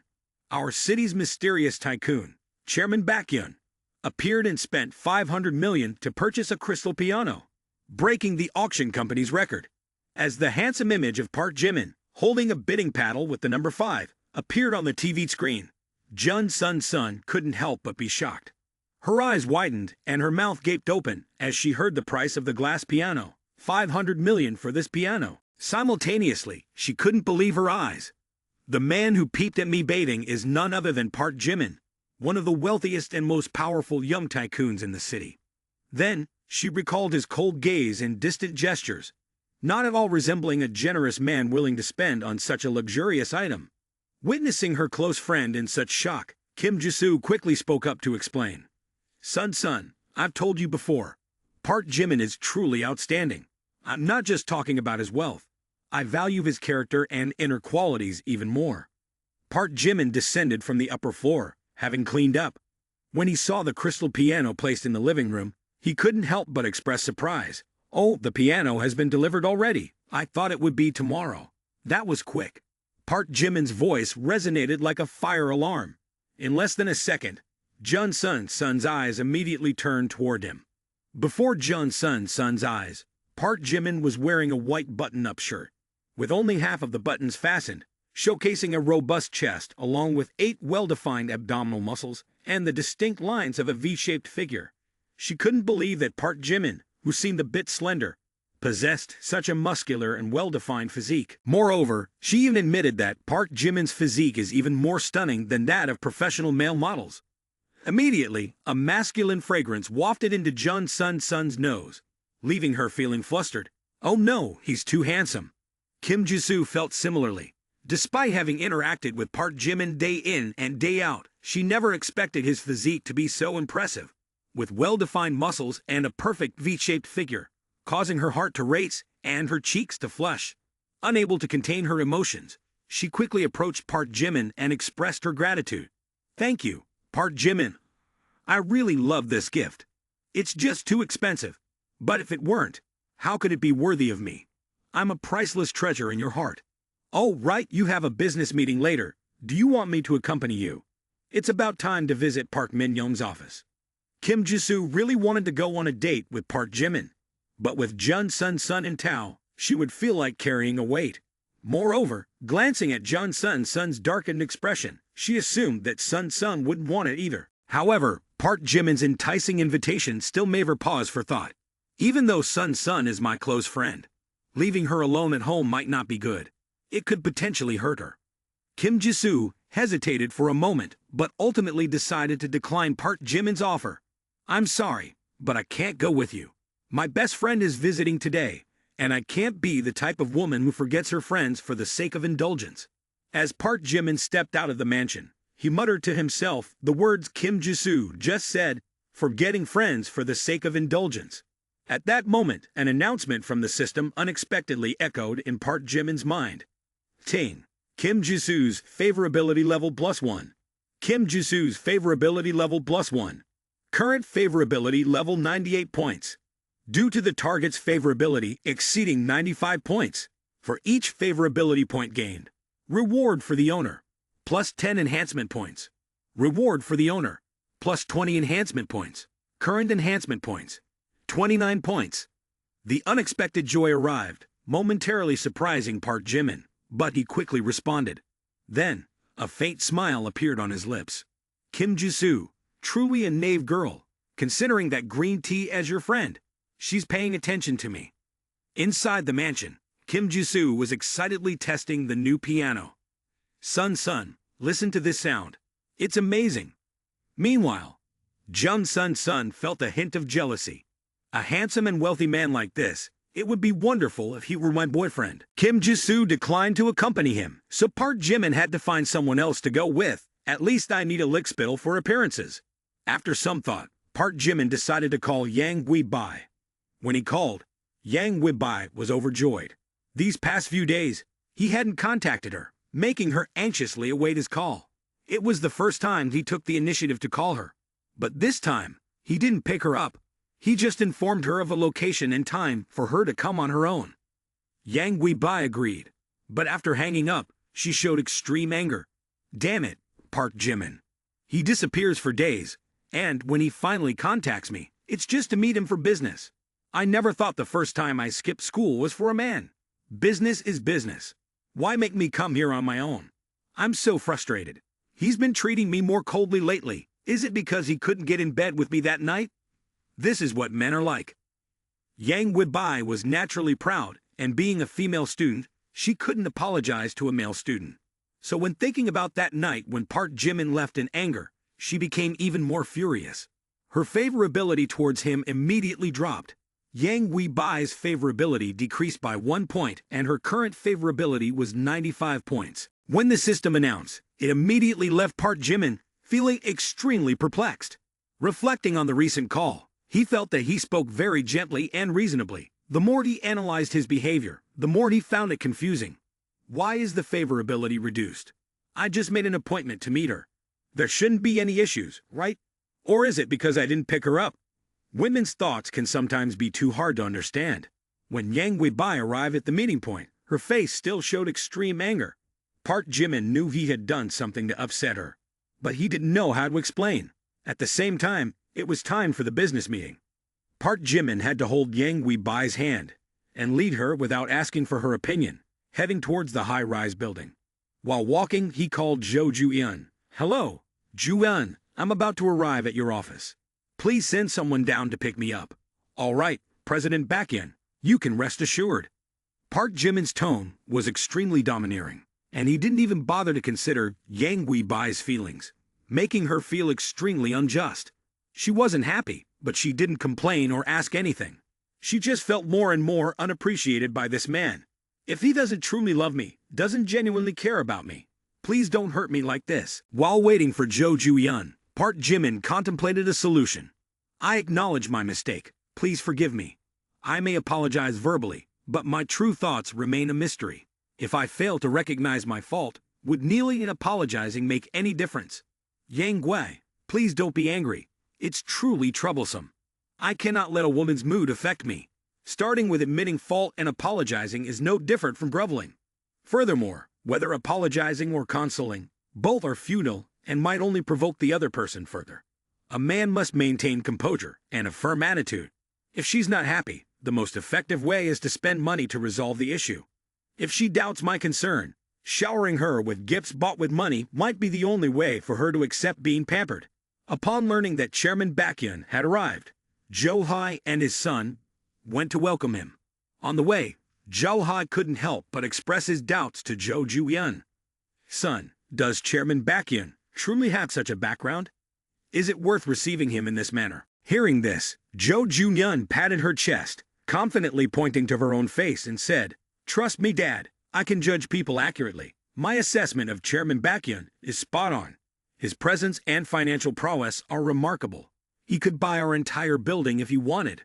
Chairman Jo couldn't help but be surprised at this revelation. However, looking at his son's face, any skepticism had vanished. Instead, he became just as enthusiastic as his son. To have someone like him in Gyeongbokgung is extraordinary.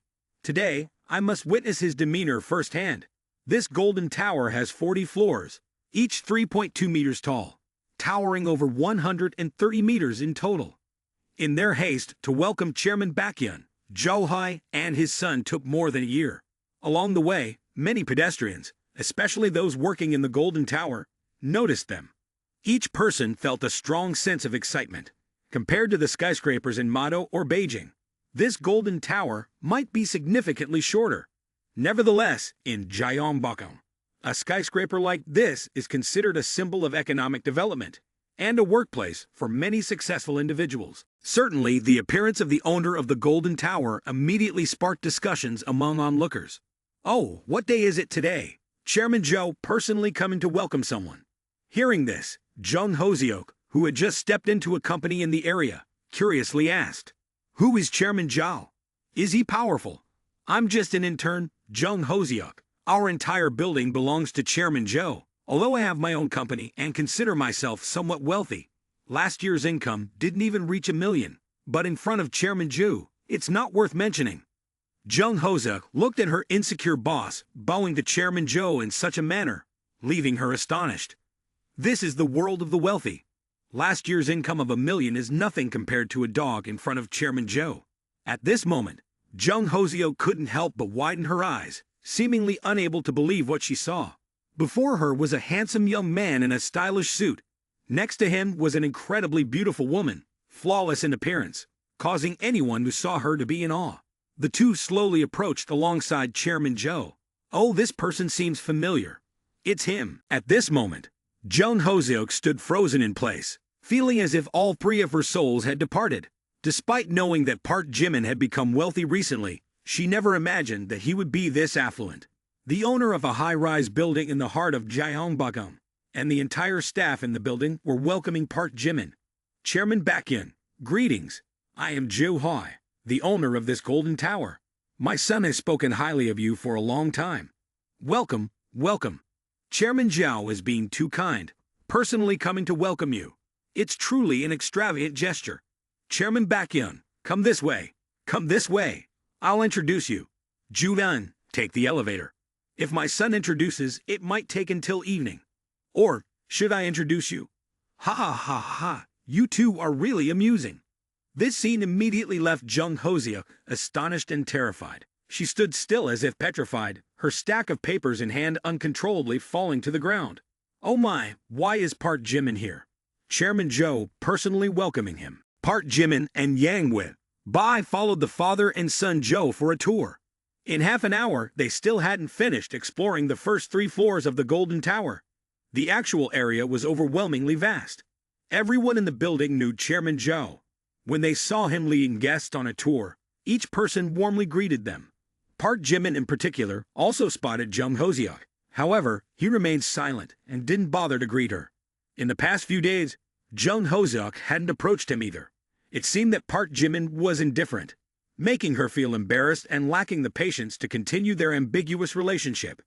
After the somewhat boring tour, Jo Hai began to give a general introduction to the Golden Tower. Chairman Baekhyun, this building started construction in 2011 and was completed in 2012. It's been 9 years now.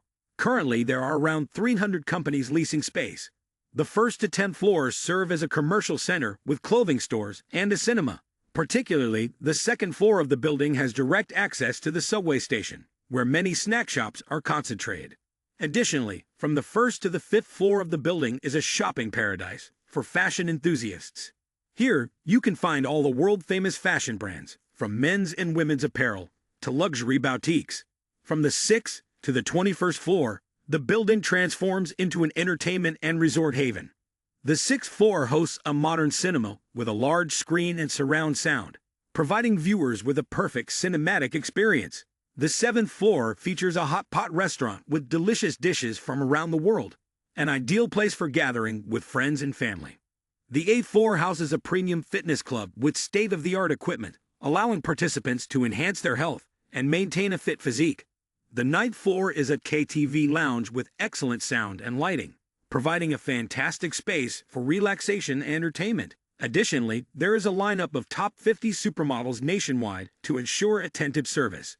From the 10th to the 21st floor, a luxurious hotel system awaits, offering fully equipped rooms to provide users with a premium resort experience. From the 22nd floor and above is the commercial office area, where companies from various fields converge. Financial management firms, gaming companies, agencies, and Win Media offices are all present. It is a vibrant and bustling area, a gathering place where successful entrepreneurs and ambitious young individuals. Chairman Joe persisted in his introduction, even though his voice was hoarse. Although the retail sector is experiencing a downturn, the building's location is excellent, so business remains vibrant. Park Jimin and Yang Bai followed along, glancing around as they walked. With no time to thoroughly inspect each floor, Yang Bai, feeling a bit suffocated, grumbled, her mood dampened. It's boring. If it's just about business, there's no need to drag me out here, calling me out and then ignoring me. The more she thought, the more frustrated she became. I skipped school for you, and you treat me like this? It's infuriating. At this moment, Jo Hai strained his voice a bit too much, his throat hoarse. He waited for Jo Ju-Yun to come and assist. Chairman Baekhyun, how about I personally guide you through each floor? No need to hurry. After saying this, Park Jimin looked at Yang Bai, her expression visibly displeased, and asked, Yang Bai, how do you find this building? Yang Bai instinctively replied, Oh, it's quite good. Well, good enough for me. I bought this building. Chairman Zhu gave me a price, and he directly transferred it to the woman next to me. Upon hearing these words, Yang Guibi gasped, feeling a profound impact on her very soul. She blurted out, questioning, "For me?" Zhou Juan took a sip of water, and her heart skipped a beat immediately. Zhao Hai, astonished to the point of his soul nearly departing his body, mouth agape, questioned, "Chairman Baekhyun, are you serious? Do you really want to buy Kim Mao Tower to gift it to this woman?" Park Jimin, staring directly into Yang Guibai's eyes, unwavering and resolute, answered without hesitation, "Yes, as long as she likes it. There's nothing impossible." Hearing Park Jimin's response, Juvan took another sip of water, and her heart immediately pounded fiercely, causing her to spray water out in volume 2. Zhao Hai, profoundly shocked, stood still as if petrified. It took him a few seconds to come back to his senses. Buying a grand hall is understandable. After all, Chairman Baekhyun has money, but transferring billions worth of assets in the blink of an eye, this is quite a joke. This time, Yang Guibai was also profoundly shocked, urgently asking, "Park Jimin, are you joking? This is the whole building we're talking about." Park Jimin remained firm, his expression unwavering as he looked into her eyes, his stance unmistakable. "Of course I'm not joking, Yang Guibai. I bought this building for you. From now on, you can stand tall as a real estate owner. You are now the chairwoman of the Yang family conglomerate. While its glamorous exterior may shine, the reality comes with immense pressure. I don't want you to bear that burden alone. With this building in your hands, no matter what happens to the Yang conglomerate, you will always have something to rely on for the rest of your life." His words stirred a deep contradiction within her. At first, she found his attitude overbearing, too dominant, as if he disregarded her feelings. He seemed self-centered, making decisions without consulting her, a trait she once found infuriating. Yet now, even as he remained just as assertive, making choices on her behalf without hesitation, she felt an unexpected warmth. It was a kind of unwavering strength, an image of a decisive CEO that many women secretly longed for. Indeed, his charisma was undeniable. At this moment, Yang Guibai finally understood. "So Park Jimin called me out just to buy me a large building. It turns out I completely misunderstood Park Jimin. He isn't a selfish person, only thinking about himself like I assumed. Park Jimin, a sincere, gentle, and very considerate man. He always thinks about me. Why did I blame him, doubt him? Maybe I really need to adjust my spoiled princess temperament." Thinking so, Yang Guibai lifted her head to look at Park Jimin with grateful eyes. She felt a mix of emotions, moved, ashamed, and remorseful. In this moment, Yang Guibai was dazed, her cheeks flushed, her eyes filled with affection. She felt as if she were wrapped in warm arms, with nothing to fear.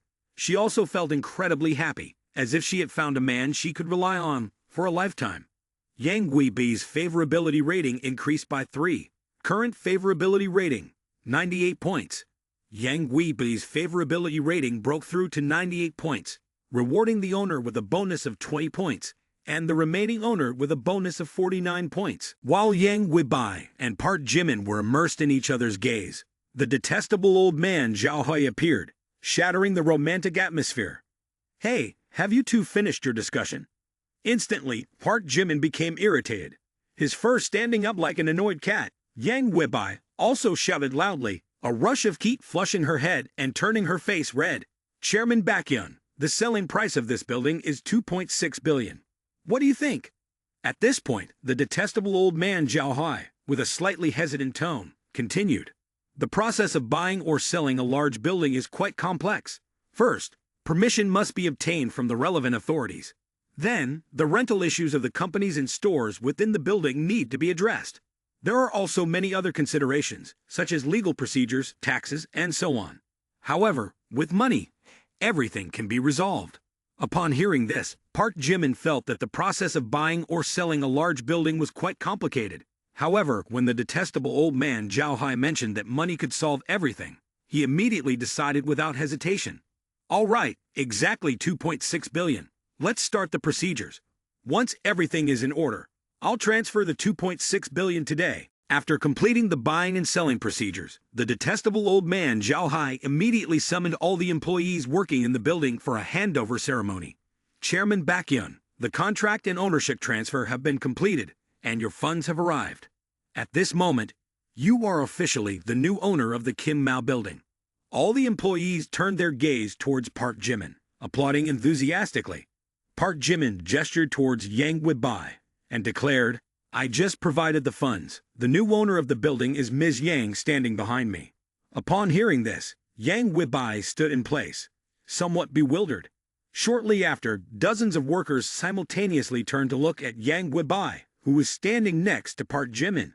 They gazed at her with eager admiration, then collectively turned towards her, bowing their heads in salute. "Hello, Chairman Yang." Yang Weibai, just an undergraduate student yet to graduate, suddenly became the owner of the Kim Mao skyscraper. In front of her were dozens of employees bowing in respect. At this moment, Yang Weibai naturally felt an indescribable sense of elevation, a mix of excitement, joy, and a hint of anxiety. So, this is the feeling of being a landlady. No wonder my dad spends the whole day at the company and doesn't come home. The feeling of having people bow wherever you go is truly enchanting and quite refreshing. The afternoon handover ceremony of the Kim Mao skyscraper attracted considerable attention, especially from the employees of the companies within the building. Upon realizing that the new owner of the building was a young and beautiful girl who hadn't even graduated from university, everyone was immediately astonished. Some admired her, others felt jealous, and there were even those who thought fate was unfair. At the same time, Jung Hoseok and her colleagues from the company happened to pass by. Initially, she paid little attention, but when she saw the crowd gathering, she became curious and asked, "Hey, why are there so many people from that building? Don't you know? The owner of the Kim Mao building has changed. The current owner is a 20-year-old girl, and rumor has it that someone spent over $2 billion to buy the entire building and gift it to her. Oh my, what a player. Even romantic novels wouldn't dare to depict such a plot."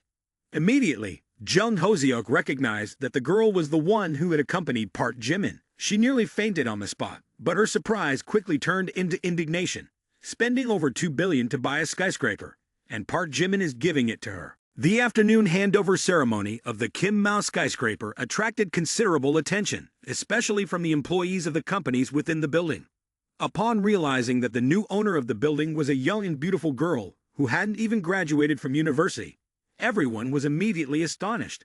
Some admired her, others felt jealous, and there were even those who thought fate was unfair. At the same time, Jung Hoseok and her colleagues from the company happened to pass by. Initially, she paid little attention, but when she saw the crowd gathering, she became curious and asked, "Hey, why are there so many people from that building? Don't you know? The owner of the Kim Mao building has changed. The current owner is a 20-year-old girl, and rumor has it that someone spent over $2 billion to buy the entire building and gift it to her. Oh my, what a player. Even romantic novels wouldn't dare to depict such a plot." Immediately, Jung Hoseok recognized that the girl was the one who had accompanied Park Jimin. She nearly fainted on the spot, but her surprise quickly turned into indignation. Spending over $2 billion to buy a skyscraper, and Park Jimin is giving it to her. However, his explanation sounded so insincere that she couldn't help but burst into laughter. "I think so too. Today is truly a meaningful day." But before the ripples settled, another wave crashed in. "Hey, do you know Oh Young-sil, Park Jimin?" Yang Weibai suddenly asked, catching Park Jimin off guard, causing him to freeze momentarily. He felt like a thief caught red-handed. Oh Young-sil, she's an actress, right? What's up?" Park Jimin tried to maintain composure, but inside, he felt like he was on fire. Has she found out something? "Park Jimin, don't panic. Stay calm. Not only has she been having many arguments with the On family director recently, isn't it a hot topic? Especially since Soo Jong-yu followed the On family for many years. Today, she spoke out against the On family's unspoken rules. Weibo is exploding today." Hearing this, Park Jimin breathed a sigh of relief, as if a 1,000-pound burden had been lifted. "Oh, really? Ha ha ha, I don't care about online gossip. Ha ha ha, it seems like she's just blabbering, scared to death. If she knew about me and Oh Young-sil, she'd probably explode." Thought he had escaped, but unexpectedly, Yang Weibai continued. "It's true that the recent online topics are all boring. A few days ago, I saw a hot search about some stupid tycoon spending $500 million to buy a crystal piano." Hearing this, Park Jimin hastily asked, "Did you click to see it?" "Of course not. What's the point of such useless news? Spending 500 million on a piano. There must be something wrong with their head, and I wonder who they're giving it to. Park Jimin received a series of heart-piercing comments, making him sweat profusely. Yang Webai looked at him worriedly and asked, "Hey, Park Jimin, why are you sweating so much?" In this fiery moment, Park Jimin had to try to put out the fire. "Oh, ha ha ha ha. Maybe it's because the subway is too hot." After sitting on the burning coals for more than 10 minutes, finally, Park Jimin and Yang Webai arrived at the dance hall. He greeted her and quickly walked away without looking back. Park Jimin hurried away like an escapee. Only when he was far enough not to see Yang Weibai's figure did he breathe a sigh of relief. This isn't the subway, it's more like sitting in jail. Though some time had passed, the feeling of being caught off guard still lingered in Park Jimin's heart. Even as he approached Harvard, he couldn't shake off Yang Weibai's questions. "Yang Weibai, do you know something? Were you deliberately testing me?" As for Park Min-young, after waking up at the police station, she anxiously searched for Park Jimin. However, the police informed her that he had left since noon. She wanted to call Park Jimin, but then she remembered that she didn't have his phone number, not even on WeChat. After a moment of thought, Park Min-young decided to run straight to the male dormitory and wait for him. At the same time, Mr. Zhu called him. Park Jimin picked up the phone, and on the other end, Mr. Zhao exclaimed, "Jimin, quickly come back to the dorms and see the commotion. Park Min-young and Jae-han have been standing downstairs at the male dormitory for 6 hours, not sure who they're waiting for." Hearing this, Park Jimin was both shocked and anxious. What does Park Min-young want? Park Min-young stood waiting for Park Jimin under the male dormitory for a whole 6 hours. She remained there, gazing towards the row of male dormitories, and then casting longing looks toward the dormitory gate, anticipating someone. This scene sparked curiosity and commotion among a group of male students. "Oh, that's Park Min-young Jae-han, the campus beauty of Harvard University. Why would she come back here after graduating? She's been standing here since the afternoon. Seems like she's waiting for someone. Whoever it is must be impressive, making Park Jae-han stand here like a stone statue. Oh, is she not a lesbian?" As they approached, the male students became tense. Some even hesitated to get closer, mainly due to the excessively beautiful goddess that caused 99% of them to feel insecure and self-conscious. From 3 in the afternoon until now, over 20 male students tried to find Park Min-young, using various methods to obtain her contact information. Without a doubt, all these attempts were met with rejection. Not only that, but she also showed an unfriendly demeanor. Even when rejecting them, she spoke harshly. Even Park Jimin himself experienced a stern rebuke. Park Jimin still hadn't returned to the dormitory, causing Park Min-young to worry and fret. After a while, she picked up her phone to check. It's been 6 hours, and still no sign of Park Jimin. What should I do now? Woke up this afternoon and found Park Jimin nowhere to be seen, suddenly came here. Whenever I can't find him, my heart gets anxious and restless for some reason. Could it be that I've developed feelings for Park Jimin? No way. Park Jimin is Kim Jisoo's boyfriend. Thinking of Kim Jisoo, Park Min-young felt a pang in her heart. She didn't want to compete with Kim Jisoo for Park Jimin, nor did she want to engage in any opportunistic behavior. However, she couldn't deny that she was genuinely starting to like Park Jimin, a feeling that was both painful and confusing. As Park Jimin entered the dormitory and navigated through the crowd, he spotted Park Min-young standing there. Is that Park Min-young? Is she here to stop me? Recalling how Park Min-young had once blocked him in a taxi due to business collaboration issues, Park Jimin concluded, it must be her. She won't let go of the company's funding issue. For sure, at this moment, Park Min-young, who was usually as cold as ice, suddenly appeared unusually gentle. As soon as she loudly uttered the words, Park Jimin, Park Min-young seemed enchanted, quickly walking towards him. She ran faster and faster, standing in front of him in an instant, but she didn't stop there. She directly collided with his chest, then joyfully buried her head in it. Park Jimin was also taken aback. He had just brought Yang Weibai back to the university and unexpectedly encountered this situation. An unexpected attack. It's too strong. What is she trying to do? He wondered. At this moment, a strong aura enveloped the entire male dormitory. If looks could kill, Park Jimin would have died countless times. Oh my God, what am I seeing? Park Jae-han embracing someone. Who is this person? Exclaimed the onlookers. In this moment, Park Min-young felt that Park Jimin was like a lighthouse in the darkness, illuminating a small ray of light in her otherwise gloomy inner world. This ray of light allowed her to see hope, feel warmth, and no longer fear loneliness in the dark. It was this steadfast and warm feeling that provided comfort. Park Jimin stood still like a statue, not uttering a word. Previously, Park Min-young had always been distant and indifferent to him, but now she appeared so gentle and warm, leaving him unable to comprehend. Nevertheless, being embraced by the school's top beauty made him feel incredibly comfortable. The atmosphere around the male dormitory became increasingly intense. Park Jimin slowly pushed Park Min-young away, his gaze complex, with a slightly reproachful tone. Park Jae-han, I already had a bad reputation at school. If you do this, won't I be completely buried? Hearing that, Park Min-young hugged Park Jimin even tighter, speaking in a sweet voice, Don't push me away. Let me hug you a little longer. Just a little longer. The three roommates of Park Jimin witnessed this scene, their eyes wide open as if they couldn't believe what they were seeing. Minho, give me a slap. Park Jae-han is hugging Jimin. Where? Where is this happening? Especially Gil On-gang, who considered Park Min-young as his goddess for the past 3 years. Now, seeing Park Jimin being embraced by her, he almost went insane, declaring, No way, Jimin, I want to kill him. While the male students were angrily grumbling, the sky suddenly echoed with thunder, and heavy rain poured down relentlessly. This year's rainy season seemed endless, with almost non-stop rain every few days. The thunderstorm caught everyone off guard, and large raindrops fell like marbles, prompting the people to hastily seek shelter. It's raining. Let's go quickly. Park Ji-han. It's pouring like this. Let's go back to the dorm to take cover for a while. It's too cold. Let's avoid the rain. Having no choice, Park Jimin reluctantly took Park Min-young back to dorm 503 to escape the rain. On the 3rd floor, Park Jimin's roommates felt extremely tense, seeing him bring a girl. Inside the room, dirty clothes and smelly socks were scattered all around. Without anyone reminding them, the 3 roommates took the initiative to clean up. In just a moment, the room became neat and tidy.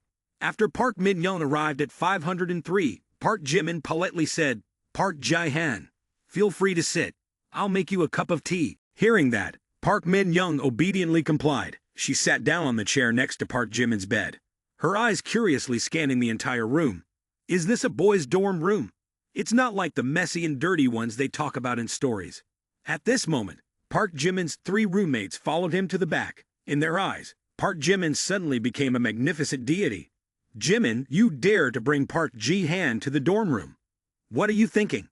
Hearing this, Park Jimin chuckled wryly. Don't talk nonsense. You guys think I wanted to bring her here. Except for Mr. Hung and Mr. Zhou, who seemed excited. Gil On-gang stroked his chin, his eyes revealing deep thoughts. There's something not right with this kid. He still wants to take her somewhere. While Park Jimin was chatting with his roommates, suddenly Park Min-young's voice rang out. Hey, Park Jimin, you've left your unwashed pile of dirty clothes again. What's this all about? Hearing that, Park Jimin turned back in surprise, only to see Park Min-young holding up his underwear, her eyes wide open, and her face blushing. Gil On-gang had doubted the relationship between the two before. But in this situation, there was no room for further debate. Only in an abnormal relationship would Park Min-young dare to hold up Park Jimin's underwear. Previously, the events that transpired couldn't be put into words. Adding to it, Park Jimin didn't come home last night, so it was almost certain that the mystery of the sea snails had finally unraveled. From this point on, the mystery was no longer a secret. At 10:30 in the evening, the heavy rain had subsided, but this season still held the possibility of continuous rainfall. Park Min-young sat motionless in the room, and the presence of Park Jimin's roommate only made her more awkward. She almost didn't say anything, occasionally forcing a shy smile. But then, she suddenly remembered the incident with Park Jimin's underwear, and her face turned red as she hurriedly bowed to cover her embarrassment. Park Min-young didn't know why she did that. Perhaps she felt indebted to Park Jimin. However, with Park Jimin having so much money, he surely didn't need her compensation in financial terms. On the other hand, Park Jimin lacked nothing. Coincidentally, he also had a pile of dirty clothes lying around, and that was something small she could help him with. But somehow, holding up the right pair of underwear in that manner could easily be misunderstood. It was too embarrassing, and she felt like crawling under the ground, thinking, How did I end up holding his underwear? I want to disappear. Park Jimin stepped outside onto the balcony and noticed that the rain had stopped. He turned back to Park Min Young and suggested, "The rain has stopped, Park Jae-han. Let me take you home." "Okay, sure." Park Min Young rented a house in the campus area, not too far away. It took about 10 minutes to walk from the school gate. Sensing the atmosphere becoming awkward, Park Jimin broke the silence. "This time you came to find me to discuss fundraising, right? Actually, you could have just messaged me on WeChat." Hearing that, Park Min Young immediately became alert. "Fundraising. Right, I came to find you to discuss fundraising." Finding you was definitely about discussing fundraising. What else could it be? Thinking this way, Park Min Young turned to Park Jimin and said hesitantly, "But I don't have your WeChat. Mainly, I want to invite you to Vanova Company tomorrow. How do you feel about that? Can you give me your WeChat?" Finally said it, "Give me your WeChat." Seeing Park Min Young's blushing face, Park Jimin couldn't help but think, "Waiting for me under the 6th floor for this matter. It's the 21st century, and there are still honest people like this." After contemplating, Park Jimin took out his phone, opened the QR code for Park Min Young to scan, saying, "All right, now you can reach me anytime." After adding Park Jimin's WeChat, Park Min Young seemed quite cheerful. "Really? I can find you anytime then." Immediately after, she realized she might have been too excited and hastily explained, "What I meant was about fundraising. You can find me anytime for fundraising. Feel free about the fundraising. Tomorrow morning, you can take me to survey Vanova Company. I'll go ahead, say goodbye, and go home early to sleep." As Park Jimin left, Park Min Young continued to watch him, feeling confused. She questioned herself, "Am I behaving like a bad woman? But just being near him, I truly feel warm and secure. Yet, he is still someone else's boyfriend, Kim Jisoo's. What will he think of me?" Thinking this way, Park Min Young knew that a romantic relationship between her and Park Jimin was impossible. "If I continue to hold on to unrealistic hopes, I will only become a disruption in someone else's relationship. Therefore, from now on, she will try to be distant from Park Jimin. She doesn't want to hurt him, but she also doesn't want to get hurt herself." Waking up, Park Jimin felt like a soulless being, probably due to a sleepless night making him incredibly tired. After a night of rain, the city seemed to don a fresh coat. The sun was emerging, casting bright golden rays onto the cool asphalt roads, dispelling the remaining dark clouds. The bustling street, now quiet, only had a few slow-moving cars passing by. At 9:30 in the morning, Park Jimin walked out of the school gate, managing his time as he strolled. Simultaneously, Park Min Young left the campus as well. She walked and contemplated the business collaboration between Vanova App and Park Jimin. Later, they took a taxi together to Vanova App. On the ride, a message from Yangwei popped up. "Park Jimin, today the Kid Mao building is available for rent. Can you accompany me? It's my first time." "Oh Yangwei, I'm the president now. Don't handle everything by yourself. Wouldn't it be better to assign this to an employee? I have some business to attend to today." At this moment, Park Min Young turned to look at Park Jimin, wearing an uncomfortable expression. "Are you happily chatting with some girl? Not Kim Jisoo, is it?" As soon as Park Min Young started to distance herself from Park Jimin, she seemed to transform into a different person. No longer gentle and shy as before, she became cold and distant. Park Jimin keenly sensed the change in Park Min Young's attitude. He couldn't help but feel confused and worried. Did I offend her again? Just overnight, and she's back with that unusually dark and distant expression, almost like a coffin. Is this girl experiencing a split personality? On the other side, Park Min Young kept reminding herself, "No matter how enamored I am with his sense of security, he is still someone else's boyfriend. I can't be the third party destroying someone else's relationship. Besides, this guy is not surrounded by just one woman. Hey, President Baekhyun will be here in 10 minutes. Yes, President, I will pay attention." Half an hour later, the taxi stopped and it was nearly 10 o'clock. "Get off, Park Jimin. We have arrived." As Park Jimin stepped out of the car, he felt a bit familiar with the place. But then the towering building in front of him struck his eyes, making him feel dizzy. "Your company is not in this building, right? Is there an issue on the 39th floor?" Park Min Young replied, leaving Park Jimin even more stunned. He truly couldn't believe it. Not in a million years. Jeongbokgung has so many office buildings. Why is it this place? This is too coincidental. If I run into Yangwei, My life is over. Thinking so, Park Jimin dragged Park Min-young to the elevator, heading straight to the 39th floor. He didn't want too many people to recognize him, because there was a secret he didn't want anyone to know. In just about a minute, the elevator opened with a creaking sound. Right after that, he suddenly saw a familiar figure appear before his eyes. The figure was so elegantly beautiful, unmistakably familiar. Park Jimin was shocked, unable to believe his eyes. Could it be such a coincidence? Then that voice echoed, making Park Jimin even more astonished. "Oh, Park Jimin, why are you here? Didn't you say you had something to do this morning?" Entering the elevator, Park Jimin found himself sandwiched between Yang Wei and Park Min-young, immediately causing a sense of panic. His heart raced and his mind felt struck by lightning. Now, absolutely no panicking. Stay calm. Panicking will only make things worse. In unexpected situations like this, staying calm is the best approach. No signs of unnatural behavior. Thinking so, Park Jimin took a deep breath, trying to regain his composure. Then, he turned to Yang Wei with a composed expression. "Yang Wei, let me introduce you.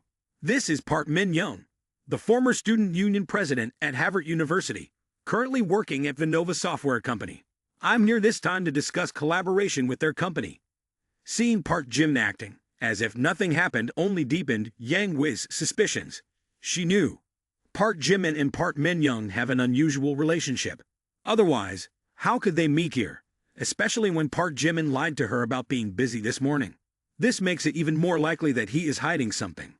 After that, Park Jimin turned to Park Min-young to continue the introduction. "Park Jae-han, this is Yang Wei, my high school classmate.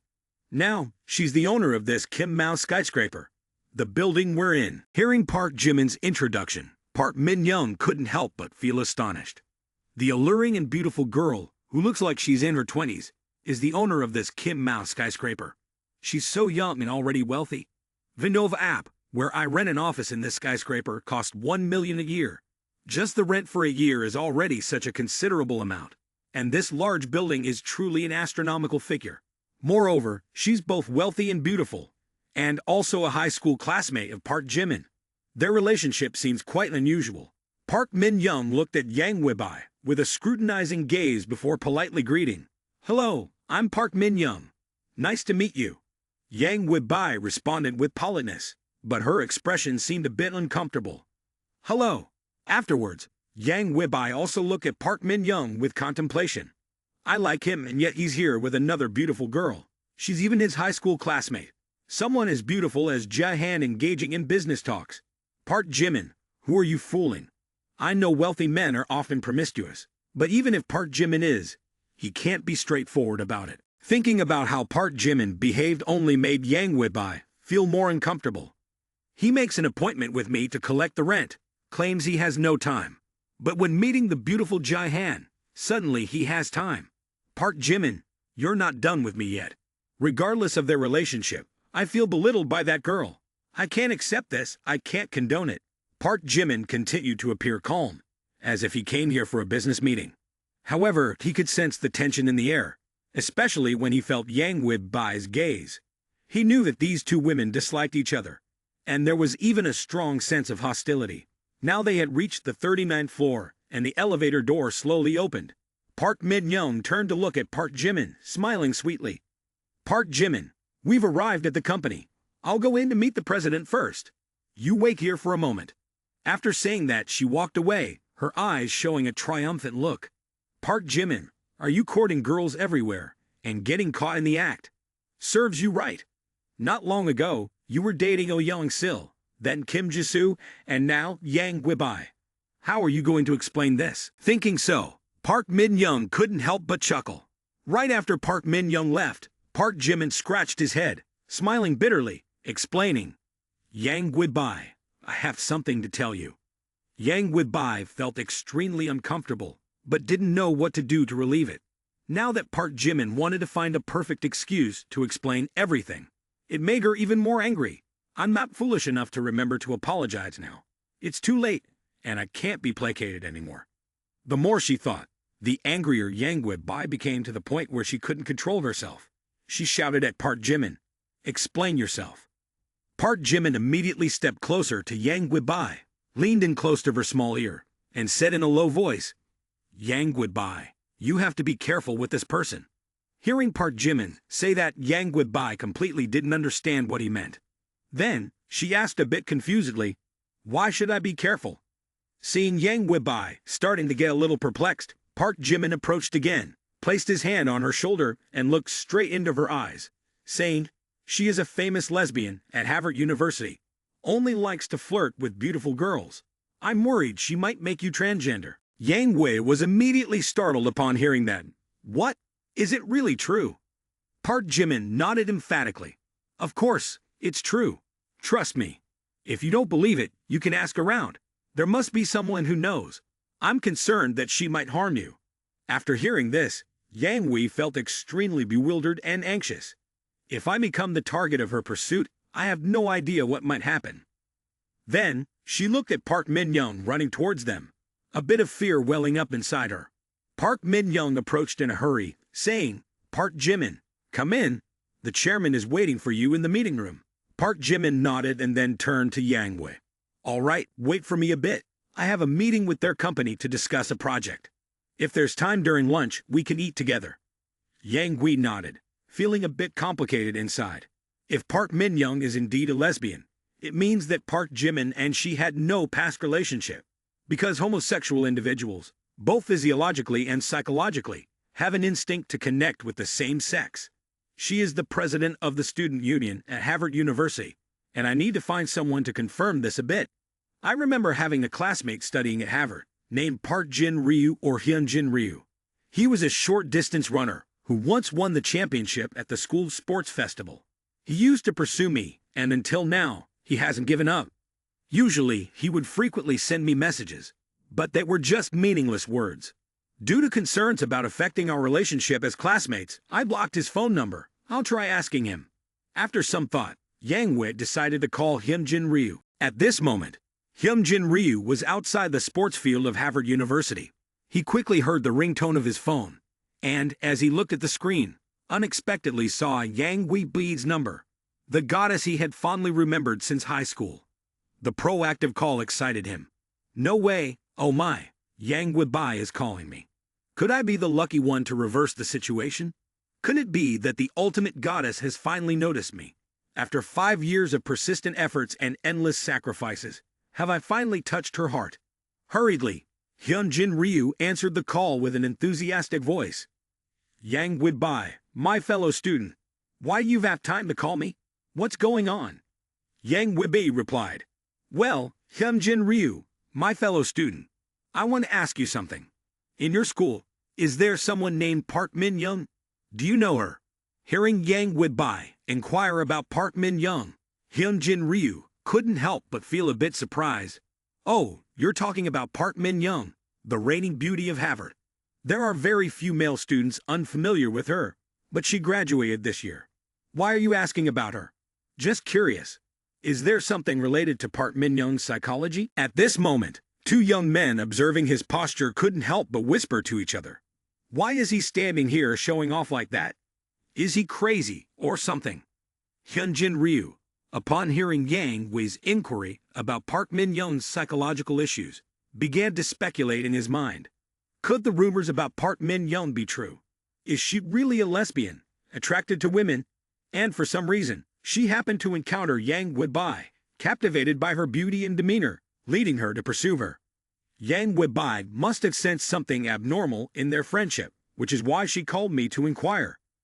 Thinking this way, Hyunjin Ryu couldn't help but feel pleased, and then he couldn't help but smirk and say, "This is my opportunity." Next, Hyunjin Ryu began recounting the story vividly and authentically, mentioning Park Jae-han, a pitiable figure that you might not be familiar with. Previously, she was just an ordinary person like everyone else. However, a horrifying incident occurred during her high school summer vacation. Once, she was unexpectedly abducted by a pervert and kept captive in a dark, lightless room underground for an entire month. During that time, she endured unimaginable acts of torture.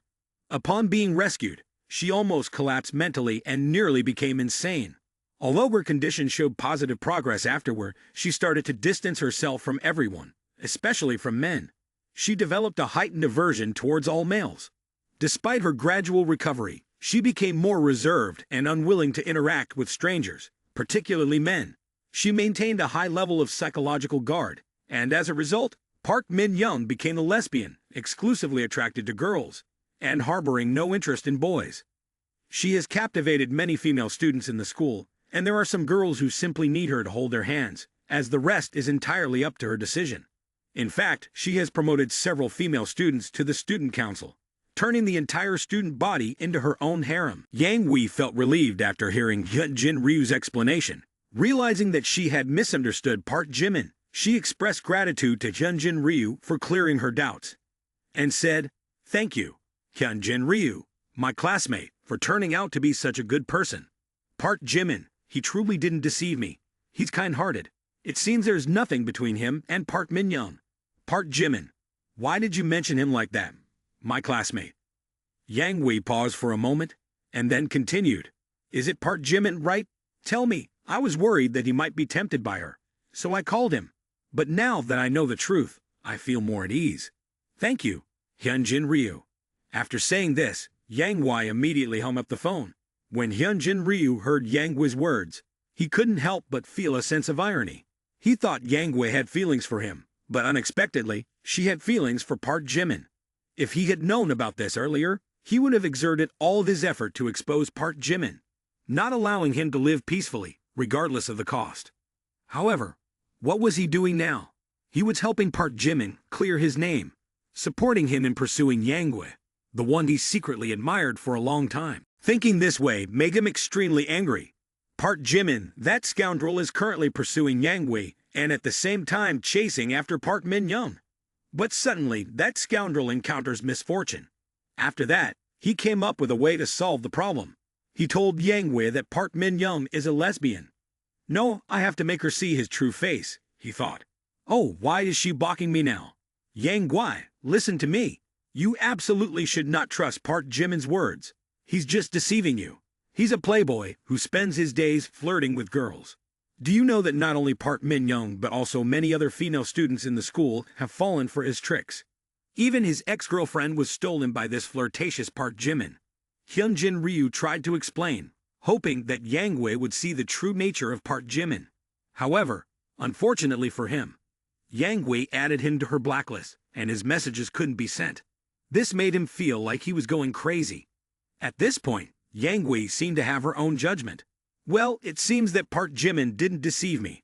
As for Hyunjin Ryu, when he first talked to me, he knew nothing about the situation.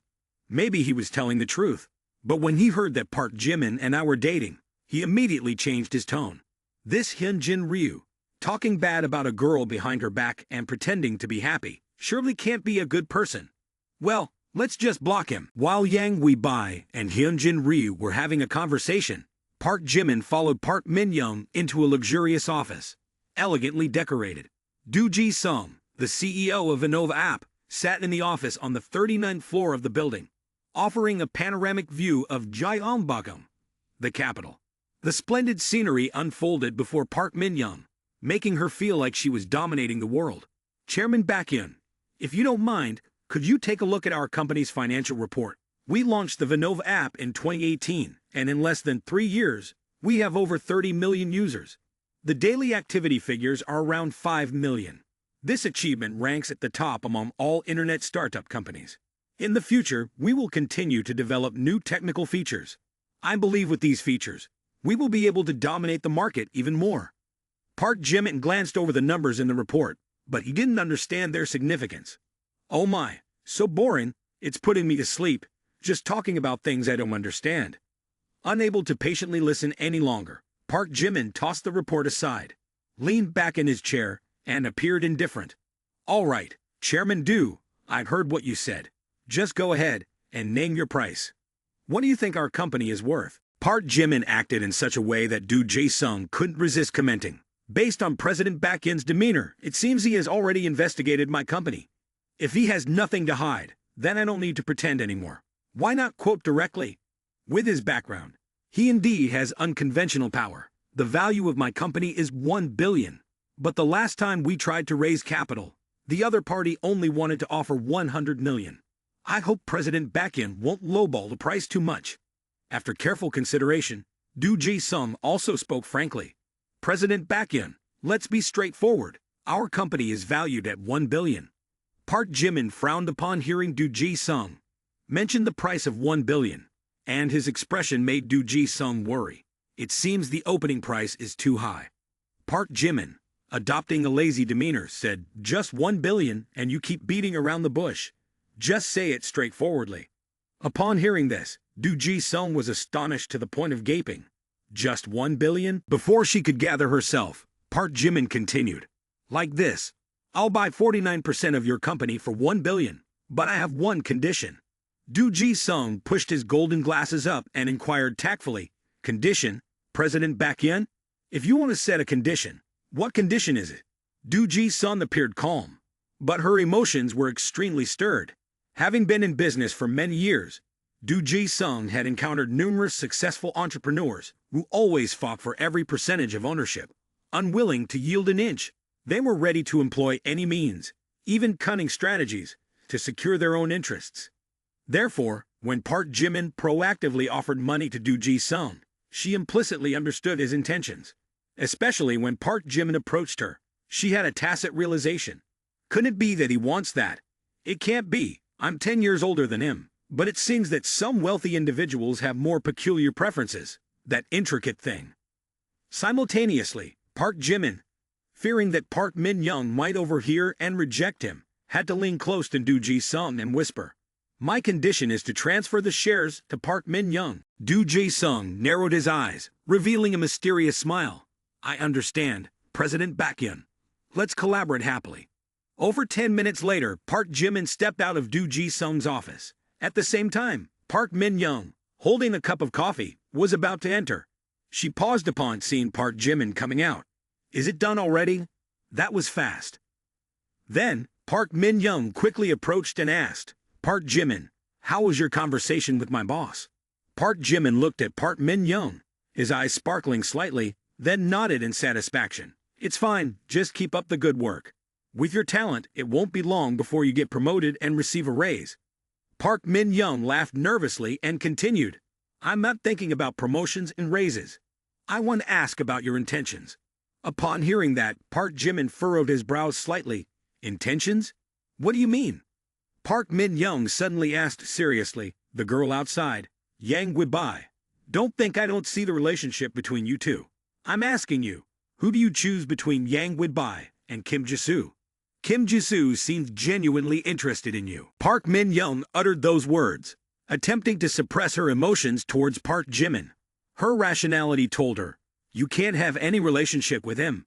But her subconscious always remembered him, creating a sense of contradiction and entanglement within her. What are her intentions? Isn't this question also asking herself about her feelings for him, for Kim Ji-soo? However, Park Jimin's next words made her change her thoughts. Why do I need to choose? Everything is mine. Park Min-young was stunned by Park Jimin's statement. She couldn't believe that a man could utter such arrogant words, disregarding morals. Immediately, a feeling of discomfort and anger surged in her heart. You and your arrogance.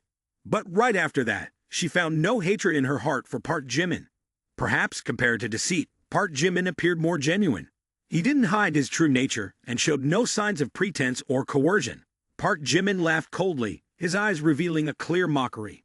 Exactly. Not allowed. Park Min-young was so angry that her face turned purple. She glared at Park Jimin and scolded, You are truly skilled, uttering such vulgar words. I never thought you could stoop this low. Before Park Min-young could finish her scolding, Park Jimin immediately cut her off. Why act like you didn't know I enjoyed playing around? You know I'm a terrible person, but yesterday you still hugged me and let me take you home. I find you quite contradictory. If you like me, why not openly admit it instead of asking me whom I choose? Why not ask if I can choose you? As Park Jimin spoke, Park Min-young's cheeks turned red, and she had no words left to retort. She knew Park Jimin was right. She loved him, but she dared not admit it. She feared being hurt, afraid of disappointment. Seeing Park Min-young silent, Park Jimin felt even more triumphant. If you truly want to protect Kim Ji-soo, you shouldn't have seduced me yesterday.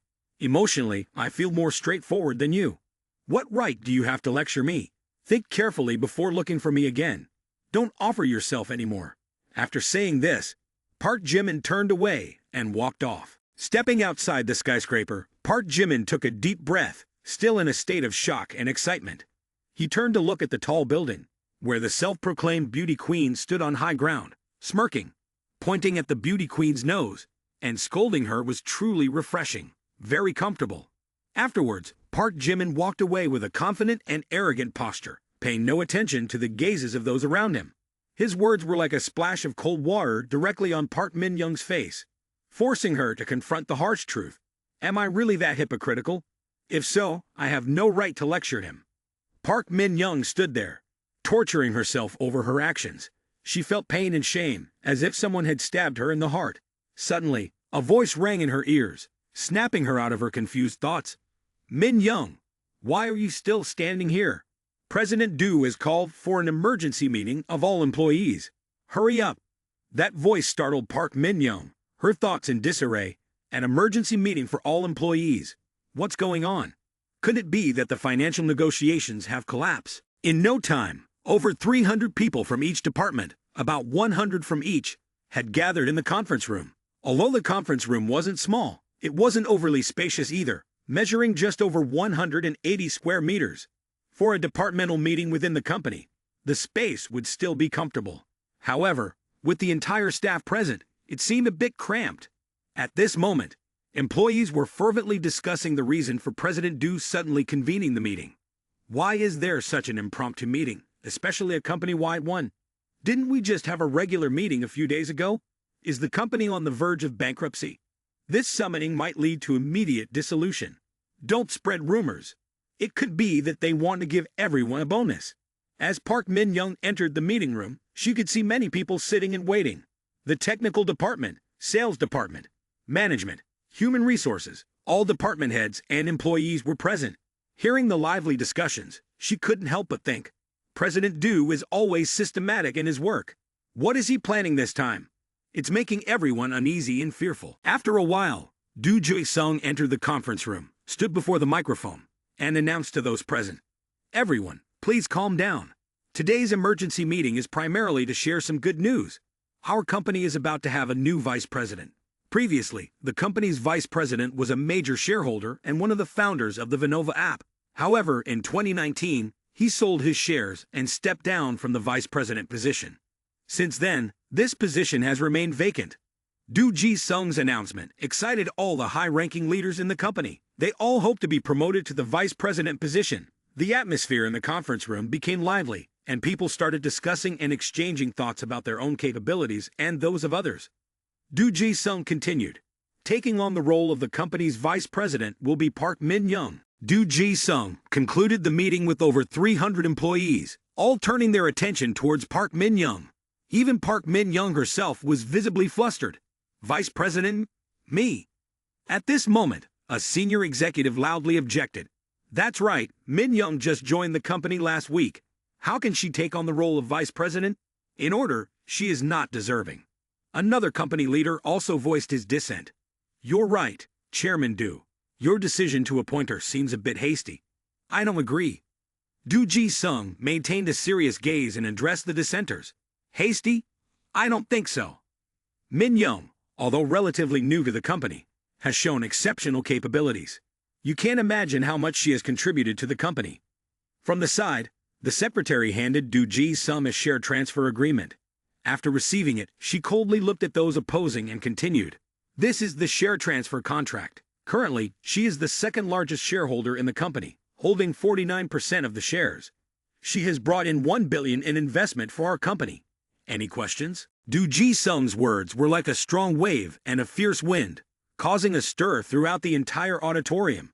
No one expected that a newly hired female assistant could pull out 1 billion in finances to acquire 49% of Vanova app's shares. Not only those present, even Du Jae-sung herself couldn't help but feel envious. This is the style of a president. 1 billion to buy shares as a gift. Min-young, if I were back in my 20s, I would definitely compete for this man with you. The fact that Park Min-young bought 49% of Vanova app's shares for 1 billion dong also raised doubts and concerns. 1 billion. Even if the company is packaged and sold, it might not fetch such a high price. How did she do it? Looks can be deceiving. Min Young. Does she have the capability to do this? Does she have her own plans to establish influence within the company? Can I still be friends with her now? Although everyone had suspicions, there were still no accurate answers to these questions.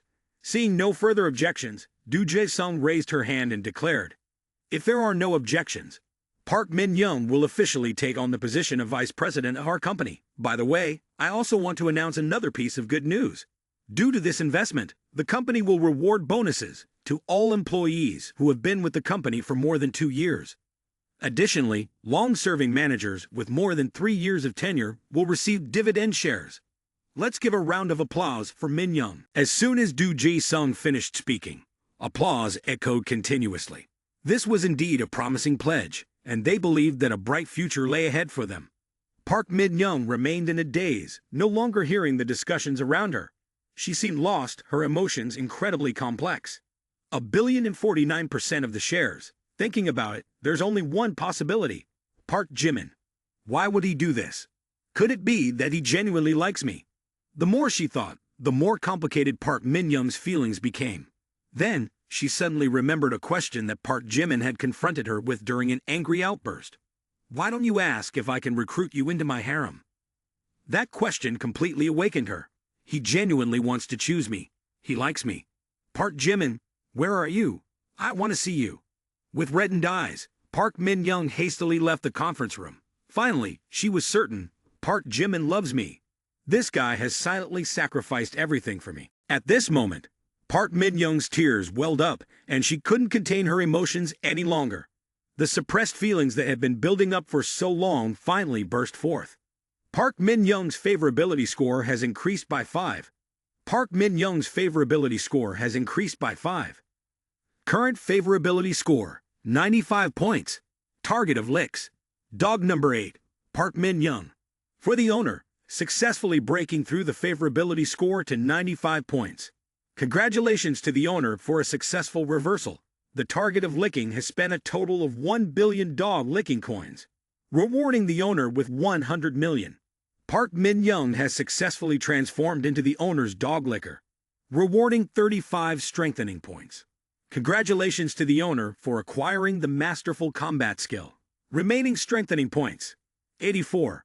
At this moment, Park Jimin was on his way to meet Yang Guibai when a continuous stream of system notifications suddenly echoed in his mind. Park Jimin furrowed his brow. Even though he had left Vinova app, he could deduce the reason for Park Min-young's increased favorability score with him. Indeed, the tables had been turned. A billion truly held such immense power, and it was evident that a well-thought-out strategy could be much more effective than directly spending money, especially for Park Min-young. Achieving this through Do Jae-sung to gift her shares seemed strategic. This way, she wouldn't feel repulsed or coerced. On the contrary, she might think that he was quietly paying the price for her. Indeed, in the eyes of women, emotions were of utmost importance. However, spending money recklessly only made people feel domineering and insincere, whereas a strategic use of money, through a planned approach, made them feel that one was silently paying the price. Park Jimin was strolling, feeling that this unexpected visit was quite reasonable, gaining experience in spending money wisely. At that moment, the familiar ringtone echoed. Because of my perseverance and the transformation of bad habits. Taking out his phone, Park Jimin found a call from Oh Young-sil. "Oh Young-sil, why is she actively calling me?" he wondered. As soon as he answered, Oh Young-sil burst into tears.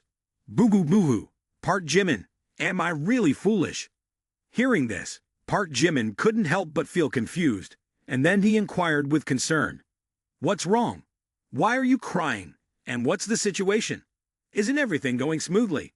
Upon hearing his question, Oh Young-sil cried even more intensely. While sobbing, she explained, "Public opinion has turned against me. Some prominent actresses have come out to support director Ho. Now, everyone online is cursing me. Boo-hoo. But I am clearly innocent. Boo-boo-boo-hoo." Especially on the web, there's a shocking piece of news in the entertainment industry about the renowned actress Tong Ji-yen. Tong Ji-yen boasts over 60 million fans and has collaborated with Hollywood superstars worldwide. According to some estimates, her acting fees for a single film have reached up to 300 million. Currently, She owns her own media company, and the market value of the company has exceeded 6 billion. Since Tong Ji-yen spoke out in support of director Ji-ho, many figures in the entertainment industry have also voiced their support for Ji-ho. Public opinion has flipped, and Oh Young-sil has become the target of criticism. Her account has been frozen, and she has to face various troubles. Upon hearing this, Park Jimin also became visibly angry. It's turned upside down. Even with 200 million spent, the tables have been turned. This is no different from playing League of Legends, getting counter-jungled in the bottom lane. Alright, stop crying. I'll help you sort this out. After promising to help Oh Young-sil handle the matter, young man Park Jimin hastily searched for the rumored magazine. Ji-ho had a clandestine date with the model Tan teen at the nightclub, known in the film industry as the big-hearted romantic, and referred to as Ji-ho by On-na. Considered a big shot in the industry, Ji-ho is believed to exploit his relationships to coerce connections with female artists, always shrouded in secrecy and not exposed. However, this time, the main reason causing public opinion to reverse is that some rising stars are standing up against Ji-ho. Among them, the most prominent is the film queen Tong Ji-yen. Park Jimin, holding a steaming cup of coffee, couldn't hide his surprise, and muttered, "Tong Ji-yen, she has such significant influence." Tong Ji-yen, talented and virtuous, belongs to the category of masterpieces, enjoys philanthropy, and has an excellent public image. She regularly donates money to charitable causes. Someone reported to Park Jimin. This time, Ji-ho could be overturned, almost entirely thanks to her influence. So I think to defeat Ji-ho, we need to employ a strategy. Upon hearing the two words strategy, young man Park Jimin immediately had an idea. The other person handed him a document and said, "I've hired a few detectives. They are currently investigating and believe this person may have sensitive information about Ji-ho. The address is Ho Hadong, number 305, Yang Kim. If we find this person named Yang Kim, it might be easy to overthrow Ji-ho." Young man Park Jimin stared intently at the paper containing the address and the name of the person to find. Ho Hadong, number 28, room 305, Yang Kim. Quickly, Park Jimin reached Ho Hadong number 28, lifting his head to look at a dilapidated building. He muttered to himself, who would open an office in a place like this for business? As Park Jimin took a few steps inside, a loud voice echoed, "Your mom, last month said this month. This month said next month. Do you think I'm running a charity here?" Park Jimin, puzzled, couldn't comprehend what was happening. Young man Park Jimin approached the room and discreetly peeked inside. It seemed that Park Jimin recognized the person kneeling there and thought to himself, "Oh, it's him." The stout person held a baseball bat and pointed it straight at Yang Kim's face, saying, "Yang Kim, if you don't pay today, I'll cut off one of your hands." Yang Kim knelt, clasping his hands, pleading, "Young Master Ji, give me a few more days. I'm preparing for a new film. It's guaranteed to be a huge hit, and I'll pay you back 10 times the amount borrowed when it becomes successful." Ji, infuriated, lunged at Yang Kim, squeezing his face. "Should I lend you more considering your talk? I heard your decline is because you offended the film industry big shot Ji-ho. Do you want to rise again?" Stout Yang Kim, with his face swollen from the squeeze, still tried to plead. "Young Master Ji, my new work is genuinely promising." The enraged Ji was about to strike with the baseball bat, while shouting loudly, "A film. Today, I'll make sure you remember this for life." Unexpectedly, the voice of young man Park Jimin rang out, "Stop, stop, let me deal with him." As he finished speaking, a punch landed on Ji's face like a thunderbolt, distorting his expression. A tooth flew out, leaving his lips with a bloody gap. He was thrown far and slid across the floor with a loud crash. Getting up, he touched his swollen face with one hand, angrily shouting, "Who dares to seek death?" Park Jimin walked over slowly, seeking death. "Even if your father Ji Cho-hee stands in front of me, he wouldn't dare to act recklessly like this. Jia-yun, I advise you to watch your language. Don't involve your family in this." Stout Jia-yun quickly realized, "Oh my, it's the deity, Chairman Baek-yun, heir to the hidden wealthy Park family, the current successor of the Park family." Jia-yun gritted his teeth, recalling, "Dad warned me explicitly never to provoke him again." Subsequently, he cowered like a dog, clasped his hands, and bowed before Park Jimin, saying, This is not my Jimin anymore. Since you're here, I have to leave. Please don't see me off. I'll go right away. Yang Se-kim found Ji's young master's behavior very strange, both submissive and fearful in front of Park Jimin. Utterly perplexing. Immediately afterward, Ji-yeon dashed away, leaving his shoes behind. Seeing him sprint so swiftly surprised both Park Jimin and Yang Se-kim. Yang Se-kim started to feel a mixture of fear and admiration, thinking, the Ji family in Gyeongbokgung is known to be very influential. But how can this young man terrify Ji-yeon to the point of running away barefoot? With such a strong support, what is there to fear from Ji-ho? As Yang Se-kim moved away, Park Jimin spoke up. All right, the nuisance is gone. You're Yang Se-kim, right? I need your help with something. Yang Se-kim adjusted his glasses and quickly replied. The assistance will be discussed later. First, I have a small request. Immediately, he knelt down, bowing repeatedly. Park Sr., please accept me as your subordinate. I will serve and support you in the future. After repeatedly rubbing his forehead to relieve the ache, Yang Se-kim sat down, sipping tea, awaiting the response from the young boss Park Jimin. Curiously, he asked Park Jimin, so boss, are you looking to overthrow Ji-ho? Park Jimin, in a loud burst of anger, replied, I've said it. I'm not your foster parent, but I came to you because of this matter. Yang Se-kim furrowed his brows, thinking to himself, does he know what I've hidden? However, this person seems influential. Maybe I can offer him something. Thinking so, Yang Se-kim told Park Jimin, I can indeed overthrow Ji-ho, but I have conditions. Park Jimin, nonchalant, said, speak and let the price be known. However, Yang Se-kim confidently asserted, I don't need money. If not as a foster father, invest in me. I want to act, and I will prove to them that Yang Se-kim can rise from any fall. Observing Yang Se-kim's determined expression, Park Jimin thought to himself, such passion for art, truly living up to the title of the former genius director. Helping him might be worthwhile. After a moment of contemplation, Park Jimin remembered the film company he recently established for Young-sil, realizing it would be a suitable fit for Yang Se-kim. He said to the stout man, I just opened a film company for Young-sil. Go and talk to her. If the funds are insufficient, give me a call. Yang Se-kim excitedly exclaimed, a loyal friend speaks truth to his friend's son. With your father's words, your son can be at ease. Afterward, Yang Se-kim confidently took out a USB and said, this is my secret weapon. This video, once revealed, will shake not only Ji-ho, but the entire entertainment industry. The stout man then connected the USB to the computer, and as Park Jimin watched the video on the screen, he questioned in amazement, your assassin's weapon is this video. Even though Park Jimin hadn't officially accepted him as a foster son, the stout man insisted with determination, exactly, just open it, and you'll understand. Saying this, Yang Se-kim pressed the button to open the video. Once the video played, Park Jimin was left astonished, unable to contain himself, exclaiming, what is this? The video depicted an intimate scene between a couple, leaving Park Jimin in disbelief. Film queen Toling Ji-yeon having a relationship like this with Ji-ho. Unbelievable. With this, I can blackmail them for a significant sum.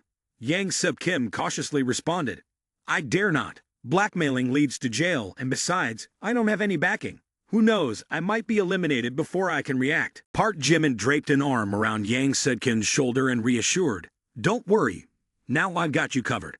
With this piece of evidence, Ji-ho and Toling Ji-yeon are done for. Yang Se-kim had a relieved expression. Yes, Dad, it won't be a problem. Switching scenes to another location, Young-sil was looking at her phone, muttering, Ji-ho and Toling Ji-yeon. How many young and reckless idiots have they hired? It's been 3 days of constant insults and relentless spamming. Frustrated, Young-sil tossed her phone aside, saying, it's not a big deal. At most, I'll withdraw from the entertainment industry. I'm too naive, completely not their match. Unexpectedly, at this moment, Park Jimin called. Young-sil found the call a bit surprising and puzzling. Why is he calling at this time? After some thought, Young-sil answered the phone. Park Jimin's voice echoed from the speaker. Young-sil, are you at home? Young-sil, in a timid voice, replied, Odd guess, I'm at home, all alone. What's up? Are you coming over? I'll show you a hot movie." After saying that, Park Jimin hung up, blushing. Oh Young-sil muttered, "Park Jimin, this rascal is coming over. Why is he looking for me?" And deliberately asking if I'm home alone, and what's with the mention of a hot movie. Right after that, Oh Young-sil thought of a grim scenario, clutching herself tightly. Perhaps he can't control himself anymore, wanting to take advantage of my body. When the scene shifted to Oh Young-sil's mansion, Park Jimin and Yang Suk-kim arrived at the door. As the doorbell rang, Oh Young-sil glared and thought to herself, "Fast, indeed, quite impatient. Seems like he and the other men aren't much different after all." Afterwards, Oh Young-sil spoke up, "Come in." She stepped out to open the door, and as the door swung open, she saw another unfamiliar man. Oh Young-sil thought to herself, "Why is there another person? Who is this?" She glanced at Park Jimin and then muttered in a corner, "Park Jimin, this damn guy thinks what of me, bringing another person along?" Park Jimin saw Oh Young-sil's expression, but didn't understand. The young man exclaimed in confusion. Then, looking at Oh Young-sil with a puzzled expression, Park Jimin said to her, "First, don't say that." He gestured towards Yang Suk-kim and continued, "Let me introduce. This is director Yang Suk-kim. This time, we plan to completely overturn Ji-ho, thanks to him." Yang Suk-kim politely raised his hand in greeting. "Hello, Chairwoman Oh." At this moment, the girl realized she had misunderstood the situation. Oh Young-sil felt embarrassed and thought, so he wasn't trying to sleep with me, but genuinely helping me find a solution. After this realization, Oh Young-sil also greeted politely, "Nice to meet you." Oh Young-sil gazed steadily at Park Jimin, while the young man was discussing something with Yang Suk-kim. The feeling of having someone to rely on like this is truly amazing. After watching the video, Oh Young-sil felt extremely excited. She exclaimed with enthusiasm, "Damn, it's amazing. I never expected Tong Ji-yen to be that kind of person." Park Jimin affirmed, "With this evidence in hand, Ji-ho and Tong Ji-yen are now nothing more than scum." Having obtained evidence to defeat her opponents, Oh Young-sil joyfully exclaimed, "I love you, Park Jimin." Park Jimin replied, "I'll give you 20 billion. Quickly handle this. Then establish a film company. Director Dong also has capital to make the movies he wants, mutually benefiting each other." Once again, having successfully spent a large sum of money, Park Jimin gleefully thought to himself, spending 20 billion at once, and still having a film company to continue burning money. Oh Young-sil, I've got this woman. After the video was uploaded, it quickly became a hot topic online with the headline, "Reality Unveiled, Viewers Shock, Not Suitable for Children." Director An Na and famous actress Tong Ji-yen's explicit video surfaces, featuring no modesty and even close-ups. The video attracted a large number of interested fans. This is currently the hottest topic on social media. Right after that, under the media pressure, a slew of reporters converged towards Tong Ji-yen to dig for information. They approached Tong Ji-yen for an interview, asking, "Mrs. Tong Ji-yen, please explain the video posted online today. Can you clarify your relationship with the director An Na?" Tong Ji-yen remained silent. Before the journalist could hear a response from her, her female assistant spoke up, "Step aside. Step aside. These are entirely fabricated stories. That video is a fake. Stop bothering my actress." After escaping the media's encirclement, Tong Ji-yen quickly rushed into her car and slammed the door shut. Frustrated and grinding her teeth, she pondered, "Who is playing with me? Why is there a video at that moment?" Switching scenes to the Jindu Hotel. At this moment, An Na was entangled in bed with another girl when the police stormed into the room. "Is this An Na? We have received an accusation alleging that you forcibly assaulted several young actresses. Cooperate with the station for our investigation. If not, we will have to use force." Quickly, handcuffs were placed in the hands of An Na, also known as Ji-ho. Looking at the handcuffs in his hands, he felt as if he had fallen into an abyss. It's over. Everything is over. Transitioning to the personal press conference of Oh Young-sil, the recent scandal surrounding the alleged forced relationship of the actress, Oh Young-sil, was once again overturned. All truths have been clarified, and Oh Young-sil is holding a press conference to announce significant news. The press conference attracts a large crowd of journalists. In front of the gathered audience, Oh Young-sil speaks. "Today, I invite you all to this press conference to announce some news. Oh Young-sil, along with director Yang Suk-kim, holds a sign with the name of their new film production company, Young-sil Film. She declares, I and director Yang Suk-kim will establish a new film company. Next, the company will allocate a budget of 2 billion for director Yang to shoot a new film. We hope everyone is looking forward to it. Upon hearing the figure of 2 billion, everyone in the room expresses amazement. Oh my, 2 billion, truly rich and generous. Oh Young-sil has turned the tide. I wonder which conglomerate is backing her. After speaking, the media professionals continuously film and take photos to create content for their news. Transitioning to the dormitory. At this moment, in his room, Park Jimin opens his phone to watch Oh Young-sil's press conference. Hearing the mention of the conglomerate, the financial support behind actress Oh Young-sil, Park Jimin thinks to himself, why do I feel like I'm a bit like a secret boss behind the screen now? Anyway, this feeling is not bad at all. Ha ha ha. Below the dormitory, Hyunjin Ryu, holding his phone while walking, mutters, Humph, Park Jimin, the dead dog causing trouble in the school is not enough. He even dares to disturb the goddess Yang goodbye. I'll see if you survive this time. After that, he immediately calls Kim Jisoo. Hello, is this Kim Jisoo, my fellow student? I'm Hyunjin Ryu from the Physical Education Department. I have some things to talk to you about. Closing the scene at the university campus, after receiving the call from Hyunjin Ryu, Kim Jisoo was hit by a surge of jealousy. This time, she no longer trusted Park Jimin as she had before and hastily went to the university to find the young man to clarify everything. Seeing Kim Jisoo in a hurry, her friend in the green shirt advised, Kim Jisoo, don't be too hasty. Are you planning to confront Park Jimin just because of a phone call? Kim Jisoo walked quickly, drawing curious glances from many passing students. Her eyes reflected a mixture of sadness and a hint of disappointment as she said, Hyunjin Ryu, bringing out his whole gang to swear that Park Jimin is fooling around with many girls inside and outside the school, even stealing his girlfriend. Doesn't it sound like a made-up story? Walking and explaining her emotions to her green-shirted friend, Kim Jisoo continued, Of course, I know it's too daring to go looking for Park Jimin just because of a phone call from Hyunjin Ryu. But lately, Park Jimin hardly seeks me out. Kim Jisoo's face clearly showed a sense of unease. Her eyes vacant as she said, I feel a bit uneasy. Women's intuition tells me he's acting strangely.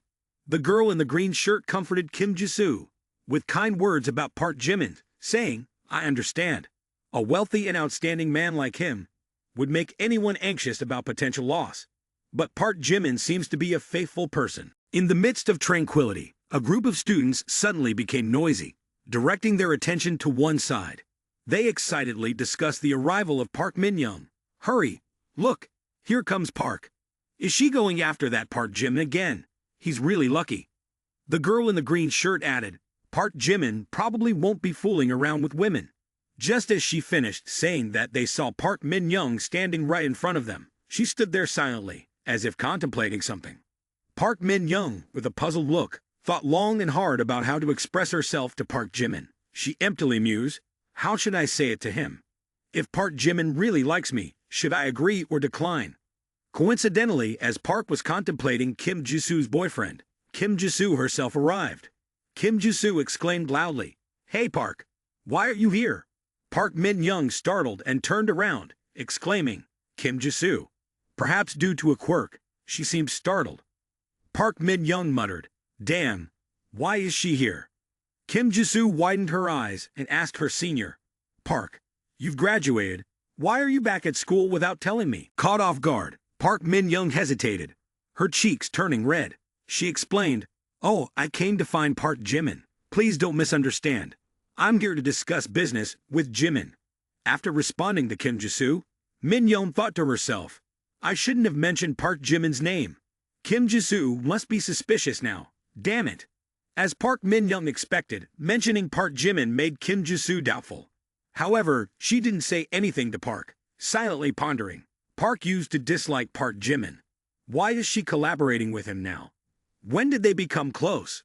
A honking sound interrupted the scene as a car was parking right in front of the dormitory. The students resumed gossiping, directing their attention towards the car. Who's that? The car has parked right below the dorm building. The black car stopped in front of Kim Jisoo, and Park Min-young. Slightly surprised, the two women paused their conversation, curious about what was happening. A beautiful girl stepped out of the car, capturing the admiration of the students on campus. They praised Yang Webai, saying, "Oh, she's from the film industry, right? So gorgeous." Everyone complimented Yang Webai, acknowledging, "She's quite stunning. Our campus beauty queen can't compare." Kim Jisoo also fell under the enchantment of Yang Weibai's beauty and exclaimed, "She's truly beautiful." Her friend in the green shirt couldn't help but sigh. She had such charisma. Park Min-young, with a wry smile, muttered, "Why is she here too? It's like a cosmic collision of Mars and Earth." Yang Webai approached and inquired, "Hello everyone. May I ask if Park Jimin, a second-year literature student at Harvard, lives here?" Hearing Yang Webai mention her boyfriend's name, Kim Jisoo stood still for a few seconds, then hesitated and asked, "Are you looking for Park Jimin? What's your relationship with him?" Yang Weibai's eyes sparkled, and she didn't respond, only making a sound. With tactful language, Yang Weibai asked Kim Jisoo, "I wonder what your relationship is with Park Jimin." Her demeanor at this moment was undeniably dignified, calm, and contemplative. The faces of Kim Jisoo and Yang Weibai, as they looked at each other, had changed from the initial impressions, as if an unseen thunderbolt struck between them. The girl in the green shirt raised her hand and advised, "Let's find a place to sit and talk. Standing here isn't the best." Transitioning to a cafe, all four girls sit together to discuss the matter involving Park Jimin. Except for the girl in the green shirt, everyone has tense expressions, resembling taut strings. The four of them sit in silence, gazing at each other for quite a while, not willing to break the silence. Sensing this, Yang Weibai speaks up. "Since neither of you is speaking up, I'll go first." Yang Weibai stirs her coffee with her hand, and then looks at Kim Jisoo, addressing the issue directly. "Do you like Park Jimin?" Faced with Yang Weibai's straightforward question, Kim Jisoo rolls her eyes and blushes in embarrassment. At the cafe, after a while of staring at each other, Yang Weibai broke the silence. She asked Kim Jisoo, "Do you like Park Jimin?" Kim Jisoo, surprised by Yang Weibai's direct question, raised her eyebrows and replied, "Yes, I like Park Jimin. He likes me too. What's the problem?" Kim Jisoo's tone sounded somewhat resentful and uncomfortable. Yang Weibai raised both hands in a dismissive gesture, smiled, and said, "Like you? Don't kid me. Park Jimin has been pursuing me for 5 years. In high school, he even took a beating for me. Making mistakes in love is forgivable, but you have to admit it." Hearing Yang Weibai speak, Kim Jisoo angrily shouted, "No, that's not true." The girl in the green shirt immediately defended Kim Jisoo, saying, "What she means is, Kim Jisoo from our family is the third party. Although Park Jimin got into fights for her, he once gave Kim Jisoo a mansion worth over $1 million, not to mention a piano worth $500 million. And what about you? What do you have?" Hearing this, Yang Weibai also had some doubts in her heart. She thought to herself, "Firm determination, a crystal piano auctioned off mysteriously by Park Jimin. He truly is sailing 2 ships with 1 foot." But no matter what, Yang Weibai is determined not to lose face in front of Kim Jisoo. "No way, how can I lose to them?" Thinking about it, she confidently recounts the gifts Park Jimin has given her. "Oh, $500 million is a lot. Park Jimin gave me an office building worth over $2 billion. Ladies, who do you think Park Jimin likes more?" At this point, suspicion about Park Jimin in Kim Jisoo's heart has started to rise. Could it be that Park Jimin is really having an affair? Were all his previous words just deceiving me? Kim Jisoo is contemplating when Park Min-young speaks up. "Actually, Park Jimin also gave me a $1 billion worth of shares." Park Min-young hesitates, admitting to receiving gifts from Park Jimin, and then apologizes to her younger sister for this action. "I'm sorry, Kim Jisoo." The atmosphere among the 4 girls becomes more stifling, each of them looking uneasy, as if contemplating something. After a while of pondering, Kim Jisoo decides to call Park Jimin. "I have to call Park Jimin. Ask clearly why he's having an affair, being promiscuous like this. Why he still wants to define things with me." She fumbles with her phone to dial, then suddenly remembers. Wait, it seems Park Jimin has never confirmed our romantic relationship from beginning to end. It's just my misunderstanding. The girl in the green shirt looks at Kim Jisoo with a puzzled expression. Yang Weibai agrees with Kim Jisoo's statement. "Hayes, that's right. Every time I mention confirming the relationship, Park Jimin always changes the subject.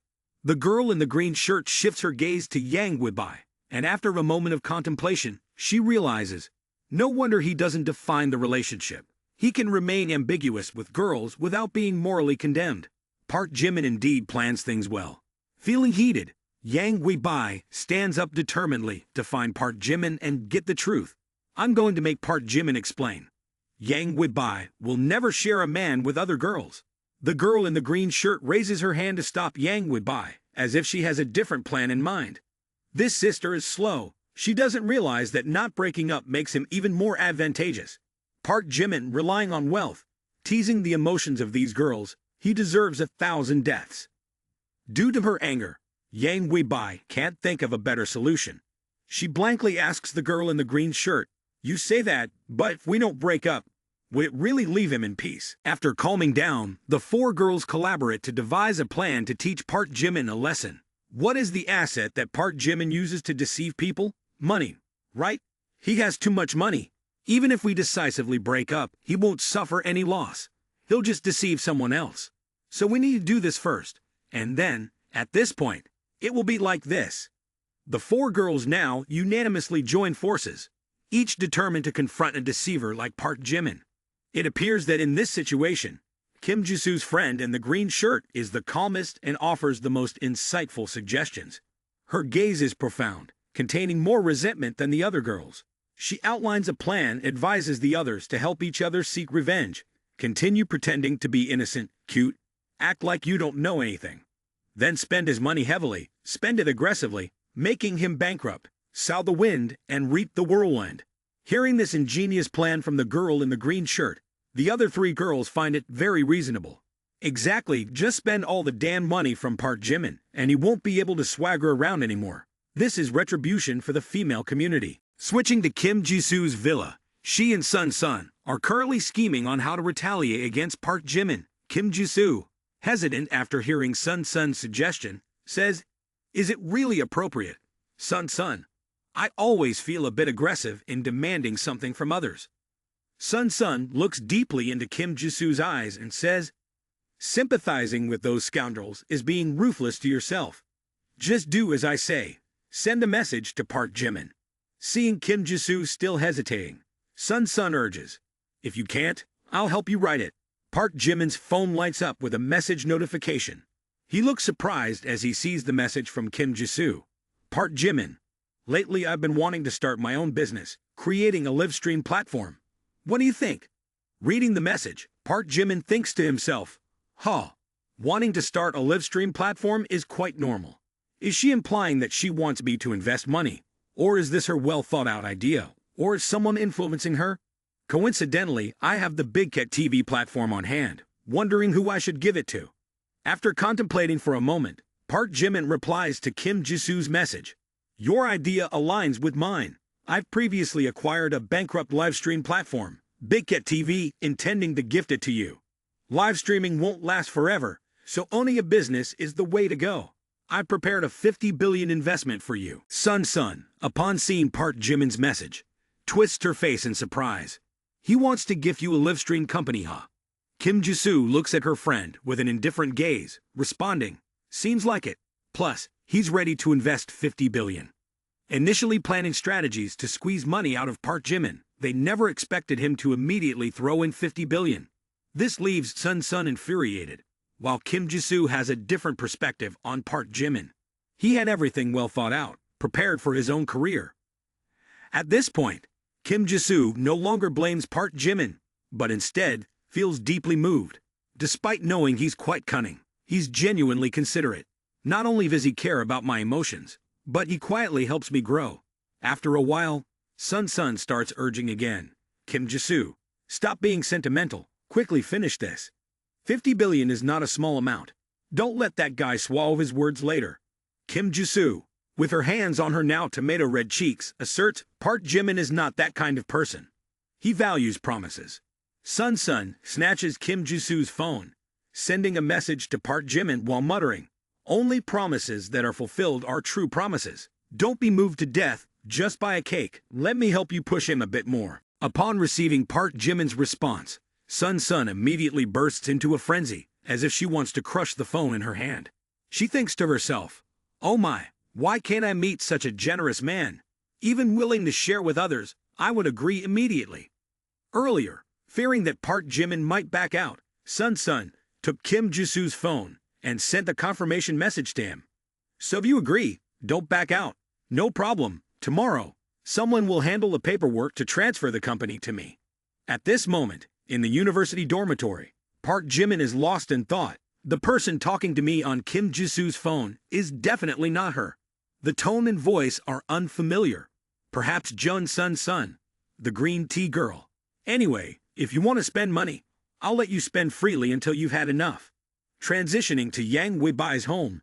After returning, she immediately tells her mother about Park Jimin. But her mother doesn't believe it and presses.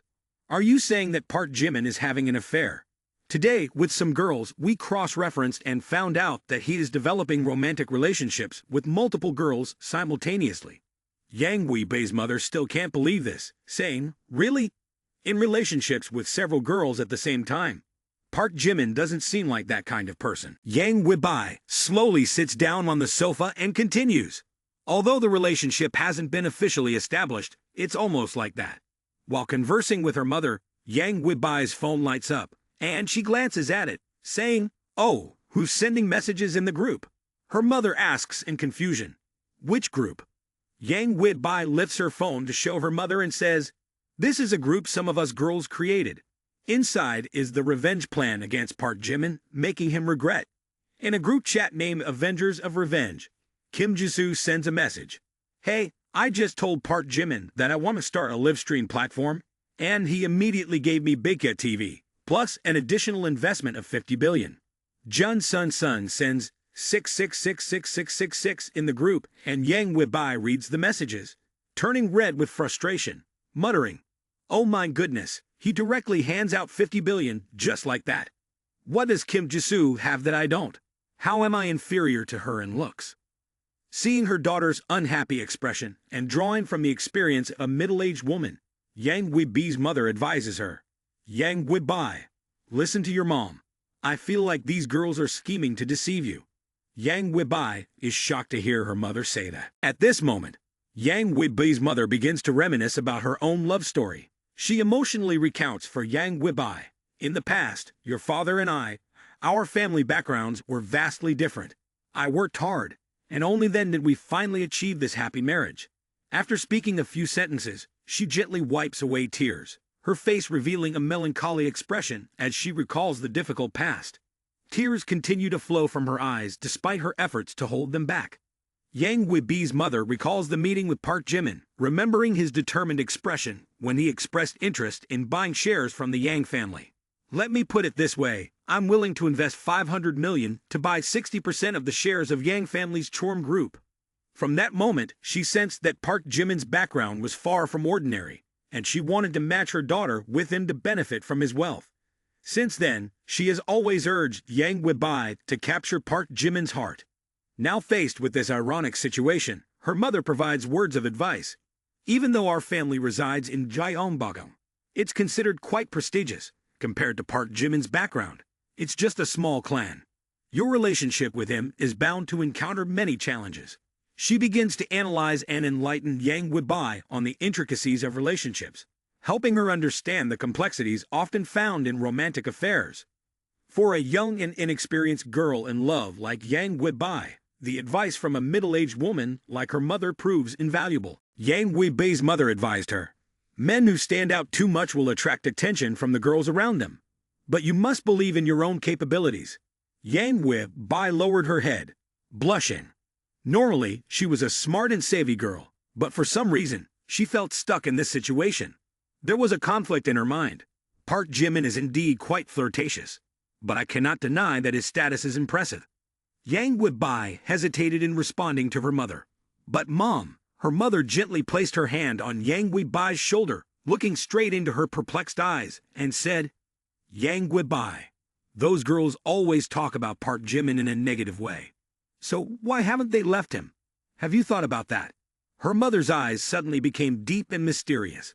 Yang Weibai's mother affirmed to her daughter, because they all want the other person to leave, to possess the hidden tycoon Park Jimin. After her mother clarified her thoughts, Yang Weibai seemed to understand her intention. Her eyes lit up. So that's how it is. Her mother glanced at Yang Weibai, assessing her reaction, and then urged, the more critical the situation, the stronger you must advance. Resolve your ties with Park Jimin. Your happiness lies ahead, my daughter. Yang Weibai's spirit became more uplifted. She clenched her hands with determination, saying, exactly, that's right. These past few days, engaging in a cold war with Park Jimin was a mistake. I can't let other women take advantage of this situation. Hearing Yang Weibai's words, her mother silently rejoiced. After clear thinking, she immediately sent a text to Park Jimin. The young man, dressed in casual clothes, was preparing to go out when his phone lit up. Park Jimin raised his phone with a hint of surprise, but the content of the message from Yang Weibai was even more unexpected. Park Jimin, I apologize. I blamed you wrongly. Frowning, Park Jimin was perplexed. What is this message about? Why is she apologizing to me? Park Jimin began to piece together the events of the day involving Kim Jisoo and Yang Weibai. Today, both Kim Jisoo and Yang Weibai were acting strangely. Could it be that they both know about each other's existence? If that's the case, I need to take the initiative and figure this out. Immediately after, Park Jimin called Yang Weibai. Startled by the ringing phone, Yang Weibai jerked, her legs and arms entangled in confusion. She nervously turned to her mother with pleading eyes. Mom, it's Park Jimin calling. What should I do? Listen to it. He must have sensed my signal. Upon her mother's advice, she quickly picked up Park Jimin's call. Hello, Park. Park Jimin. Park Jimin went straight to the point. Yang Weibai, there's something I feel I need to discuss with you. Recently, I invested in a live streaming app, and then I handed it over to Min Young, Kim Jisoo, to manage. It's nothing special, but I thought I should let you know. Yang Weibai's expression immediately changed, her cheeks flushing. I didn't expect him to talk to me about this. In her mind, she thought, I might have misunderstood Park Jimin. She hesitated before responding. Live streaming? I know about it. After the phone call, Yang Weibai's mother curiously asked her daughter, what did Park Jimin say? Yang Weibai looked at her mother with an indifferent gaze. Park Jimin talked about investing in Kim Jisoo's live streaming app. Her mother nodded approvingly. As I said, in his heart, you are still the most important person. With just one phone call, Yang Weibai's attitude toward Park Jimin had completely changed. She realized, so Park Jimin isn't as bad as I thought. He likes me. Thinking about this, Yang Weibai was moved to tears. He doesn't hide anything from me, and I collaborated with another woman to extort money from him. Recognizing herself as a wicked woman, Yang Weibai cried out loud, I am indeed a wicked woman. Hoo. Her mother held her daughter's hand to comfort her. Oh, my precious daughter, why are you crying? Yang Weibai sniffled, saying, I feel guilty towards Park Jimin. I want to make it up to him. Her eyes suddenly sparkled like stars, and a thought popped into her head. I have to give him a gift. He will surely be surprised. The next day, Kim Jisoo worked with the representative of Big Cat TV. Ms. Kim, please sign this document. The procedures will be completed.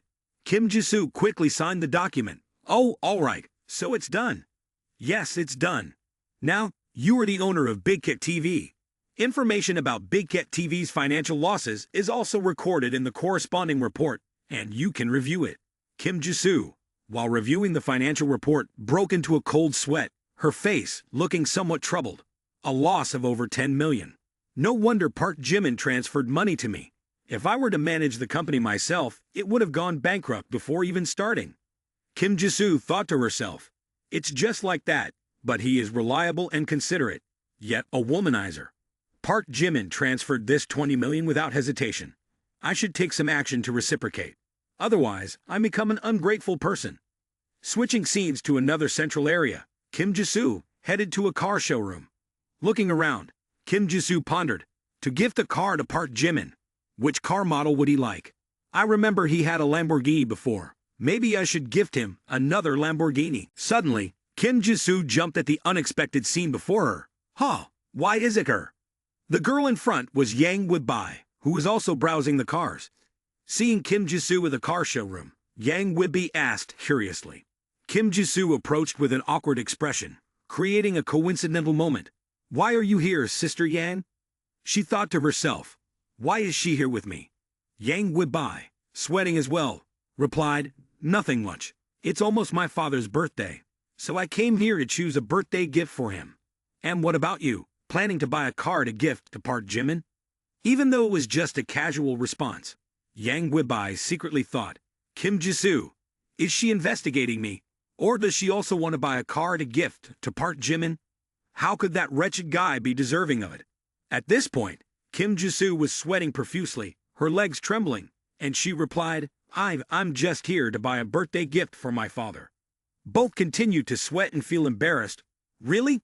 What a coincidence, huh?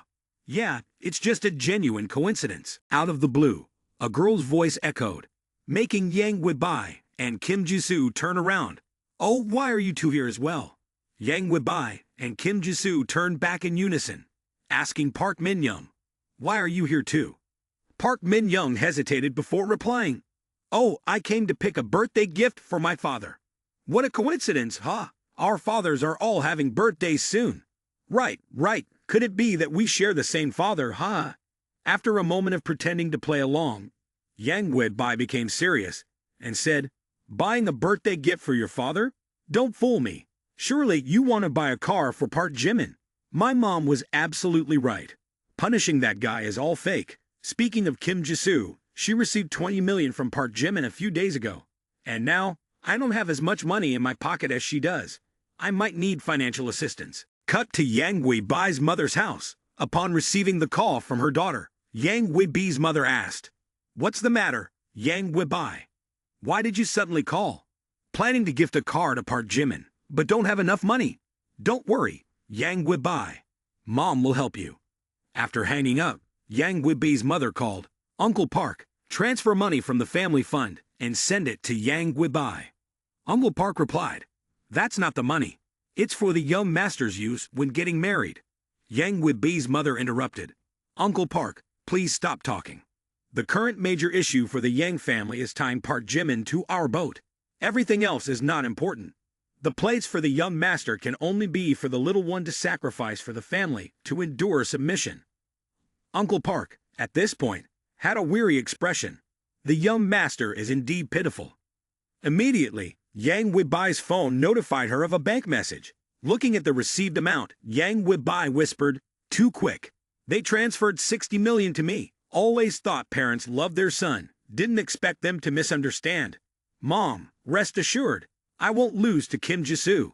In another corner of the car showroom, Park Jimin asked, In, has my reserved Bugatti Veyron arrived?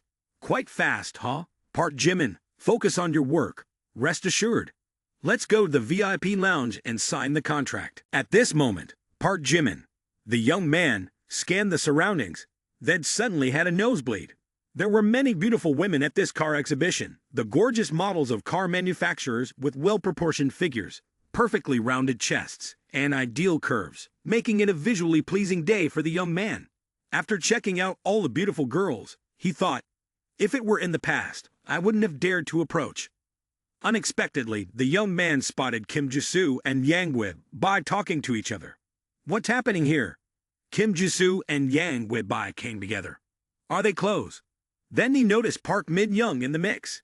Seeing the three girls seeming friendly, the young man thought, this is a trio of sworn sisters, with women's keen intuition.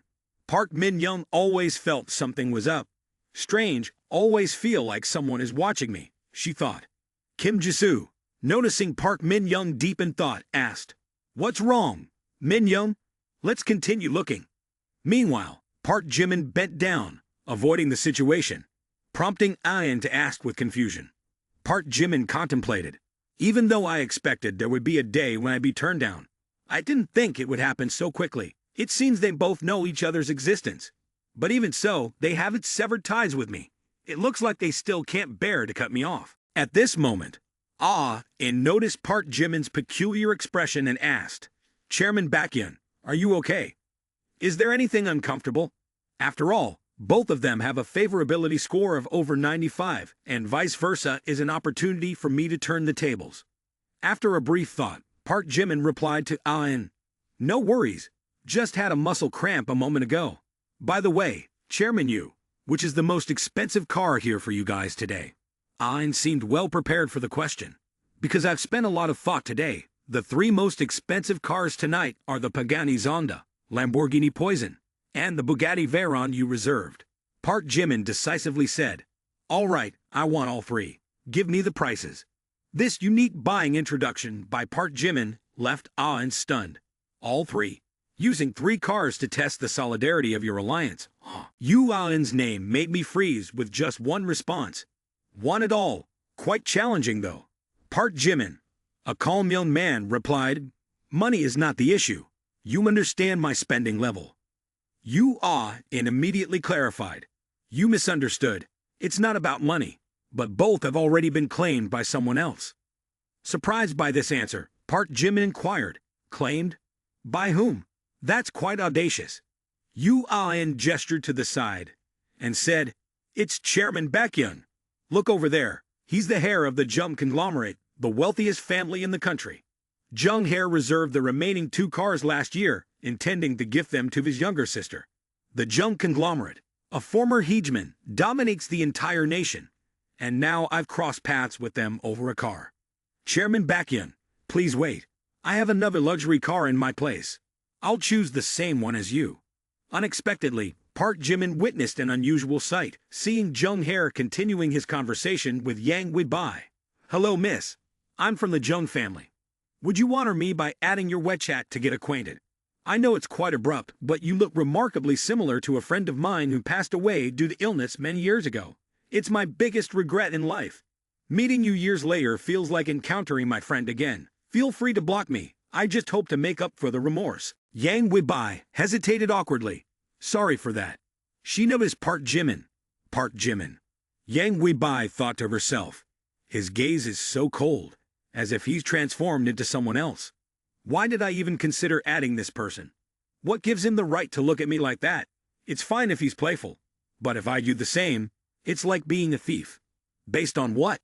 Well, at most, adding WeChat without talking. It might make Park Jimin feel threatened. After contemplating, Yang Weibai intentionally provoked Park Jimin and responded to Jung Hair. "Sure, you said it. Let's add each other on WeChat." She looked back but didn't see Park Jimin. "Oh, where's Park Jimin? Is what I did right or wrong? Why do I feel a sense of bitterness?" "You asked Park Jimin. Chairman Baekhyun, do you know that girl? Did you know her before, or is it a recent acquaintance?" Hearing this, Yu intervened and asked, "You Jung Hair's car? I'll cover it. 1 billion. Is that enough?" Even though the price to buy those two additional cars is sky high, Yu will definitely agree. However, Park Jimin remains nonchalant and says, "Yu I know you always uphold integrity in your business. If you find it too troublesome, consider that I never said anything." As Park Jimin speaks, a look of disappointment and sadness appears on his face. In his heart, Yang Weibai has always been the woman with a certain position, a memorable first love. Even after so many years, his feelings for her have never faded. However, today marks the end of everything. Initially, Park Jimin had no intention of buying those cars. But because Yang Weibai easily added the WeChat of Jung's young master, he decided to make both of them look good this time. Then, bid farewell to Yang Weibai. Hearing Park Jimin quote 1 billion, Yu Ain's legs and hands tremble, unable to stand firm. Despite not wanting to offend President Jung earlier, it seems he's reconsidering now. A business deal this lucrative, even in his dreams, Yu Ain wouldn't dare to think about. Money in hand is not to be left untouched. Yu Ain is no longer concerned about whether he'll lose President Jung's favor. He didn't bother to care as he stepped forward, draping his arm over Park Jimin's shoulder, cheerfully saying, "No trouble at all. Absolutely no trouble. What's 1 billion to young Master Jung?" Park Jimin had already anticipated Yu Ain's agreement, so his expression showed no surprise. The young man looked at Yu intently and added, "Of course, I talk straight to the point." Despite the outwardly cheerful demeanor with Park Jimin, with his experience, Yu soon realized why the young man had thrown out such a sky-high price. Along with what he witnessed earlier, Yu saw Park Jimin's gaze towards Yang Weibai and silently affirmed to himself, "Seems like it's a jealousy competition over a woman." offending young Master Jung for not making 800 million. Only a fool would do such a thing. In Yu An's mind, the only thing at this moment is the lucrative deal in front of him. Young Master Jung is of no importance. Originally planning to greet President Jung and his sister a bit, Yu An has now disregarded them to accompany Park Jimin in settling the payment for the cars. He mutters to himself as he walks. Sorry, young Master Jung, in my place, I'm not worth 800 million. Park Jimin enters the room and begins to use his black power card to pay for the luxury cars. After completing the payment, the young man casually sits cross-legged, sipping tea, while the money swiftly transfers into Yu An's account. He raises his teacup, inviting Park Jimin, and nods, saying, "All right, the money has been transferred. Let's cooperate happily, President Baekhyun. Do you have any other distributions?" After deciding to buy all of young Master Jung's cars, Park Jimin also has another thought in mind. He wants Yang Weibai to leave with a heavy heart. Park Jimin heads to Yu An, asking for his help in a matter. I really need your assistance. Soon, I want to organize activities at the car exhibition hall. Even though Yu An knew that everything Park Jimin did today was related to relationships, he still couldn't guess what was in Park Jimin's mind. Hearing the young man, Yu An asks in surprise, "Organize activities? What kind?" Outside, Yang Weibai scans the surroundings looking for Park Jimin, but doesn't see him. She feels a bit uneasy in her heart, wondering, where did Park Jimin run off to? While searching for Park Jimin, Yang Weibai unexpectedly sees a piano being wheeled in front of her. Everyone at the car exhibition was curious, gathering around to see what event was about to unfold. Yang Wei felt a bit perplexed and stared intently at the piano, muttering, "This is a musical performance. But who plays the piano at a car show?" As more people became intrigued by the piano, a man exclaimed, "Where did this come from? Is it a special program?" Young people, too, were drawn to the piano as it was brought out, discussing amongst themselves, "Is this from some manufacturer's press conference, Robert?" The murmurs and discussions grew louder, with people wondering, "I wonder what's going on." Emerging from a white haze, Park Jimin stepped forward and approached the piano. The young man didn't utter a word but convey his emotions through each keystroke. Witnessing this, Yang Wei felt a sense of unease and thought to herself, "Park Jimin, what are you trying to do, playing the piano? I'd never heard a song played by Park Jimin, but the sound of this piano." Yang Wei suddenly realized the emotions embedded in Park Jimin's piano playing, so melancholic that she was momentarily captivated. But her tears had already fallen. Yang Wei quickly wiped away the 2 streams of tears rolling down her cheeks. She cried uncontrollably, like a child who had just lost their candy, saying, "This piano sound is just too sad." Park Jimin poured his soul into each keystroke. He closed his eyes, playing the piano with the spirit of a man going through heartbreak, about to part ways with his girlfriend. His hands gently glided over each curve of the keys, causing the listeners' hearts to ache. Anyone who had experienced an unrequited first love while listening to Park Jimin's music couldn't hold back their tears. Someone sobbed and exclaimed, "The piano sound is so beautiful. It reminds me of my first love." Another person said, "I think I saw my late grandfather. Who is this guy, and why, when I hear his piano, can't I help but shed tears?" In that crowd, Kim Ji-soo and Park Min-young were also present. Kim Ji-soo sensed that Park Jimin's mood today was not very good. Park Min-young glanced in Yang Weibai's direction and murmured, "Is it because of what happened with Yang Weibai earlier?" Earlier, when she saw Jung approaching Yang Weibai to talk, Park Min-young had sensed Park Jimin's mood today, which was directed towards Yang Weibai. She thought to herself, Park Jimin's piano is filled with melancholy, sadness, and disappointment. All the guests at the car exhibition seemed to be led into another world, where only the emotional nuances of relationships existed. As for Yang Weibai, she felt lost, overwhelmed by the emotions that Park Jimin was expressing through his piano. Memories of the two of them slowly appearing and quickly fading away. Park Jimin continued playing the entire song. At this moment, Yang Weibai approached and Park Jimin gently spoke a few words to her. "Loving someone means letting her be free. Even if I ache all over, Yang Weibai, you're free now." After that, Park Jimin turned and walked away. At this point, Yang Weibai felt she was wrong and tears fell. "Park Jimin, Don't go, I was wrong. Don't leave me alone. After saying the necessary words, Park Jimin simply walked away, leaving Yang Weibai standing there with a deep sense of regret. Yang Weibai shouted Park Jimin's name. Park Jimin, please don't go. However, no matter how loudly she called, Park Jimin seemed indifferent. He continued walking away without looking back even once. As Yang Weibai was about to chase after him, a sudden appearance of a staff member carrying a file interrupted her. Please stop, are you Yang Weibai? The staff member glanced at Yang Weibai with inquisitive eyes before continuing. Yes, I am. What's the matter? Yang Weibai replied. The staff member opened the file and handed her a document, saying, earlier, Chairman Baekhyun purchased the most expensive Lamborghini poison for you. This is the purchase contract. Please verify. Yang Weibai stood frozen for a few seconds upon hearing this, carefully examining the contract. Indeed, it was as described. The paper was a contract for the purchase of the car. Just moments ago, Park Jimin had said his farewell to her. Now, with the delivery of the purchase contract, Yang Weibai couldn't believe her eyes and asked the staff member again, did Park Jimin buy this car for me? In her heart, a thought emerged. Could it be that he came here to buy a gift for me? The staff member confirmed. Yes, that's correct.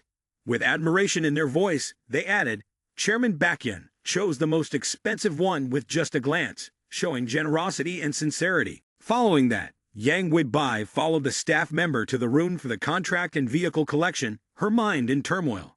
At this moment, what she regretted the most was accepting the WeChat contact from that young master. Yang Weibai's tears involuntarily fell, and she blamed herself. He treated me unconditionally well. And what have I done? She felt a chilling shiver, as if entering an icy space where Park Jimin's presence lingered everywhere. She realized in shock, and for a petty quarrel, I've damaged the trust he had in me. Despite her efforts, she couldn't contain her emotions. Yang Weibai sat on the floor, holding her face and crying loudly. Boo-hoo, Park Jimin. Seeing Yang Weibai in such pain, Kim Ji-soo and Park Min-young approached to console her. Sister Yang, don't cry anymore. Calm down. That's right, don't cry anymore. Just as the staff member was looking for Kim Ji-soo and Park Min-young, the two arrived at the scene. Oh, there's also Miss Kim and Miss Park. Chairman Baekhyun also bought each of you a luxury car worth millions. Here are the purchase contracts. Upon hearing this, Kim Ji-soo stood frozen, while Park Min-young bowed her head in contemplation. The two girls turned to look at Yang Weibai and understood why Park Jimin had acted the way he did today. Park Min-young affirmed, it seems that Park Jimin knew early on we've become involved in a series of events. Kim Ji-soo nodded in agreement. Exactly, but even so, he doesn't hesitate for us, spending for our sake. It was only at this moment that all three girls truly grasped Park Jimin's heartfelt gestures towards each of them. He sees through yet remains silent, carefully maintaining a balance in our relationships. Despite being flirtatious, he genuinely treats each of us. By now, the three girls no longer blamed Park Jimin for his flirtatious nature. Instead, they were deeply moved by his genuine feelings. Kim Ji-soo was emotional as she spoke about Park Jimin. He's always like that, silently sacrificing for others without expecting anything in return. Park Min-young was equally touched, recalling their first meeting with Park Jimin. Despite her constant suspicion and unjust accusations, he never abandoned her. Park Min-young lowered her head, her eyes filled with sadness. He's always trustworthy. Even though I always misunderstood him, he still protected me. Yang Weibai wiped away tears gently, expressing through sobs. Park Jimin is kind-hearted, and I collaborated to deceive his money just because of societal pressure. I am truly foolish. The admiration of all three girls increased further. Their current admiration scores were equal, all reaching 99 points. Kim Ji-soo, Park Min-young, and Yang Weibai each had different emotions at this moment, but all shared the commonality of being moved by what Park Jimin had done for them. After settling things with Yang Weibai, Park Jimin quickly left in his car. The vehicle sped down the road, and the young man's mind was filled with various emotions. However, these emotions leaned towards financial gains rather than thoughts of relationships. Park Jimin smiled to himself, almost reaching 100 points, not wasting this billion. The young man felt excited about nearing the 100-point mark. wondering what rewards the system would grant him upon reaching this milestone. Transitioning to Harvard University, the young man received a text message while walking. Park Jimin, I was wrong. Can you forgive me? Park Jimin promptly replied, let's both calm down. Right now, I just want some time alone. Let's give each other more time. He thought to himself, let her be for a few days. Otherwise, she might genuinely believe I have unclear principles and can't cater to women too much. Lost in his thoughts, he suddenly heard a call from behind. Park Jimin, it's really you. Startled, he turned to look back, a girl waving at him. From a distance, I felt it was you. And indeed, it's you. It's been a while, Jimin. After looking at the girl's face and her alluring figure, the young man slowly remembered, Kim Jenny. Why do I feel she's a bit different today? Surprisingly, Kim Jenny ran up, grabbed Park Jimin's hand, and pulled him along, saying, Park Jimin, come with me. I'll show you something. The young man was taken aback. Sure, where are we going? Don't ask, just follow me. In his mind, the young man wondered, what is she planning to do? Is she trying to get me to buy some designer bag she fancies? My girls, they only remember me when they're sure on money. Let's see what she'll try to sell from her purse this time. Kim Jenny led Park Jimin from the sculpture park, heading towards an apartment. Curious, Park Jimin asked, what do you finally want to do?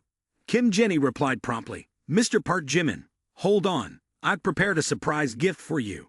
Kim Jenny quickly opened the door and entered the apartment, saying, take a look at this.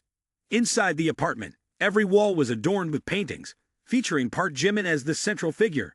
The young man was utterly surprised. All of this? You painted all of them? Blushing, Kim Jenny replied, yes, indeed. I just bought this apartment, and the living room felt a bit empty, so I decided to hang up some of my sketch paintings. The young man laughed heartily and praised, very beautiful. So these are the unexpected gifts you prepared for me.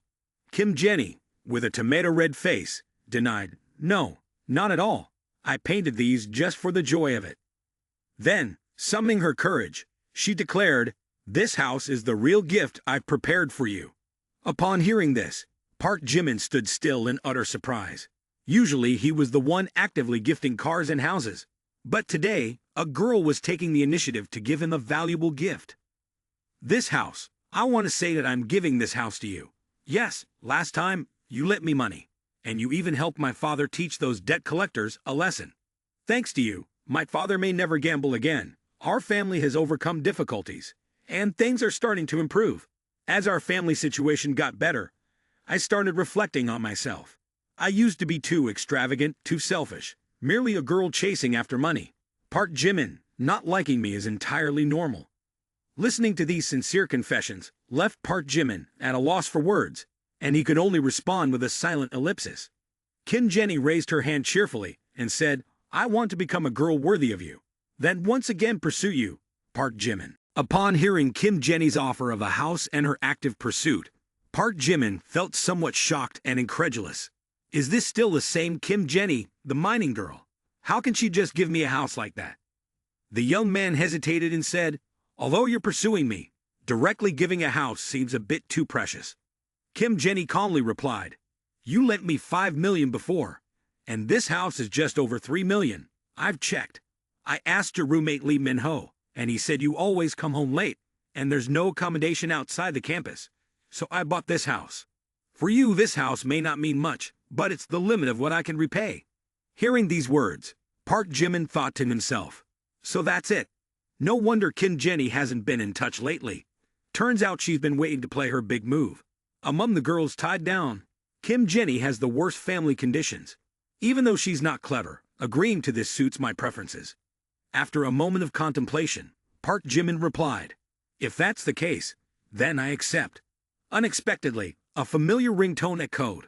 The girl he didn't want to see hurt, learning how to love tenderly like his love, so the young man answered the phone. On the other end, his friend spoke loudly, Jimin, gather in the evening. Moonlit bar, take a break and have dinner with us. Okay, no more issues. I'll be there soon. After ending the call, Park Jimin turned to Kim Jenny and said, Kim Jenny, tonight my roommates and I are having dinner. Come with me. Excitedly, Kim Jenny responded, really? That's wonderful. Kim Jenny's favorability increased by 1 point, and she felt as if she had won the lottery. Park Jimin, this is bringing me into his private circle, with me in his heart. The current favorability score announced by the system was 96 points, and the host received a reinforcement of 10 points. At this moment, the young man took the opportunity to think, Kim Jenny is not a simple girl. It seems there's a big fish in this pond. I want to see how much she can stir up this murky water. But don't let me down, Senior Kim Jenny. Kim Jenny took advantage of the time to reapply some blush, adding radiance to her appearance. In another scene, inside a taxi, Park Min-young thought to herself, what should I do? Park Jimin gave her such an expensive car. Later, she sighed with a hint of frustration. But I don't even have a driver's license. Simultaneously, the taxi driver turned and said, this is where you said, the fare is 24 yuan, you can scan the code. Oh, wait a moment, let me scan. As she raised her phone to scan the code, Park Min-young noticed a familiar figure walking with another girl. Isn't that Park Jimin? And that girl is, after a while, Min-young recognized. That's the famous beauty from the Art Academy, and they are together. Seeing Park Jimin leaving, Min-young turned to the taxi driver waiting for payment. Driver, help me follow the car in front. I'll pay double the fare. Pay it all at once, okay? The driver quickly followed the car in front. At this moment, Min-young thought to herself, my sixth sense is telling me something is definitely happening. As Park Min-young was contemplating dark thoughts, when she saw Park Jimin arriving at the restaurant, she expressed a bit of surprise. I thought we were going to a hotel or something. But it's just for a meal. Noticing Min-young's unusual behavior of not scanning the payment code for the taxi fare, the worried taxi driver sweated and asked, can the beauty pay for the fare? Only when called did Min-young startle. I'm sorry, driver, let me scan the code. Then, she got out of the taxi and followed Park Jimin, thinking, I want to see what Park Jimin is up to. Upon Jimin's arrival, his friends discussed, Jimin, you're here. The girl behind you looks familiar. Seeing the beautiful girl holding hands with Park Jimin, they exclaimed, indeed, she looks very familiar. After a while, one of them realized, green beans. Isn't this the beauty Kim Jenny? Jimin, you sly fox, how come there are so many beautiful girls around you? Seeing his friends waiting for him for quite some time, and with a girl by his side, Park Jimin politely spoke, sorry for being late. Kim Jenny. These are my roommates. You might have met them before. His friends then took the initiative to introduce themselves. The one in the middle spoke first. I'm Lee. The bespectacled one said, I'm Gil. The chubby one waved 2 fingers and said, I'm Hu. Let me introduce you to Kim Jenny. Park Jimin hadn't finished his sentence when Mr. Hu interrupted, saying, don't introduce anymore. Even if she transforms, I can still recognize her. Hearing his friend about to speak some nonsense, Mr. Lee immediately pressed Mr. Hu's head down, saying, Mr. Hu, what are you saying? Your intention is obvious. Who wouldn't recognize the beauty Kim Jenny? Ha ha ha ha. Meanwhile, Mr. Gil appeared serious, as if a rival was trying to steal his girl. So what's the relationship between you two now? He asked. Seeing Mr. Gil being too serious, both Park Jimin and Kim Jenny were a bit stunned, and the other 2 friends turned their eyes to Mr. Gil. Kim Jenny mumbled, what kind of relationship? I don't know either. Maybe I am pursuing Park Jimin, but he hasn't agreed yet. Someone has even gifted him a house, and he's still considering. It's tough for me. Upon hearing this, the 3 friends were shocked and couldn't believe it. True or false? A house as a gift, and the beauty is pursuing Park Jimin. Not only that, but also giving a house. Jimin's determination is frightening. Even online novels wouldn't dare to write such a plot. What kind of demonic charisma does he have? Unexpectedly, a coffee cup spilled, the table next to them, and the whole Park Jimin group jumped. At the adjacent table, Park Min-young, hearing that Kim Jenny had given a house to Park Jimin, was startled and accidentally spilled her coffee. She thought to herself, it won't be discovered, right? Giving a house. This girl gave Park Jimin a house like that. Now thinking back, Park Jimin has done a lot for me, and it seems I haven't repaid him for anything. If I continue like this, Park Jimin's impression of me will decline day by day, and she will gradually gain the upper hand. Park Min-young could vividly imagine the graph of Park Jimin's impression of her plummeting uncontrollably. Meanwhile, Park Min-young's impression of Kim Jenny skyrocketed. No, this girl is a love rival. I must quickly inform my sisters. Park Min Young immediately messaged in the group chat. Park Jimin, having dinner with a girl named Kim Jenny at the Moonlight Bar. It seems Kim Jenny gave Park Jimin a house. After reading this message, both Kim Jisoo and Jung Sun asked with curiosity. Yang Guibai replied promptly. Is it the Moonlight Bar? I'm on my way. Wait for me. After a satisfying meal, with all the food and drinks consumed on the table, the group called the server for the bill. A waitress approached, greeted them, and pointed towards Kim Jenny, saying, Your bill. This beautiful lady has already settled it. While Kim Jenny smiled, the entire group focused their attention on her. Kim Jenny, why did you? Kim Jenny spoke up. I'm glad to meet you all today. It's just a meal. No need to worry. Feeling awkward about letting the girl pay, young Park Jimin said, Why let be like this? I'll transfer the money. Kim Jenny replied, Absolutely not. How can you be so stingy? Jimin, didn't you also give me a few bags as gifts? Inviting you all for a meal is nothing. My internet cafe still has work. Go ahead. Bye-bye. Observing Kim Jenny's expressions and sharpness, Park Jimin whispered to himself, Indeed, a skilled player is different. Taking a step back as a move forward, Kim Jenny has strategies, but they don't make people hate her. His friend remarked to Park Jimin, Kid, you're really fortunate. As everyone left, Park Min Young marveled in admiration. Truly impressive. She's indeed a love rival. It's challenging to learn this kind of manipulation. If her status in my mind was an A before, now it can easily reach an S. Jimin. Your skills in pursuing girls can truly be passed on to others. Park Jimin quickly responded, I dare to teach this, but you would dare to learn. Stop kidding, Jimin. Kim Jenny's reputation at school wasn't great before. People said she was promiscuous and had a chaotic personal life. But after getting to know her, I find her quite open-minded. If you really want to be with her, don't hurt her feelings. The serious young man reassured, Lee, you can trust me. Amused, Park Jimin added, I'm not the promiscuous type. Who knows, you might be. You're even more promiscuous. Suddenly, the young man spotted a familiar figure. It's Hyunjin Ryu. He's also here for a meal. Hyunjin Ryu and his friends approached, and the whole group passed by each other without acknowledging anyone. Hyunjin Ryu thought to himself, Park Jimin may not know he's stirring up trouble, thinking too much and getting a headache. Ha ha ha. Too amusing. Unexpectedly, a luxury car pulled up. The group gasped, Rolls-Royce Phantom, worth over 9 million. And we can encounter it in reality. Am I dreaming? Yang Guibai stepped out of the Rolls-Royce Phantom, and Hyunjin Ryu's eyes widened. It's Yang Guibai. Why is she here? Seeing Yang Guibai quickly approaching Park Jimin, Hyunjin Ryu thought, Is she here to settle scores with Park Jimin? Some interesting drama to watch. Surprisingly, Yang Guibai ran up and hugged Park Jimin tightly. I was wrong. Please forgive me. Yang Guibai gazed at Park Jimin with pleading eyes, her voice soft as she begged. I've already deleted that person's WeChat. Please, just forgive me this time. Park Jimin's 3 roommates couldn't help but remark, She really doesn't give up, huh? One of them shook his head in admiration. Man, what kind of background does this guy have? Not only did he win over Chung Fu Mai, but she's completely under his control. That's some next-level mastery.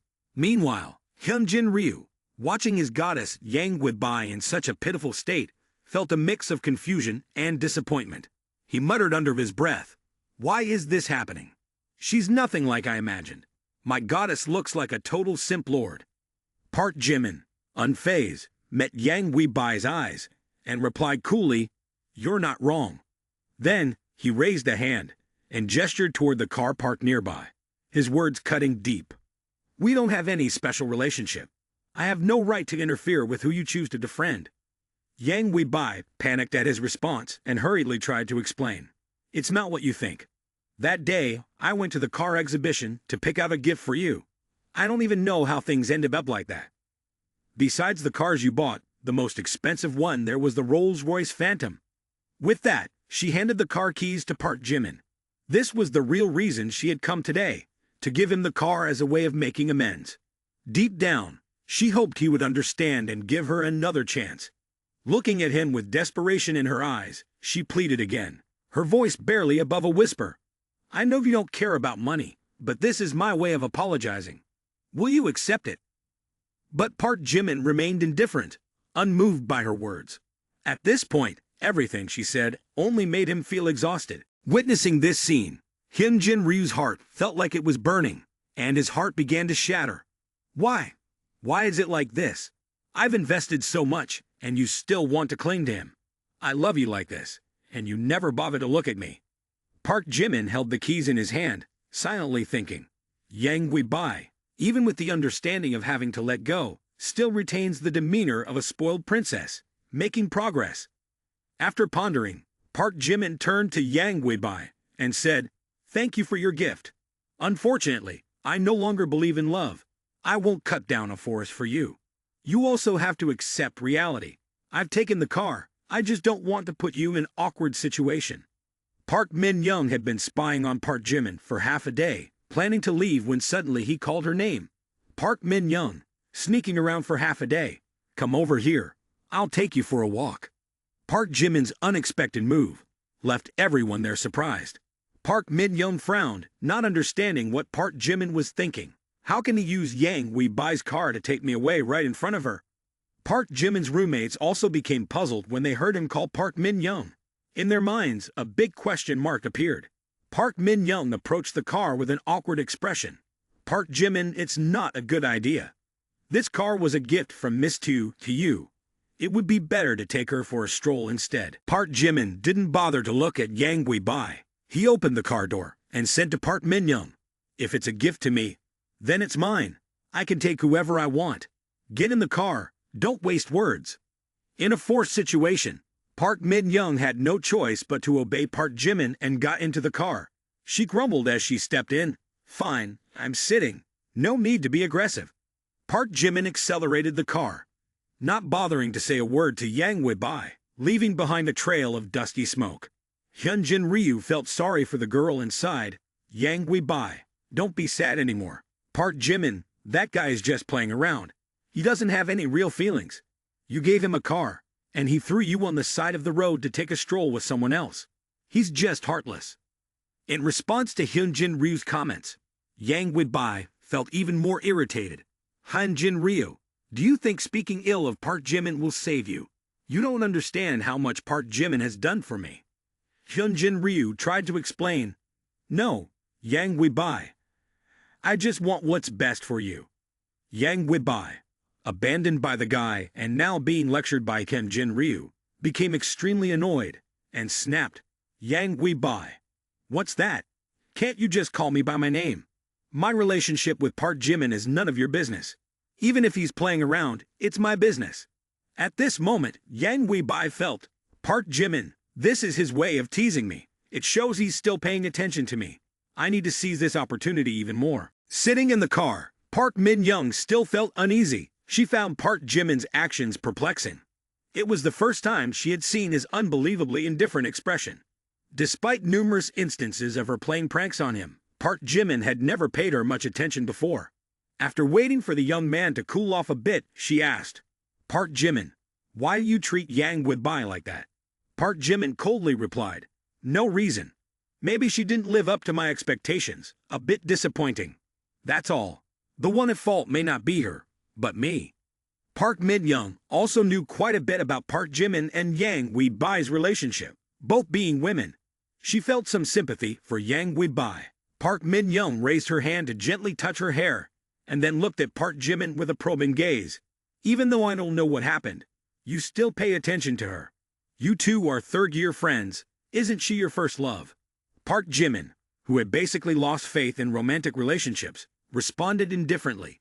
"A person like me doesn't have a first love." Hearing this, Park Min-young raised an eyebrow, displaying a skeptical attitude. "Only a devil would believe you. Oh man." Park Jimin snorted and calmly retorted, "Humph. Woman."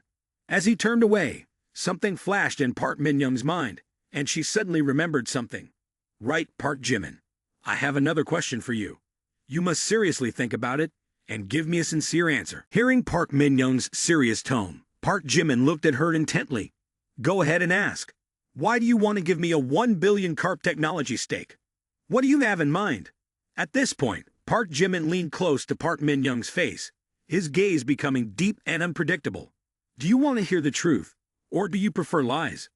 Park Min-young tightened her grip on the table, affirming, I told you'd be serious. Feeling that the joke was over, Park Jimin turned his face back to its original position. He drove and answered with an indifferent look, I have no intentions toward you. Giving you the stake is just to take advantage of your favor. Park Min-young felt a bit disheartened. Though she couldn't confirm Park Jimin's feelings for her, she didn't expect him to answer so decisively without any hesitation. Summoning the last bit of courage as a girl, she said to him, I don't believe you have no intentions toward me. Why do you want my favor? Park Jimin no longer hid anything. He spoke plainly, making Park Min-young understand that he needed her favor to accomplish a mission. Hearing the words, mission, Park Min-young exclaimed in surprise, mission. Suddenly slamming on the brakes, Park Jimin caused Park Min-young to jerk forward. After pulling the car to the side, Park Jimin continued to explain his mission. That's right. I have a system that gives me 90 billion. I can spend it however I want, but only on girls. You are one of my targets, and this billion is just a small gesture. Upon hearing this, Park Min-young's expression changed instantly, finding Park Jimin's words utterly absurd. Such things don't happen in real life, she thought. Park Min-young believed that the guy was making up a story. Park Jimin, can you please stop joking? Even if you're making up a story, make it somewhat believable. A system mission or whatever, you won't find that in online novels. Seeing that Park Min-young remained unconvinced even after his elaborate explanation, Park Jimin switched to a story he had secretly contemplated for a while.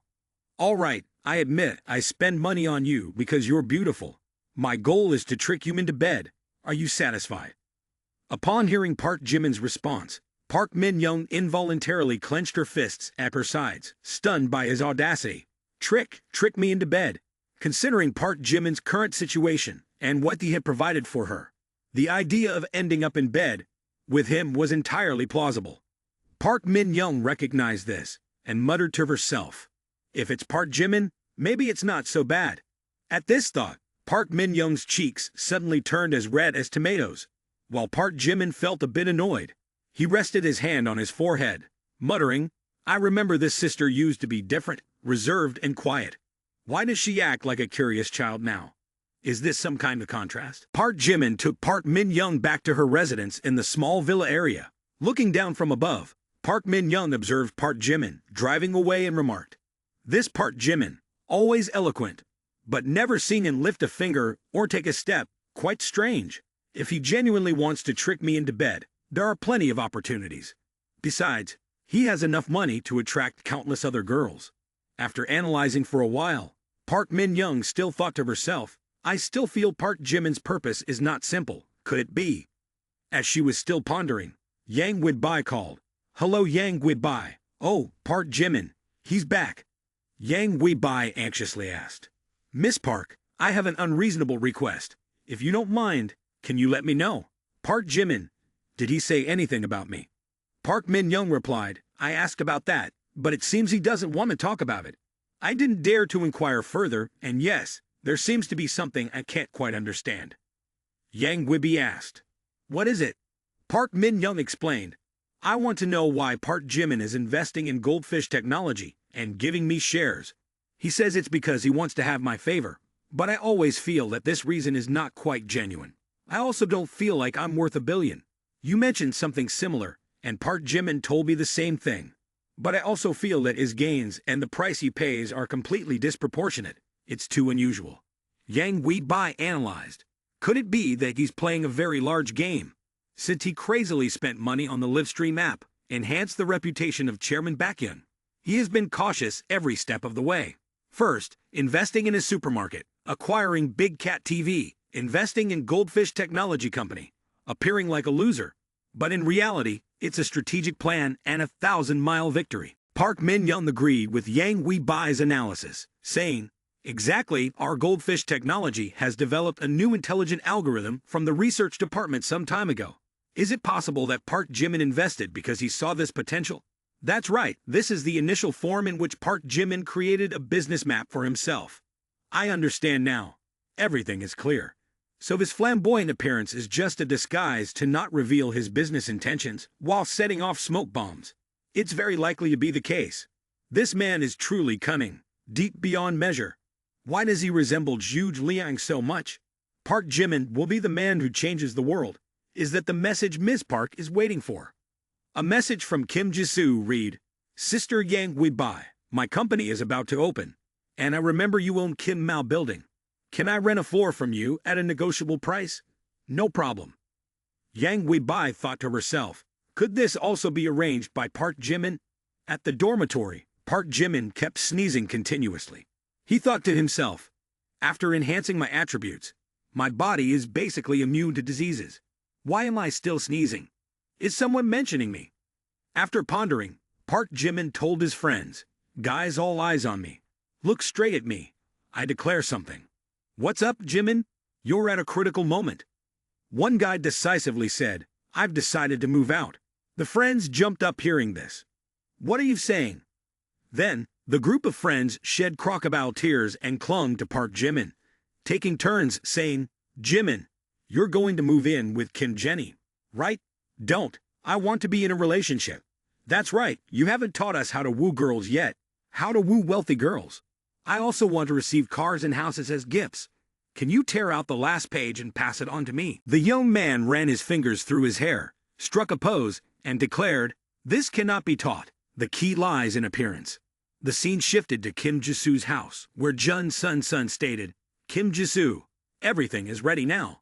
Big Cat TV is entering the preparation phase, so we need to start recruiting and hiring people. Kim Jisoo agreed with Jun Sun Sun's opinion and responded, exactly, I've decided that the first talented person I'll recruit is you. You will be the CEO of the company. At that time, I'll also bring up Minji, and we'll be at United Front. Jun Sun Sun hesitated and said, I can. But, seeing her friend's concern, Kim Jisoo reassured, don't worry, your salary will not be lacking. But I must say, what we need most now is professional manpower, especially in the live streaming field. Upon hearing this, Jun Sun Sun suggested, since you won't be hosting, check WeChat to see if anyone is suitable. I remember there's someone, the owner of a live stream company, but it seems they fell out with someone and are reportedly struggling now. At a cafe, a girl's voice rang out, get lost. A guy had a glass of cold water thrown in his face. He ran his hand through his hair and said, fine, I'm leaving. You still think I have to endure your face, Siu Hyen? The angry girl exclaimed, Zhao, you mooch off my family. We were engaged, and now you want to break up? Yes, I want to break up. Now that your company is gone, you're constantly in debt, unable to give me the life I want. A man's youth is short, and you're already old like this. You can't provide for me. Someone else can. It's just that you didn't try hard enough. I'm leaving. I've settled the bills. Judging by your pocket, you probably don't have money to pay. Bye-bye, auntie. The people at the cafe witnessing this scene started gossiping. Oh, raising a younger man. That's really something. An old cow eating young grass. Feel sorry for Auntie Gear. It's really pitiful. Siu Hyen lowered her head, feeling both embarrassed and humiliated, thinking, damn, men are too materialistic and pragmatic. I don't accept it. I'll definitely have a chance to start over. At 30, there's still time. At this moment, Kim Jisoo's phone rang, surprising Siu Hyen, who asked, why is it her? Kim Jisoo's first words were a proposal. Hey, Sister Hyen, do you want to start a business with me? The current situation was like waking up from a bad dream to find a golden opportunity. This morning, while Park Jimin was still sound asleep in bed, he heard the sound of a creaking door. Startled, the young man thought to himself, someone? Why would there be someone in my house? Park Jimin immediately woke up, sat up, and pondered, during the day, could there be a thief in the house? Without even putting on his shirt, the young man hastily stood up, quietly grabbed the vase of flowers on the table, and tiptoed towards the door to prevent any noise. Park Jimin thought, daring to steal from me. They don't want an easy escape. The door opened with a creak and then slowly swung open. Inside, Park Jimin clenched his teeth, preparing for the worst-case scenario. This time, he would confront this detestable thief head-on. As the door swung wide open, Kim Jenny stepped in, holding a box of food in her hand. Seeing Park Jimin inside with his peculiar actions, Kim Jenny was incredibly surprised. She didn't expect Park Jimin to move in so quickly. Moreover, Park Jimin was holding the vase of flowers sneakily, prompting her to ask in astonishment, "Park Jimin, what are you doing?" Park Jimin grimaced as he realized that before him stood Kim Jenny, not a thief. The young man's eyes widened for a few seconds before he exclaimed, "Kim Jenny."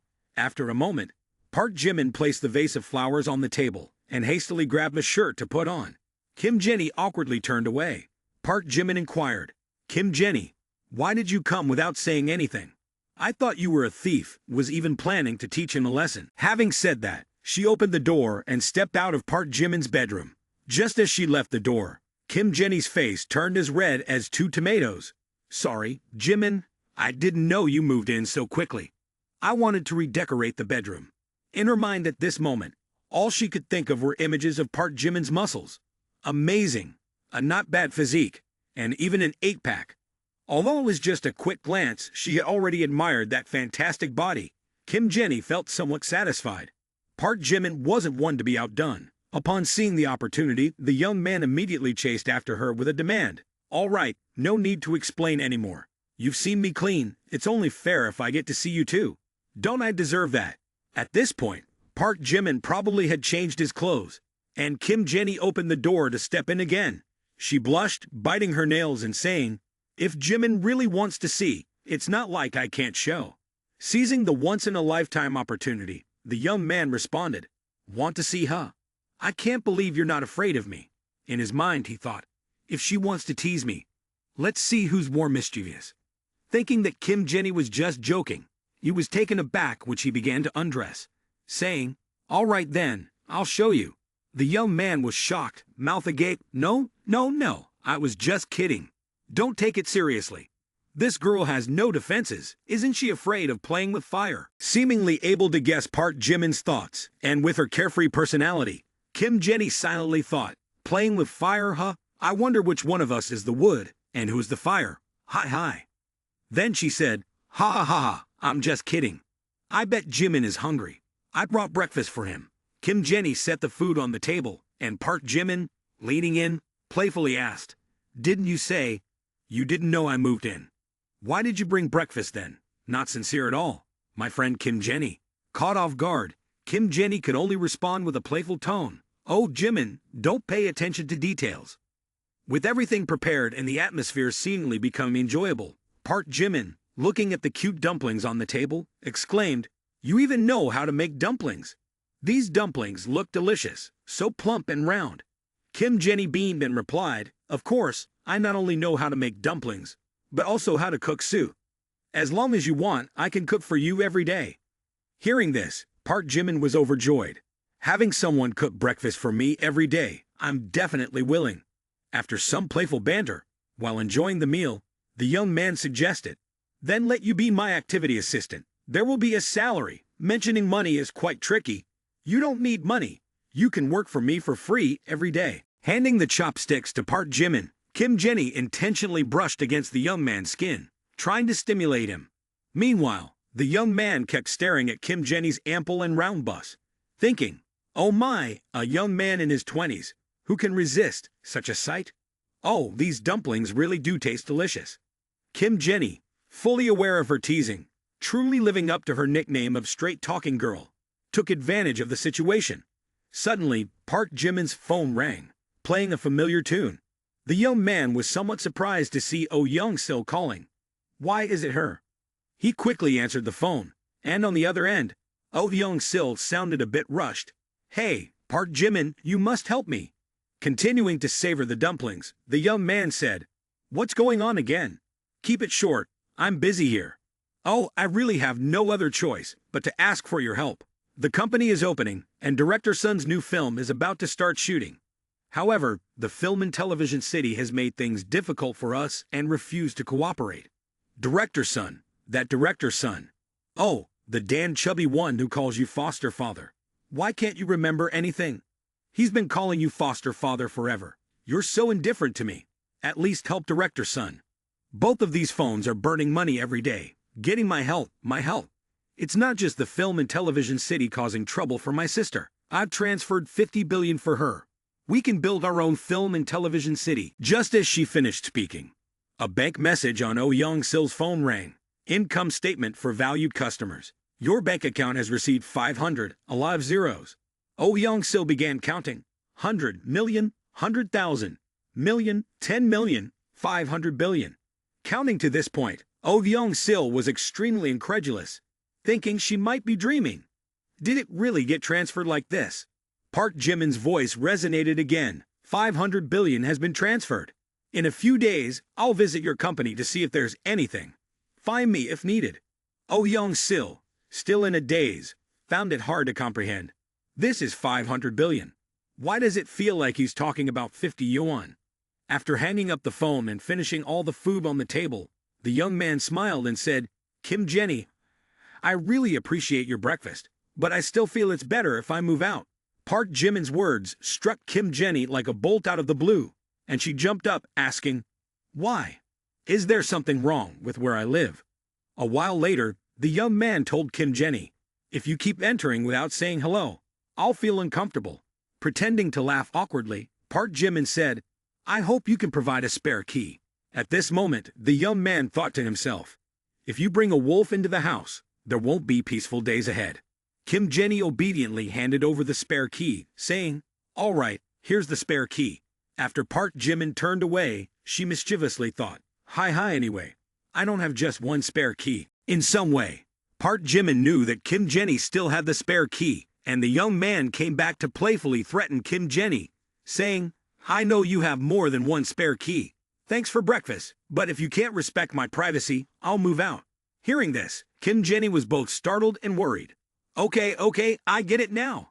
Satisfied that the truth was revealed, the young man happily said, You're smart to understand people's feelings. I'll be on my way. Bye-bye. Women often need reminders. Otherwise, they might take advantage. Last time was just a gentle lesson. After saying goodbye to Kim Jenny, Park Jimin walked towards his car to leave. Just as he opened the car door, unexpectedly, he heard someone calling, Jimin, over here, over here. Park Jimin turned around to see his friend and his friend's girlfriend approaching. Jimin, you finally arrived. Hello, Park Jimin. The young man thought to himself, Why is Yu Hai-ri here too? I initially wanted to have a private conversation with Jung Ki. This is inconvenient. When Jung Ki noticed Park Jimin on a new car, he asked, Young man, you changed your car again. Where are we going for a meal? Get on the car, and we can talk. Yu Hai-ri, scheming in her mind, thought, I'm quite clever. Park Jimin and Song Joong-ki have such a close relationship. With Park Jimin's status, the place he chooses for a meal must be high-end. I didn't waste my effort on makeup. However, a while later, when they arrived, it turned out to be not a fancy restaurant, but a casual eatery. Hai-ri jumped in disappointment. Am I mistaken? What's this rundown place? My stomach hurts. Contrary to Hai-ri's feelings, Joong-ki found it amusing. Jimin, that's great. This eatery is the real deal. I was afraid you'd take me to eat some fancy black pearl or something, and I wouldn't be able to enjoy it. Park Jimin replied, Am I someone who shows off? Today, just enjoy yourself. Meanwhile, Hai-ri shed 2 tears of regret for not being able to savor the taste of traditional herbal medicine-infused salted egg yolk sauce. Joong-ki turned back and said, Hai-ri, this place is really good. You're lucky to be eating here. She had to respond casually, Oh really? Ha ha ha ha. Thank you then. She frowned and thought, Park Jimin, is this a poor devil pretending to be rich? Eating street food, could I be mistaken? At this moment, the sound from the nearby TV echoed. Hello everyone, this is a press conference organized by the famous artist Oh Young-sil. Oh Young-sil mentioned that her film and television company, Young-sil Entertainment, has important news to reveal. Park Jimin jumped up. Oh Young-sil. Hello, everyone, I'm Oh Young-sil. Today, the main purpose here is to announce something. She doesn't understand the meaning of humility, always organizing press conferences. These things are not good. Truly foolish. The renowned Chairman Baekhyun has invested 1 trillion in our company. We are about to build the largest film and television facility in Asia, and even the world. Oh Young-sil's remark hit the young man like a splash of water. Indeed, a sharp arrow aimed at him. Oh Young-sil doubled the amount, and Joong-ki turned to inquire. Chairman Baekhyun, Jimin, wasn't it you she referred to? Do you want to establish a film and television foundation? The young man could only feign a cough to gloss over the situation, while Hai-ri, upon hearing the amount, had her eyes light up. 1 trillion. Park Jimin and still so wealthy. She immediately formed a different opinion about Park Jimin. Maybe called a billionaire, but unreserved about street food. Very charismatic. Park Jimin frowned, silently thinking. Nerve-wracking. You're just putting on a show. What's the point of involving me? Now the whole country knows me. How can I still pursue someone else? Jong-ki turned and asked, Jimin, if you happen to know all the female celebrities, when will you get me an autograph? Also, what's the deal with our TV base? Oh well, no matter, it's just a thing. 1 trillion. You can print money. Before Jong-ki could finish, Park Jimin forcefully stuffed food into his mouth, saying, Eat your own. Stop talking nonsense. Hai-ri, seeing her boyfriend struggling, felt a bit sorry. Psalm Jong-ki, the ladder of my life. Jimin, be a bit gentler. I must hold on to him. Park Jimin, spending money at will is enough for a wealthy life. I've improved my fate thanks to him. Jong-ki, grown up like this and still not paying attention to meals, I'll wipe for you. Thank you. At the Kim Mao building, the sound of gratitude echoed. 1 trillion. At this moment, 4 girls focused on observing the large screen in the building. Sun asked Kim Jisoo, didn't you say he only had 500 billion, and furthermore, he knows Oh Young-sil? Kim Jisoo replied, this could be his modesty. Park Min-young added, I know this. Park Jimin participated in the charity night before. Took photos with gifts for Oh Young-sil. They have known each other for a while. Jun Sun wondered, so is Park Jimin trying to court her this time? Yang Weibai spoke up, it's not that simple. The 1 trillion project is a massive undertaking, not something decided on a whim. This matter was probably settled long ago. They just used Oh Young-sil to make the announcement. Indeed, spending 1 trillion just to impress a girl would be too extravagant. Yang Tu Food's analysis is correct. Park Jimin's actions may seem extravagant, but there is a deep thought behind it. Yang Weibai found it difficult to understand. The Vinova program, Big Cat TV, are now television bases. Park Jimin, what are you arranging? I truly cannot fathom. Jun Sun suggested to Kim Jisoo. If at this moment, Kim Jisoo, you reveal that our Big Cat TV is also invested by Chairman Baekhyun, won't there be a large number of live streams, and industry insiders will come to participate? Joyful. Kim Jisoo exclaimed. Exactly. Sun, you're really smart.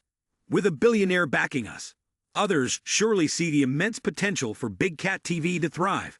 Anyway, the boss's perspective is quite accurate. Curious, Yang Weibai inquired. Could this be Park Jimin's plan as well? This man is too formidable.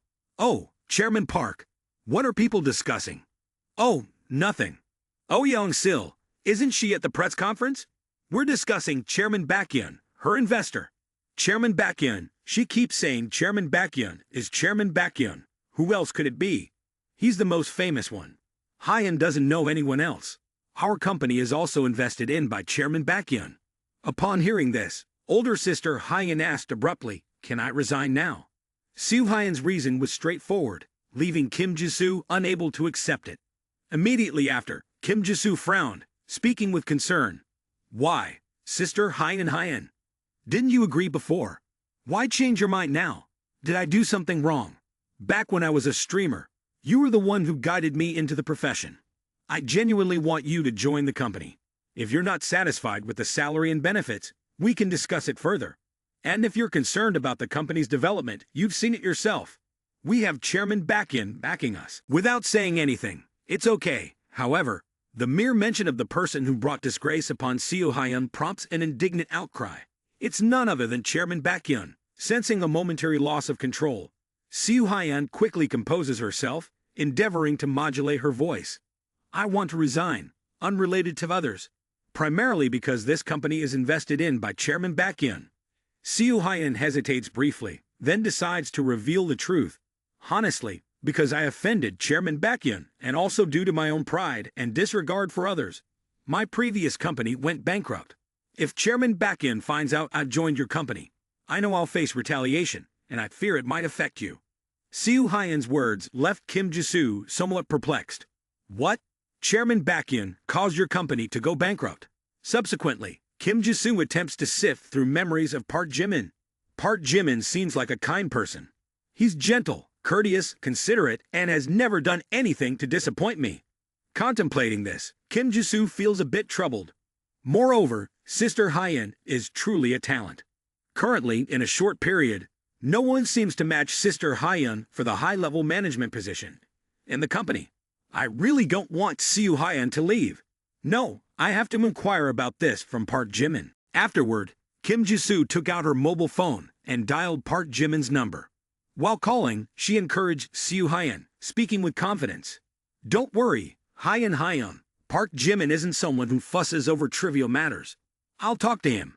On the other side, Park Jimin had just finished his meal. Alongside Jong Ki and Yoo Hae-ri, he was preparing to leave the small restaurant. Jimin, see you next time. After saying this, Som Jong Kai walked away with happiness overflowing. He decided to buy Yoo Hae-ri a handbag. Park Jimin, feeling helpless, remarked, "All right, call me in a bit." Just then, the familiar ringtone echoed. "For you, I've learned patience. For you, I've changed bad habits."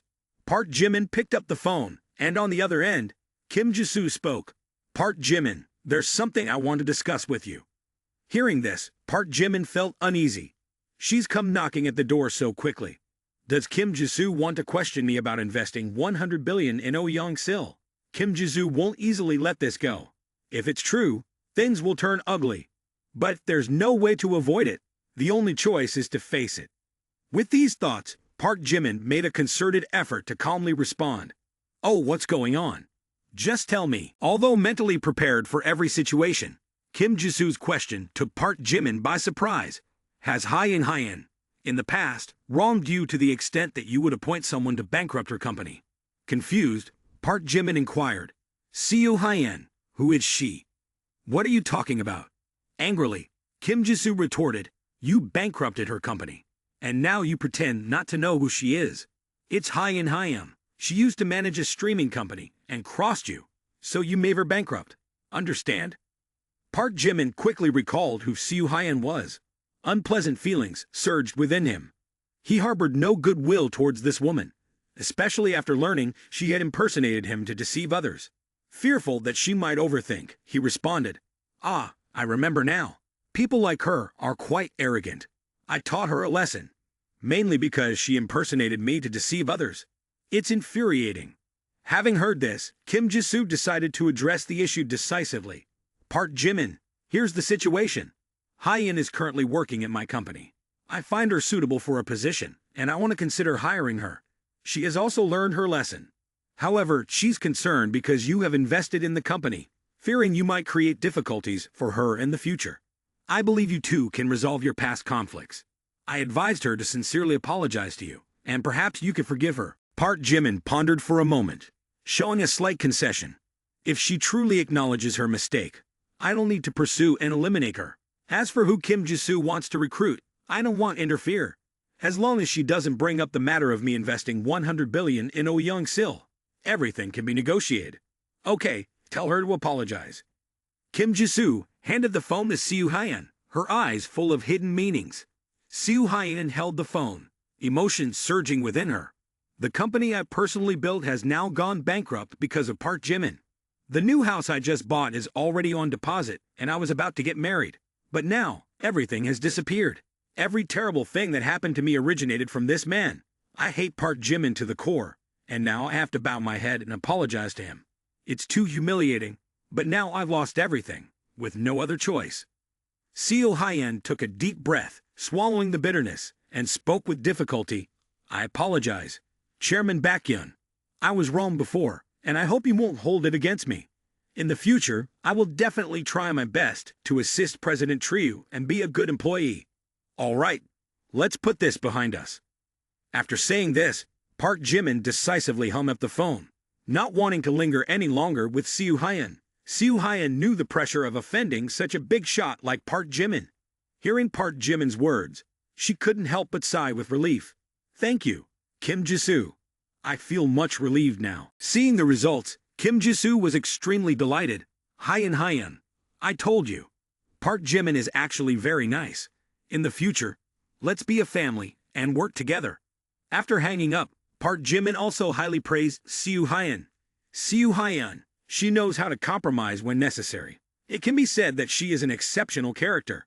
In Kim Jisoo's company, Seo Hyun will undoubtedly be very helpful. Unfortunately, not everyone is highly intelligent. Some people need a wake-up call. On the other hand, the press conference continued, the atmosphere lively with continuous questions thrown by reporters. Chairman O, Chairman Baekhyun, did you really invest 100 billion to build a film studio? Chairman O, I have another question for you. If the Young-sil Broadcasting Corporation is indeed starting the construction of a film studio, where will the studio be built? Moreover, with a massive investment of 100 billion, this project is undoubtedly enormous. So Chairman O, won't it take several years before your new film studio can be inaugurated? Oh Young-sil confidently answered the reporter's questions. Regarding the choice of the location for the film studio, of course. At this moment, Oh Young-sil's phone rang. I apologize. I need to take this call. After hanging up, Park Jimin immediately criticized from the other end of the line. Oh Young-sil, you're quite clever, turning the tables on me like that. Upon hearing Park Jimin's question, Oh Young-sil couldn't help but feel flustered. She stammered in response. I didn't. Park Jimin continued his interrogation. You spread the word everywhere that Chairman Baekhyun invested 100 billion in you. How do I live modestly after this? Park Jimin's question left Oh Young-sil speechless.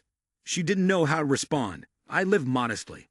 Oh Young-sil thought that Park Jimin was joking when he declared the 100 billion investments, and now he couldn't take back his words. However, it was not about the money. His accusations enraged her. Modest? What modesty?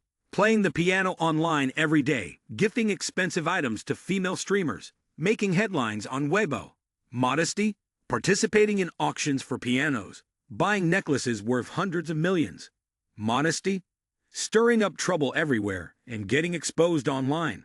What kind of piano romantic, basketball superstar, speedster superstar are you? You really know modesty. Oh Young-sil fell silent, causing Park Jimin to want to criticize her more, but he decided to stop himself, saying, All right, enough. Talking more at this point is useless. The press conference is over, so help me with something. Okay. While the media awaited eagerly, Oh Young-sil continued her phone conversation with Park Jimin. Listening to Park Jimin discuss an issue requiring assistance, Oh Young-sil, surprised, inquired, an event. In her mind, she thought, President Baekhyun must be executing some plan again. Despite such thoughts, she still agreed with Park Jimin, saying, All right, I understand, no problem. After concluding the call with Park Jimin, Oh Young-sil returned to the press conference and apologized to the media, stating, I apologize, everyone. I just received an important call from our investor, President Baekhyun. Immediately upon mentioning President Baekhyun's name, the room buzzed with excitement, and people began to speculate. Indeed, President Baekhyun. It seems Oh Young-sil has important news this time. This is likely unique information. The mysterious President Baekhyun is finally making an appearance.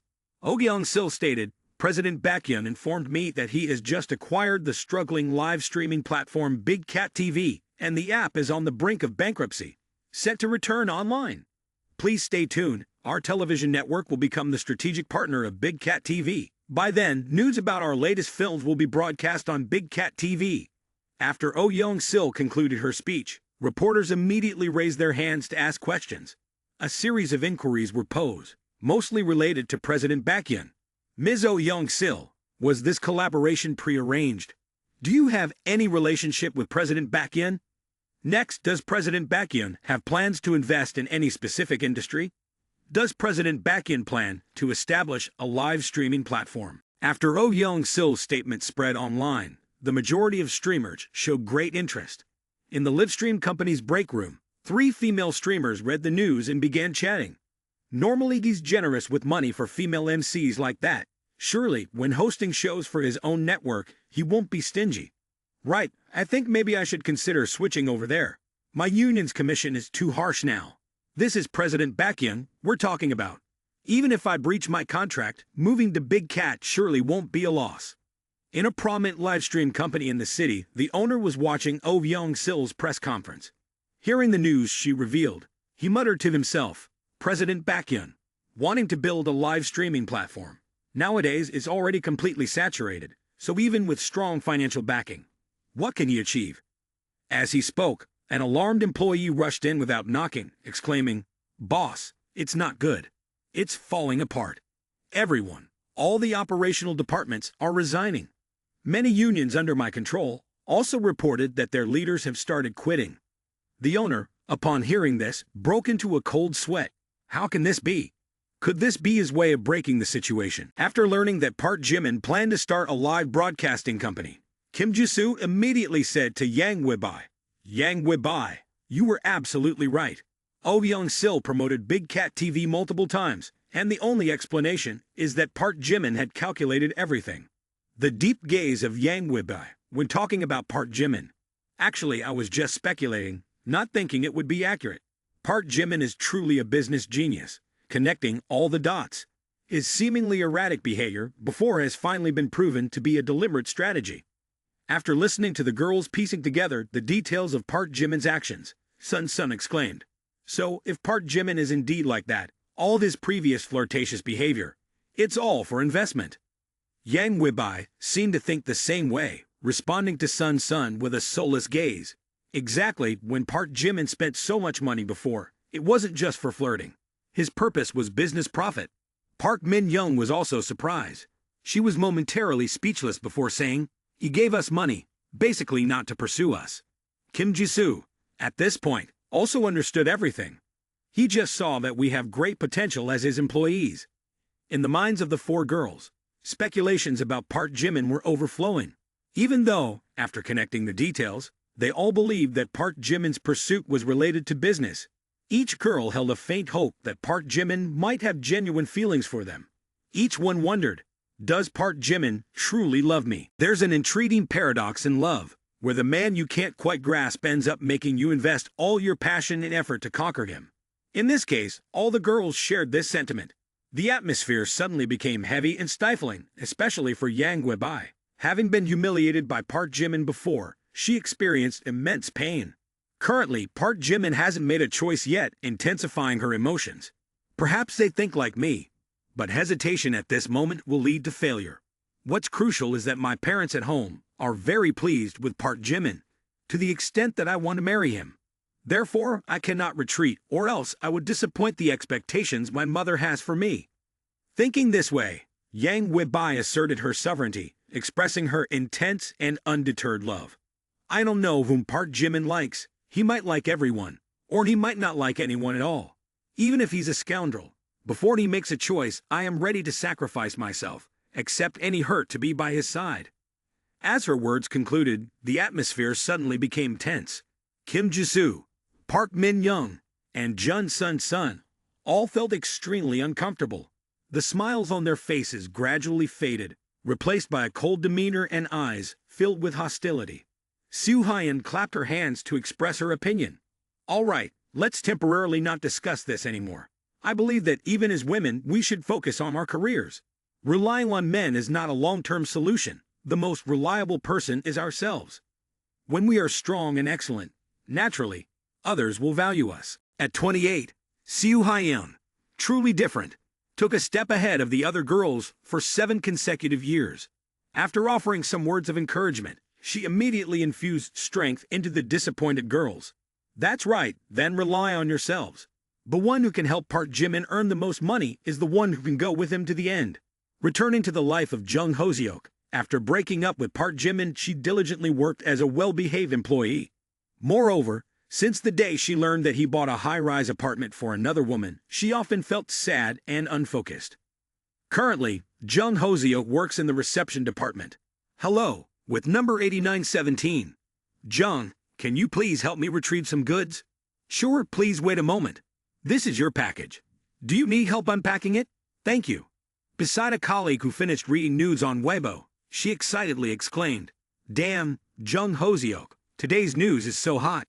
Oh Young-sil, in the press conference, declared a 100 billion investment in the film studio area, and within half an hour, it's already trending as a hot search on Weibo."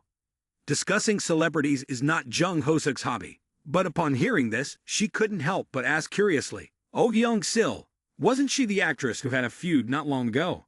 Just returned, and where did she get 100 billion? Must be someone backing her up, a mysterious tycoon. But who? Chairman Baekhyun, perhaps. While this story may not be related to Jung Hoseok, the mention of Chairman Baekhyun made her shudder. In the process of opening a parcel with a paper cutter, she unknowingly cut her finger. Her younger sister beside her still looked worshipful, saying, "I heard he not only invested 100 billion in building the film studio, but also acquired Big Cat TV. This is going big." The rich indeed like to do as they please. Hearing this, a male colleague enthusiastically joined the conversation.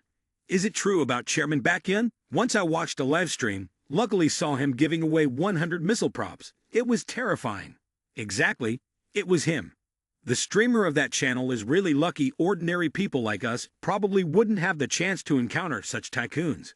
However, they were unaware that the more they talked about Park Jimin, the darker Jung Hoseok's expression became. In this moment, Jung Hoseok fell silent, her heart pierced as if by 1,000 arrows. Park Jimin. It's Park Jimin again. Unexpectedly investing 100 billion this time. What have I missed? Unable to bear it any longer, Jung Hoseok collapsed to the floor, sobbing loudly, tears soaking the entire floor. At the International Financial Center motto, atop the most prosperous skyscraper, a man stood quietly gazing into the distance. The bustling and lively city below seemed miniature within his sight, but within his heart, a boundless anger was hidden. Holding the coffee cup in hand, Jin Jia-mu couldn't contain himself and threw it directly at the picture hanging on the wall. The shattering sound echoed, and the broken pieces scattered on the floor. "This is outrageous. It's that Chairman Baekhyun again. What does he want this time? Is he intentionally challenging me? I refuse to let the film studio collaborate with Oh Young-sil, so he directly decides to build a new one. This is a direct slap in my face." At this moment, an elegant figure approached, her beauty and figure almost perfect. "Jin Young Master, calm down. I've sent someone to investigate this person." Jin Jia-mu remained silent, only staring intensely at the radiant picture of Oh Young-sil on the wall, her refined beauty making him extremely uncomfortable. Just a short year ago, the little bunny once rejected sharing a blanket with me, and now she has transformed into an entirely different beauty. Young-sil, is he your support? He helped you bring down Wang Hu and Fang Jingyan, but they were just two dogs I raised. The feeling of not being able to possess her body from a year ago made Jin Jia-mu somewhat regretful. Afterward, he stood up, his voice deep, and his eyes flickered with sharpness. "Go investigate. Within 3 days, I want detailed information about this person. However, this Chairman Baekhyun is a mysterious tycoon, so we must be careful in dealing with him. Oh Young-sil, do you think you could shake the position of a brothel by merely constructing a film city? You are too naive. In China, my Jin family has been arranging for many years. Whatever Jin Jia-mu values will ultimately belong to me.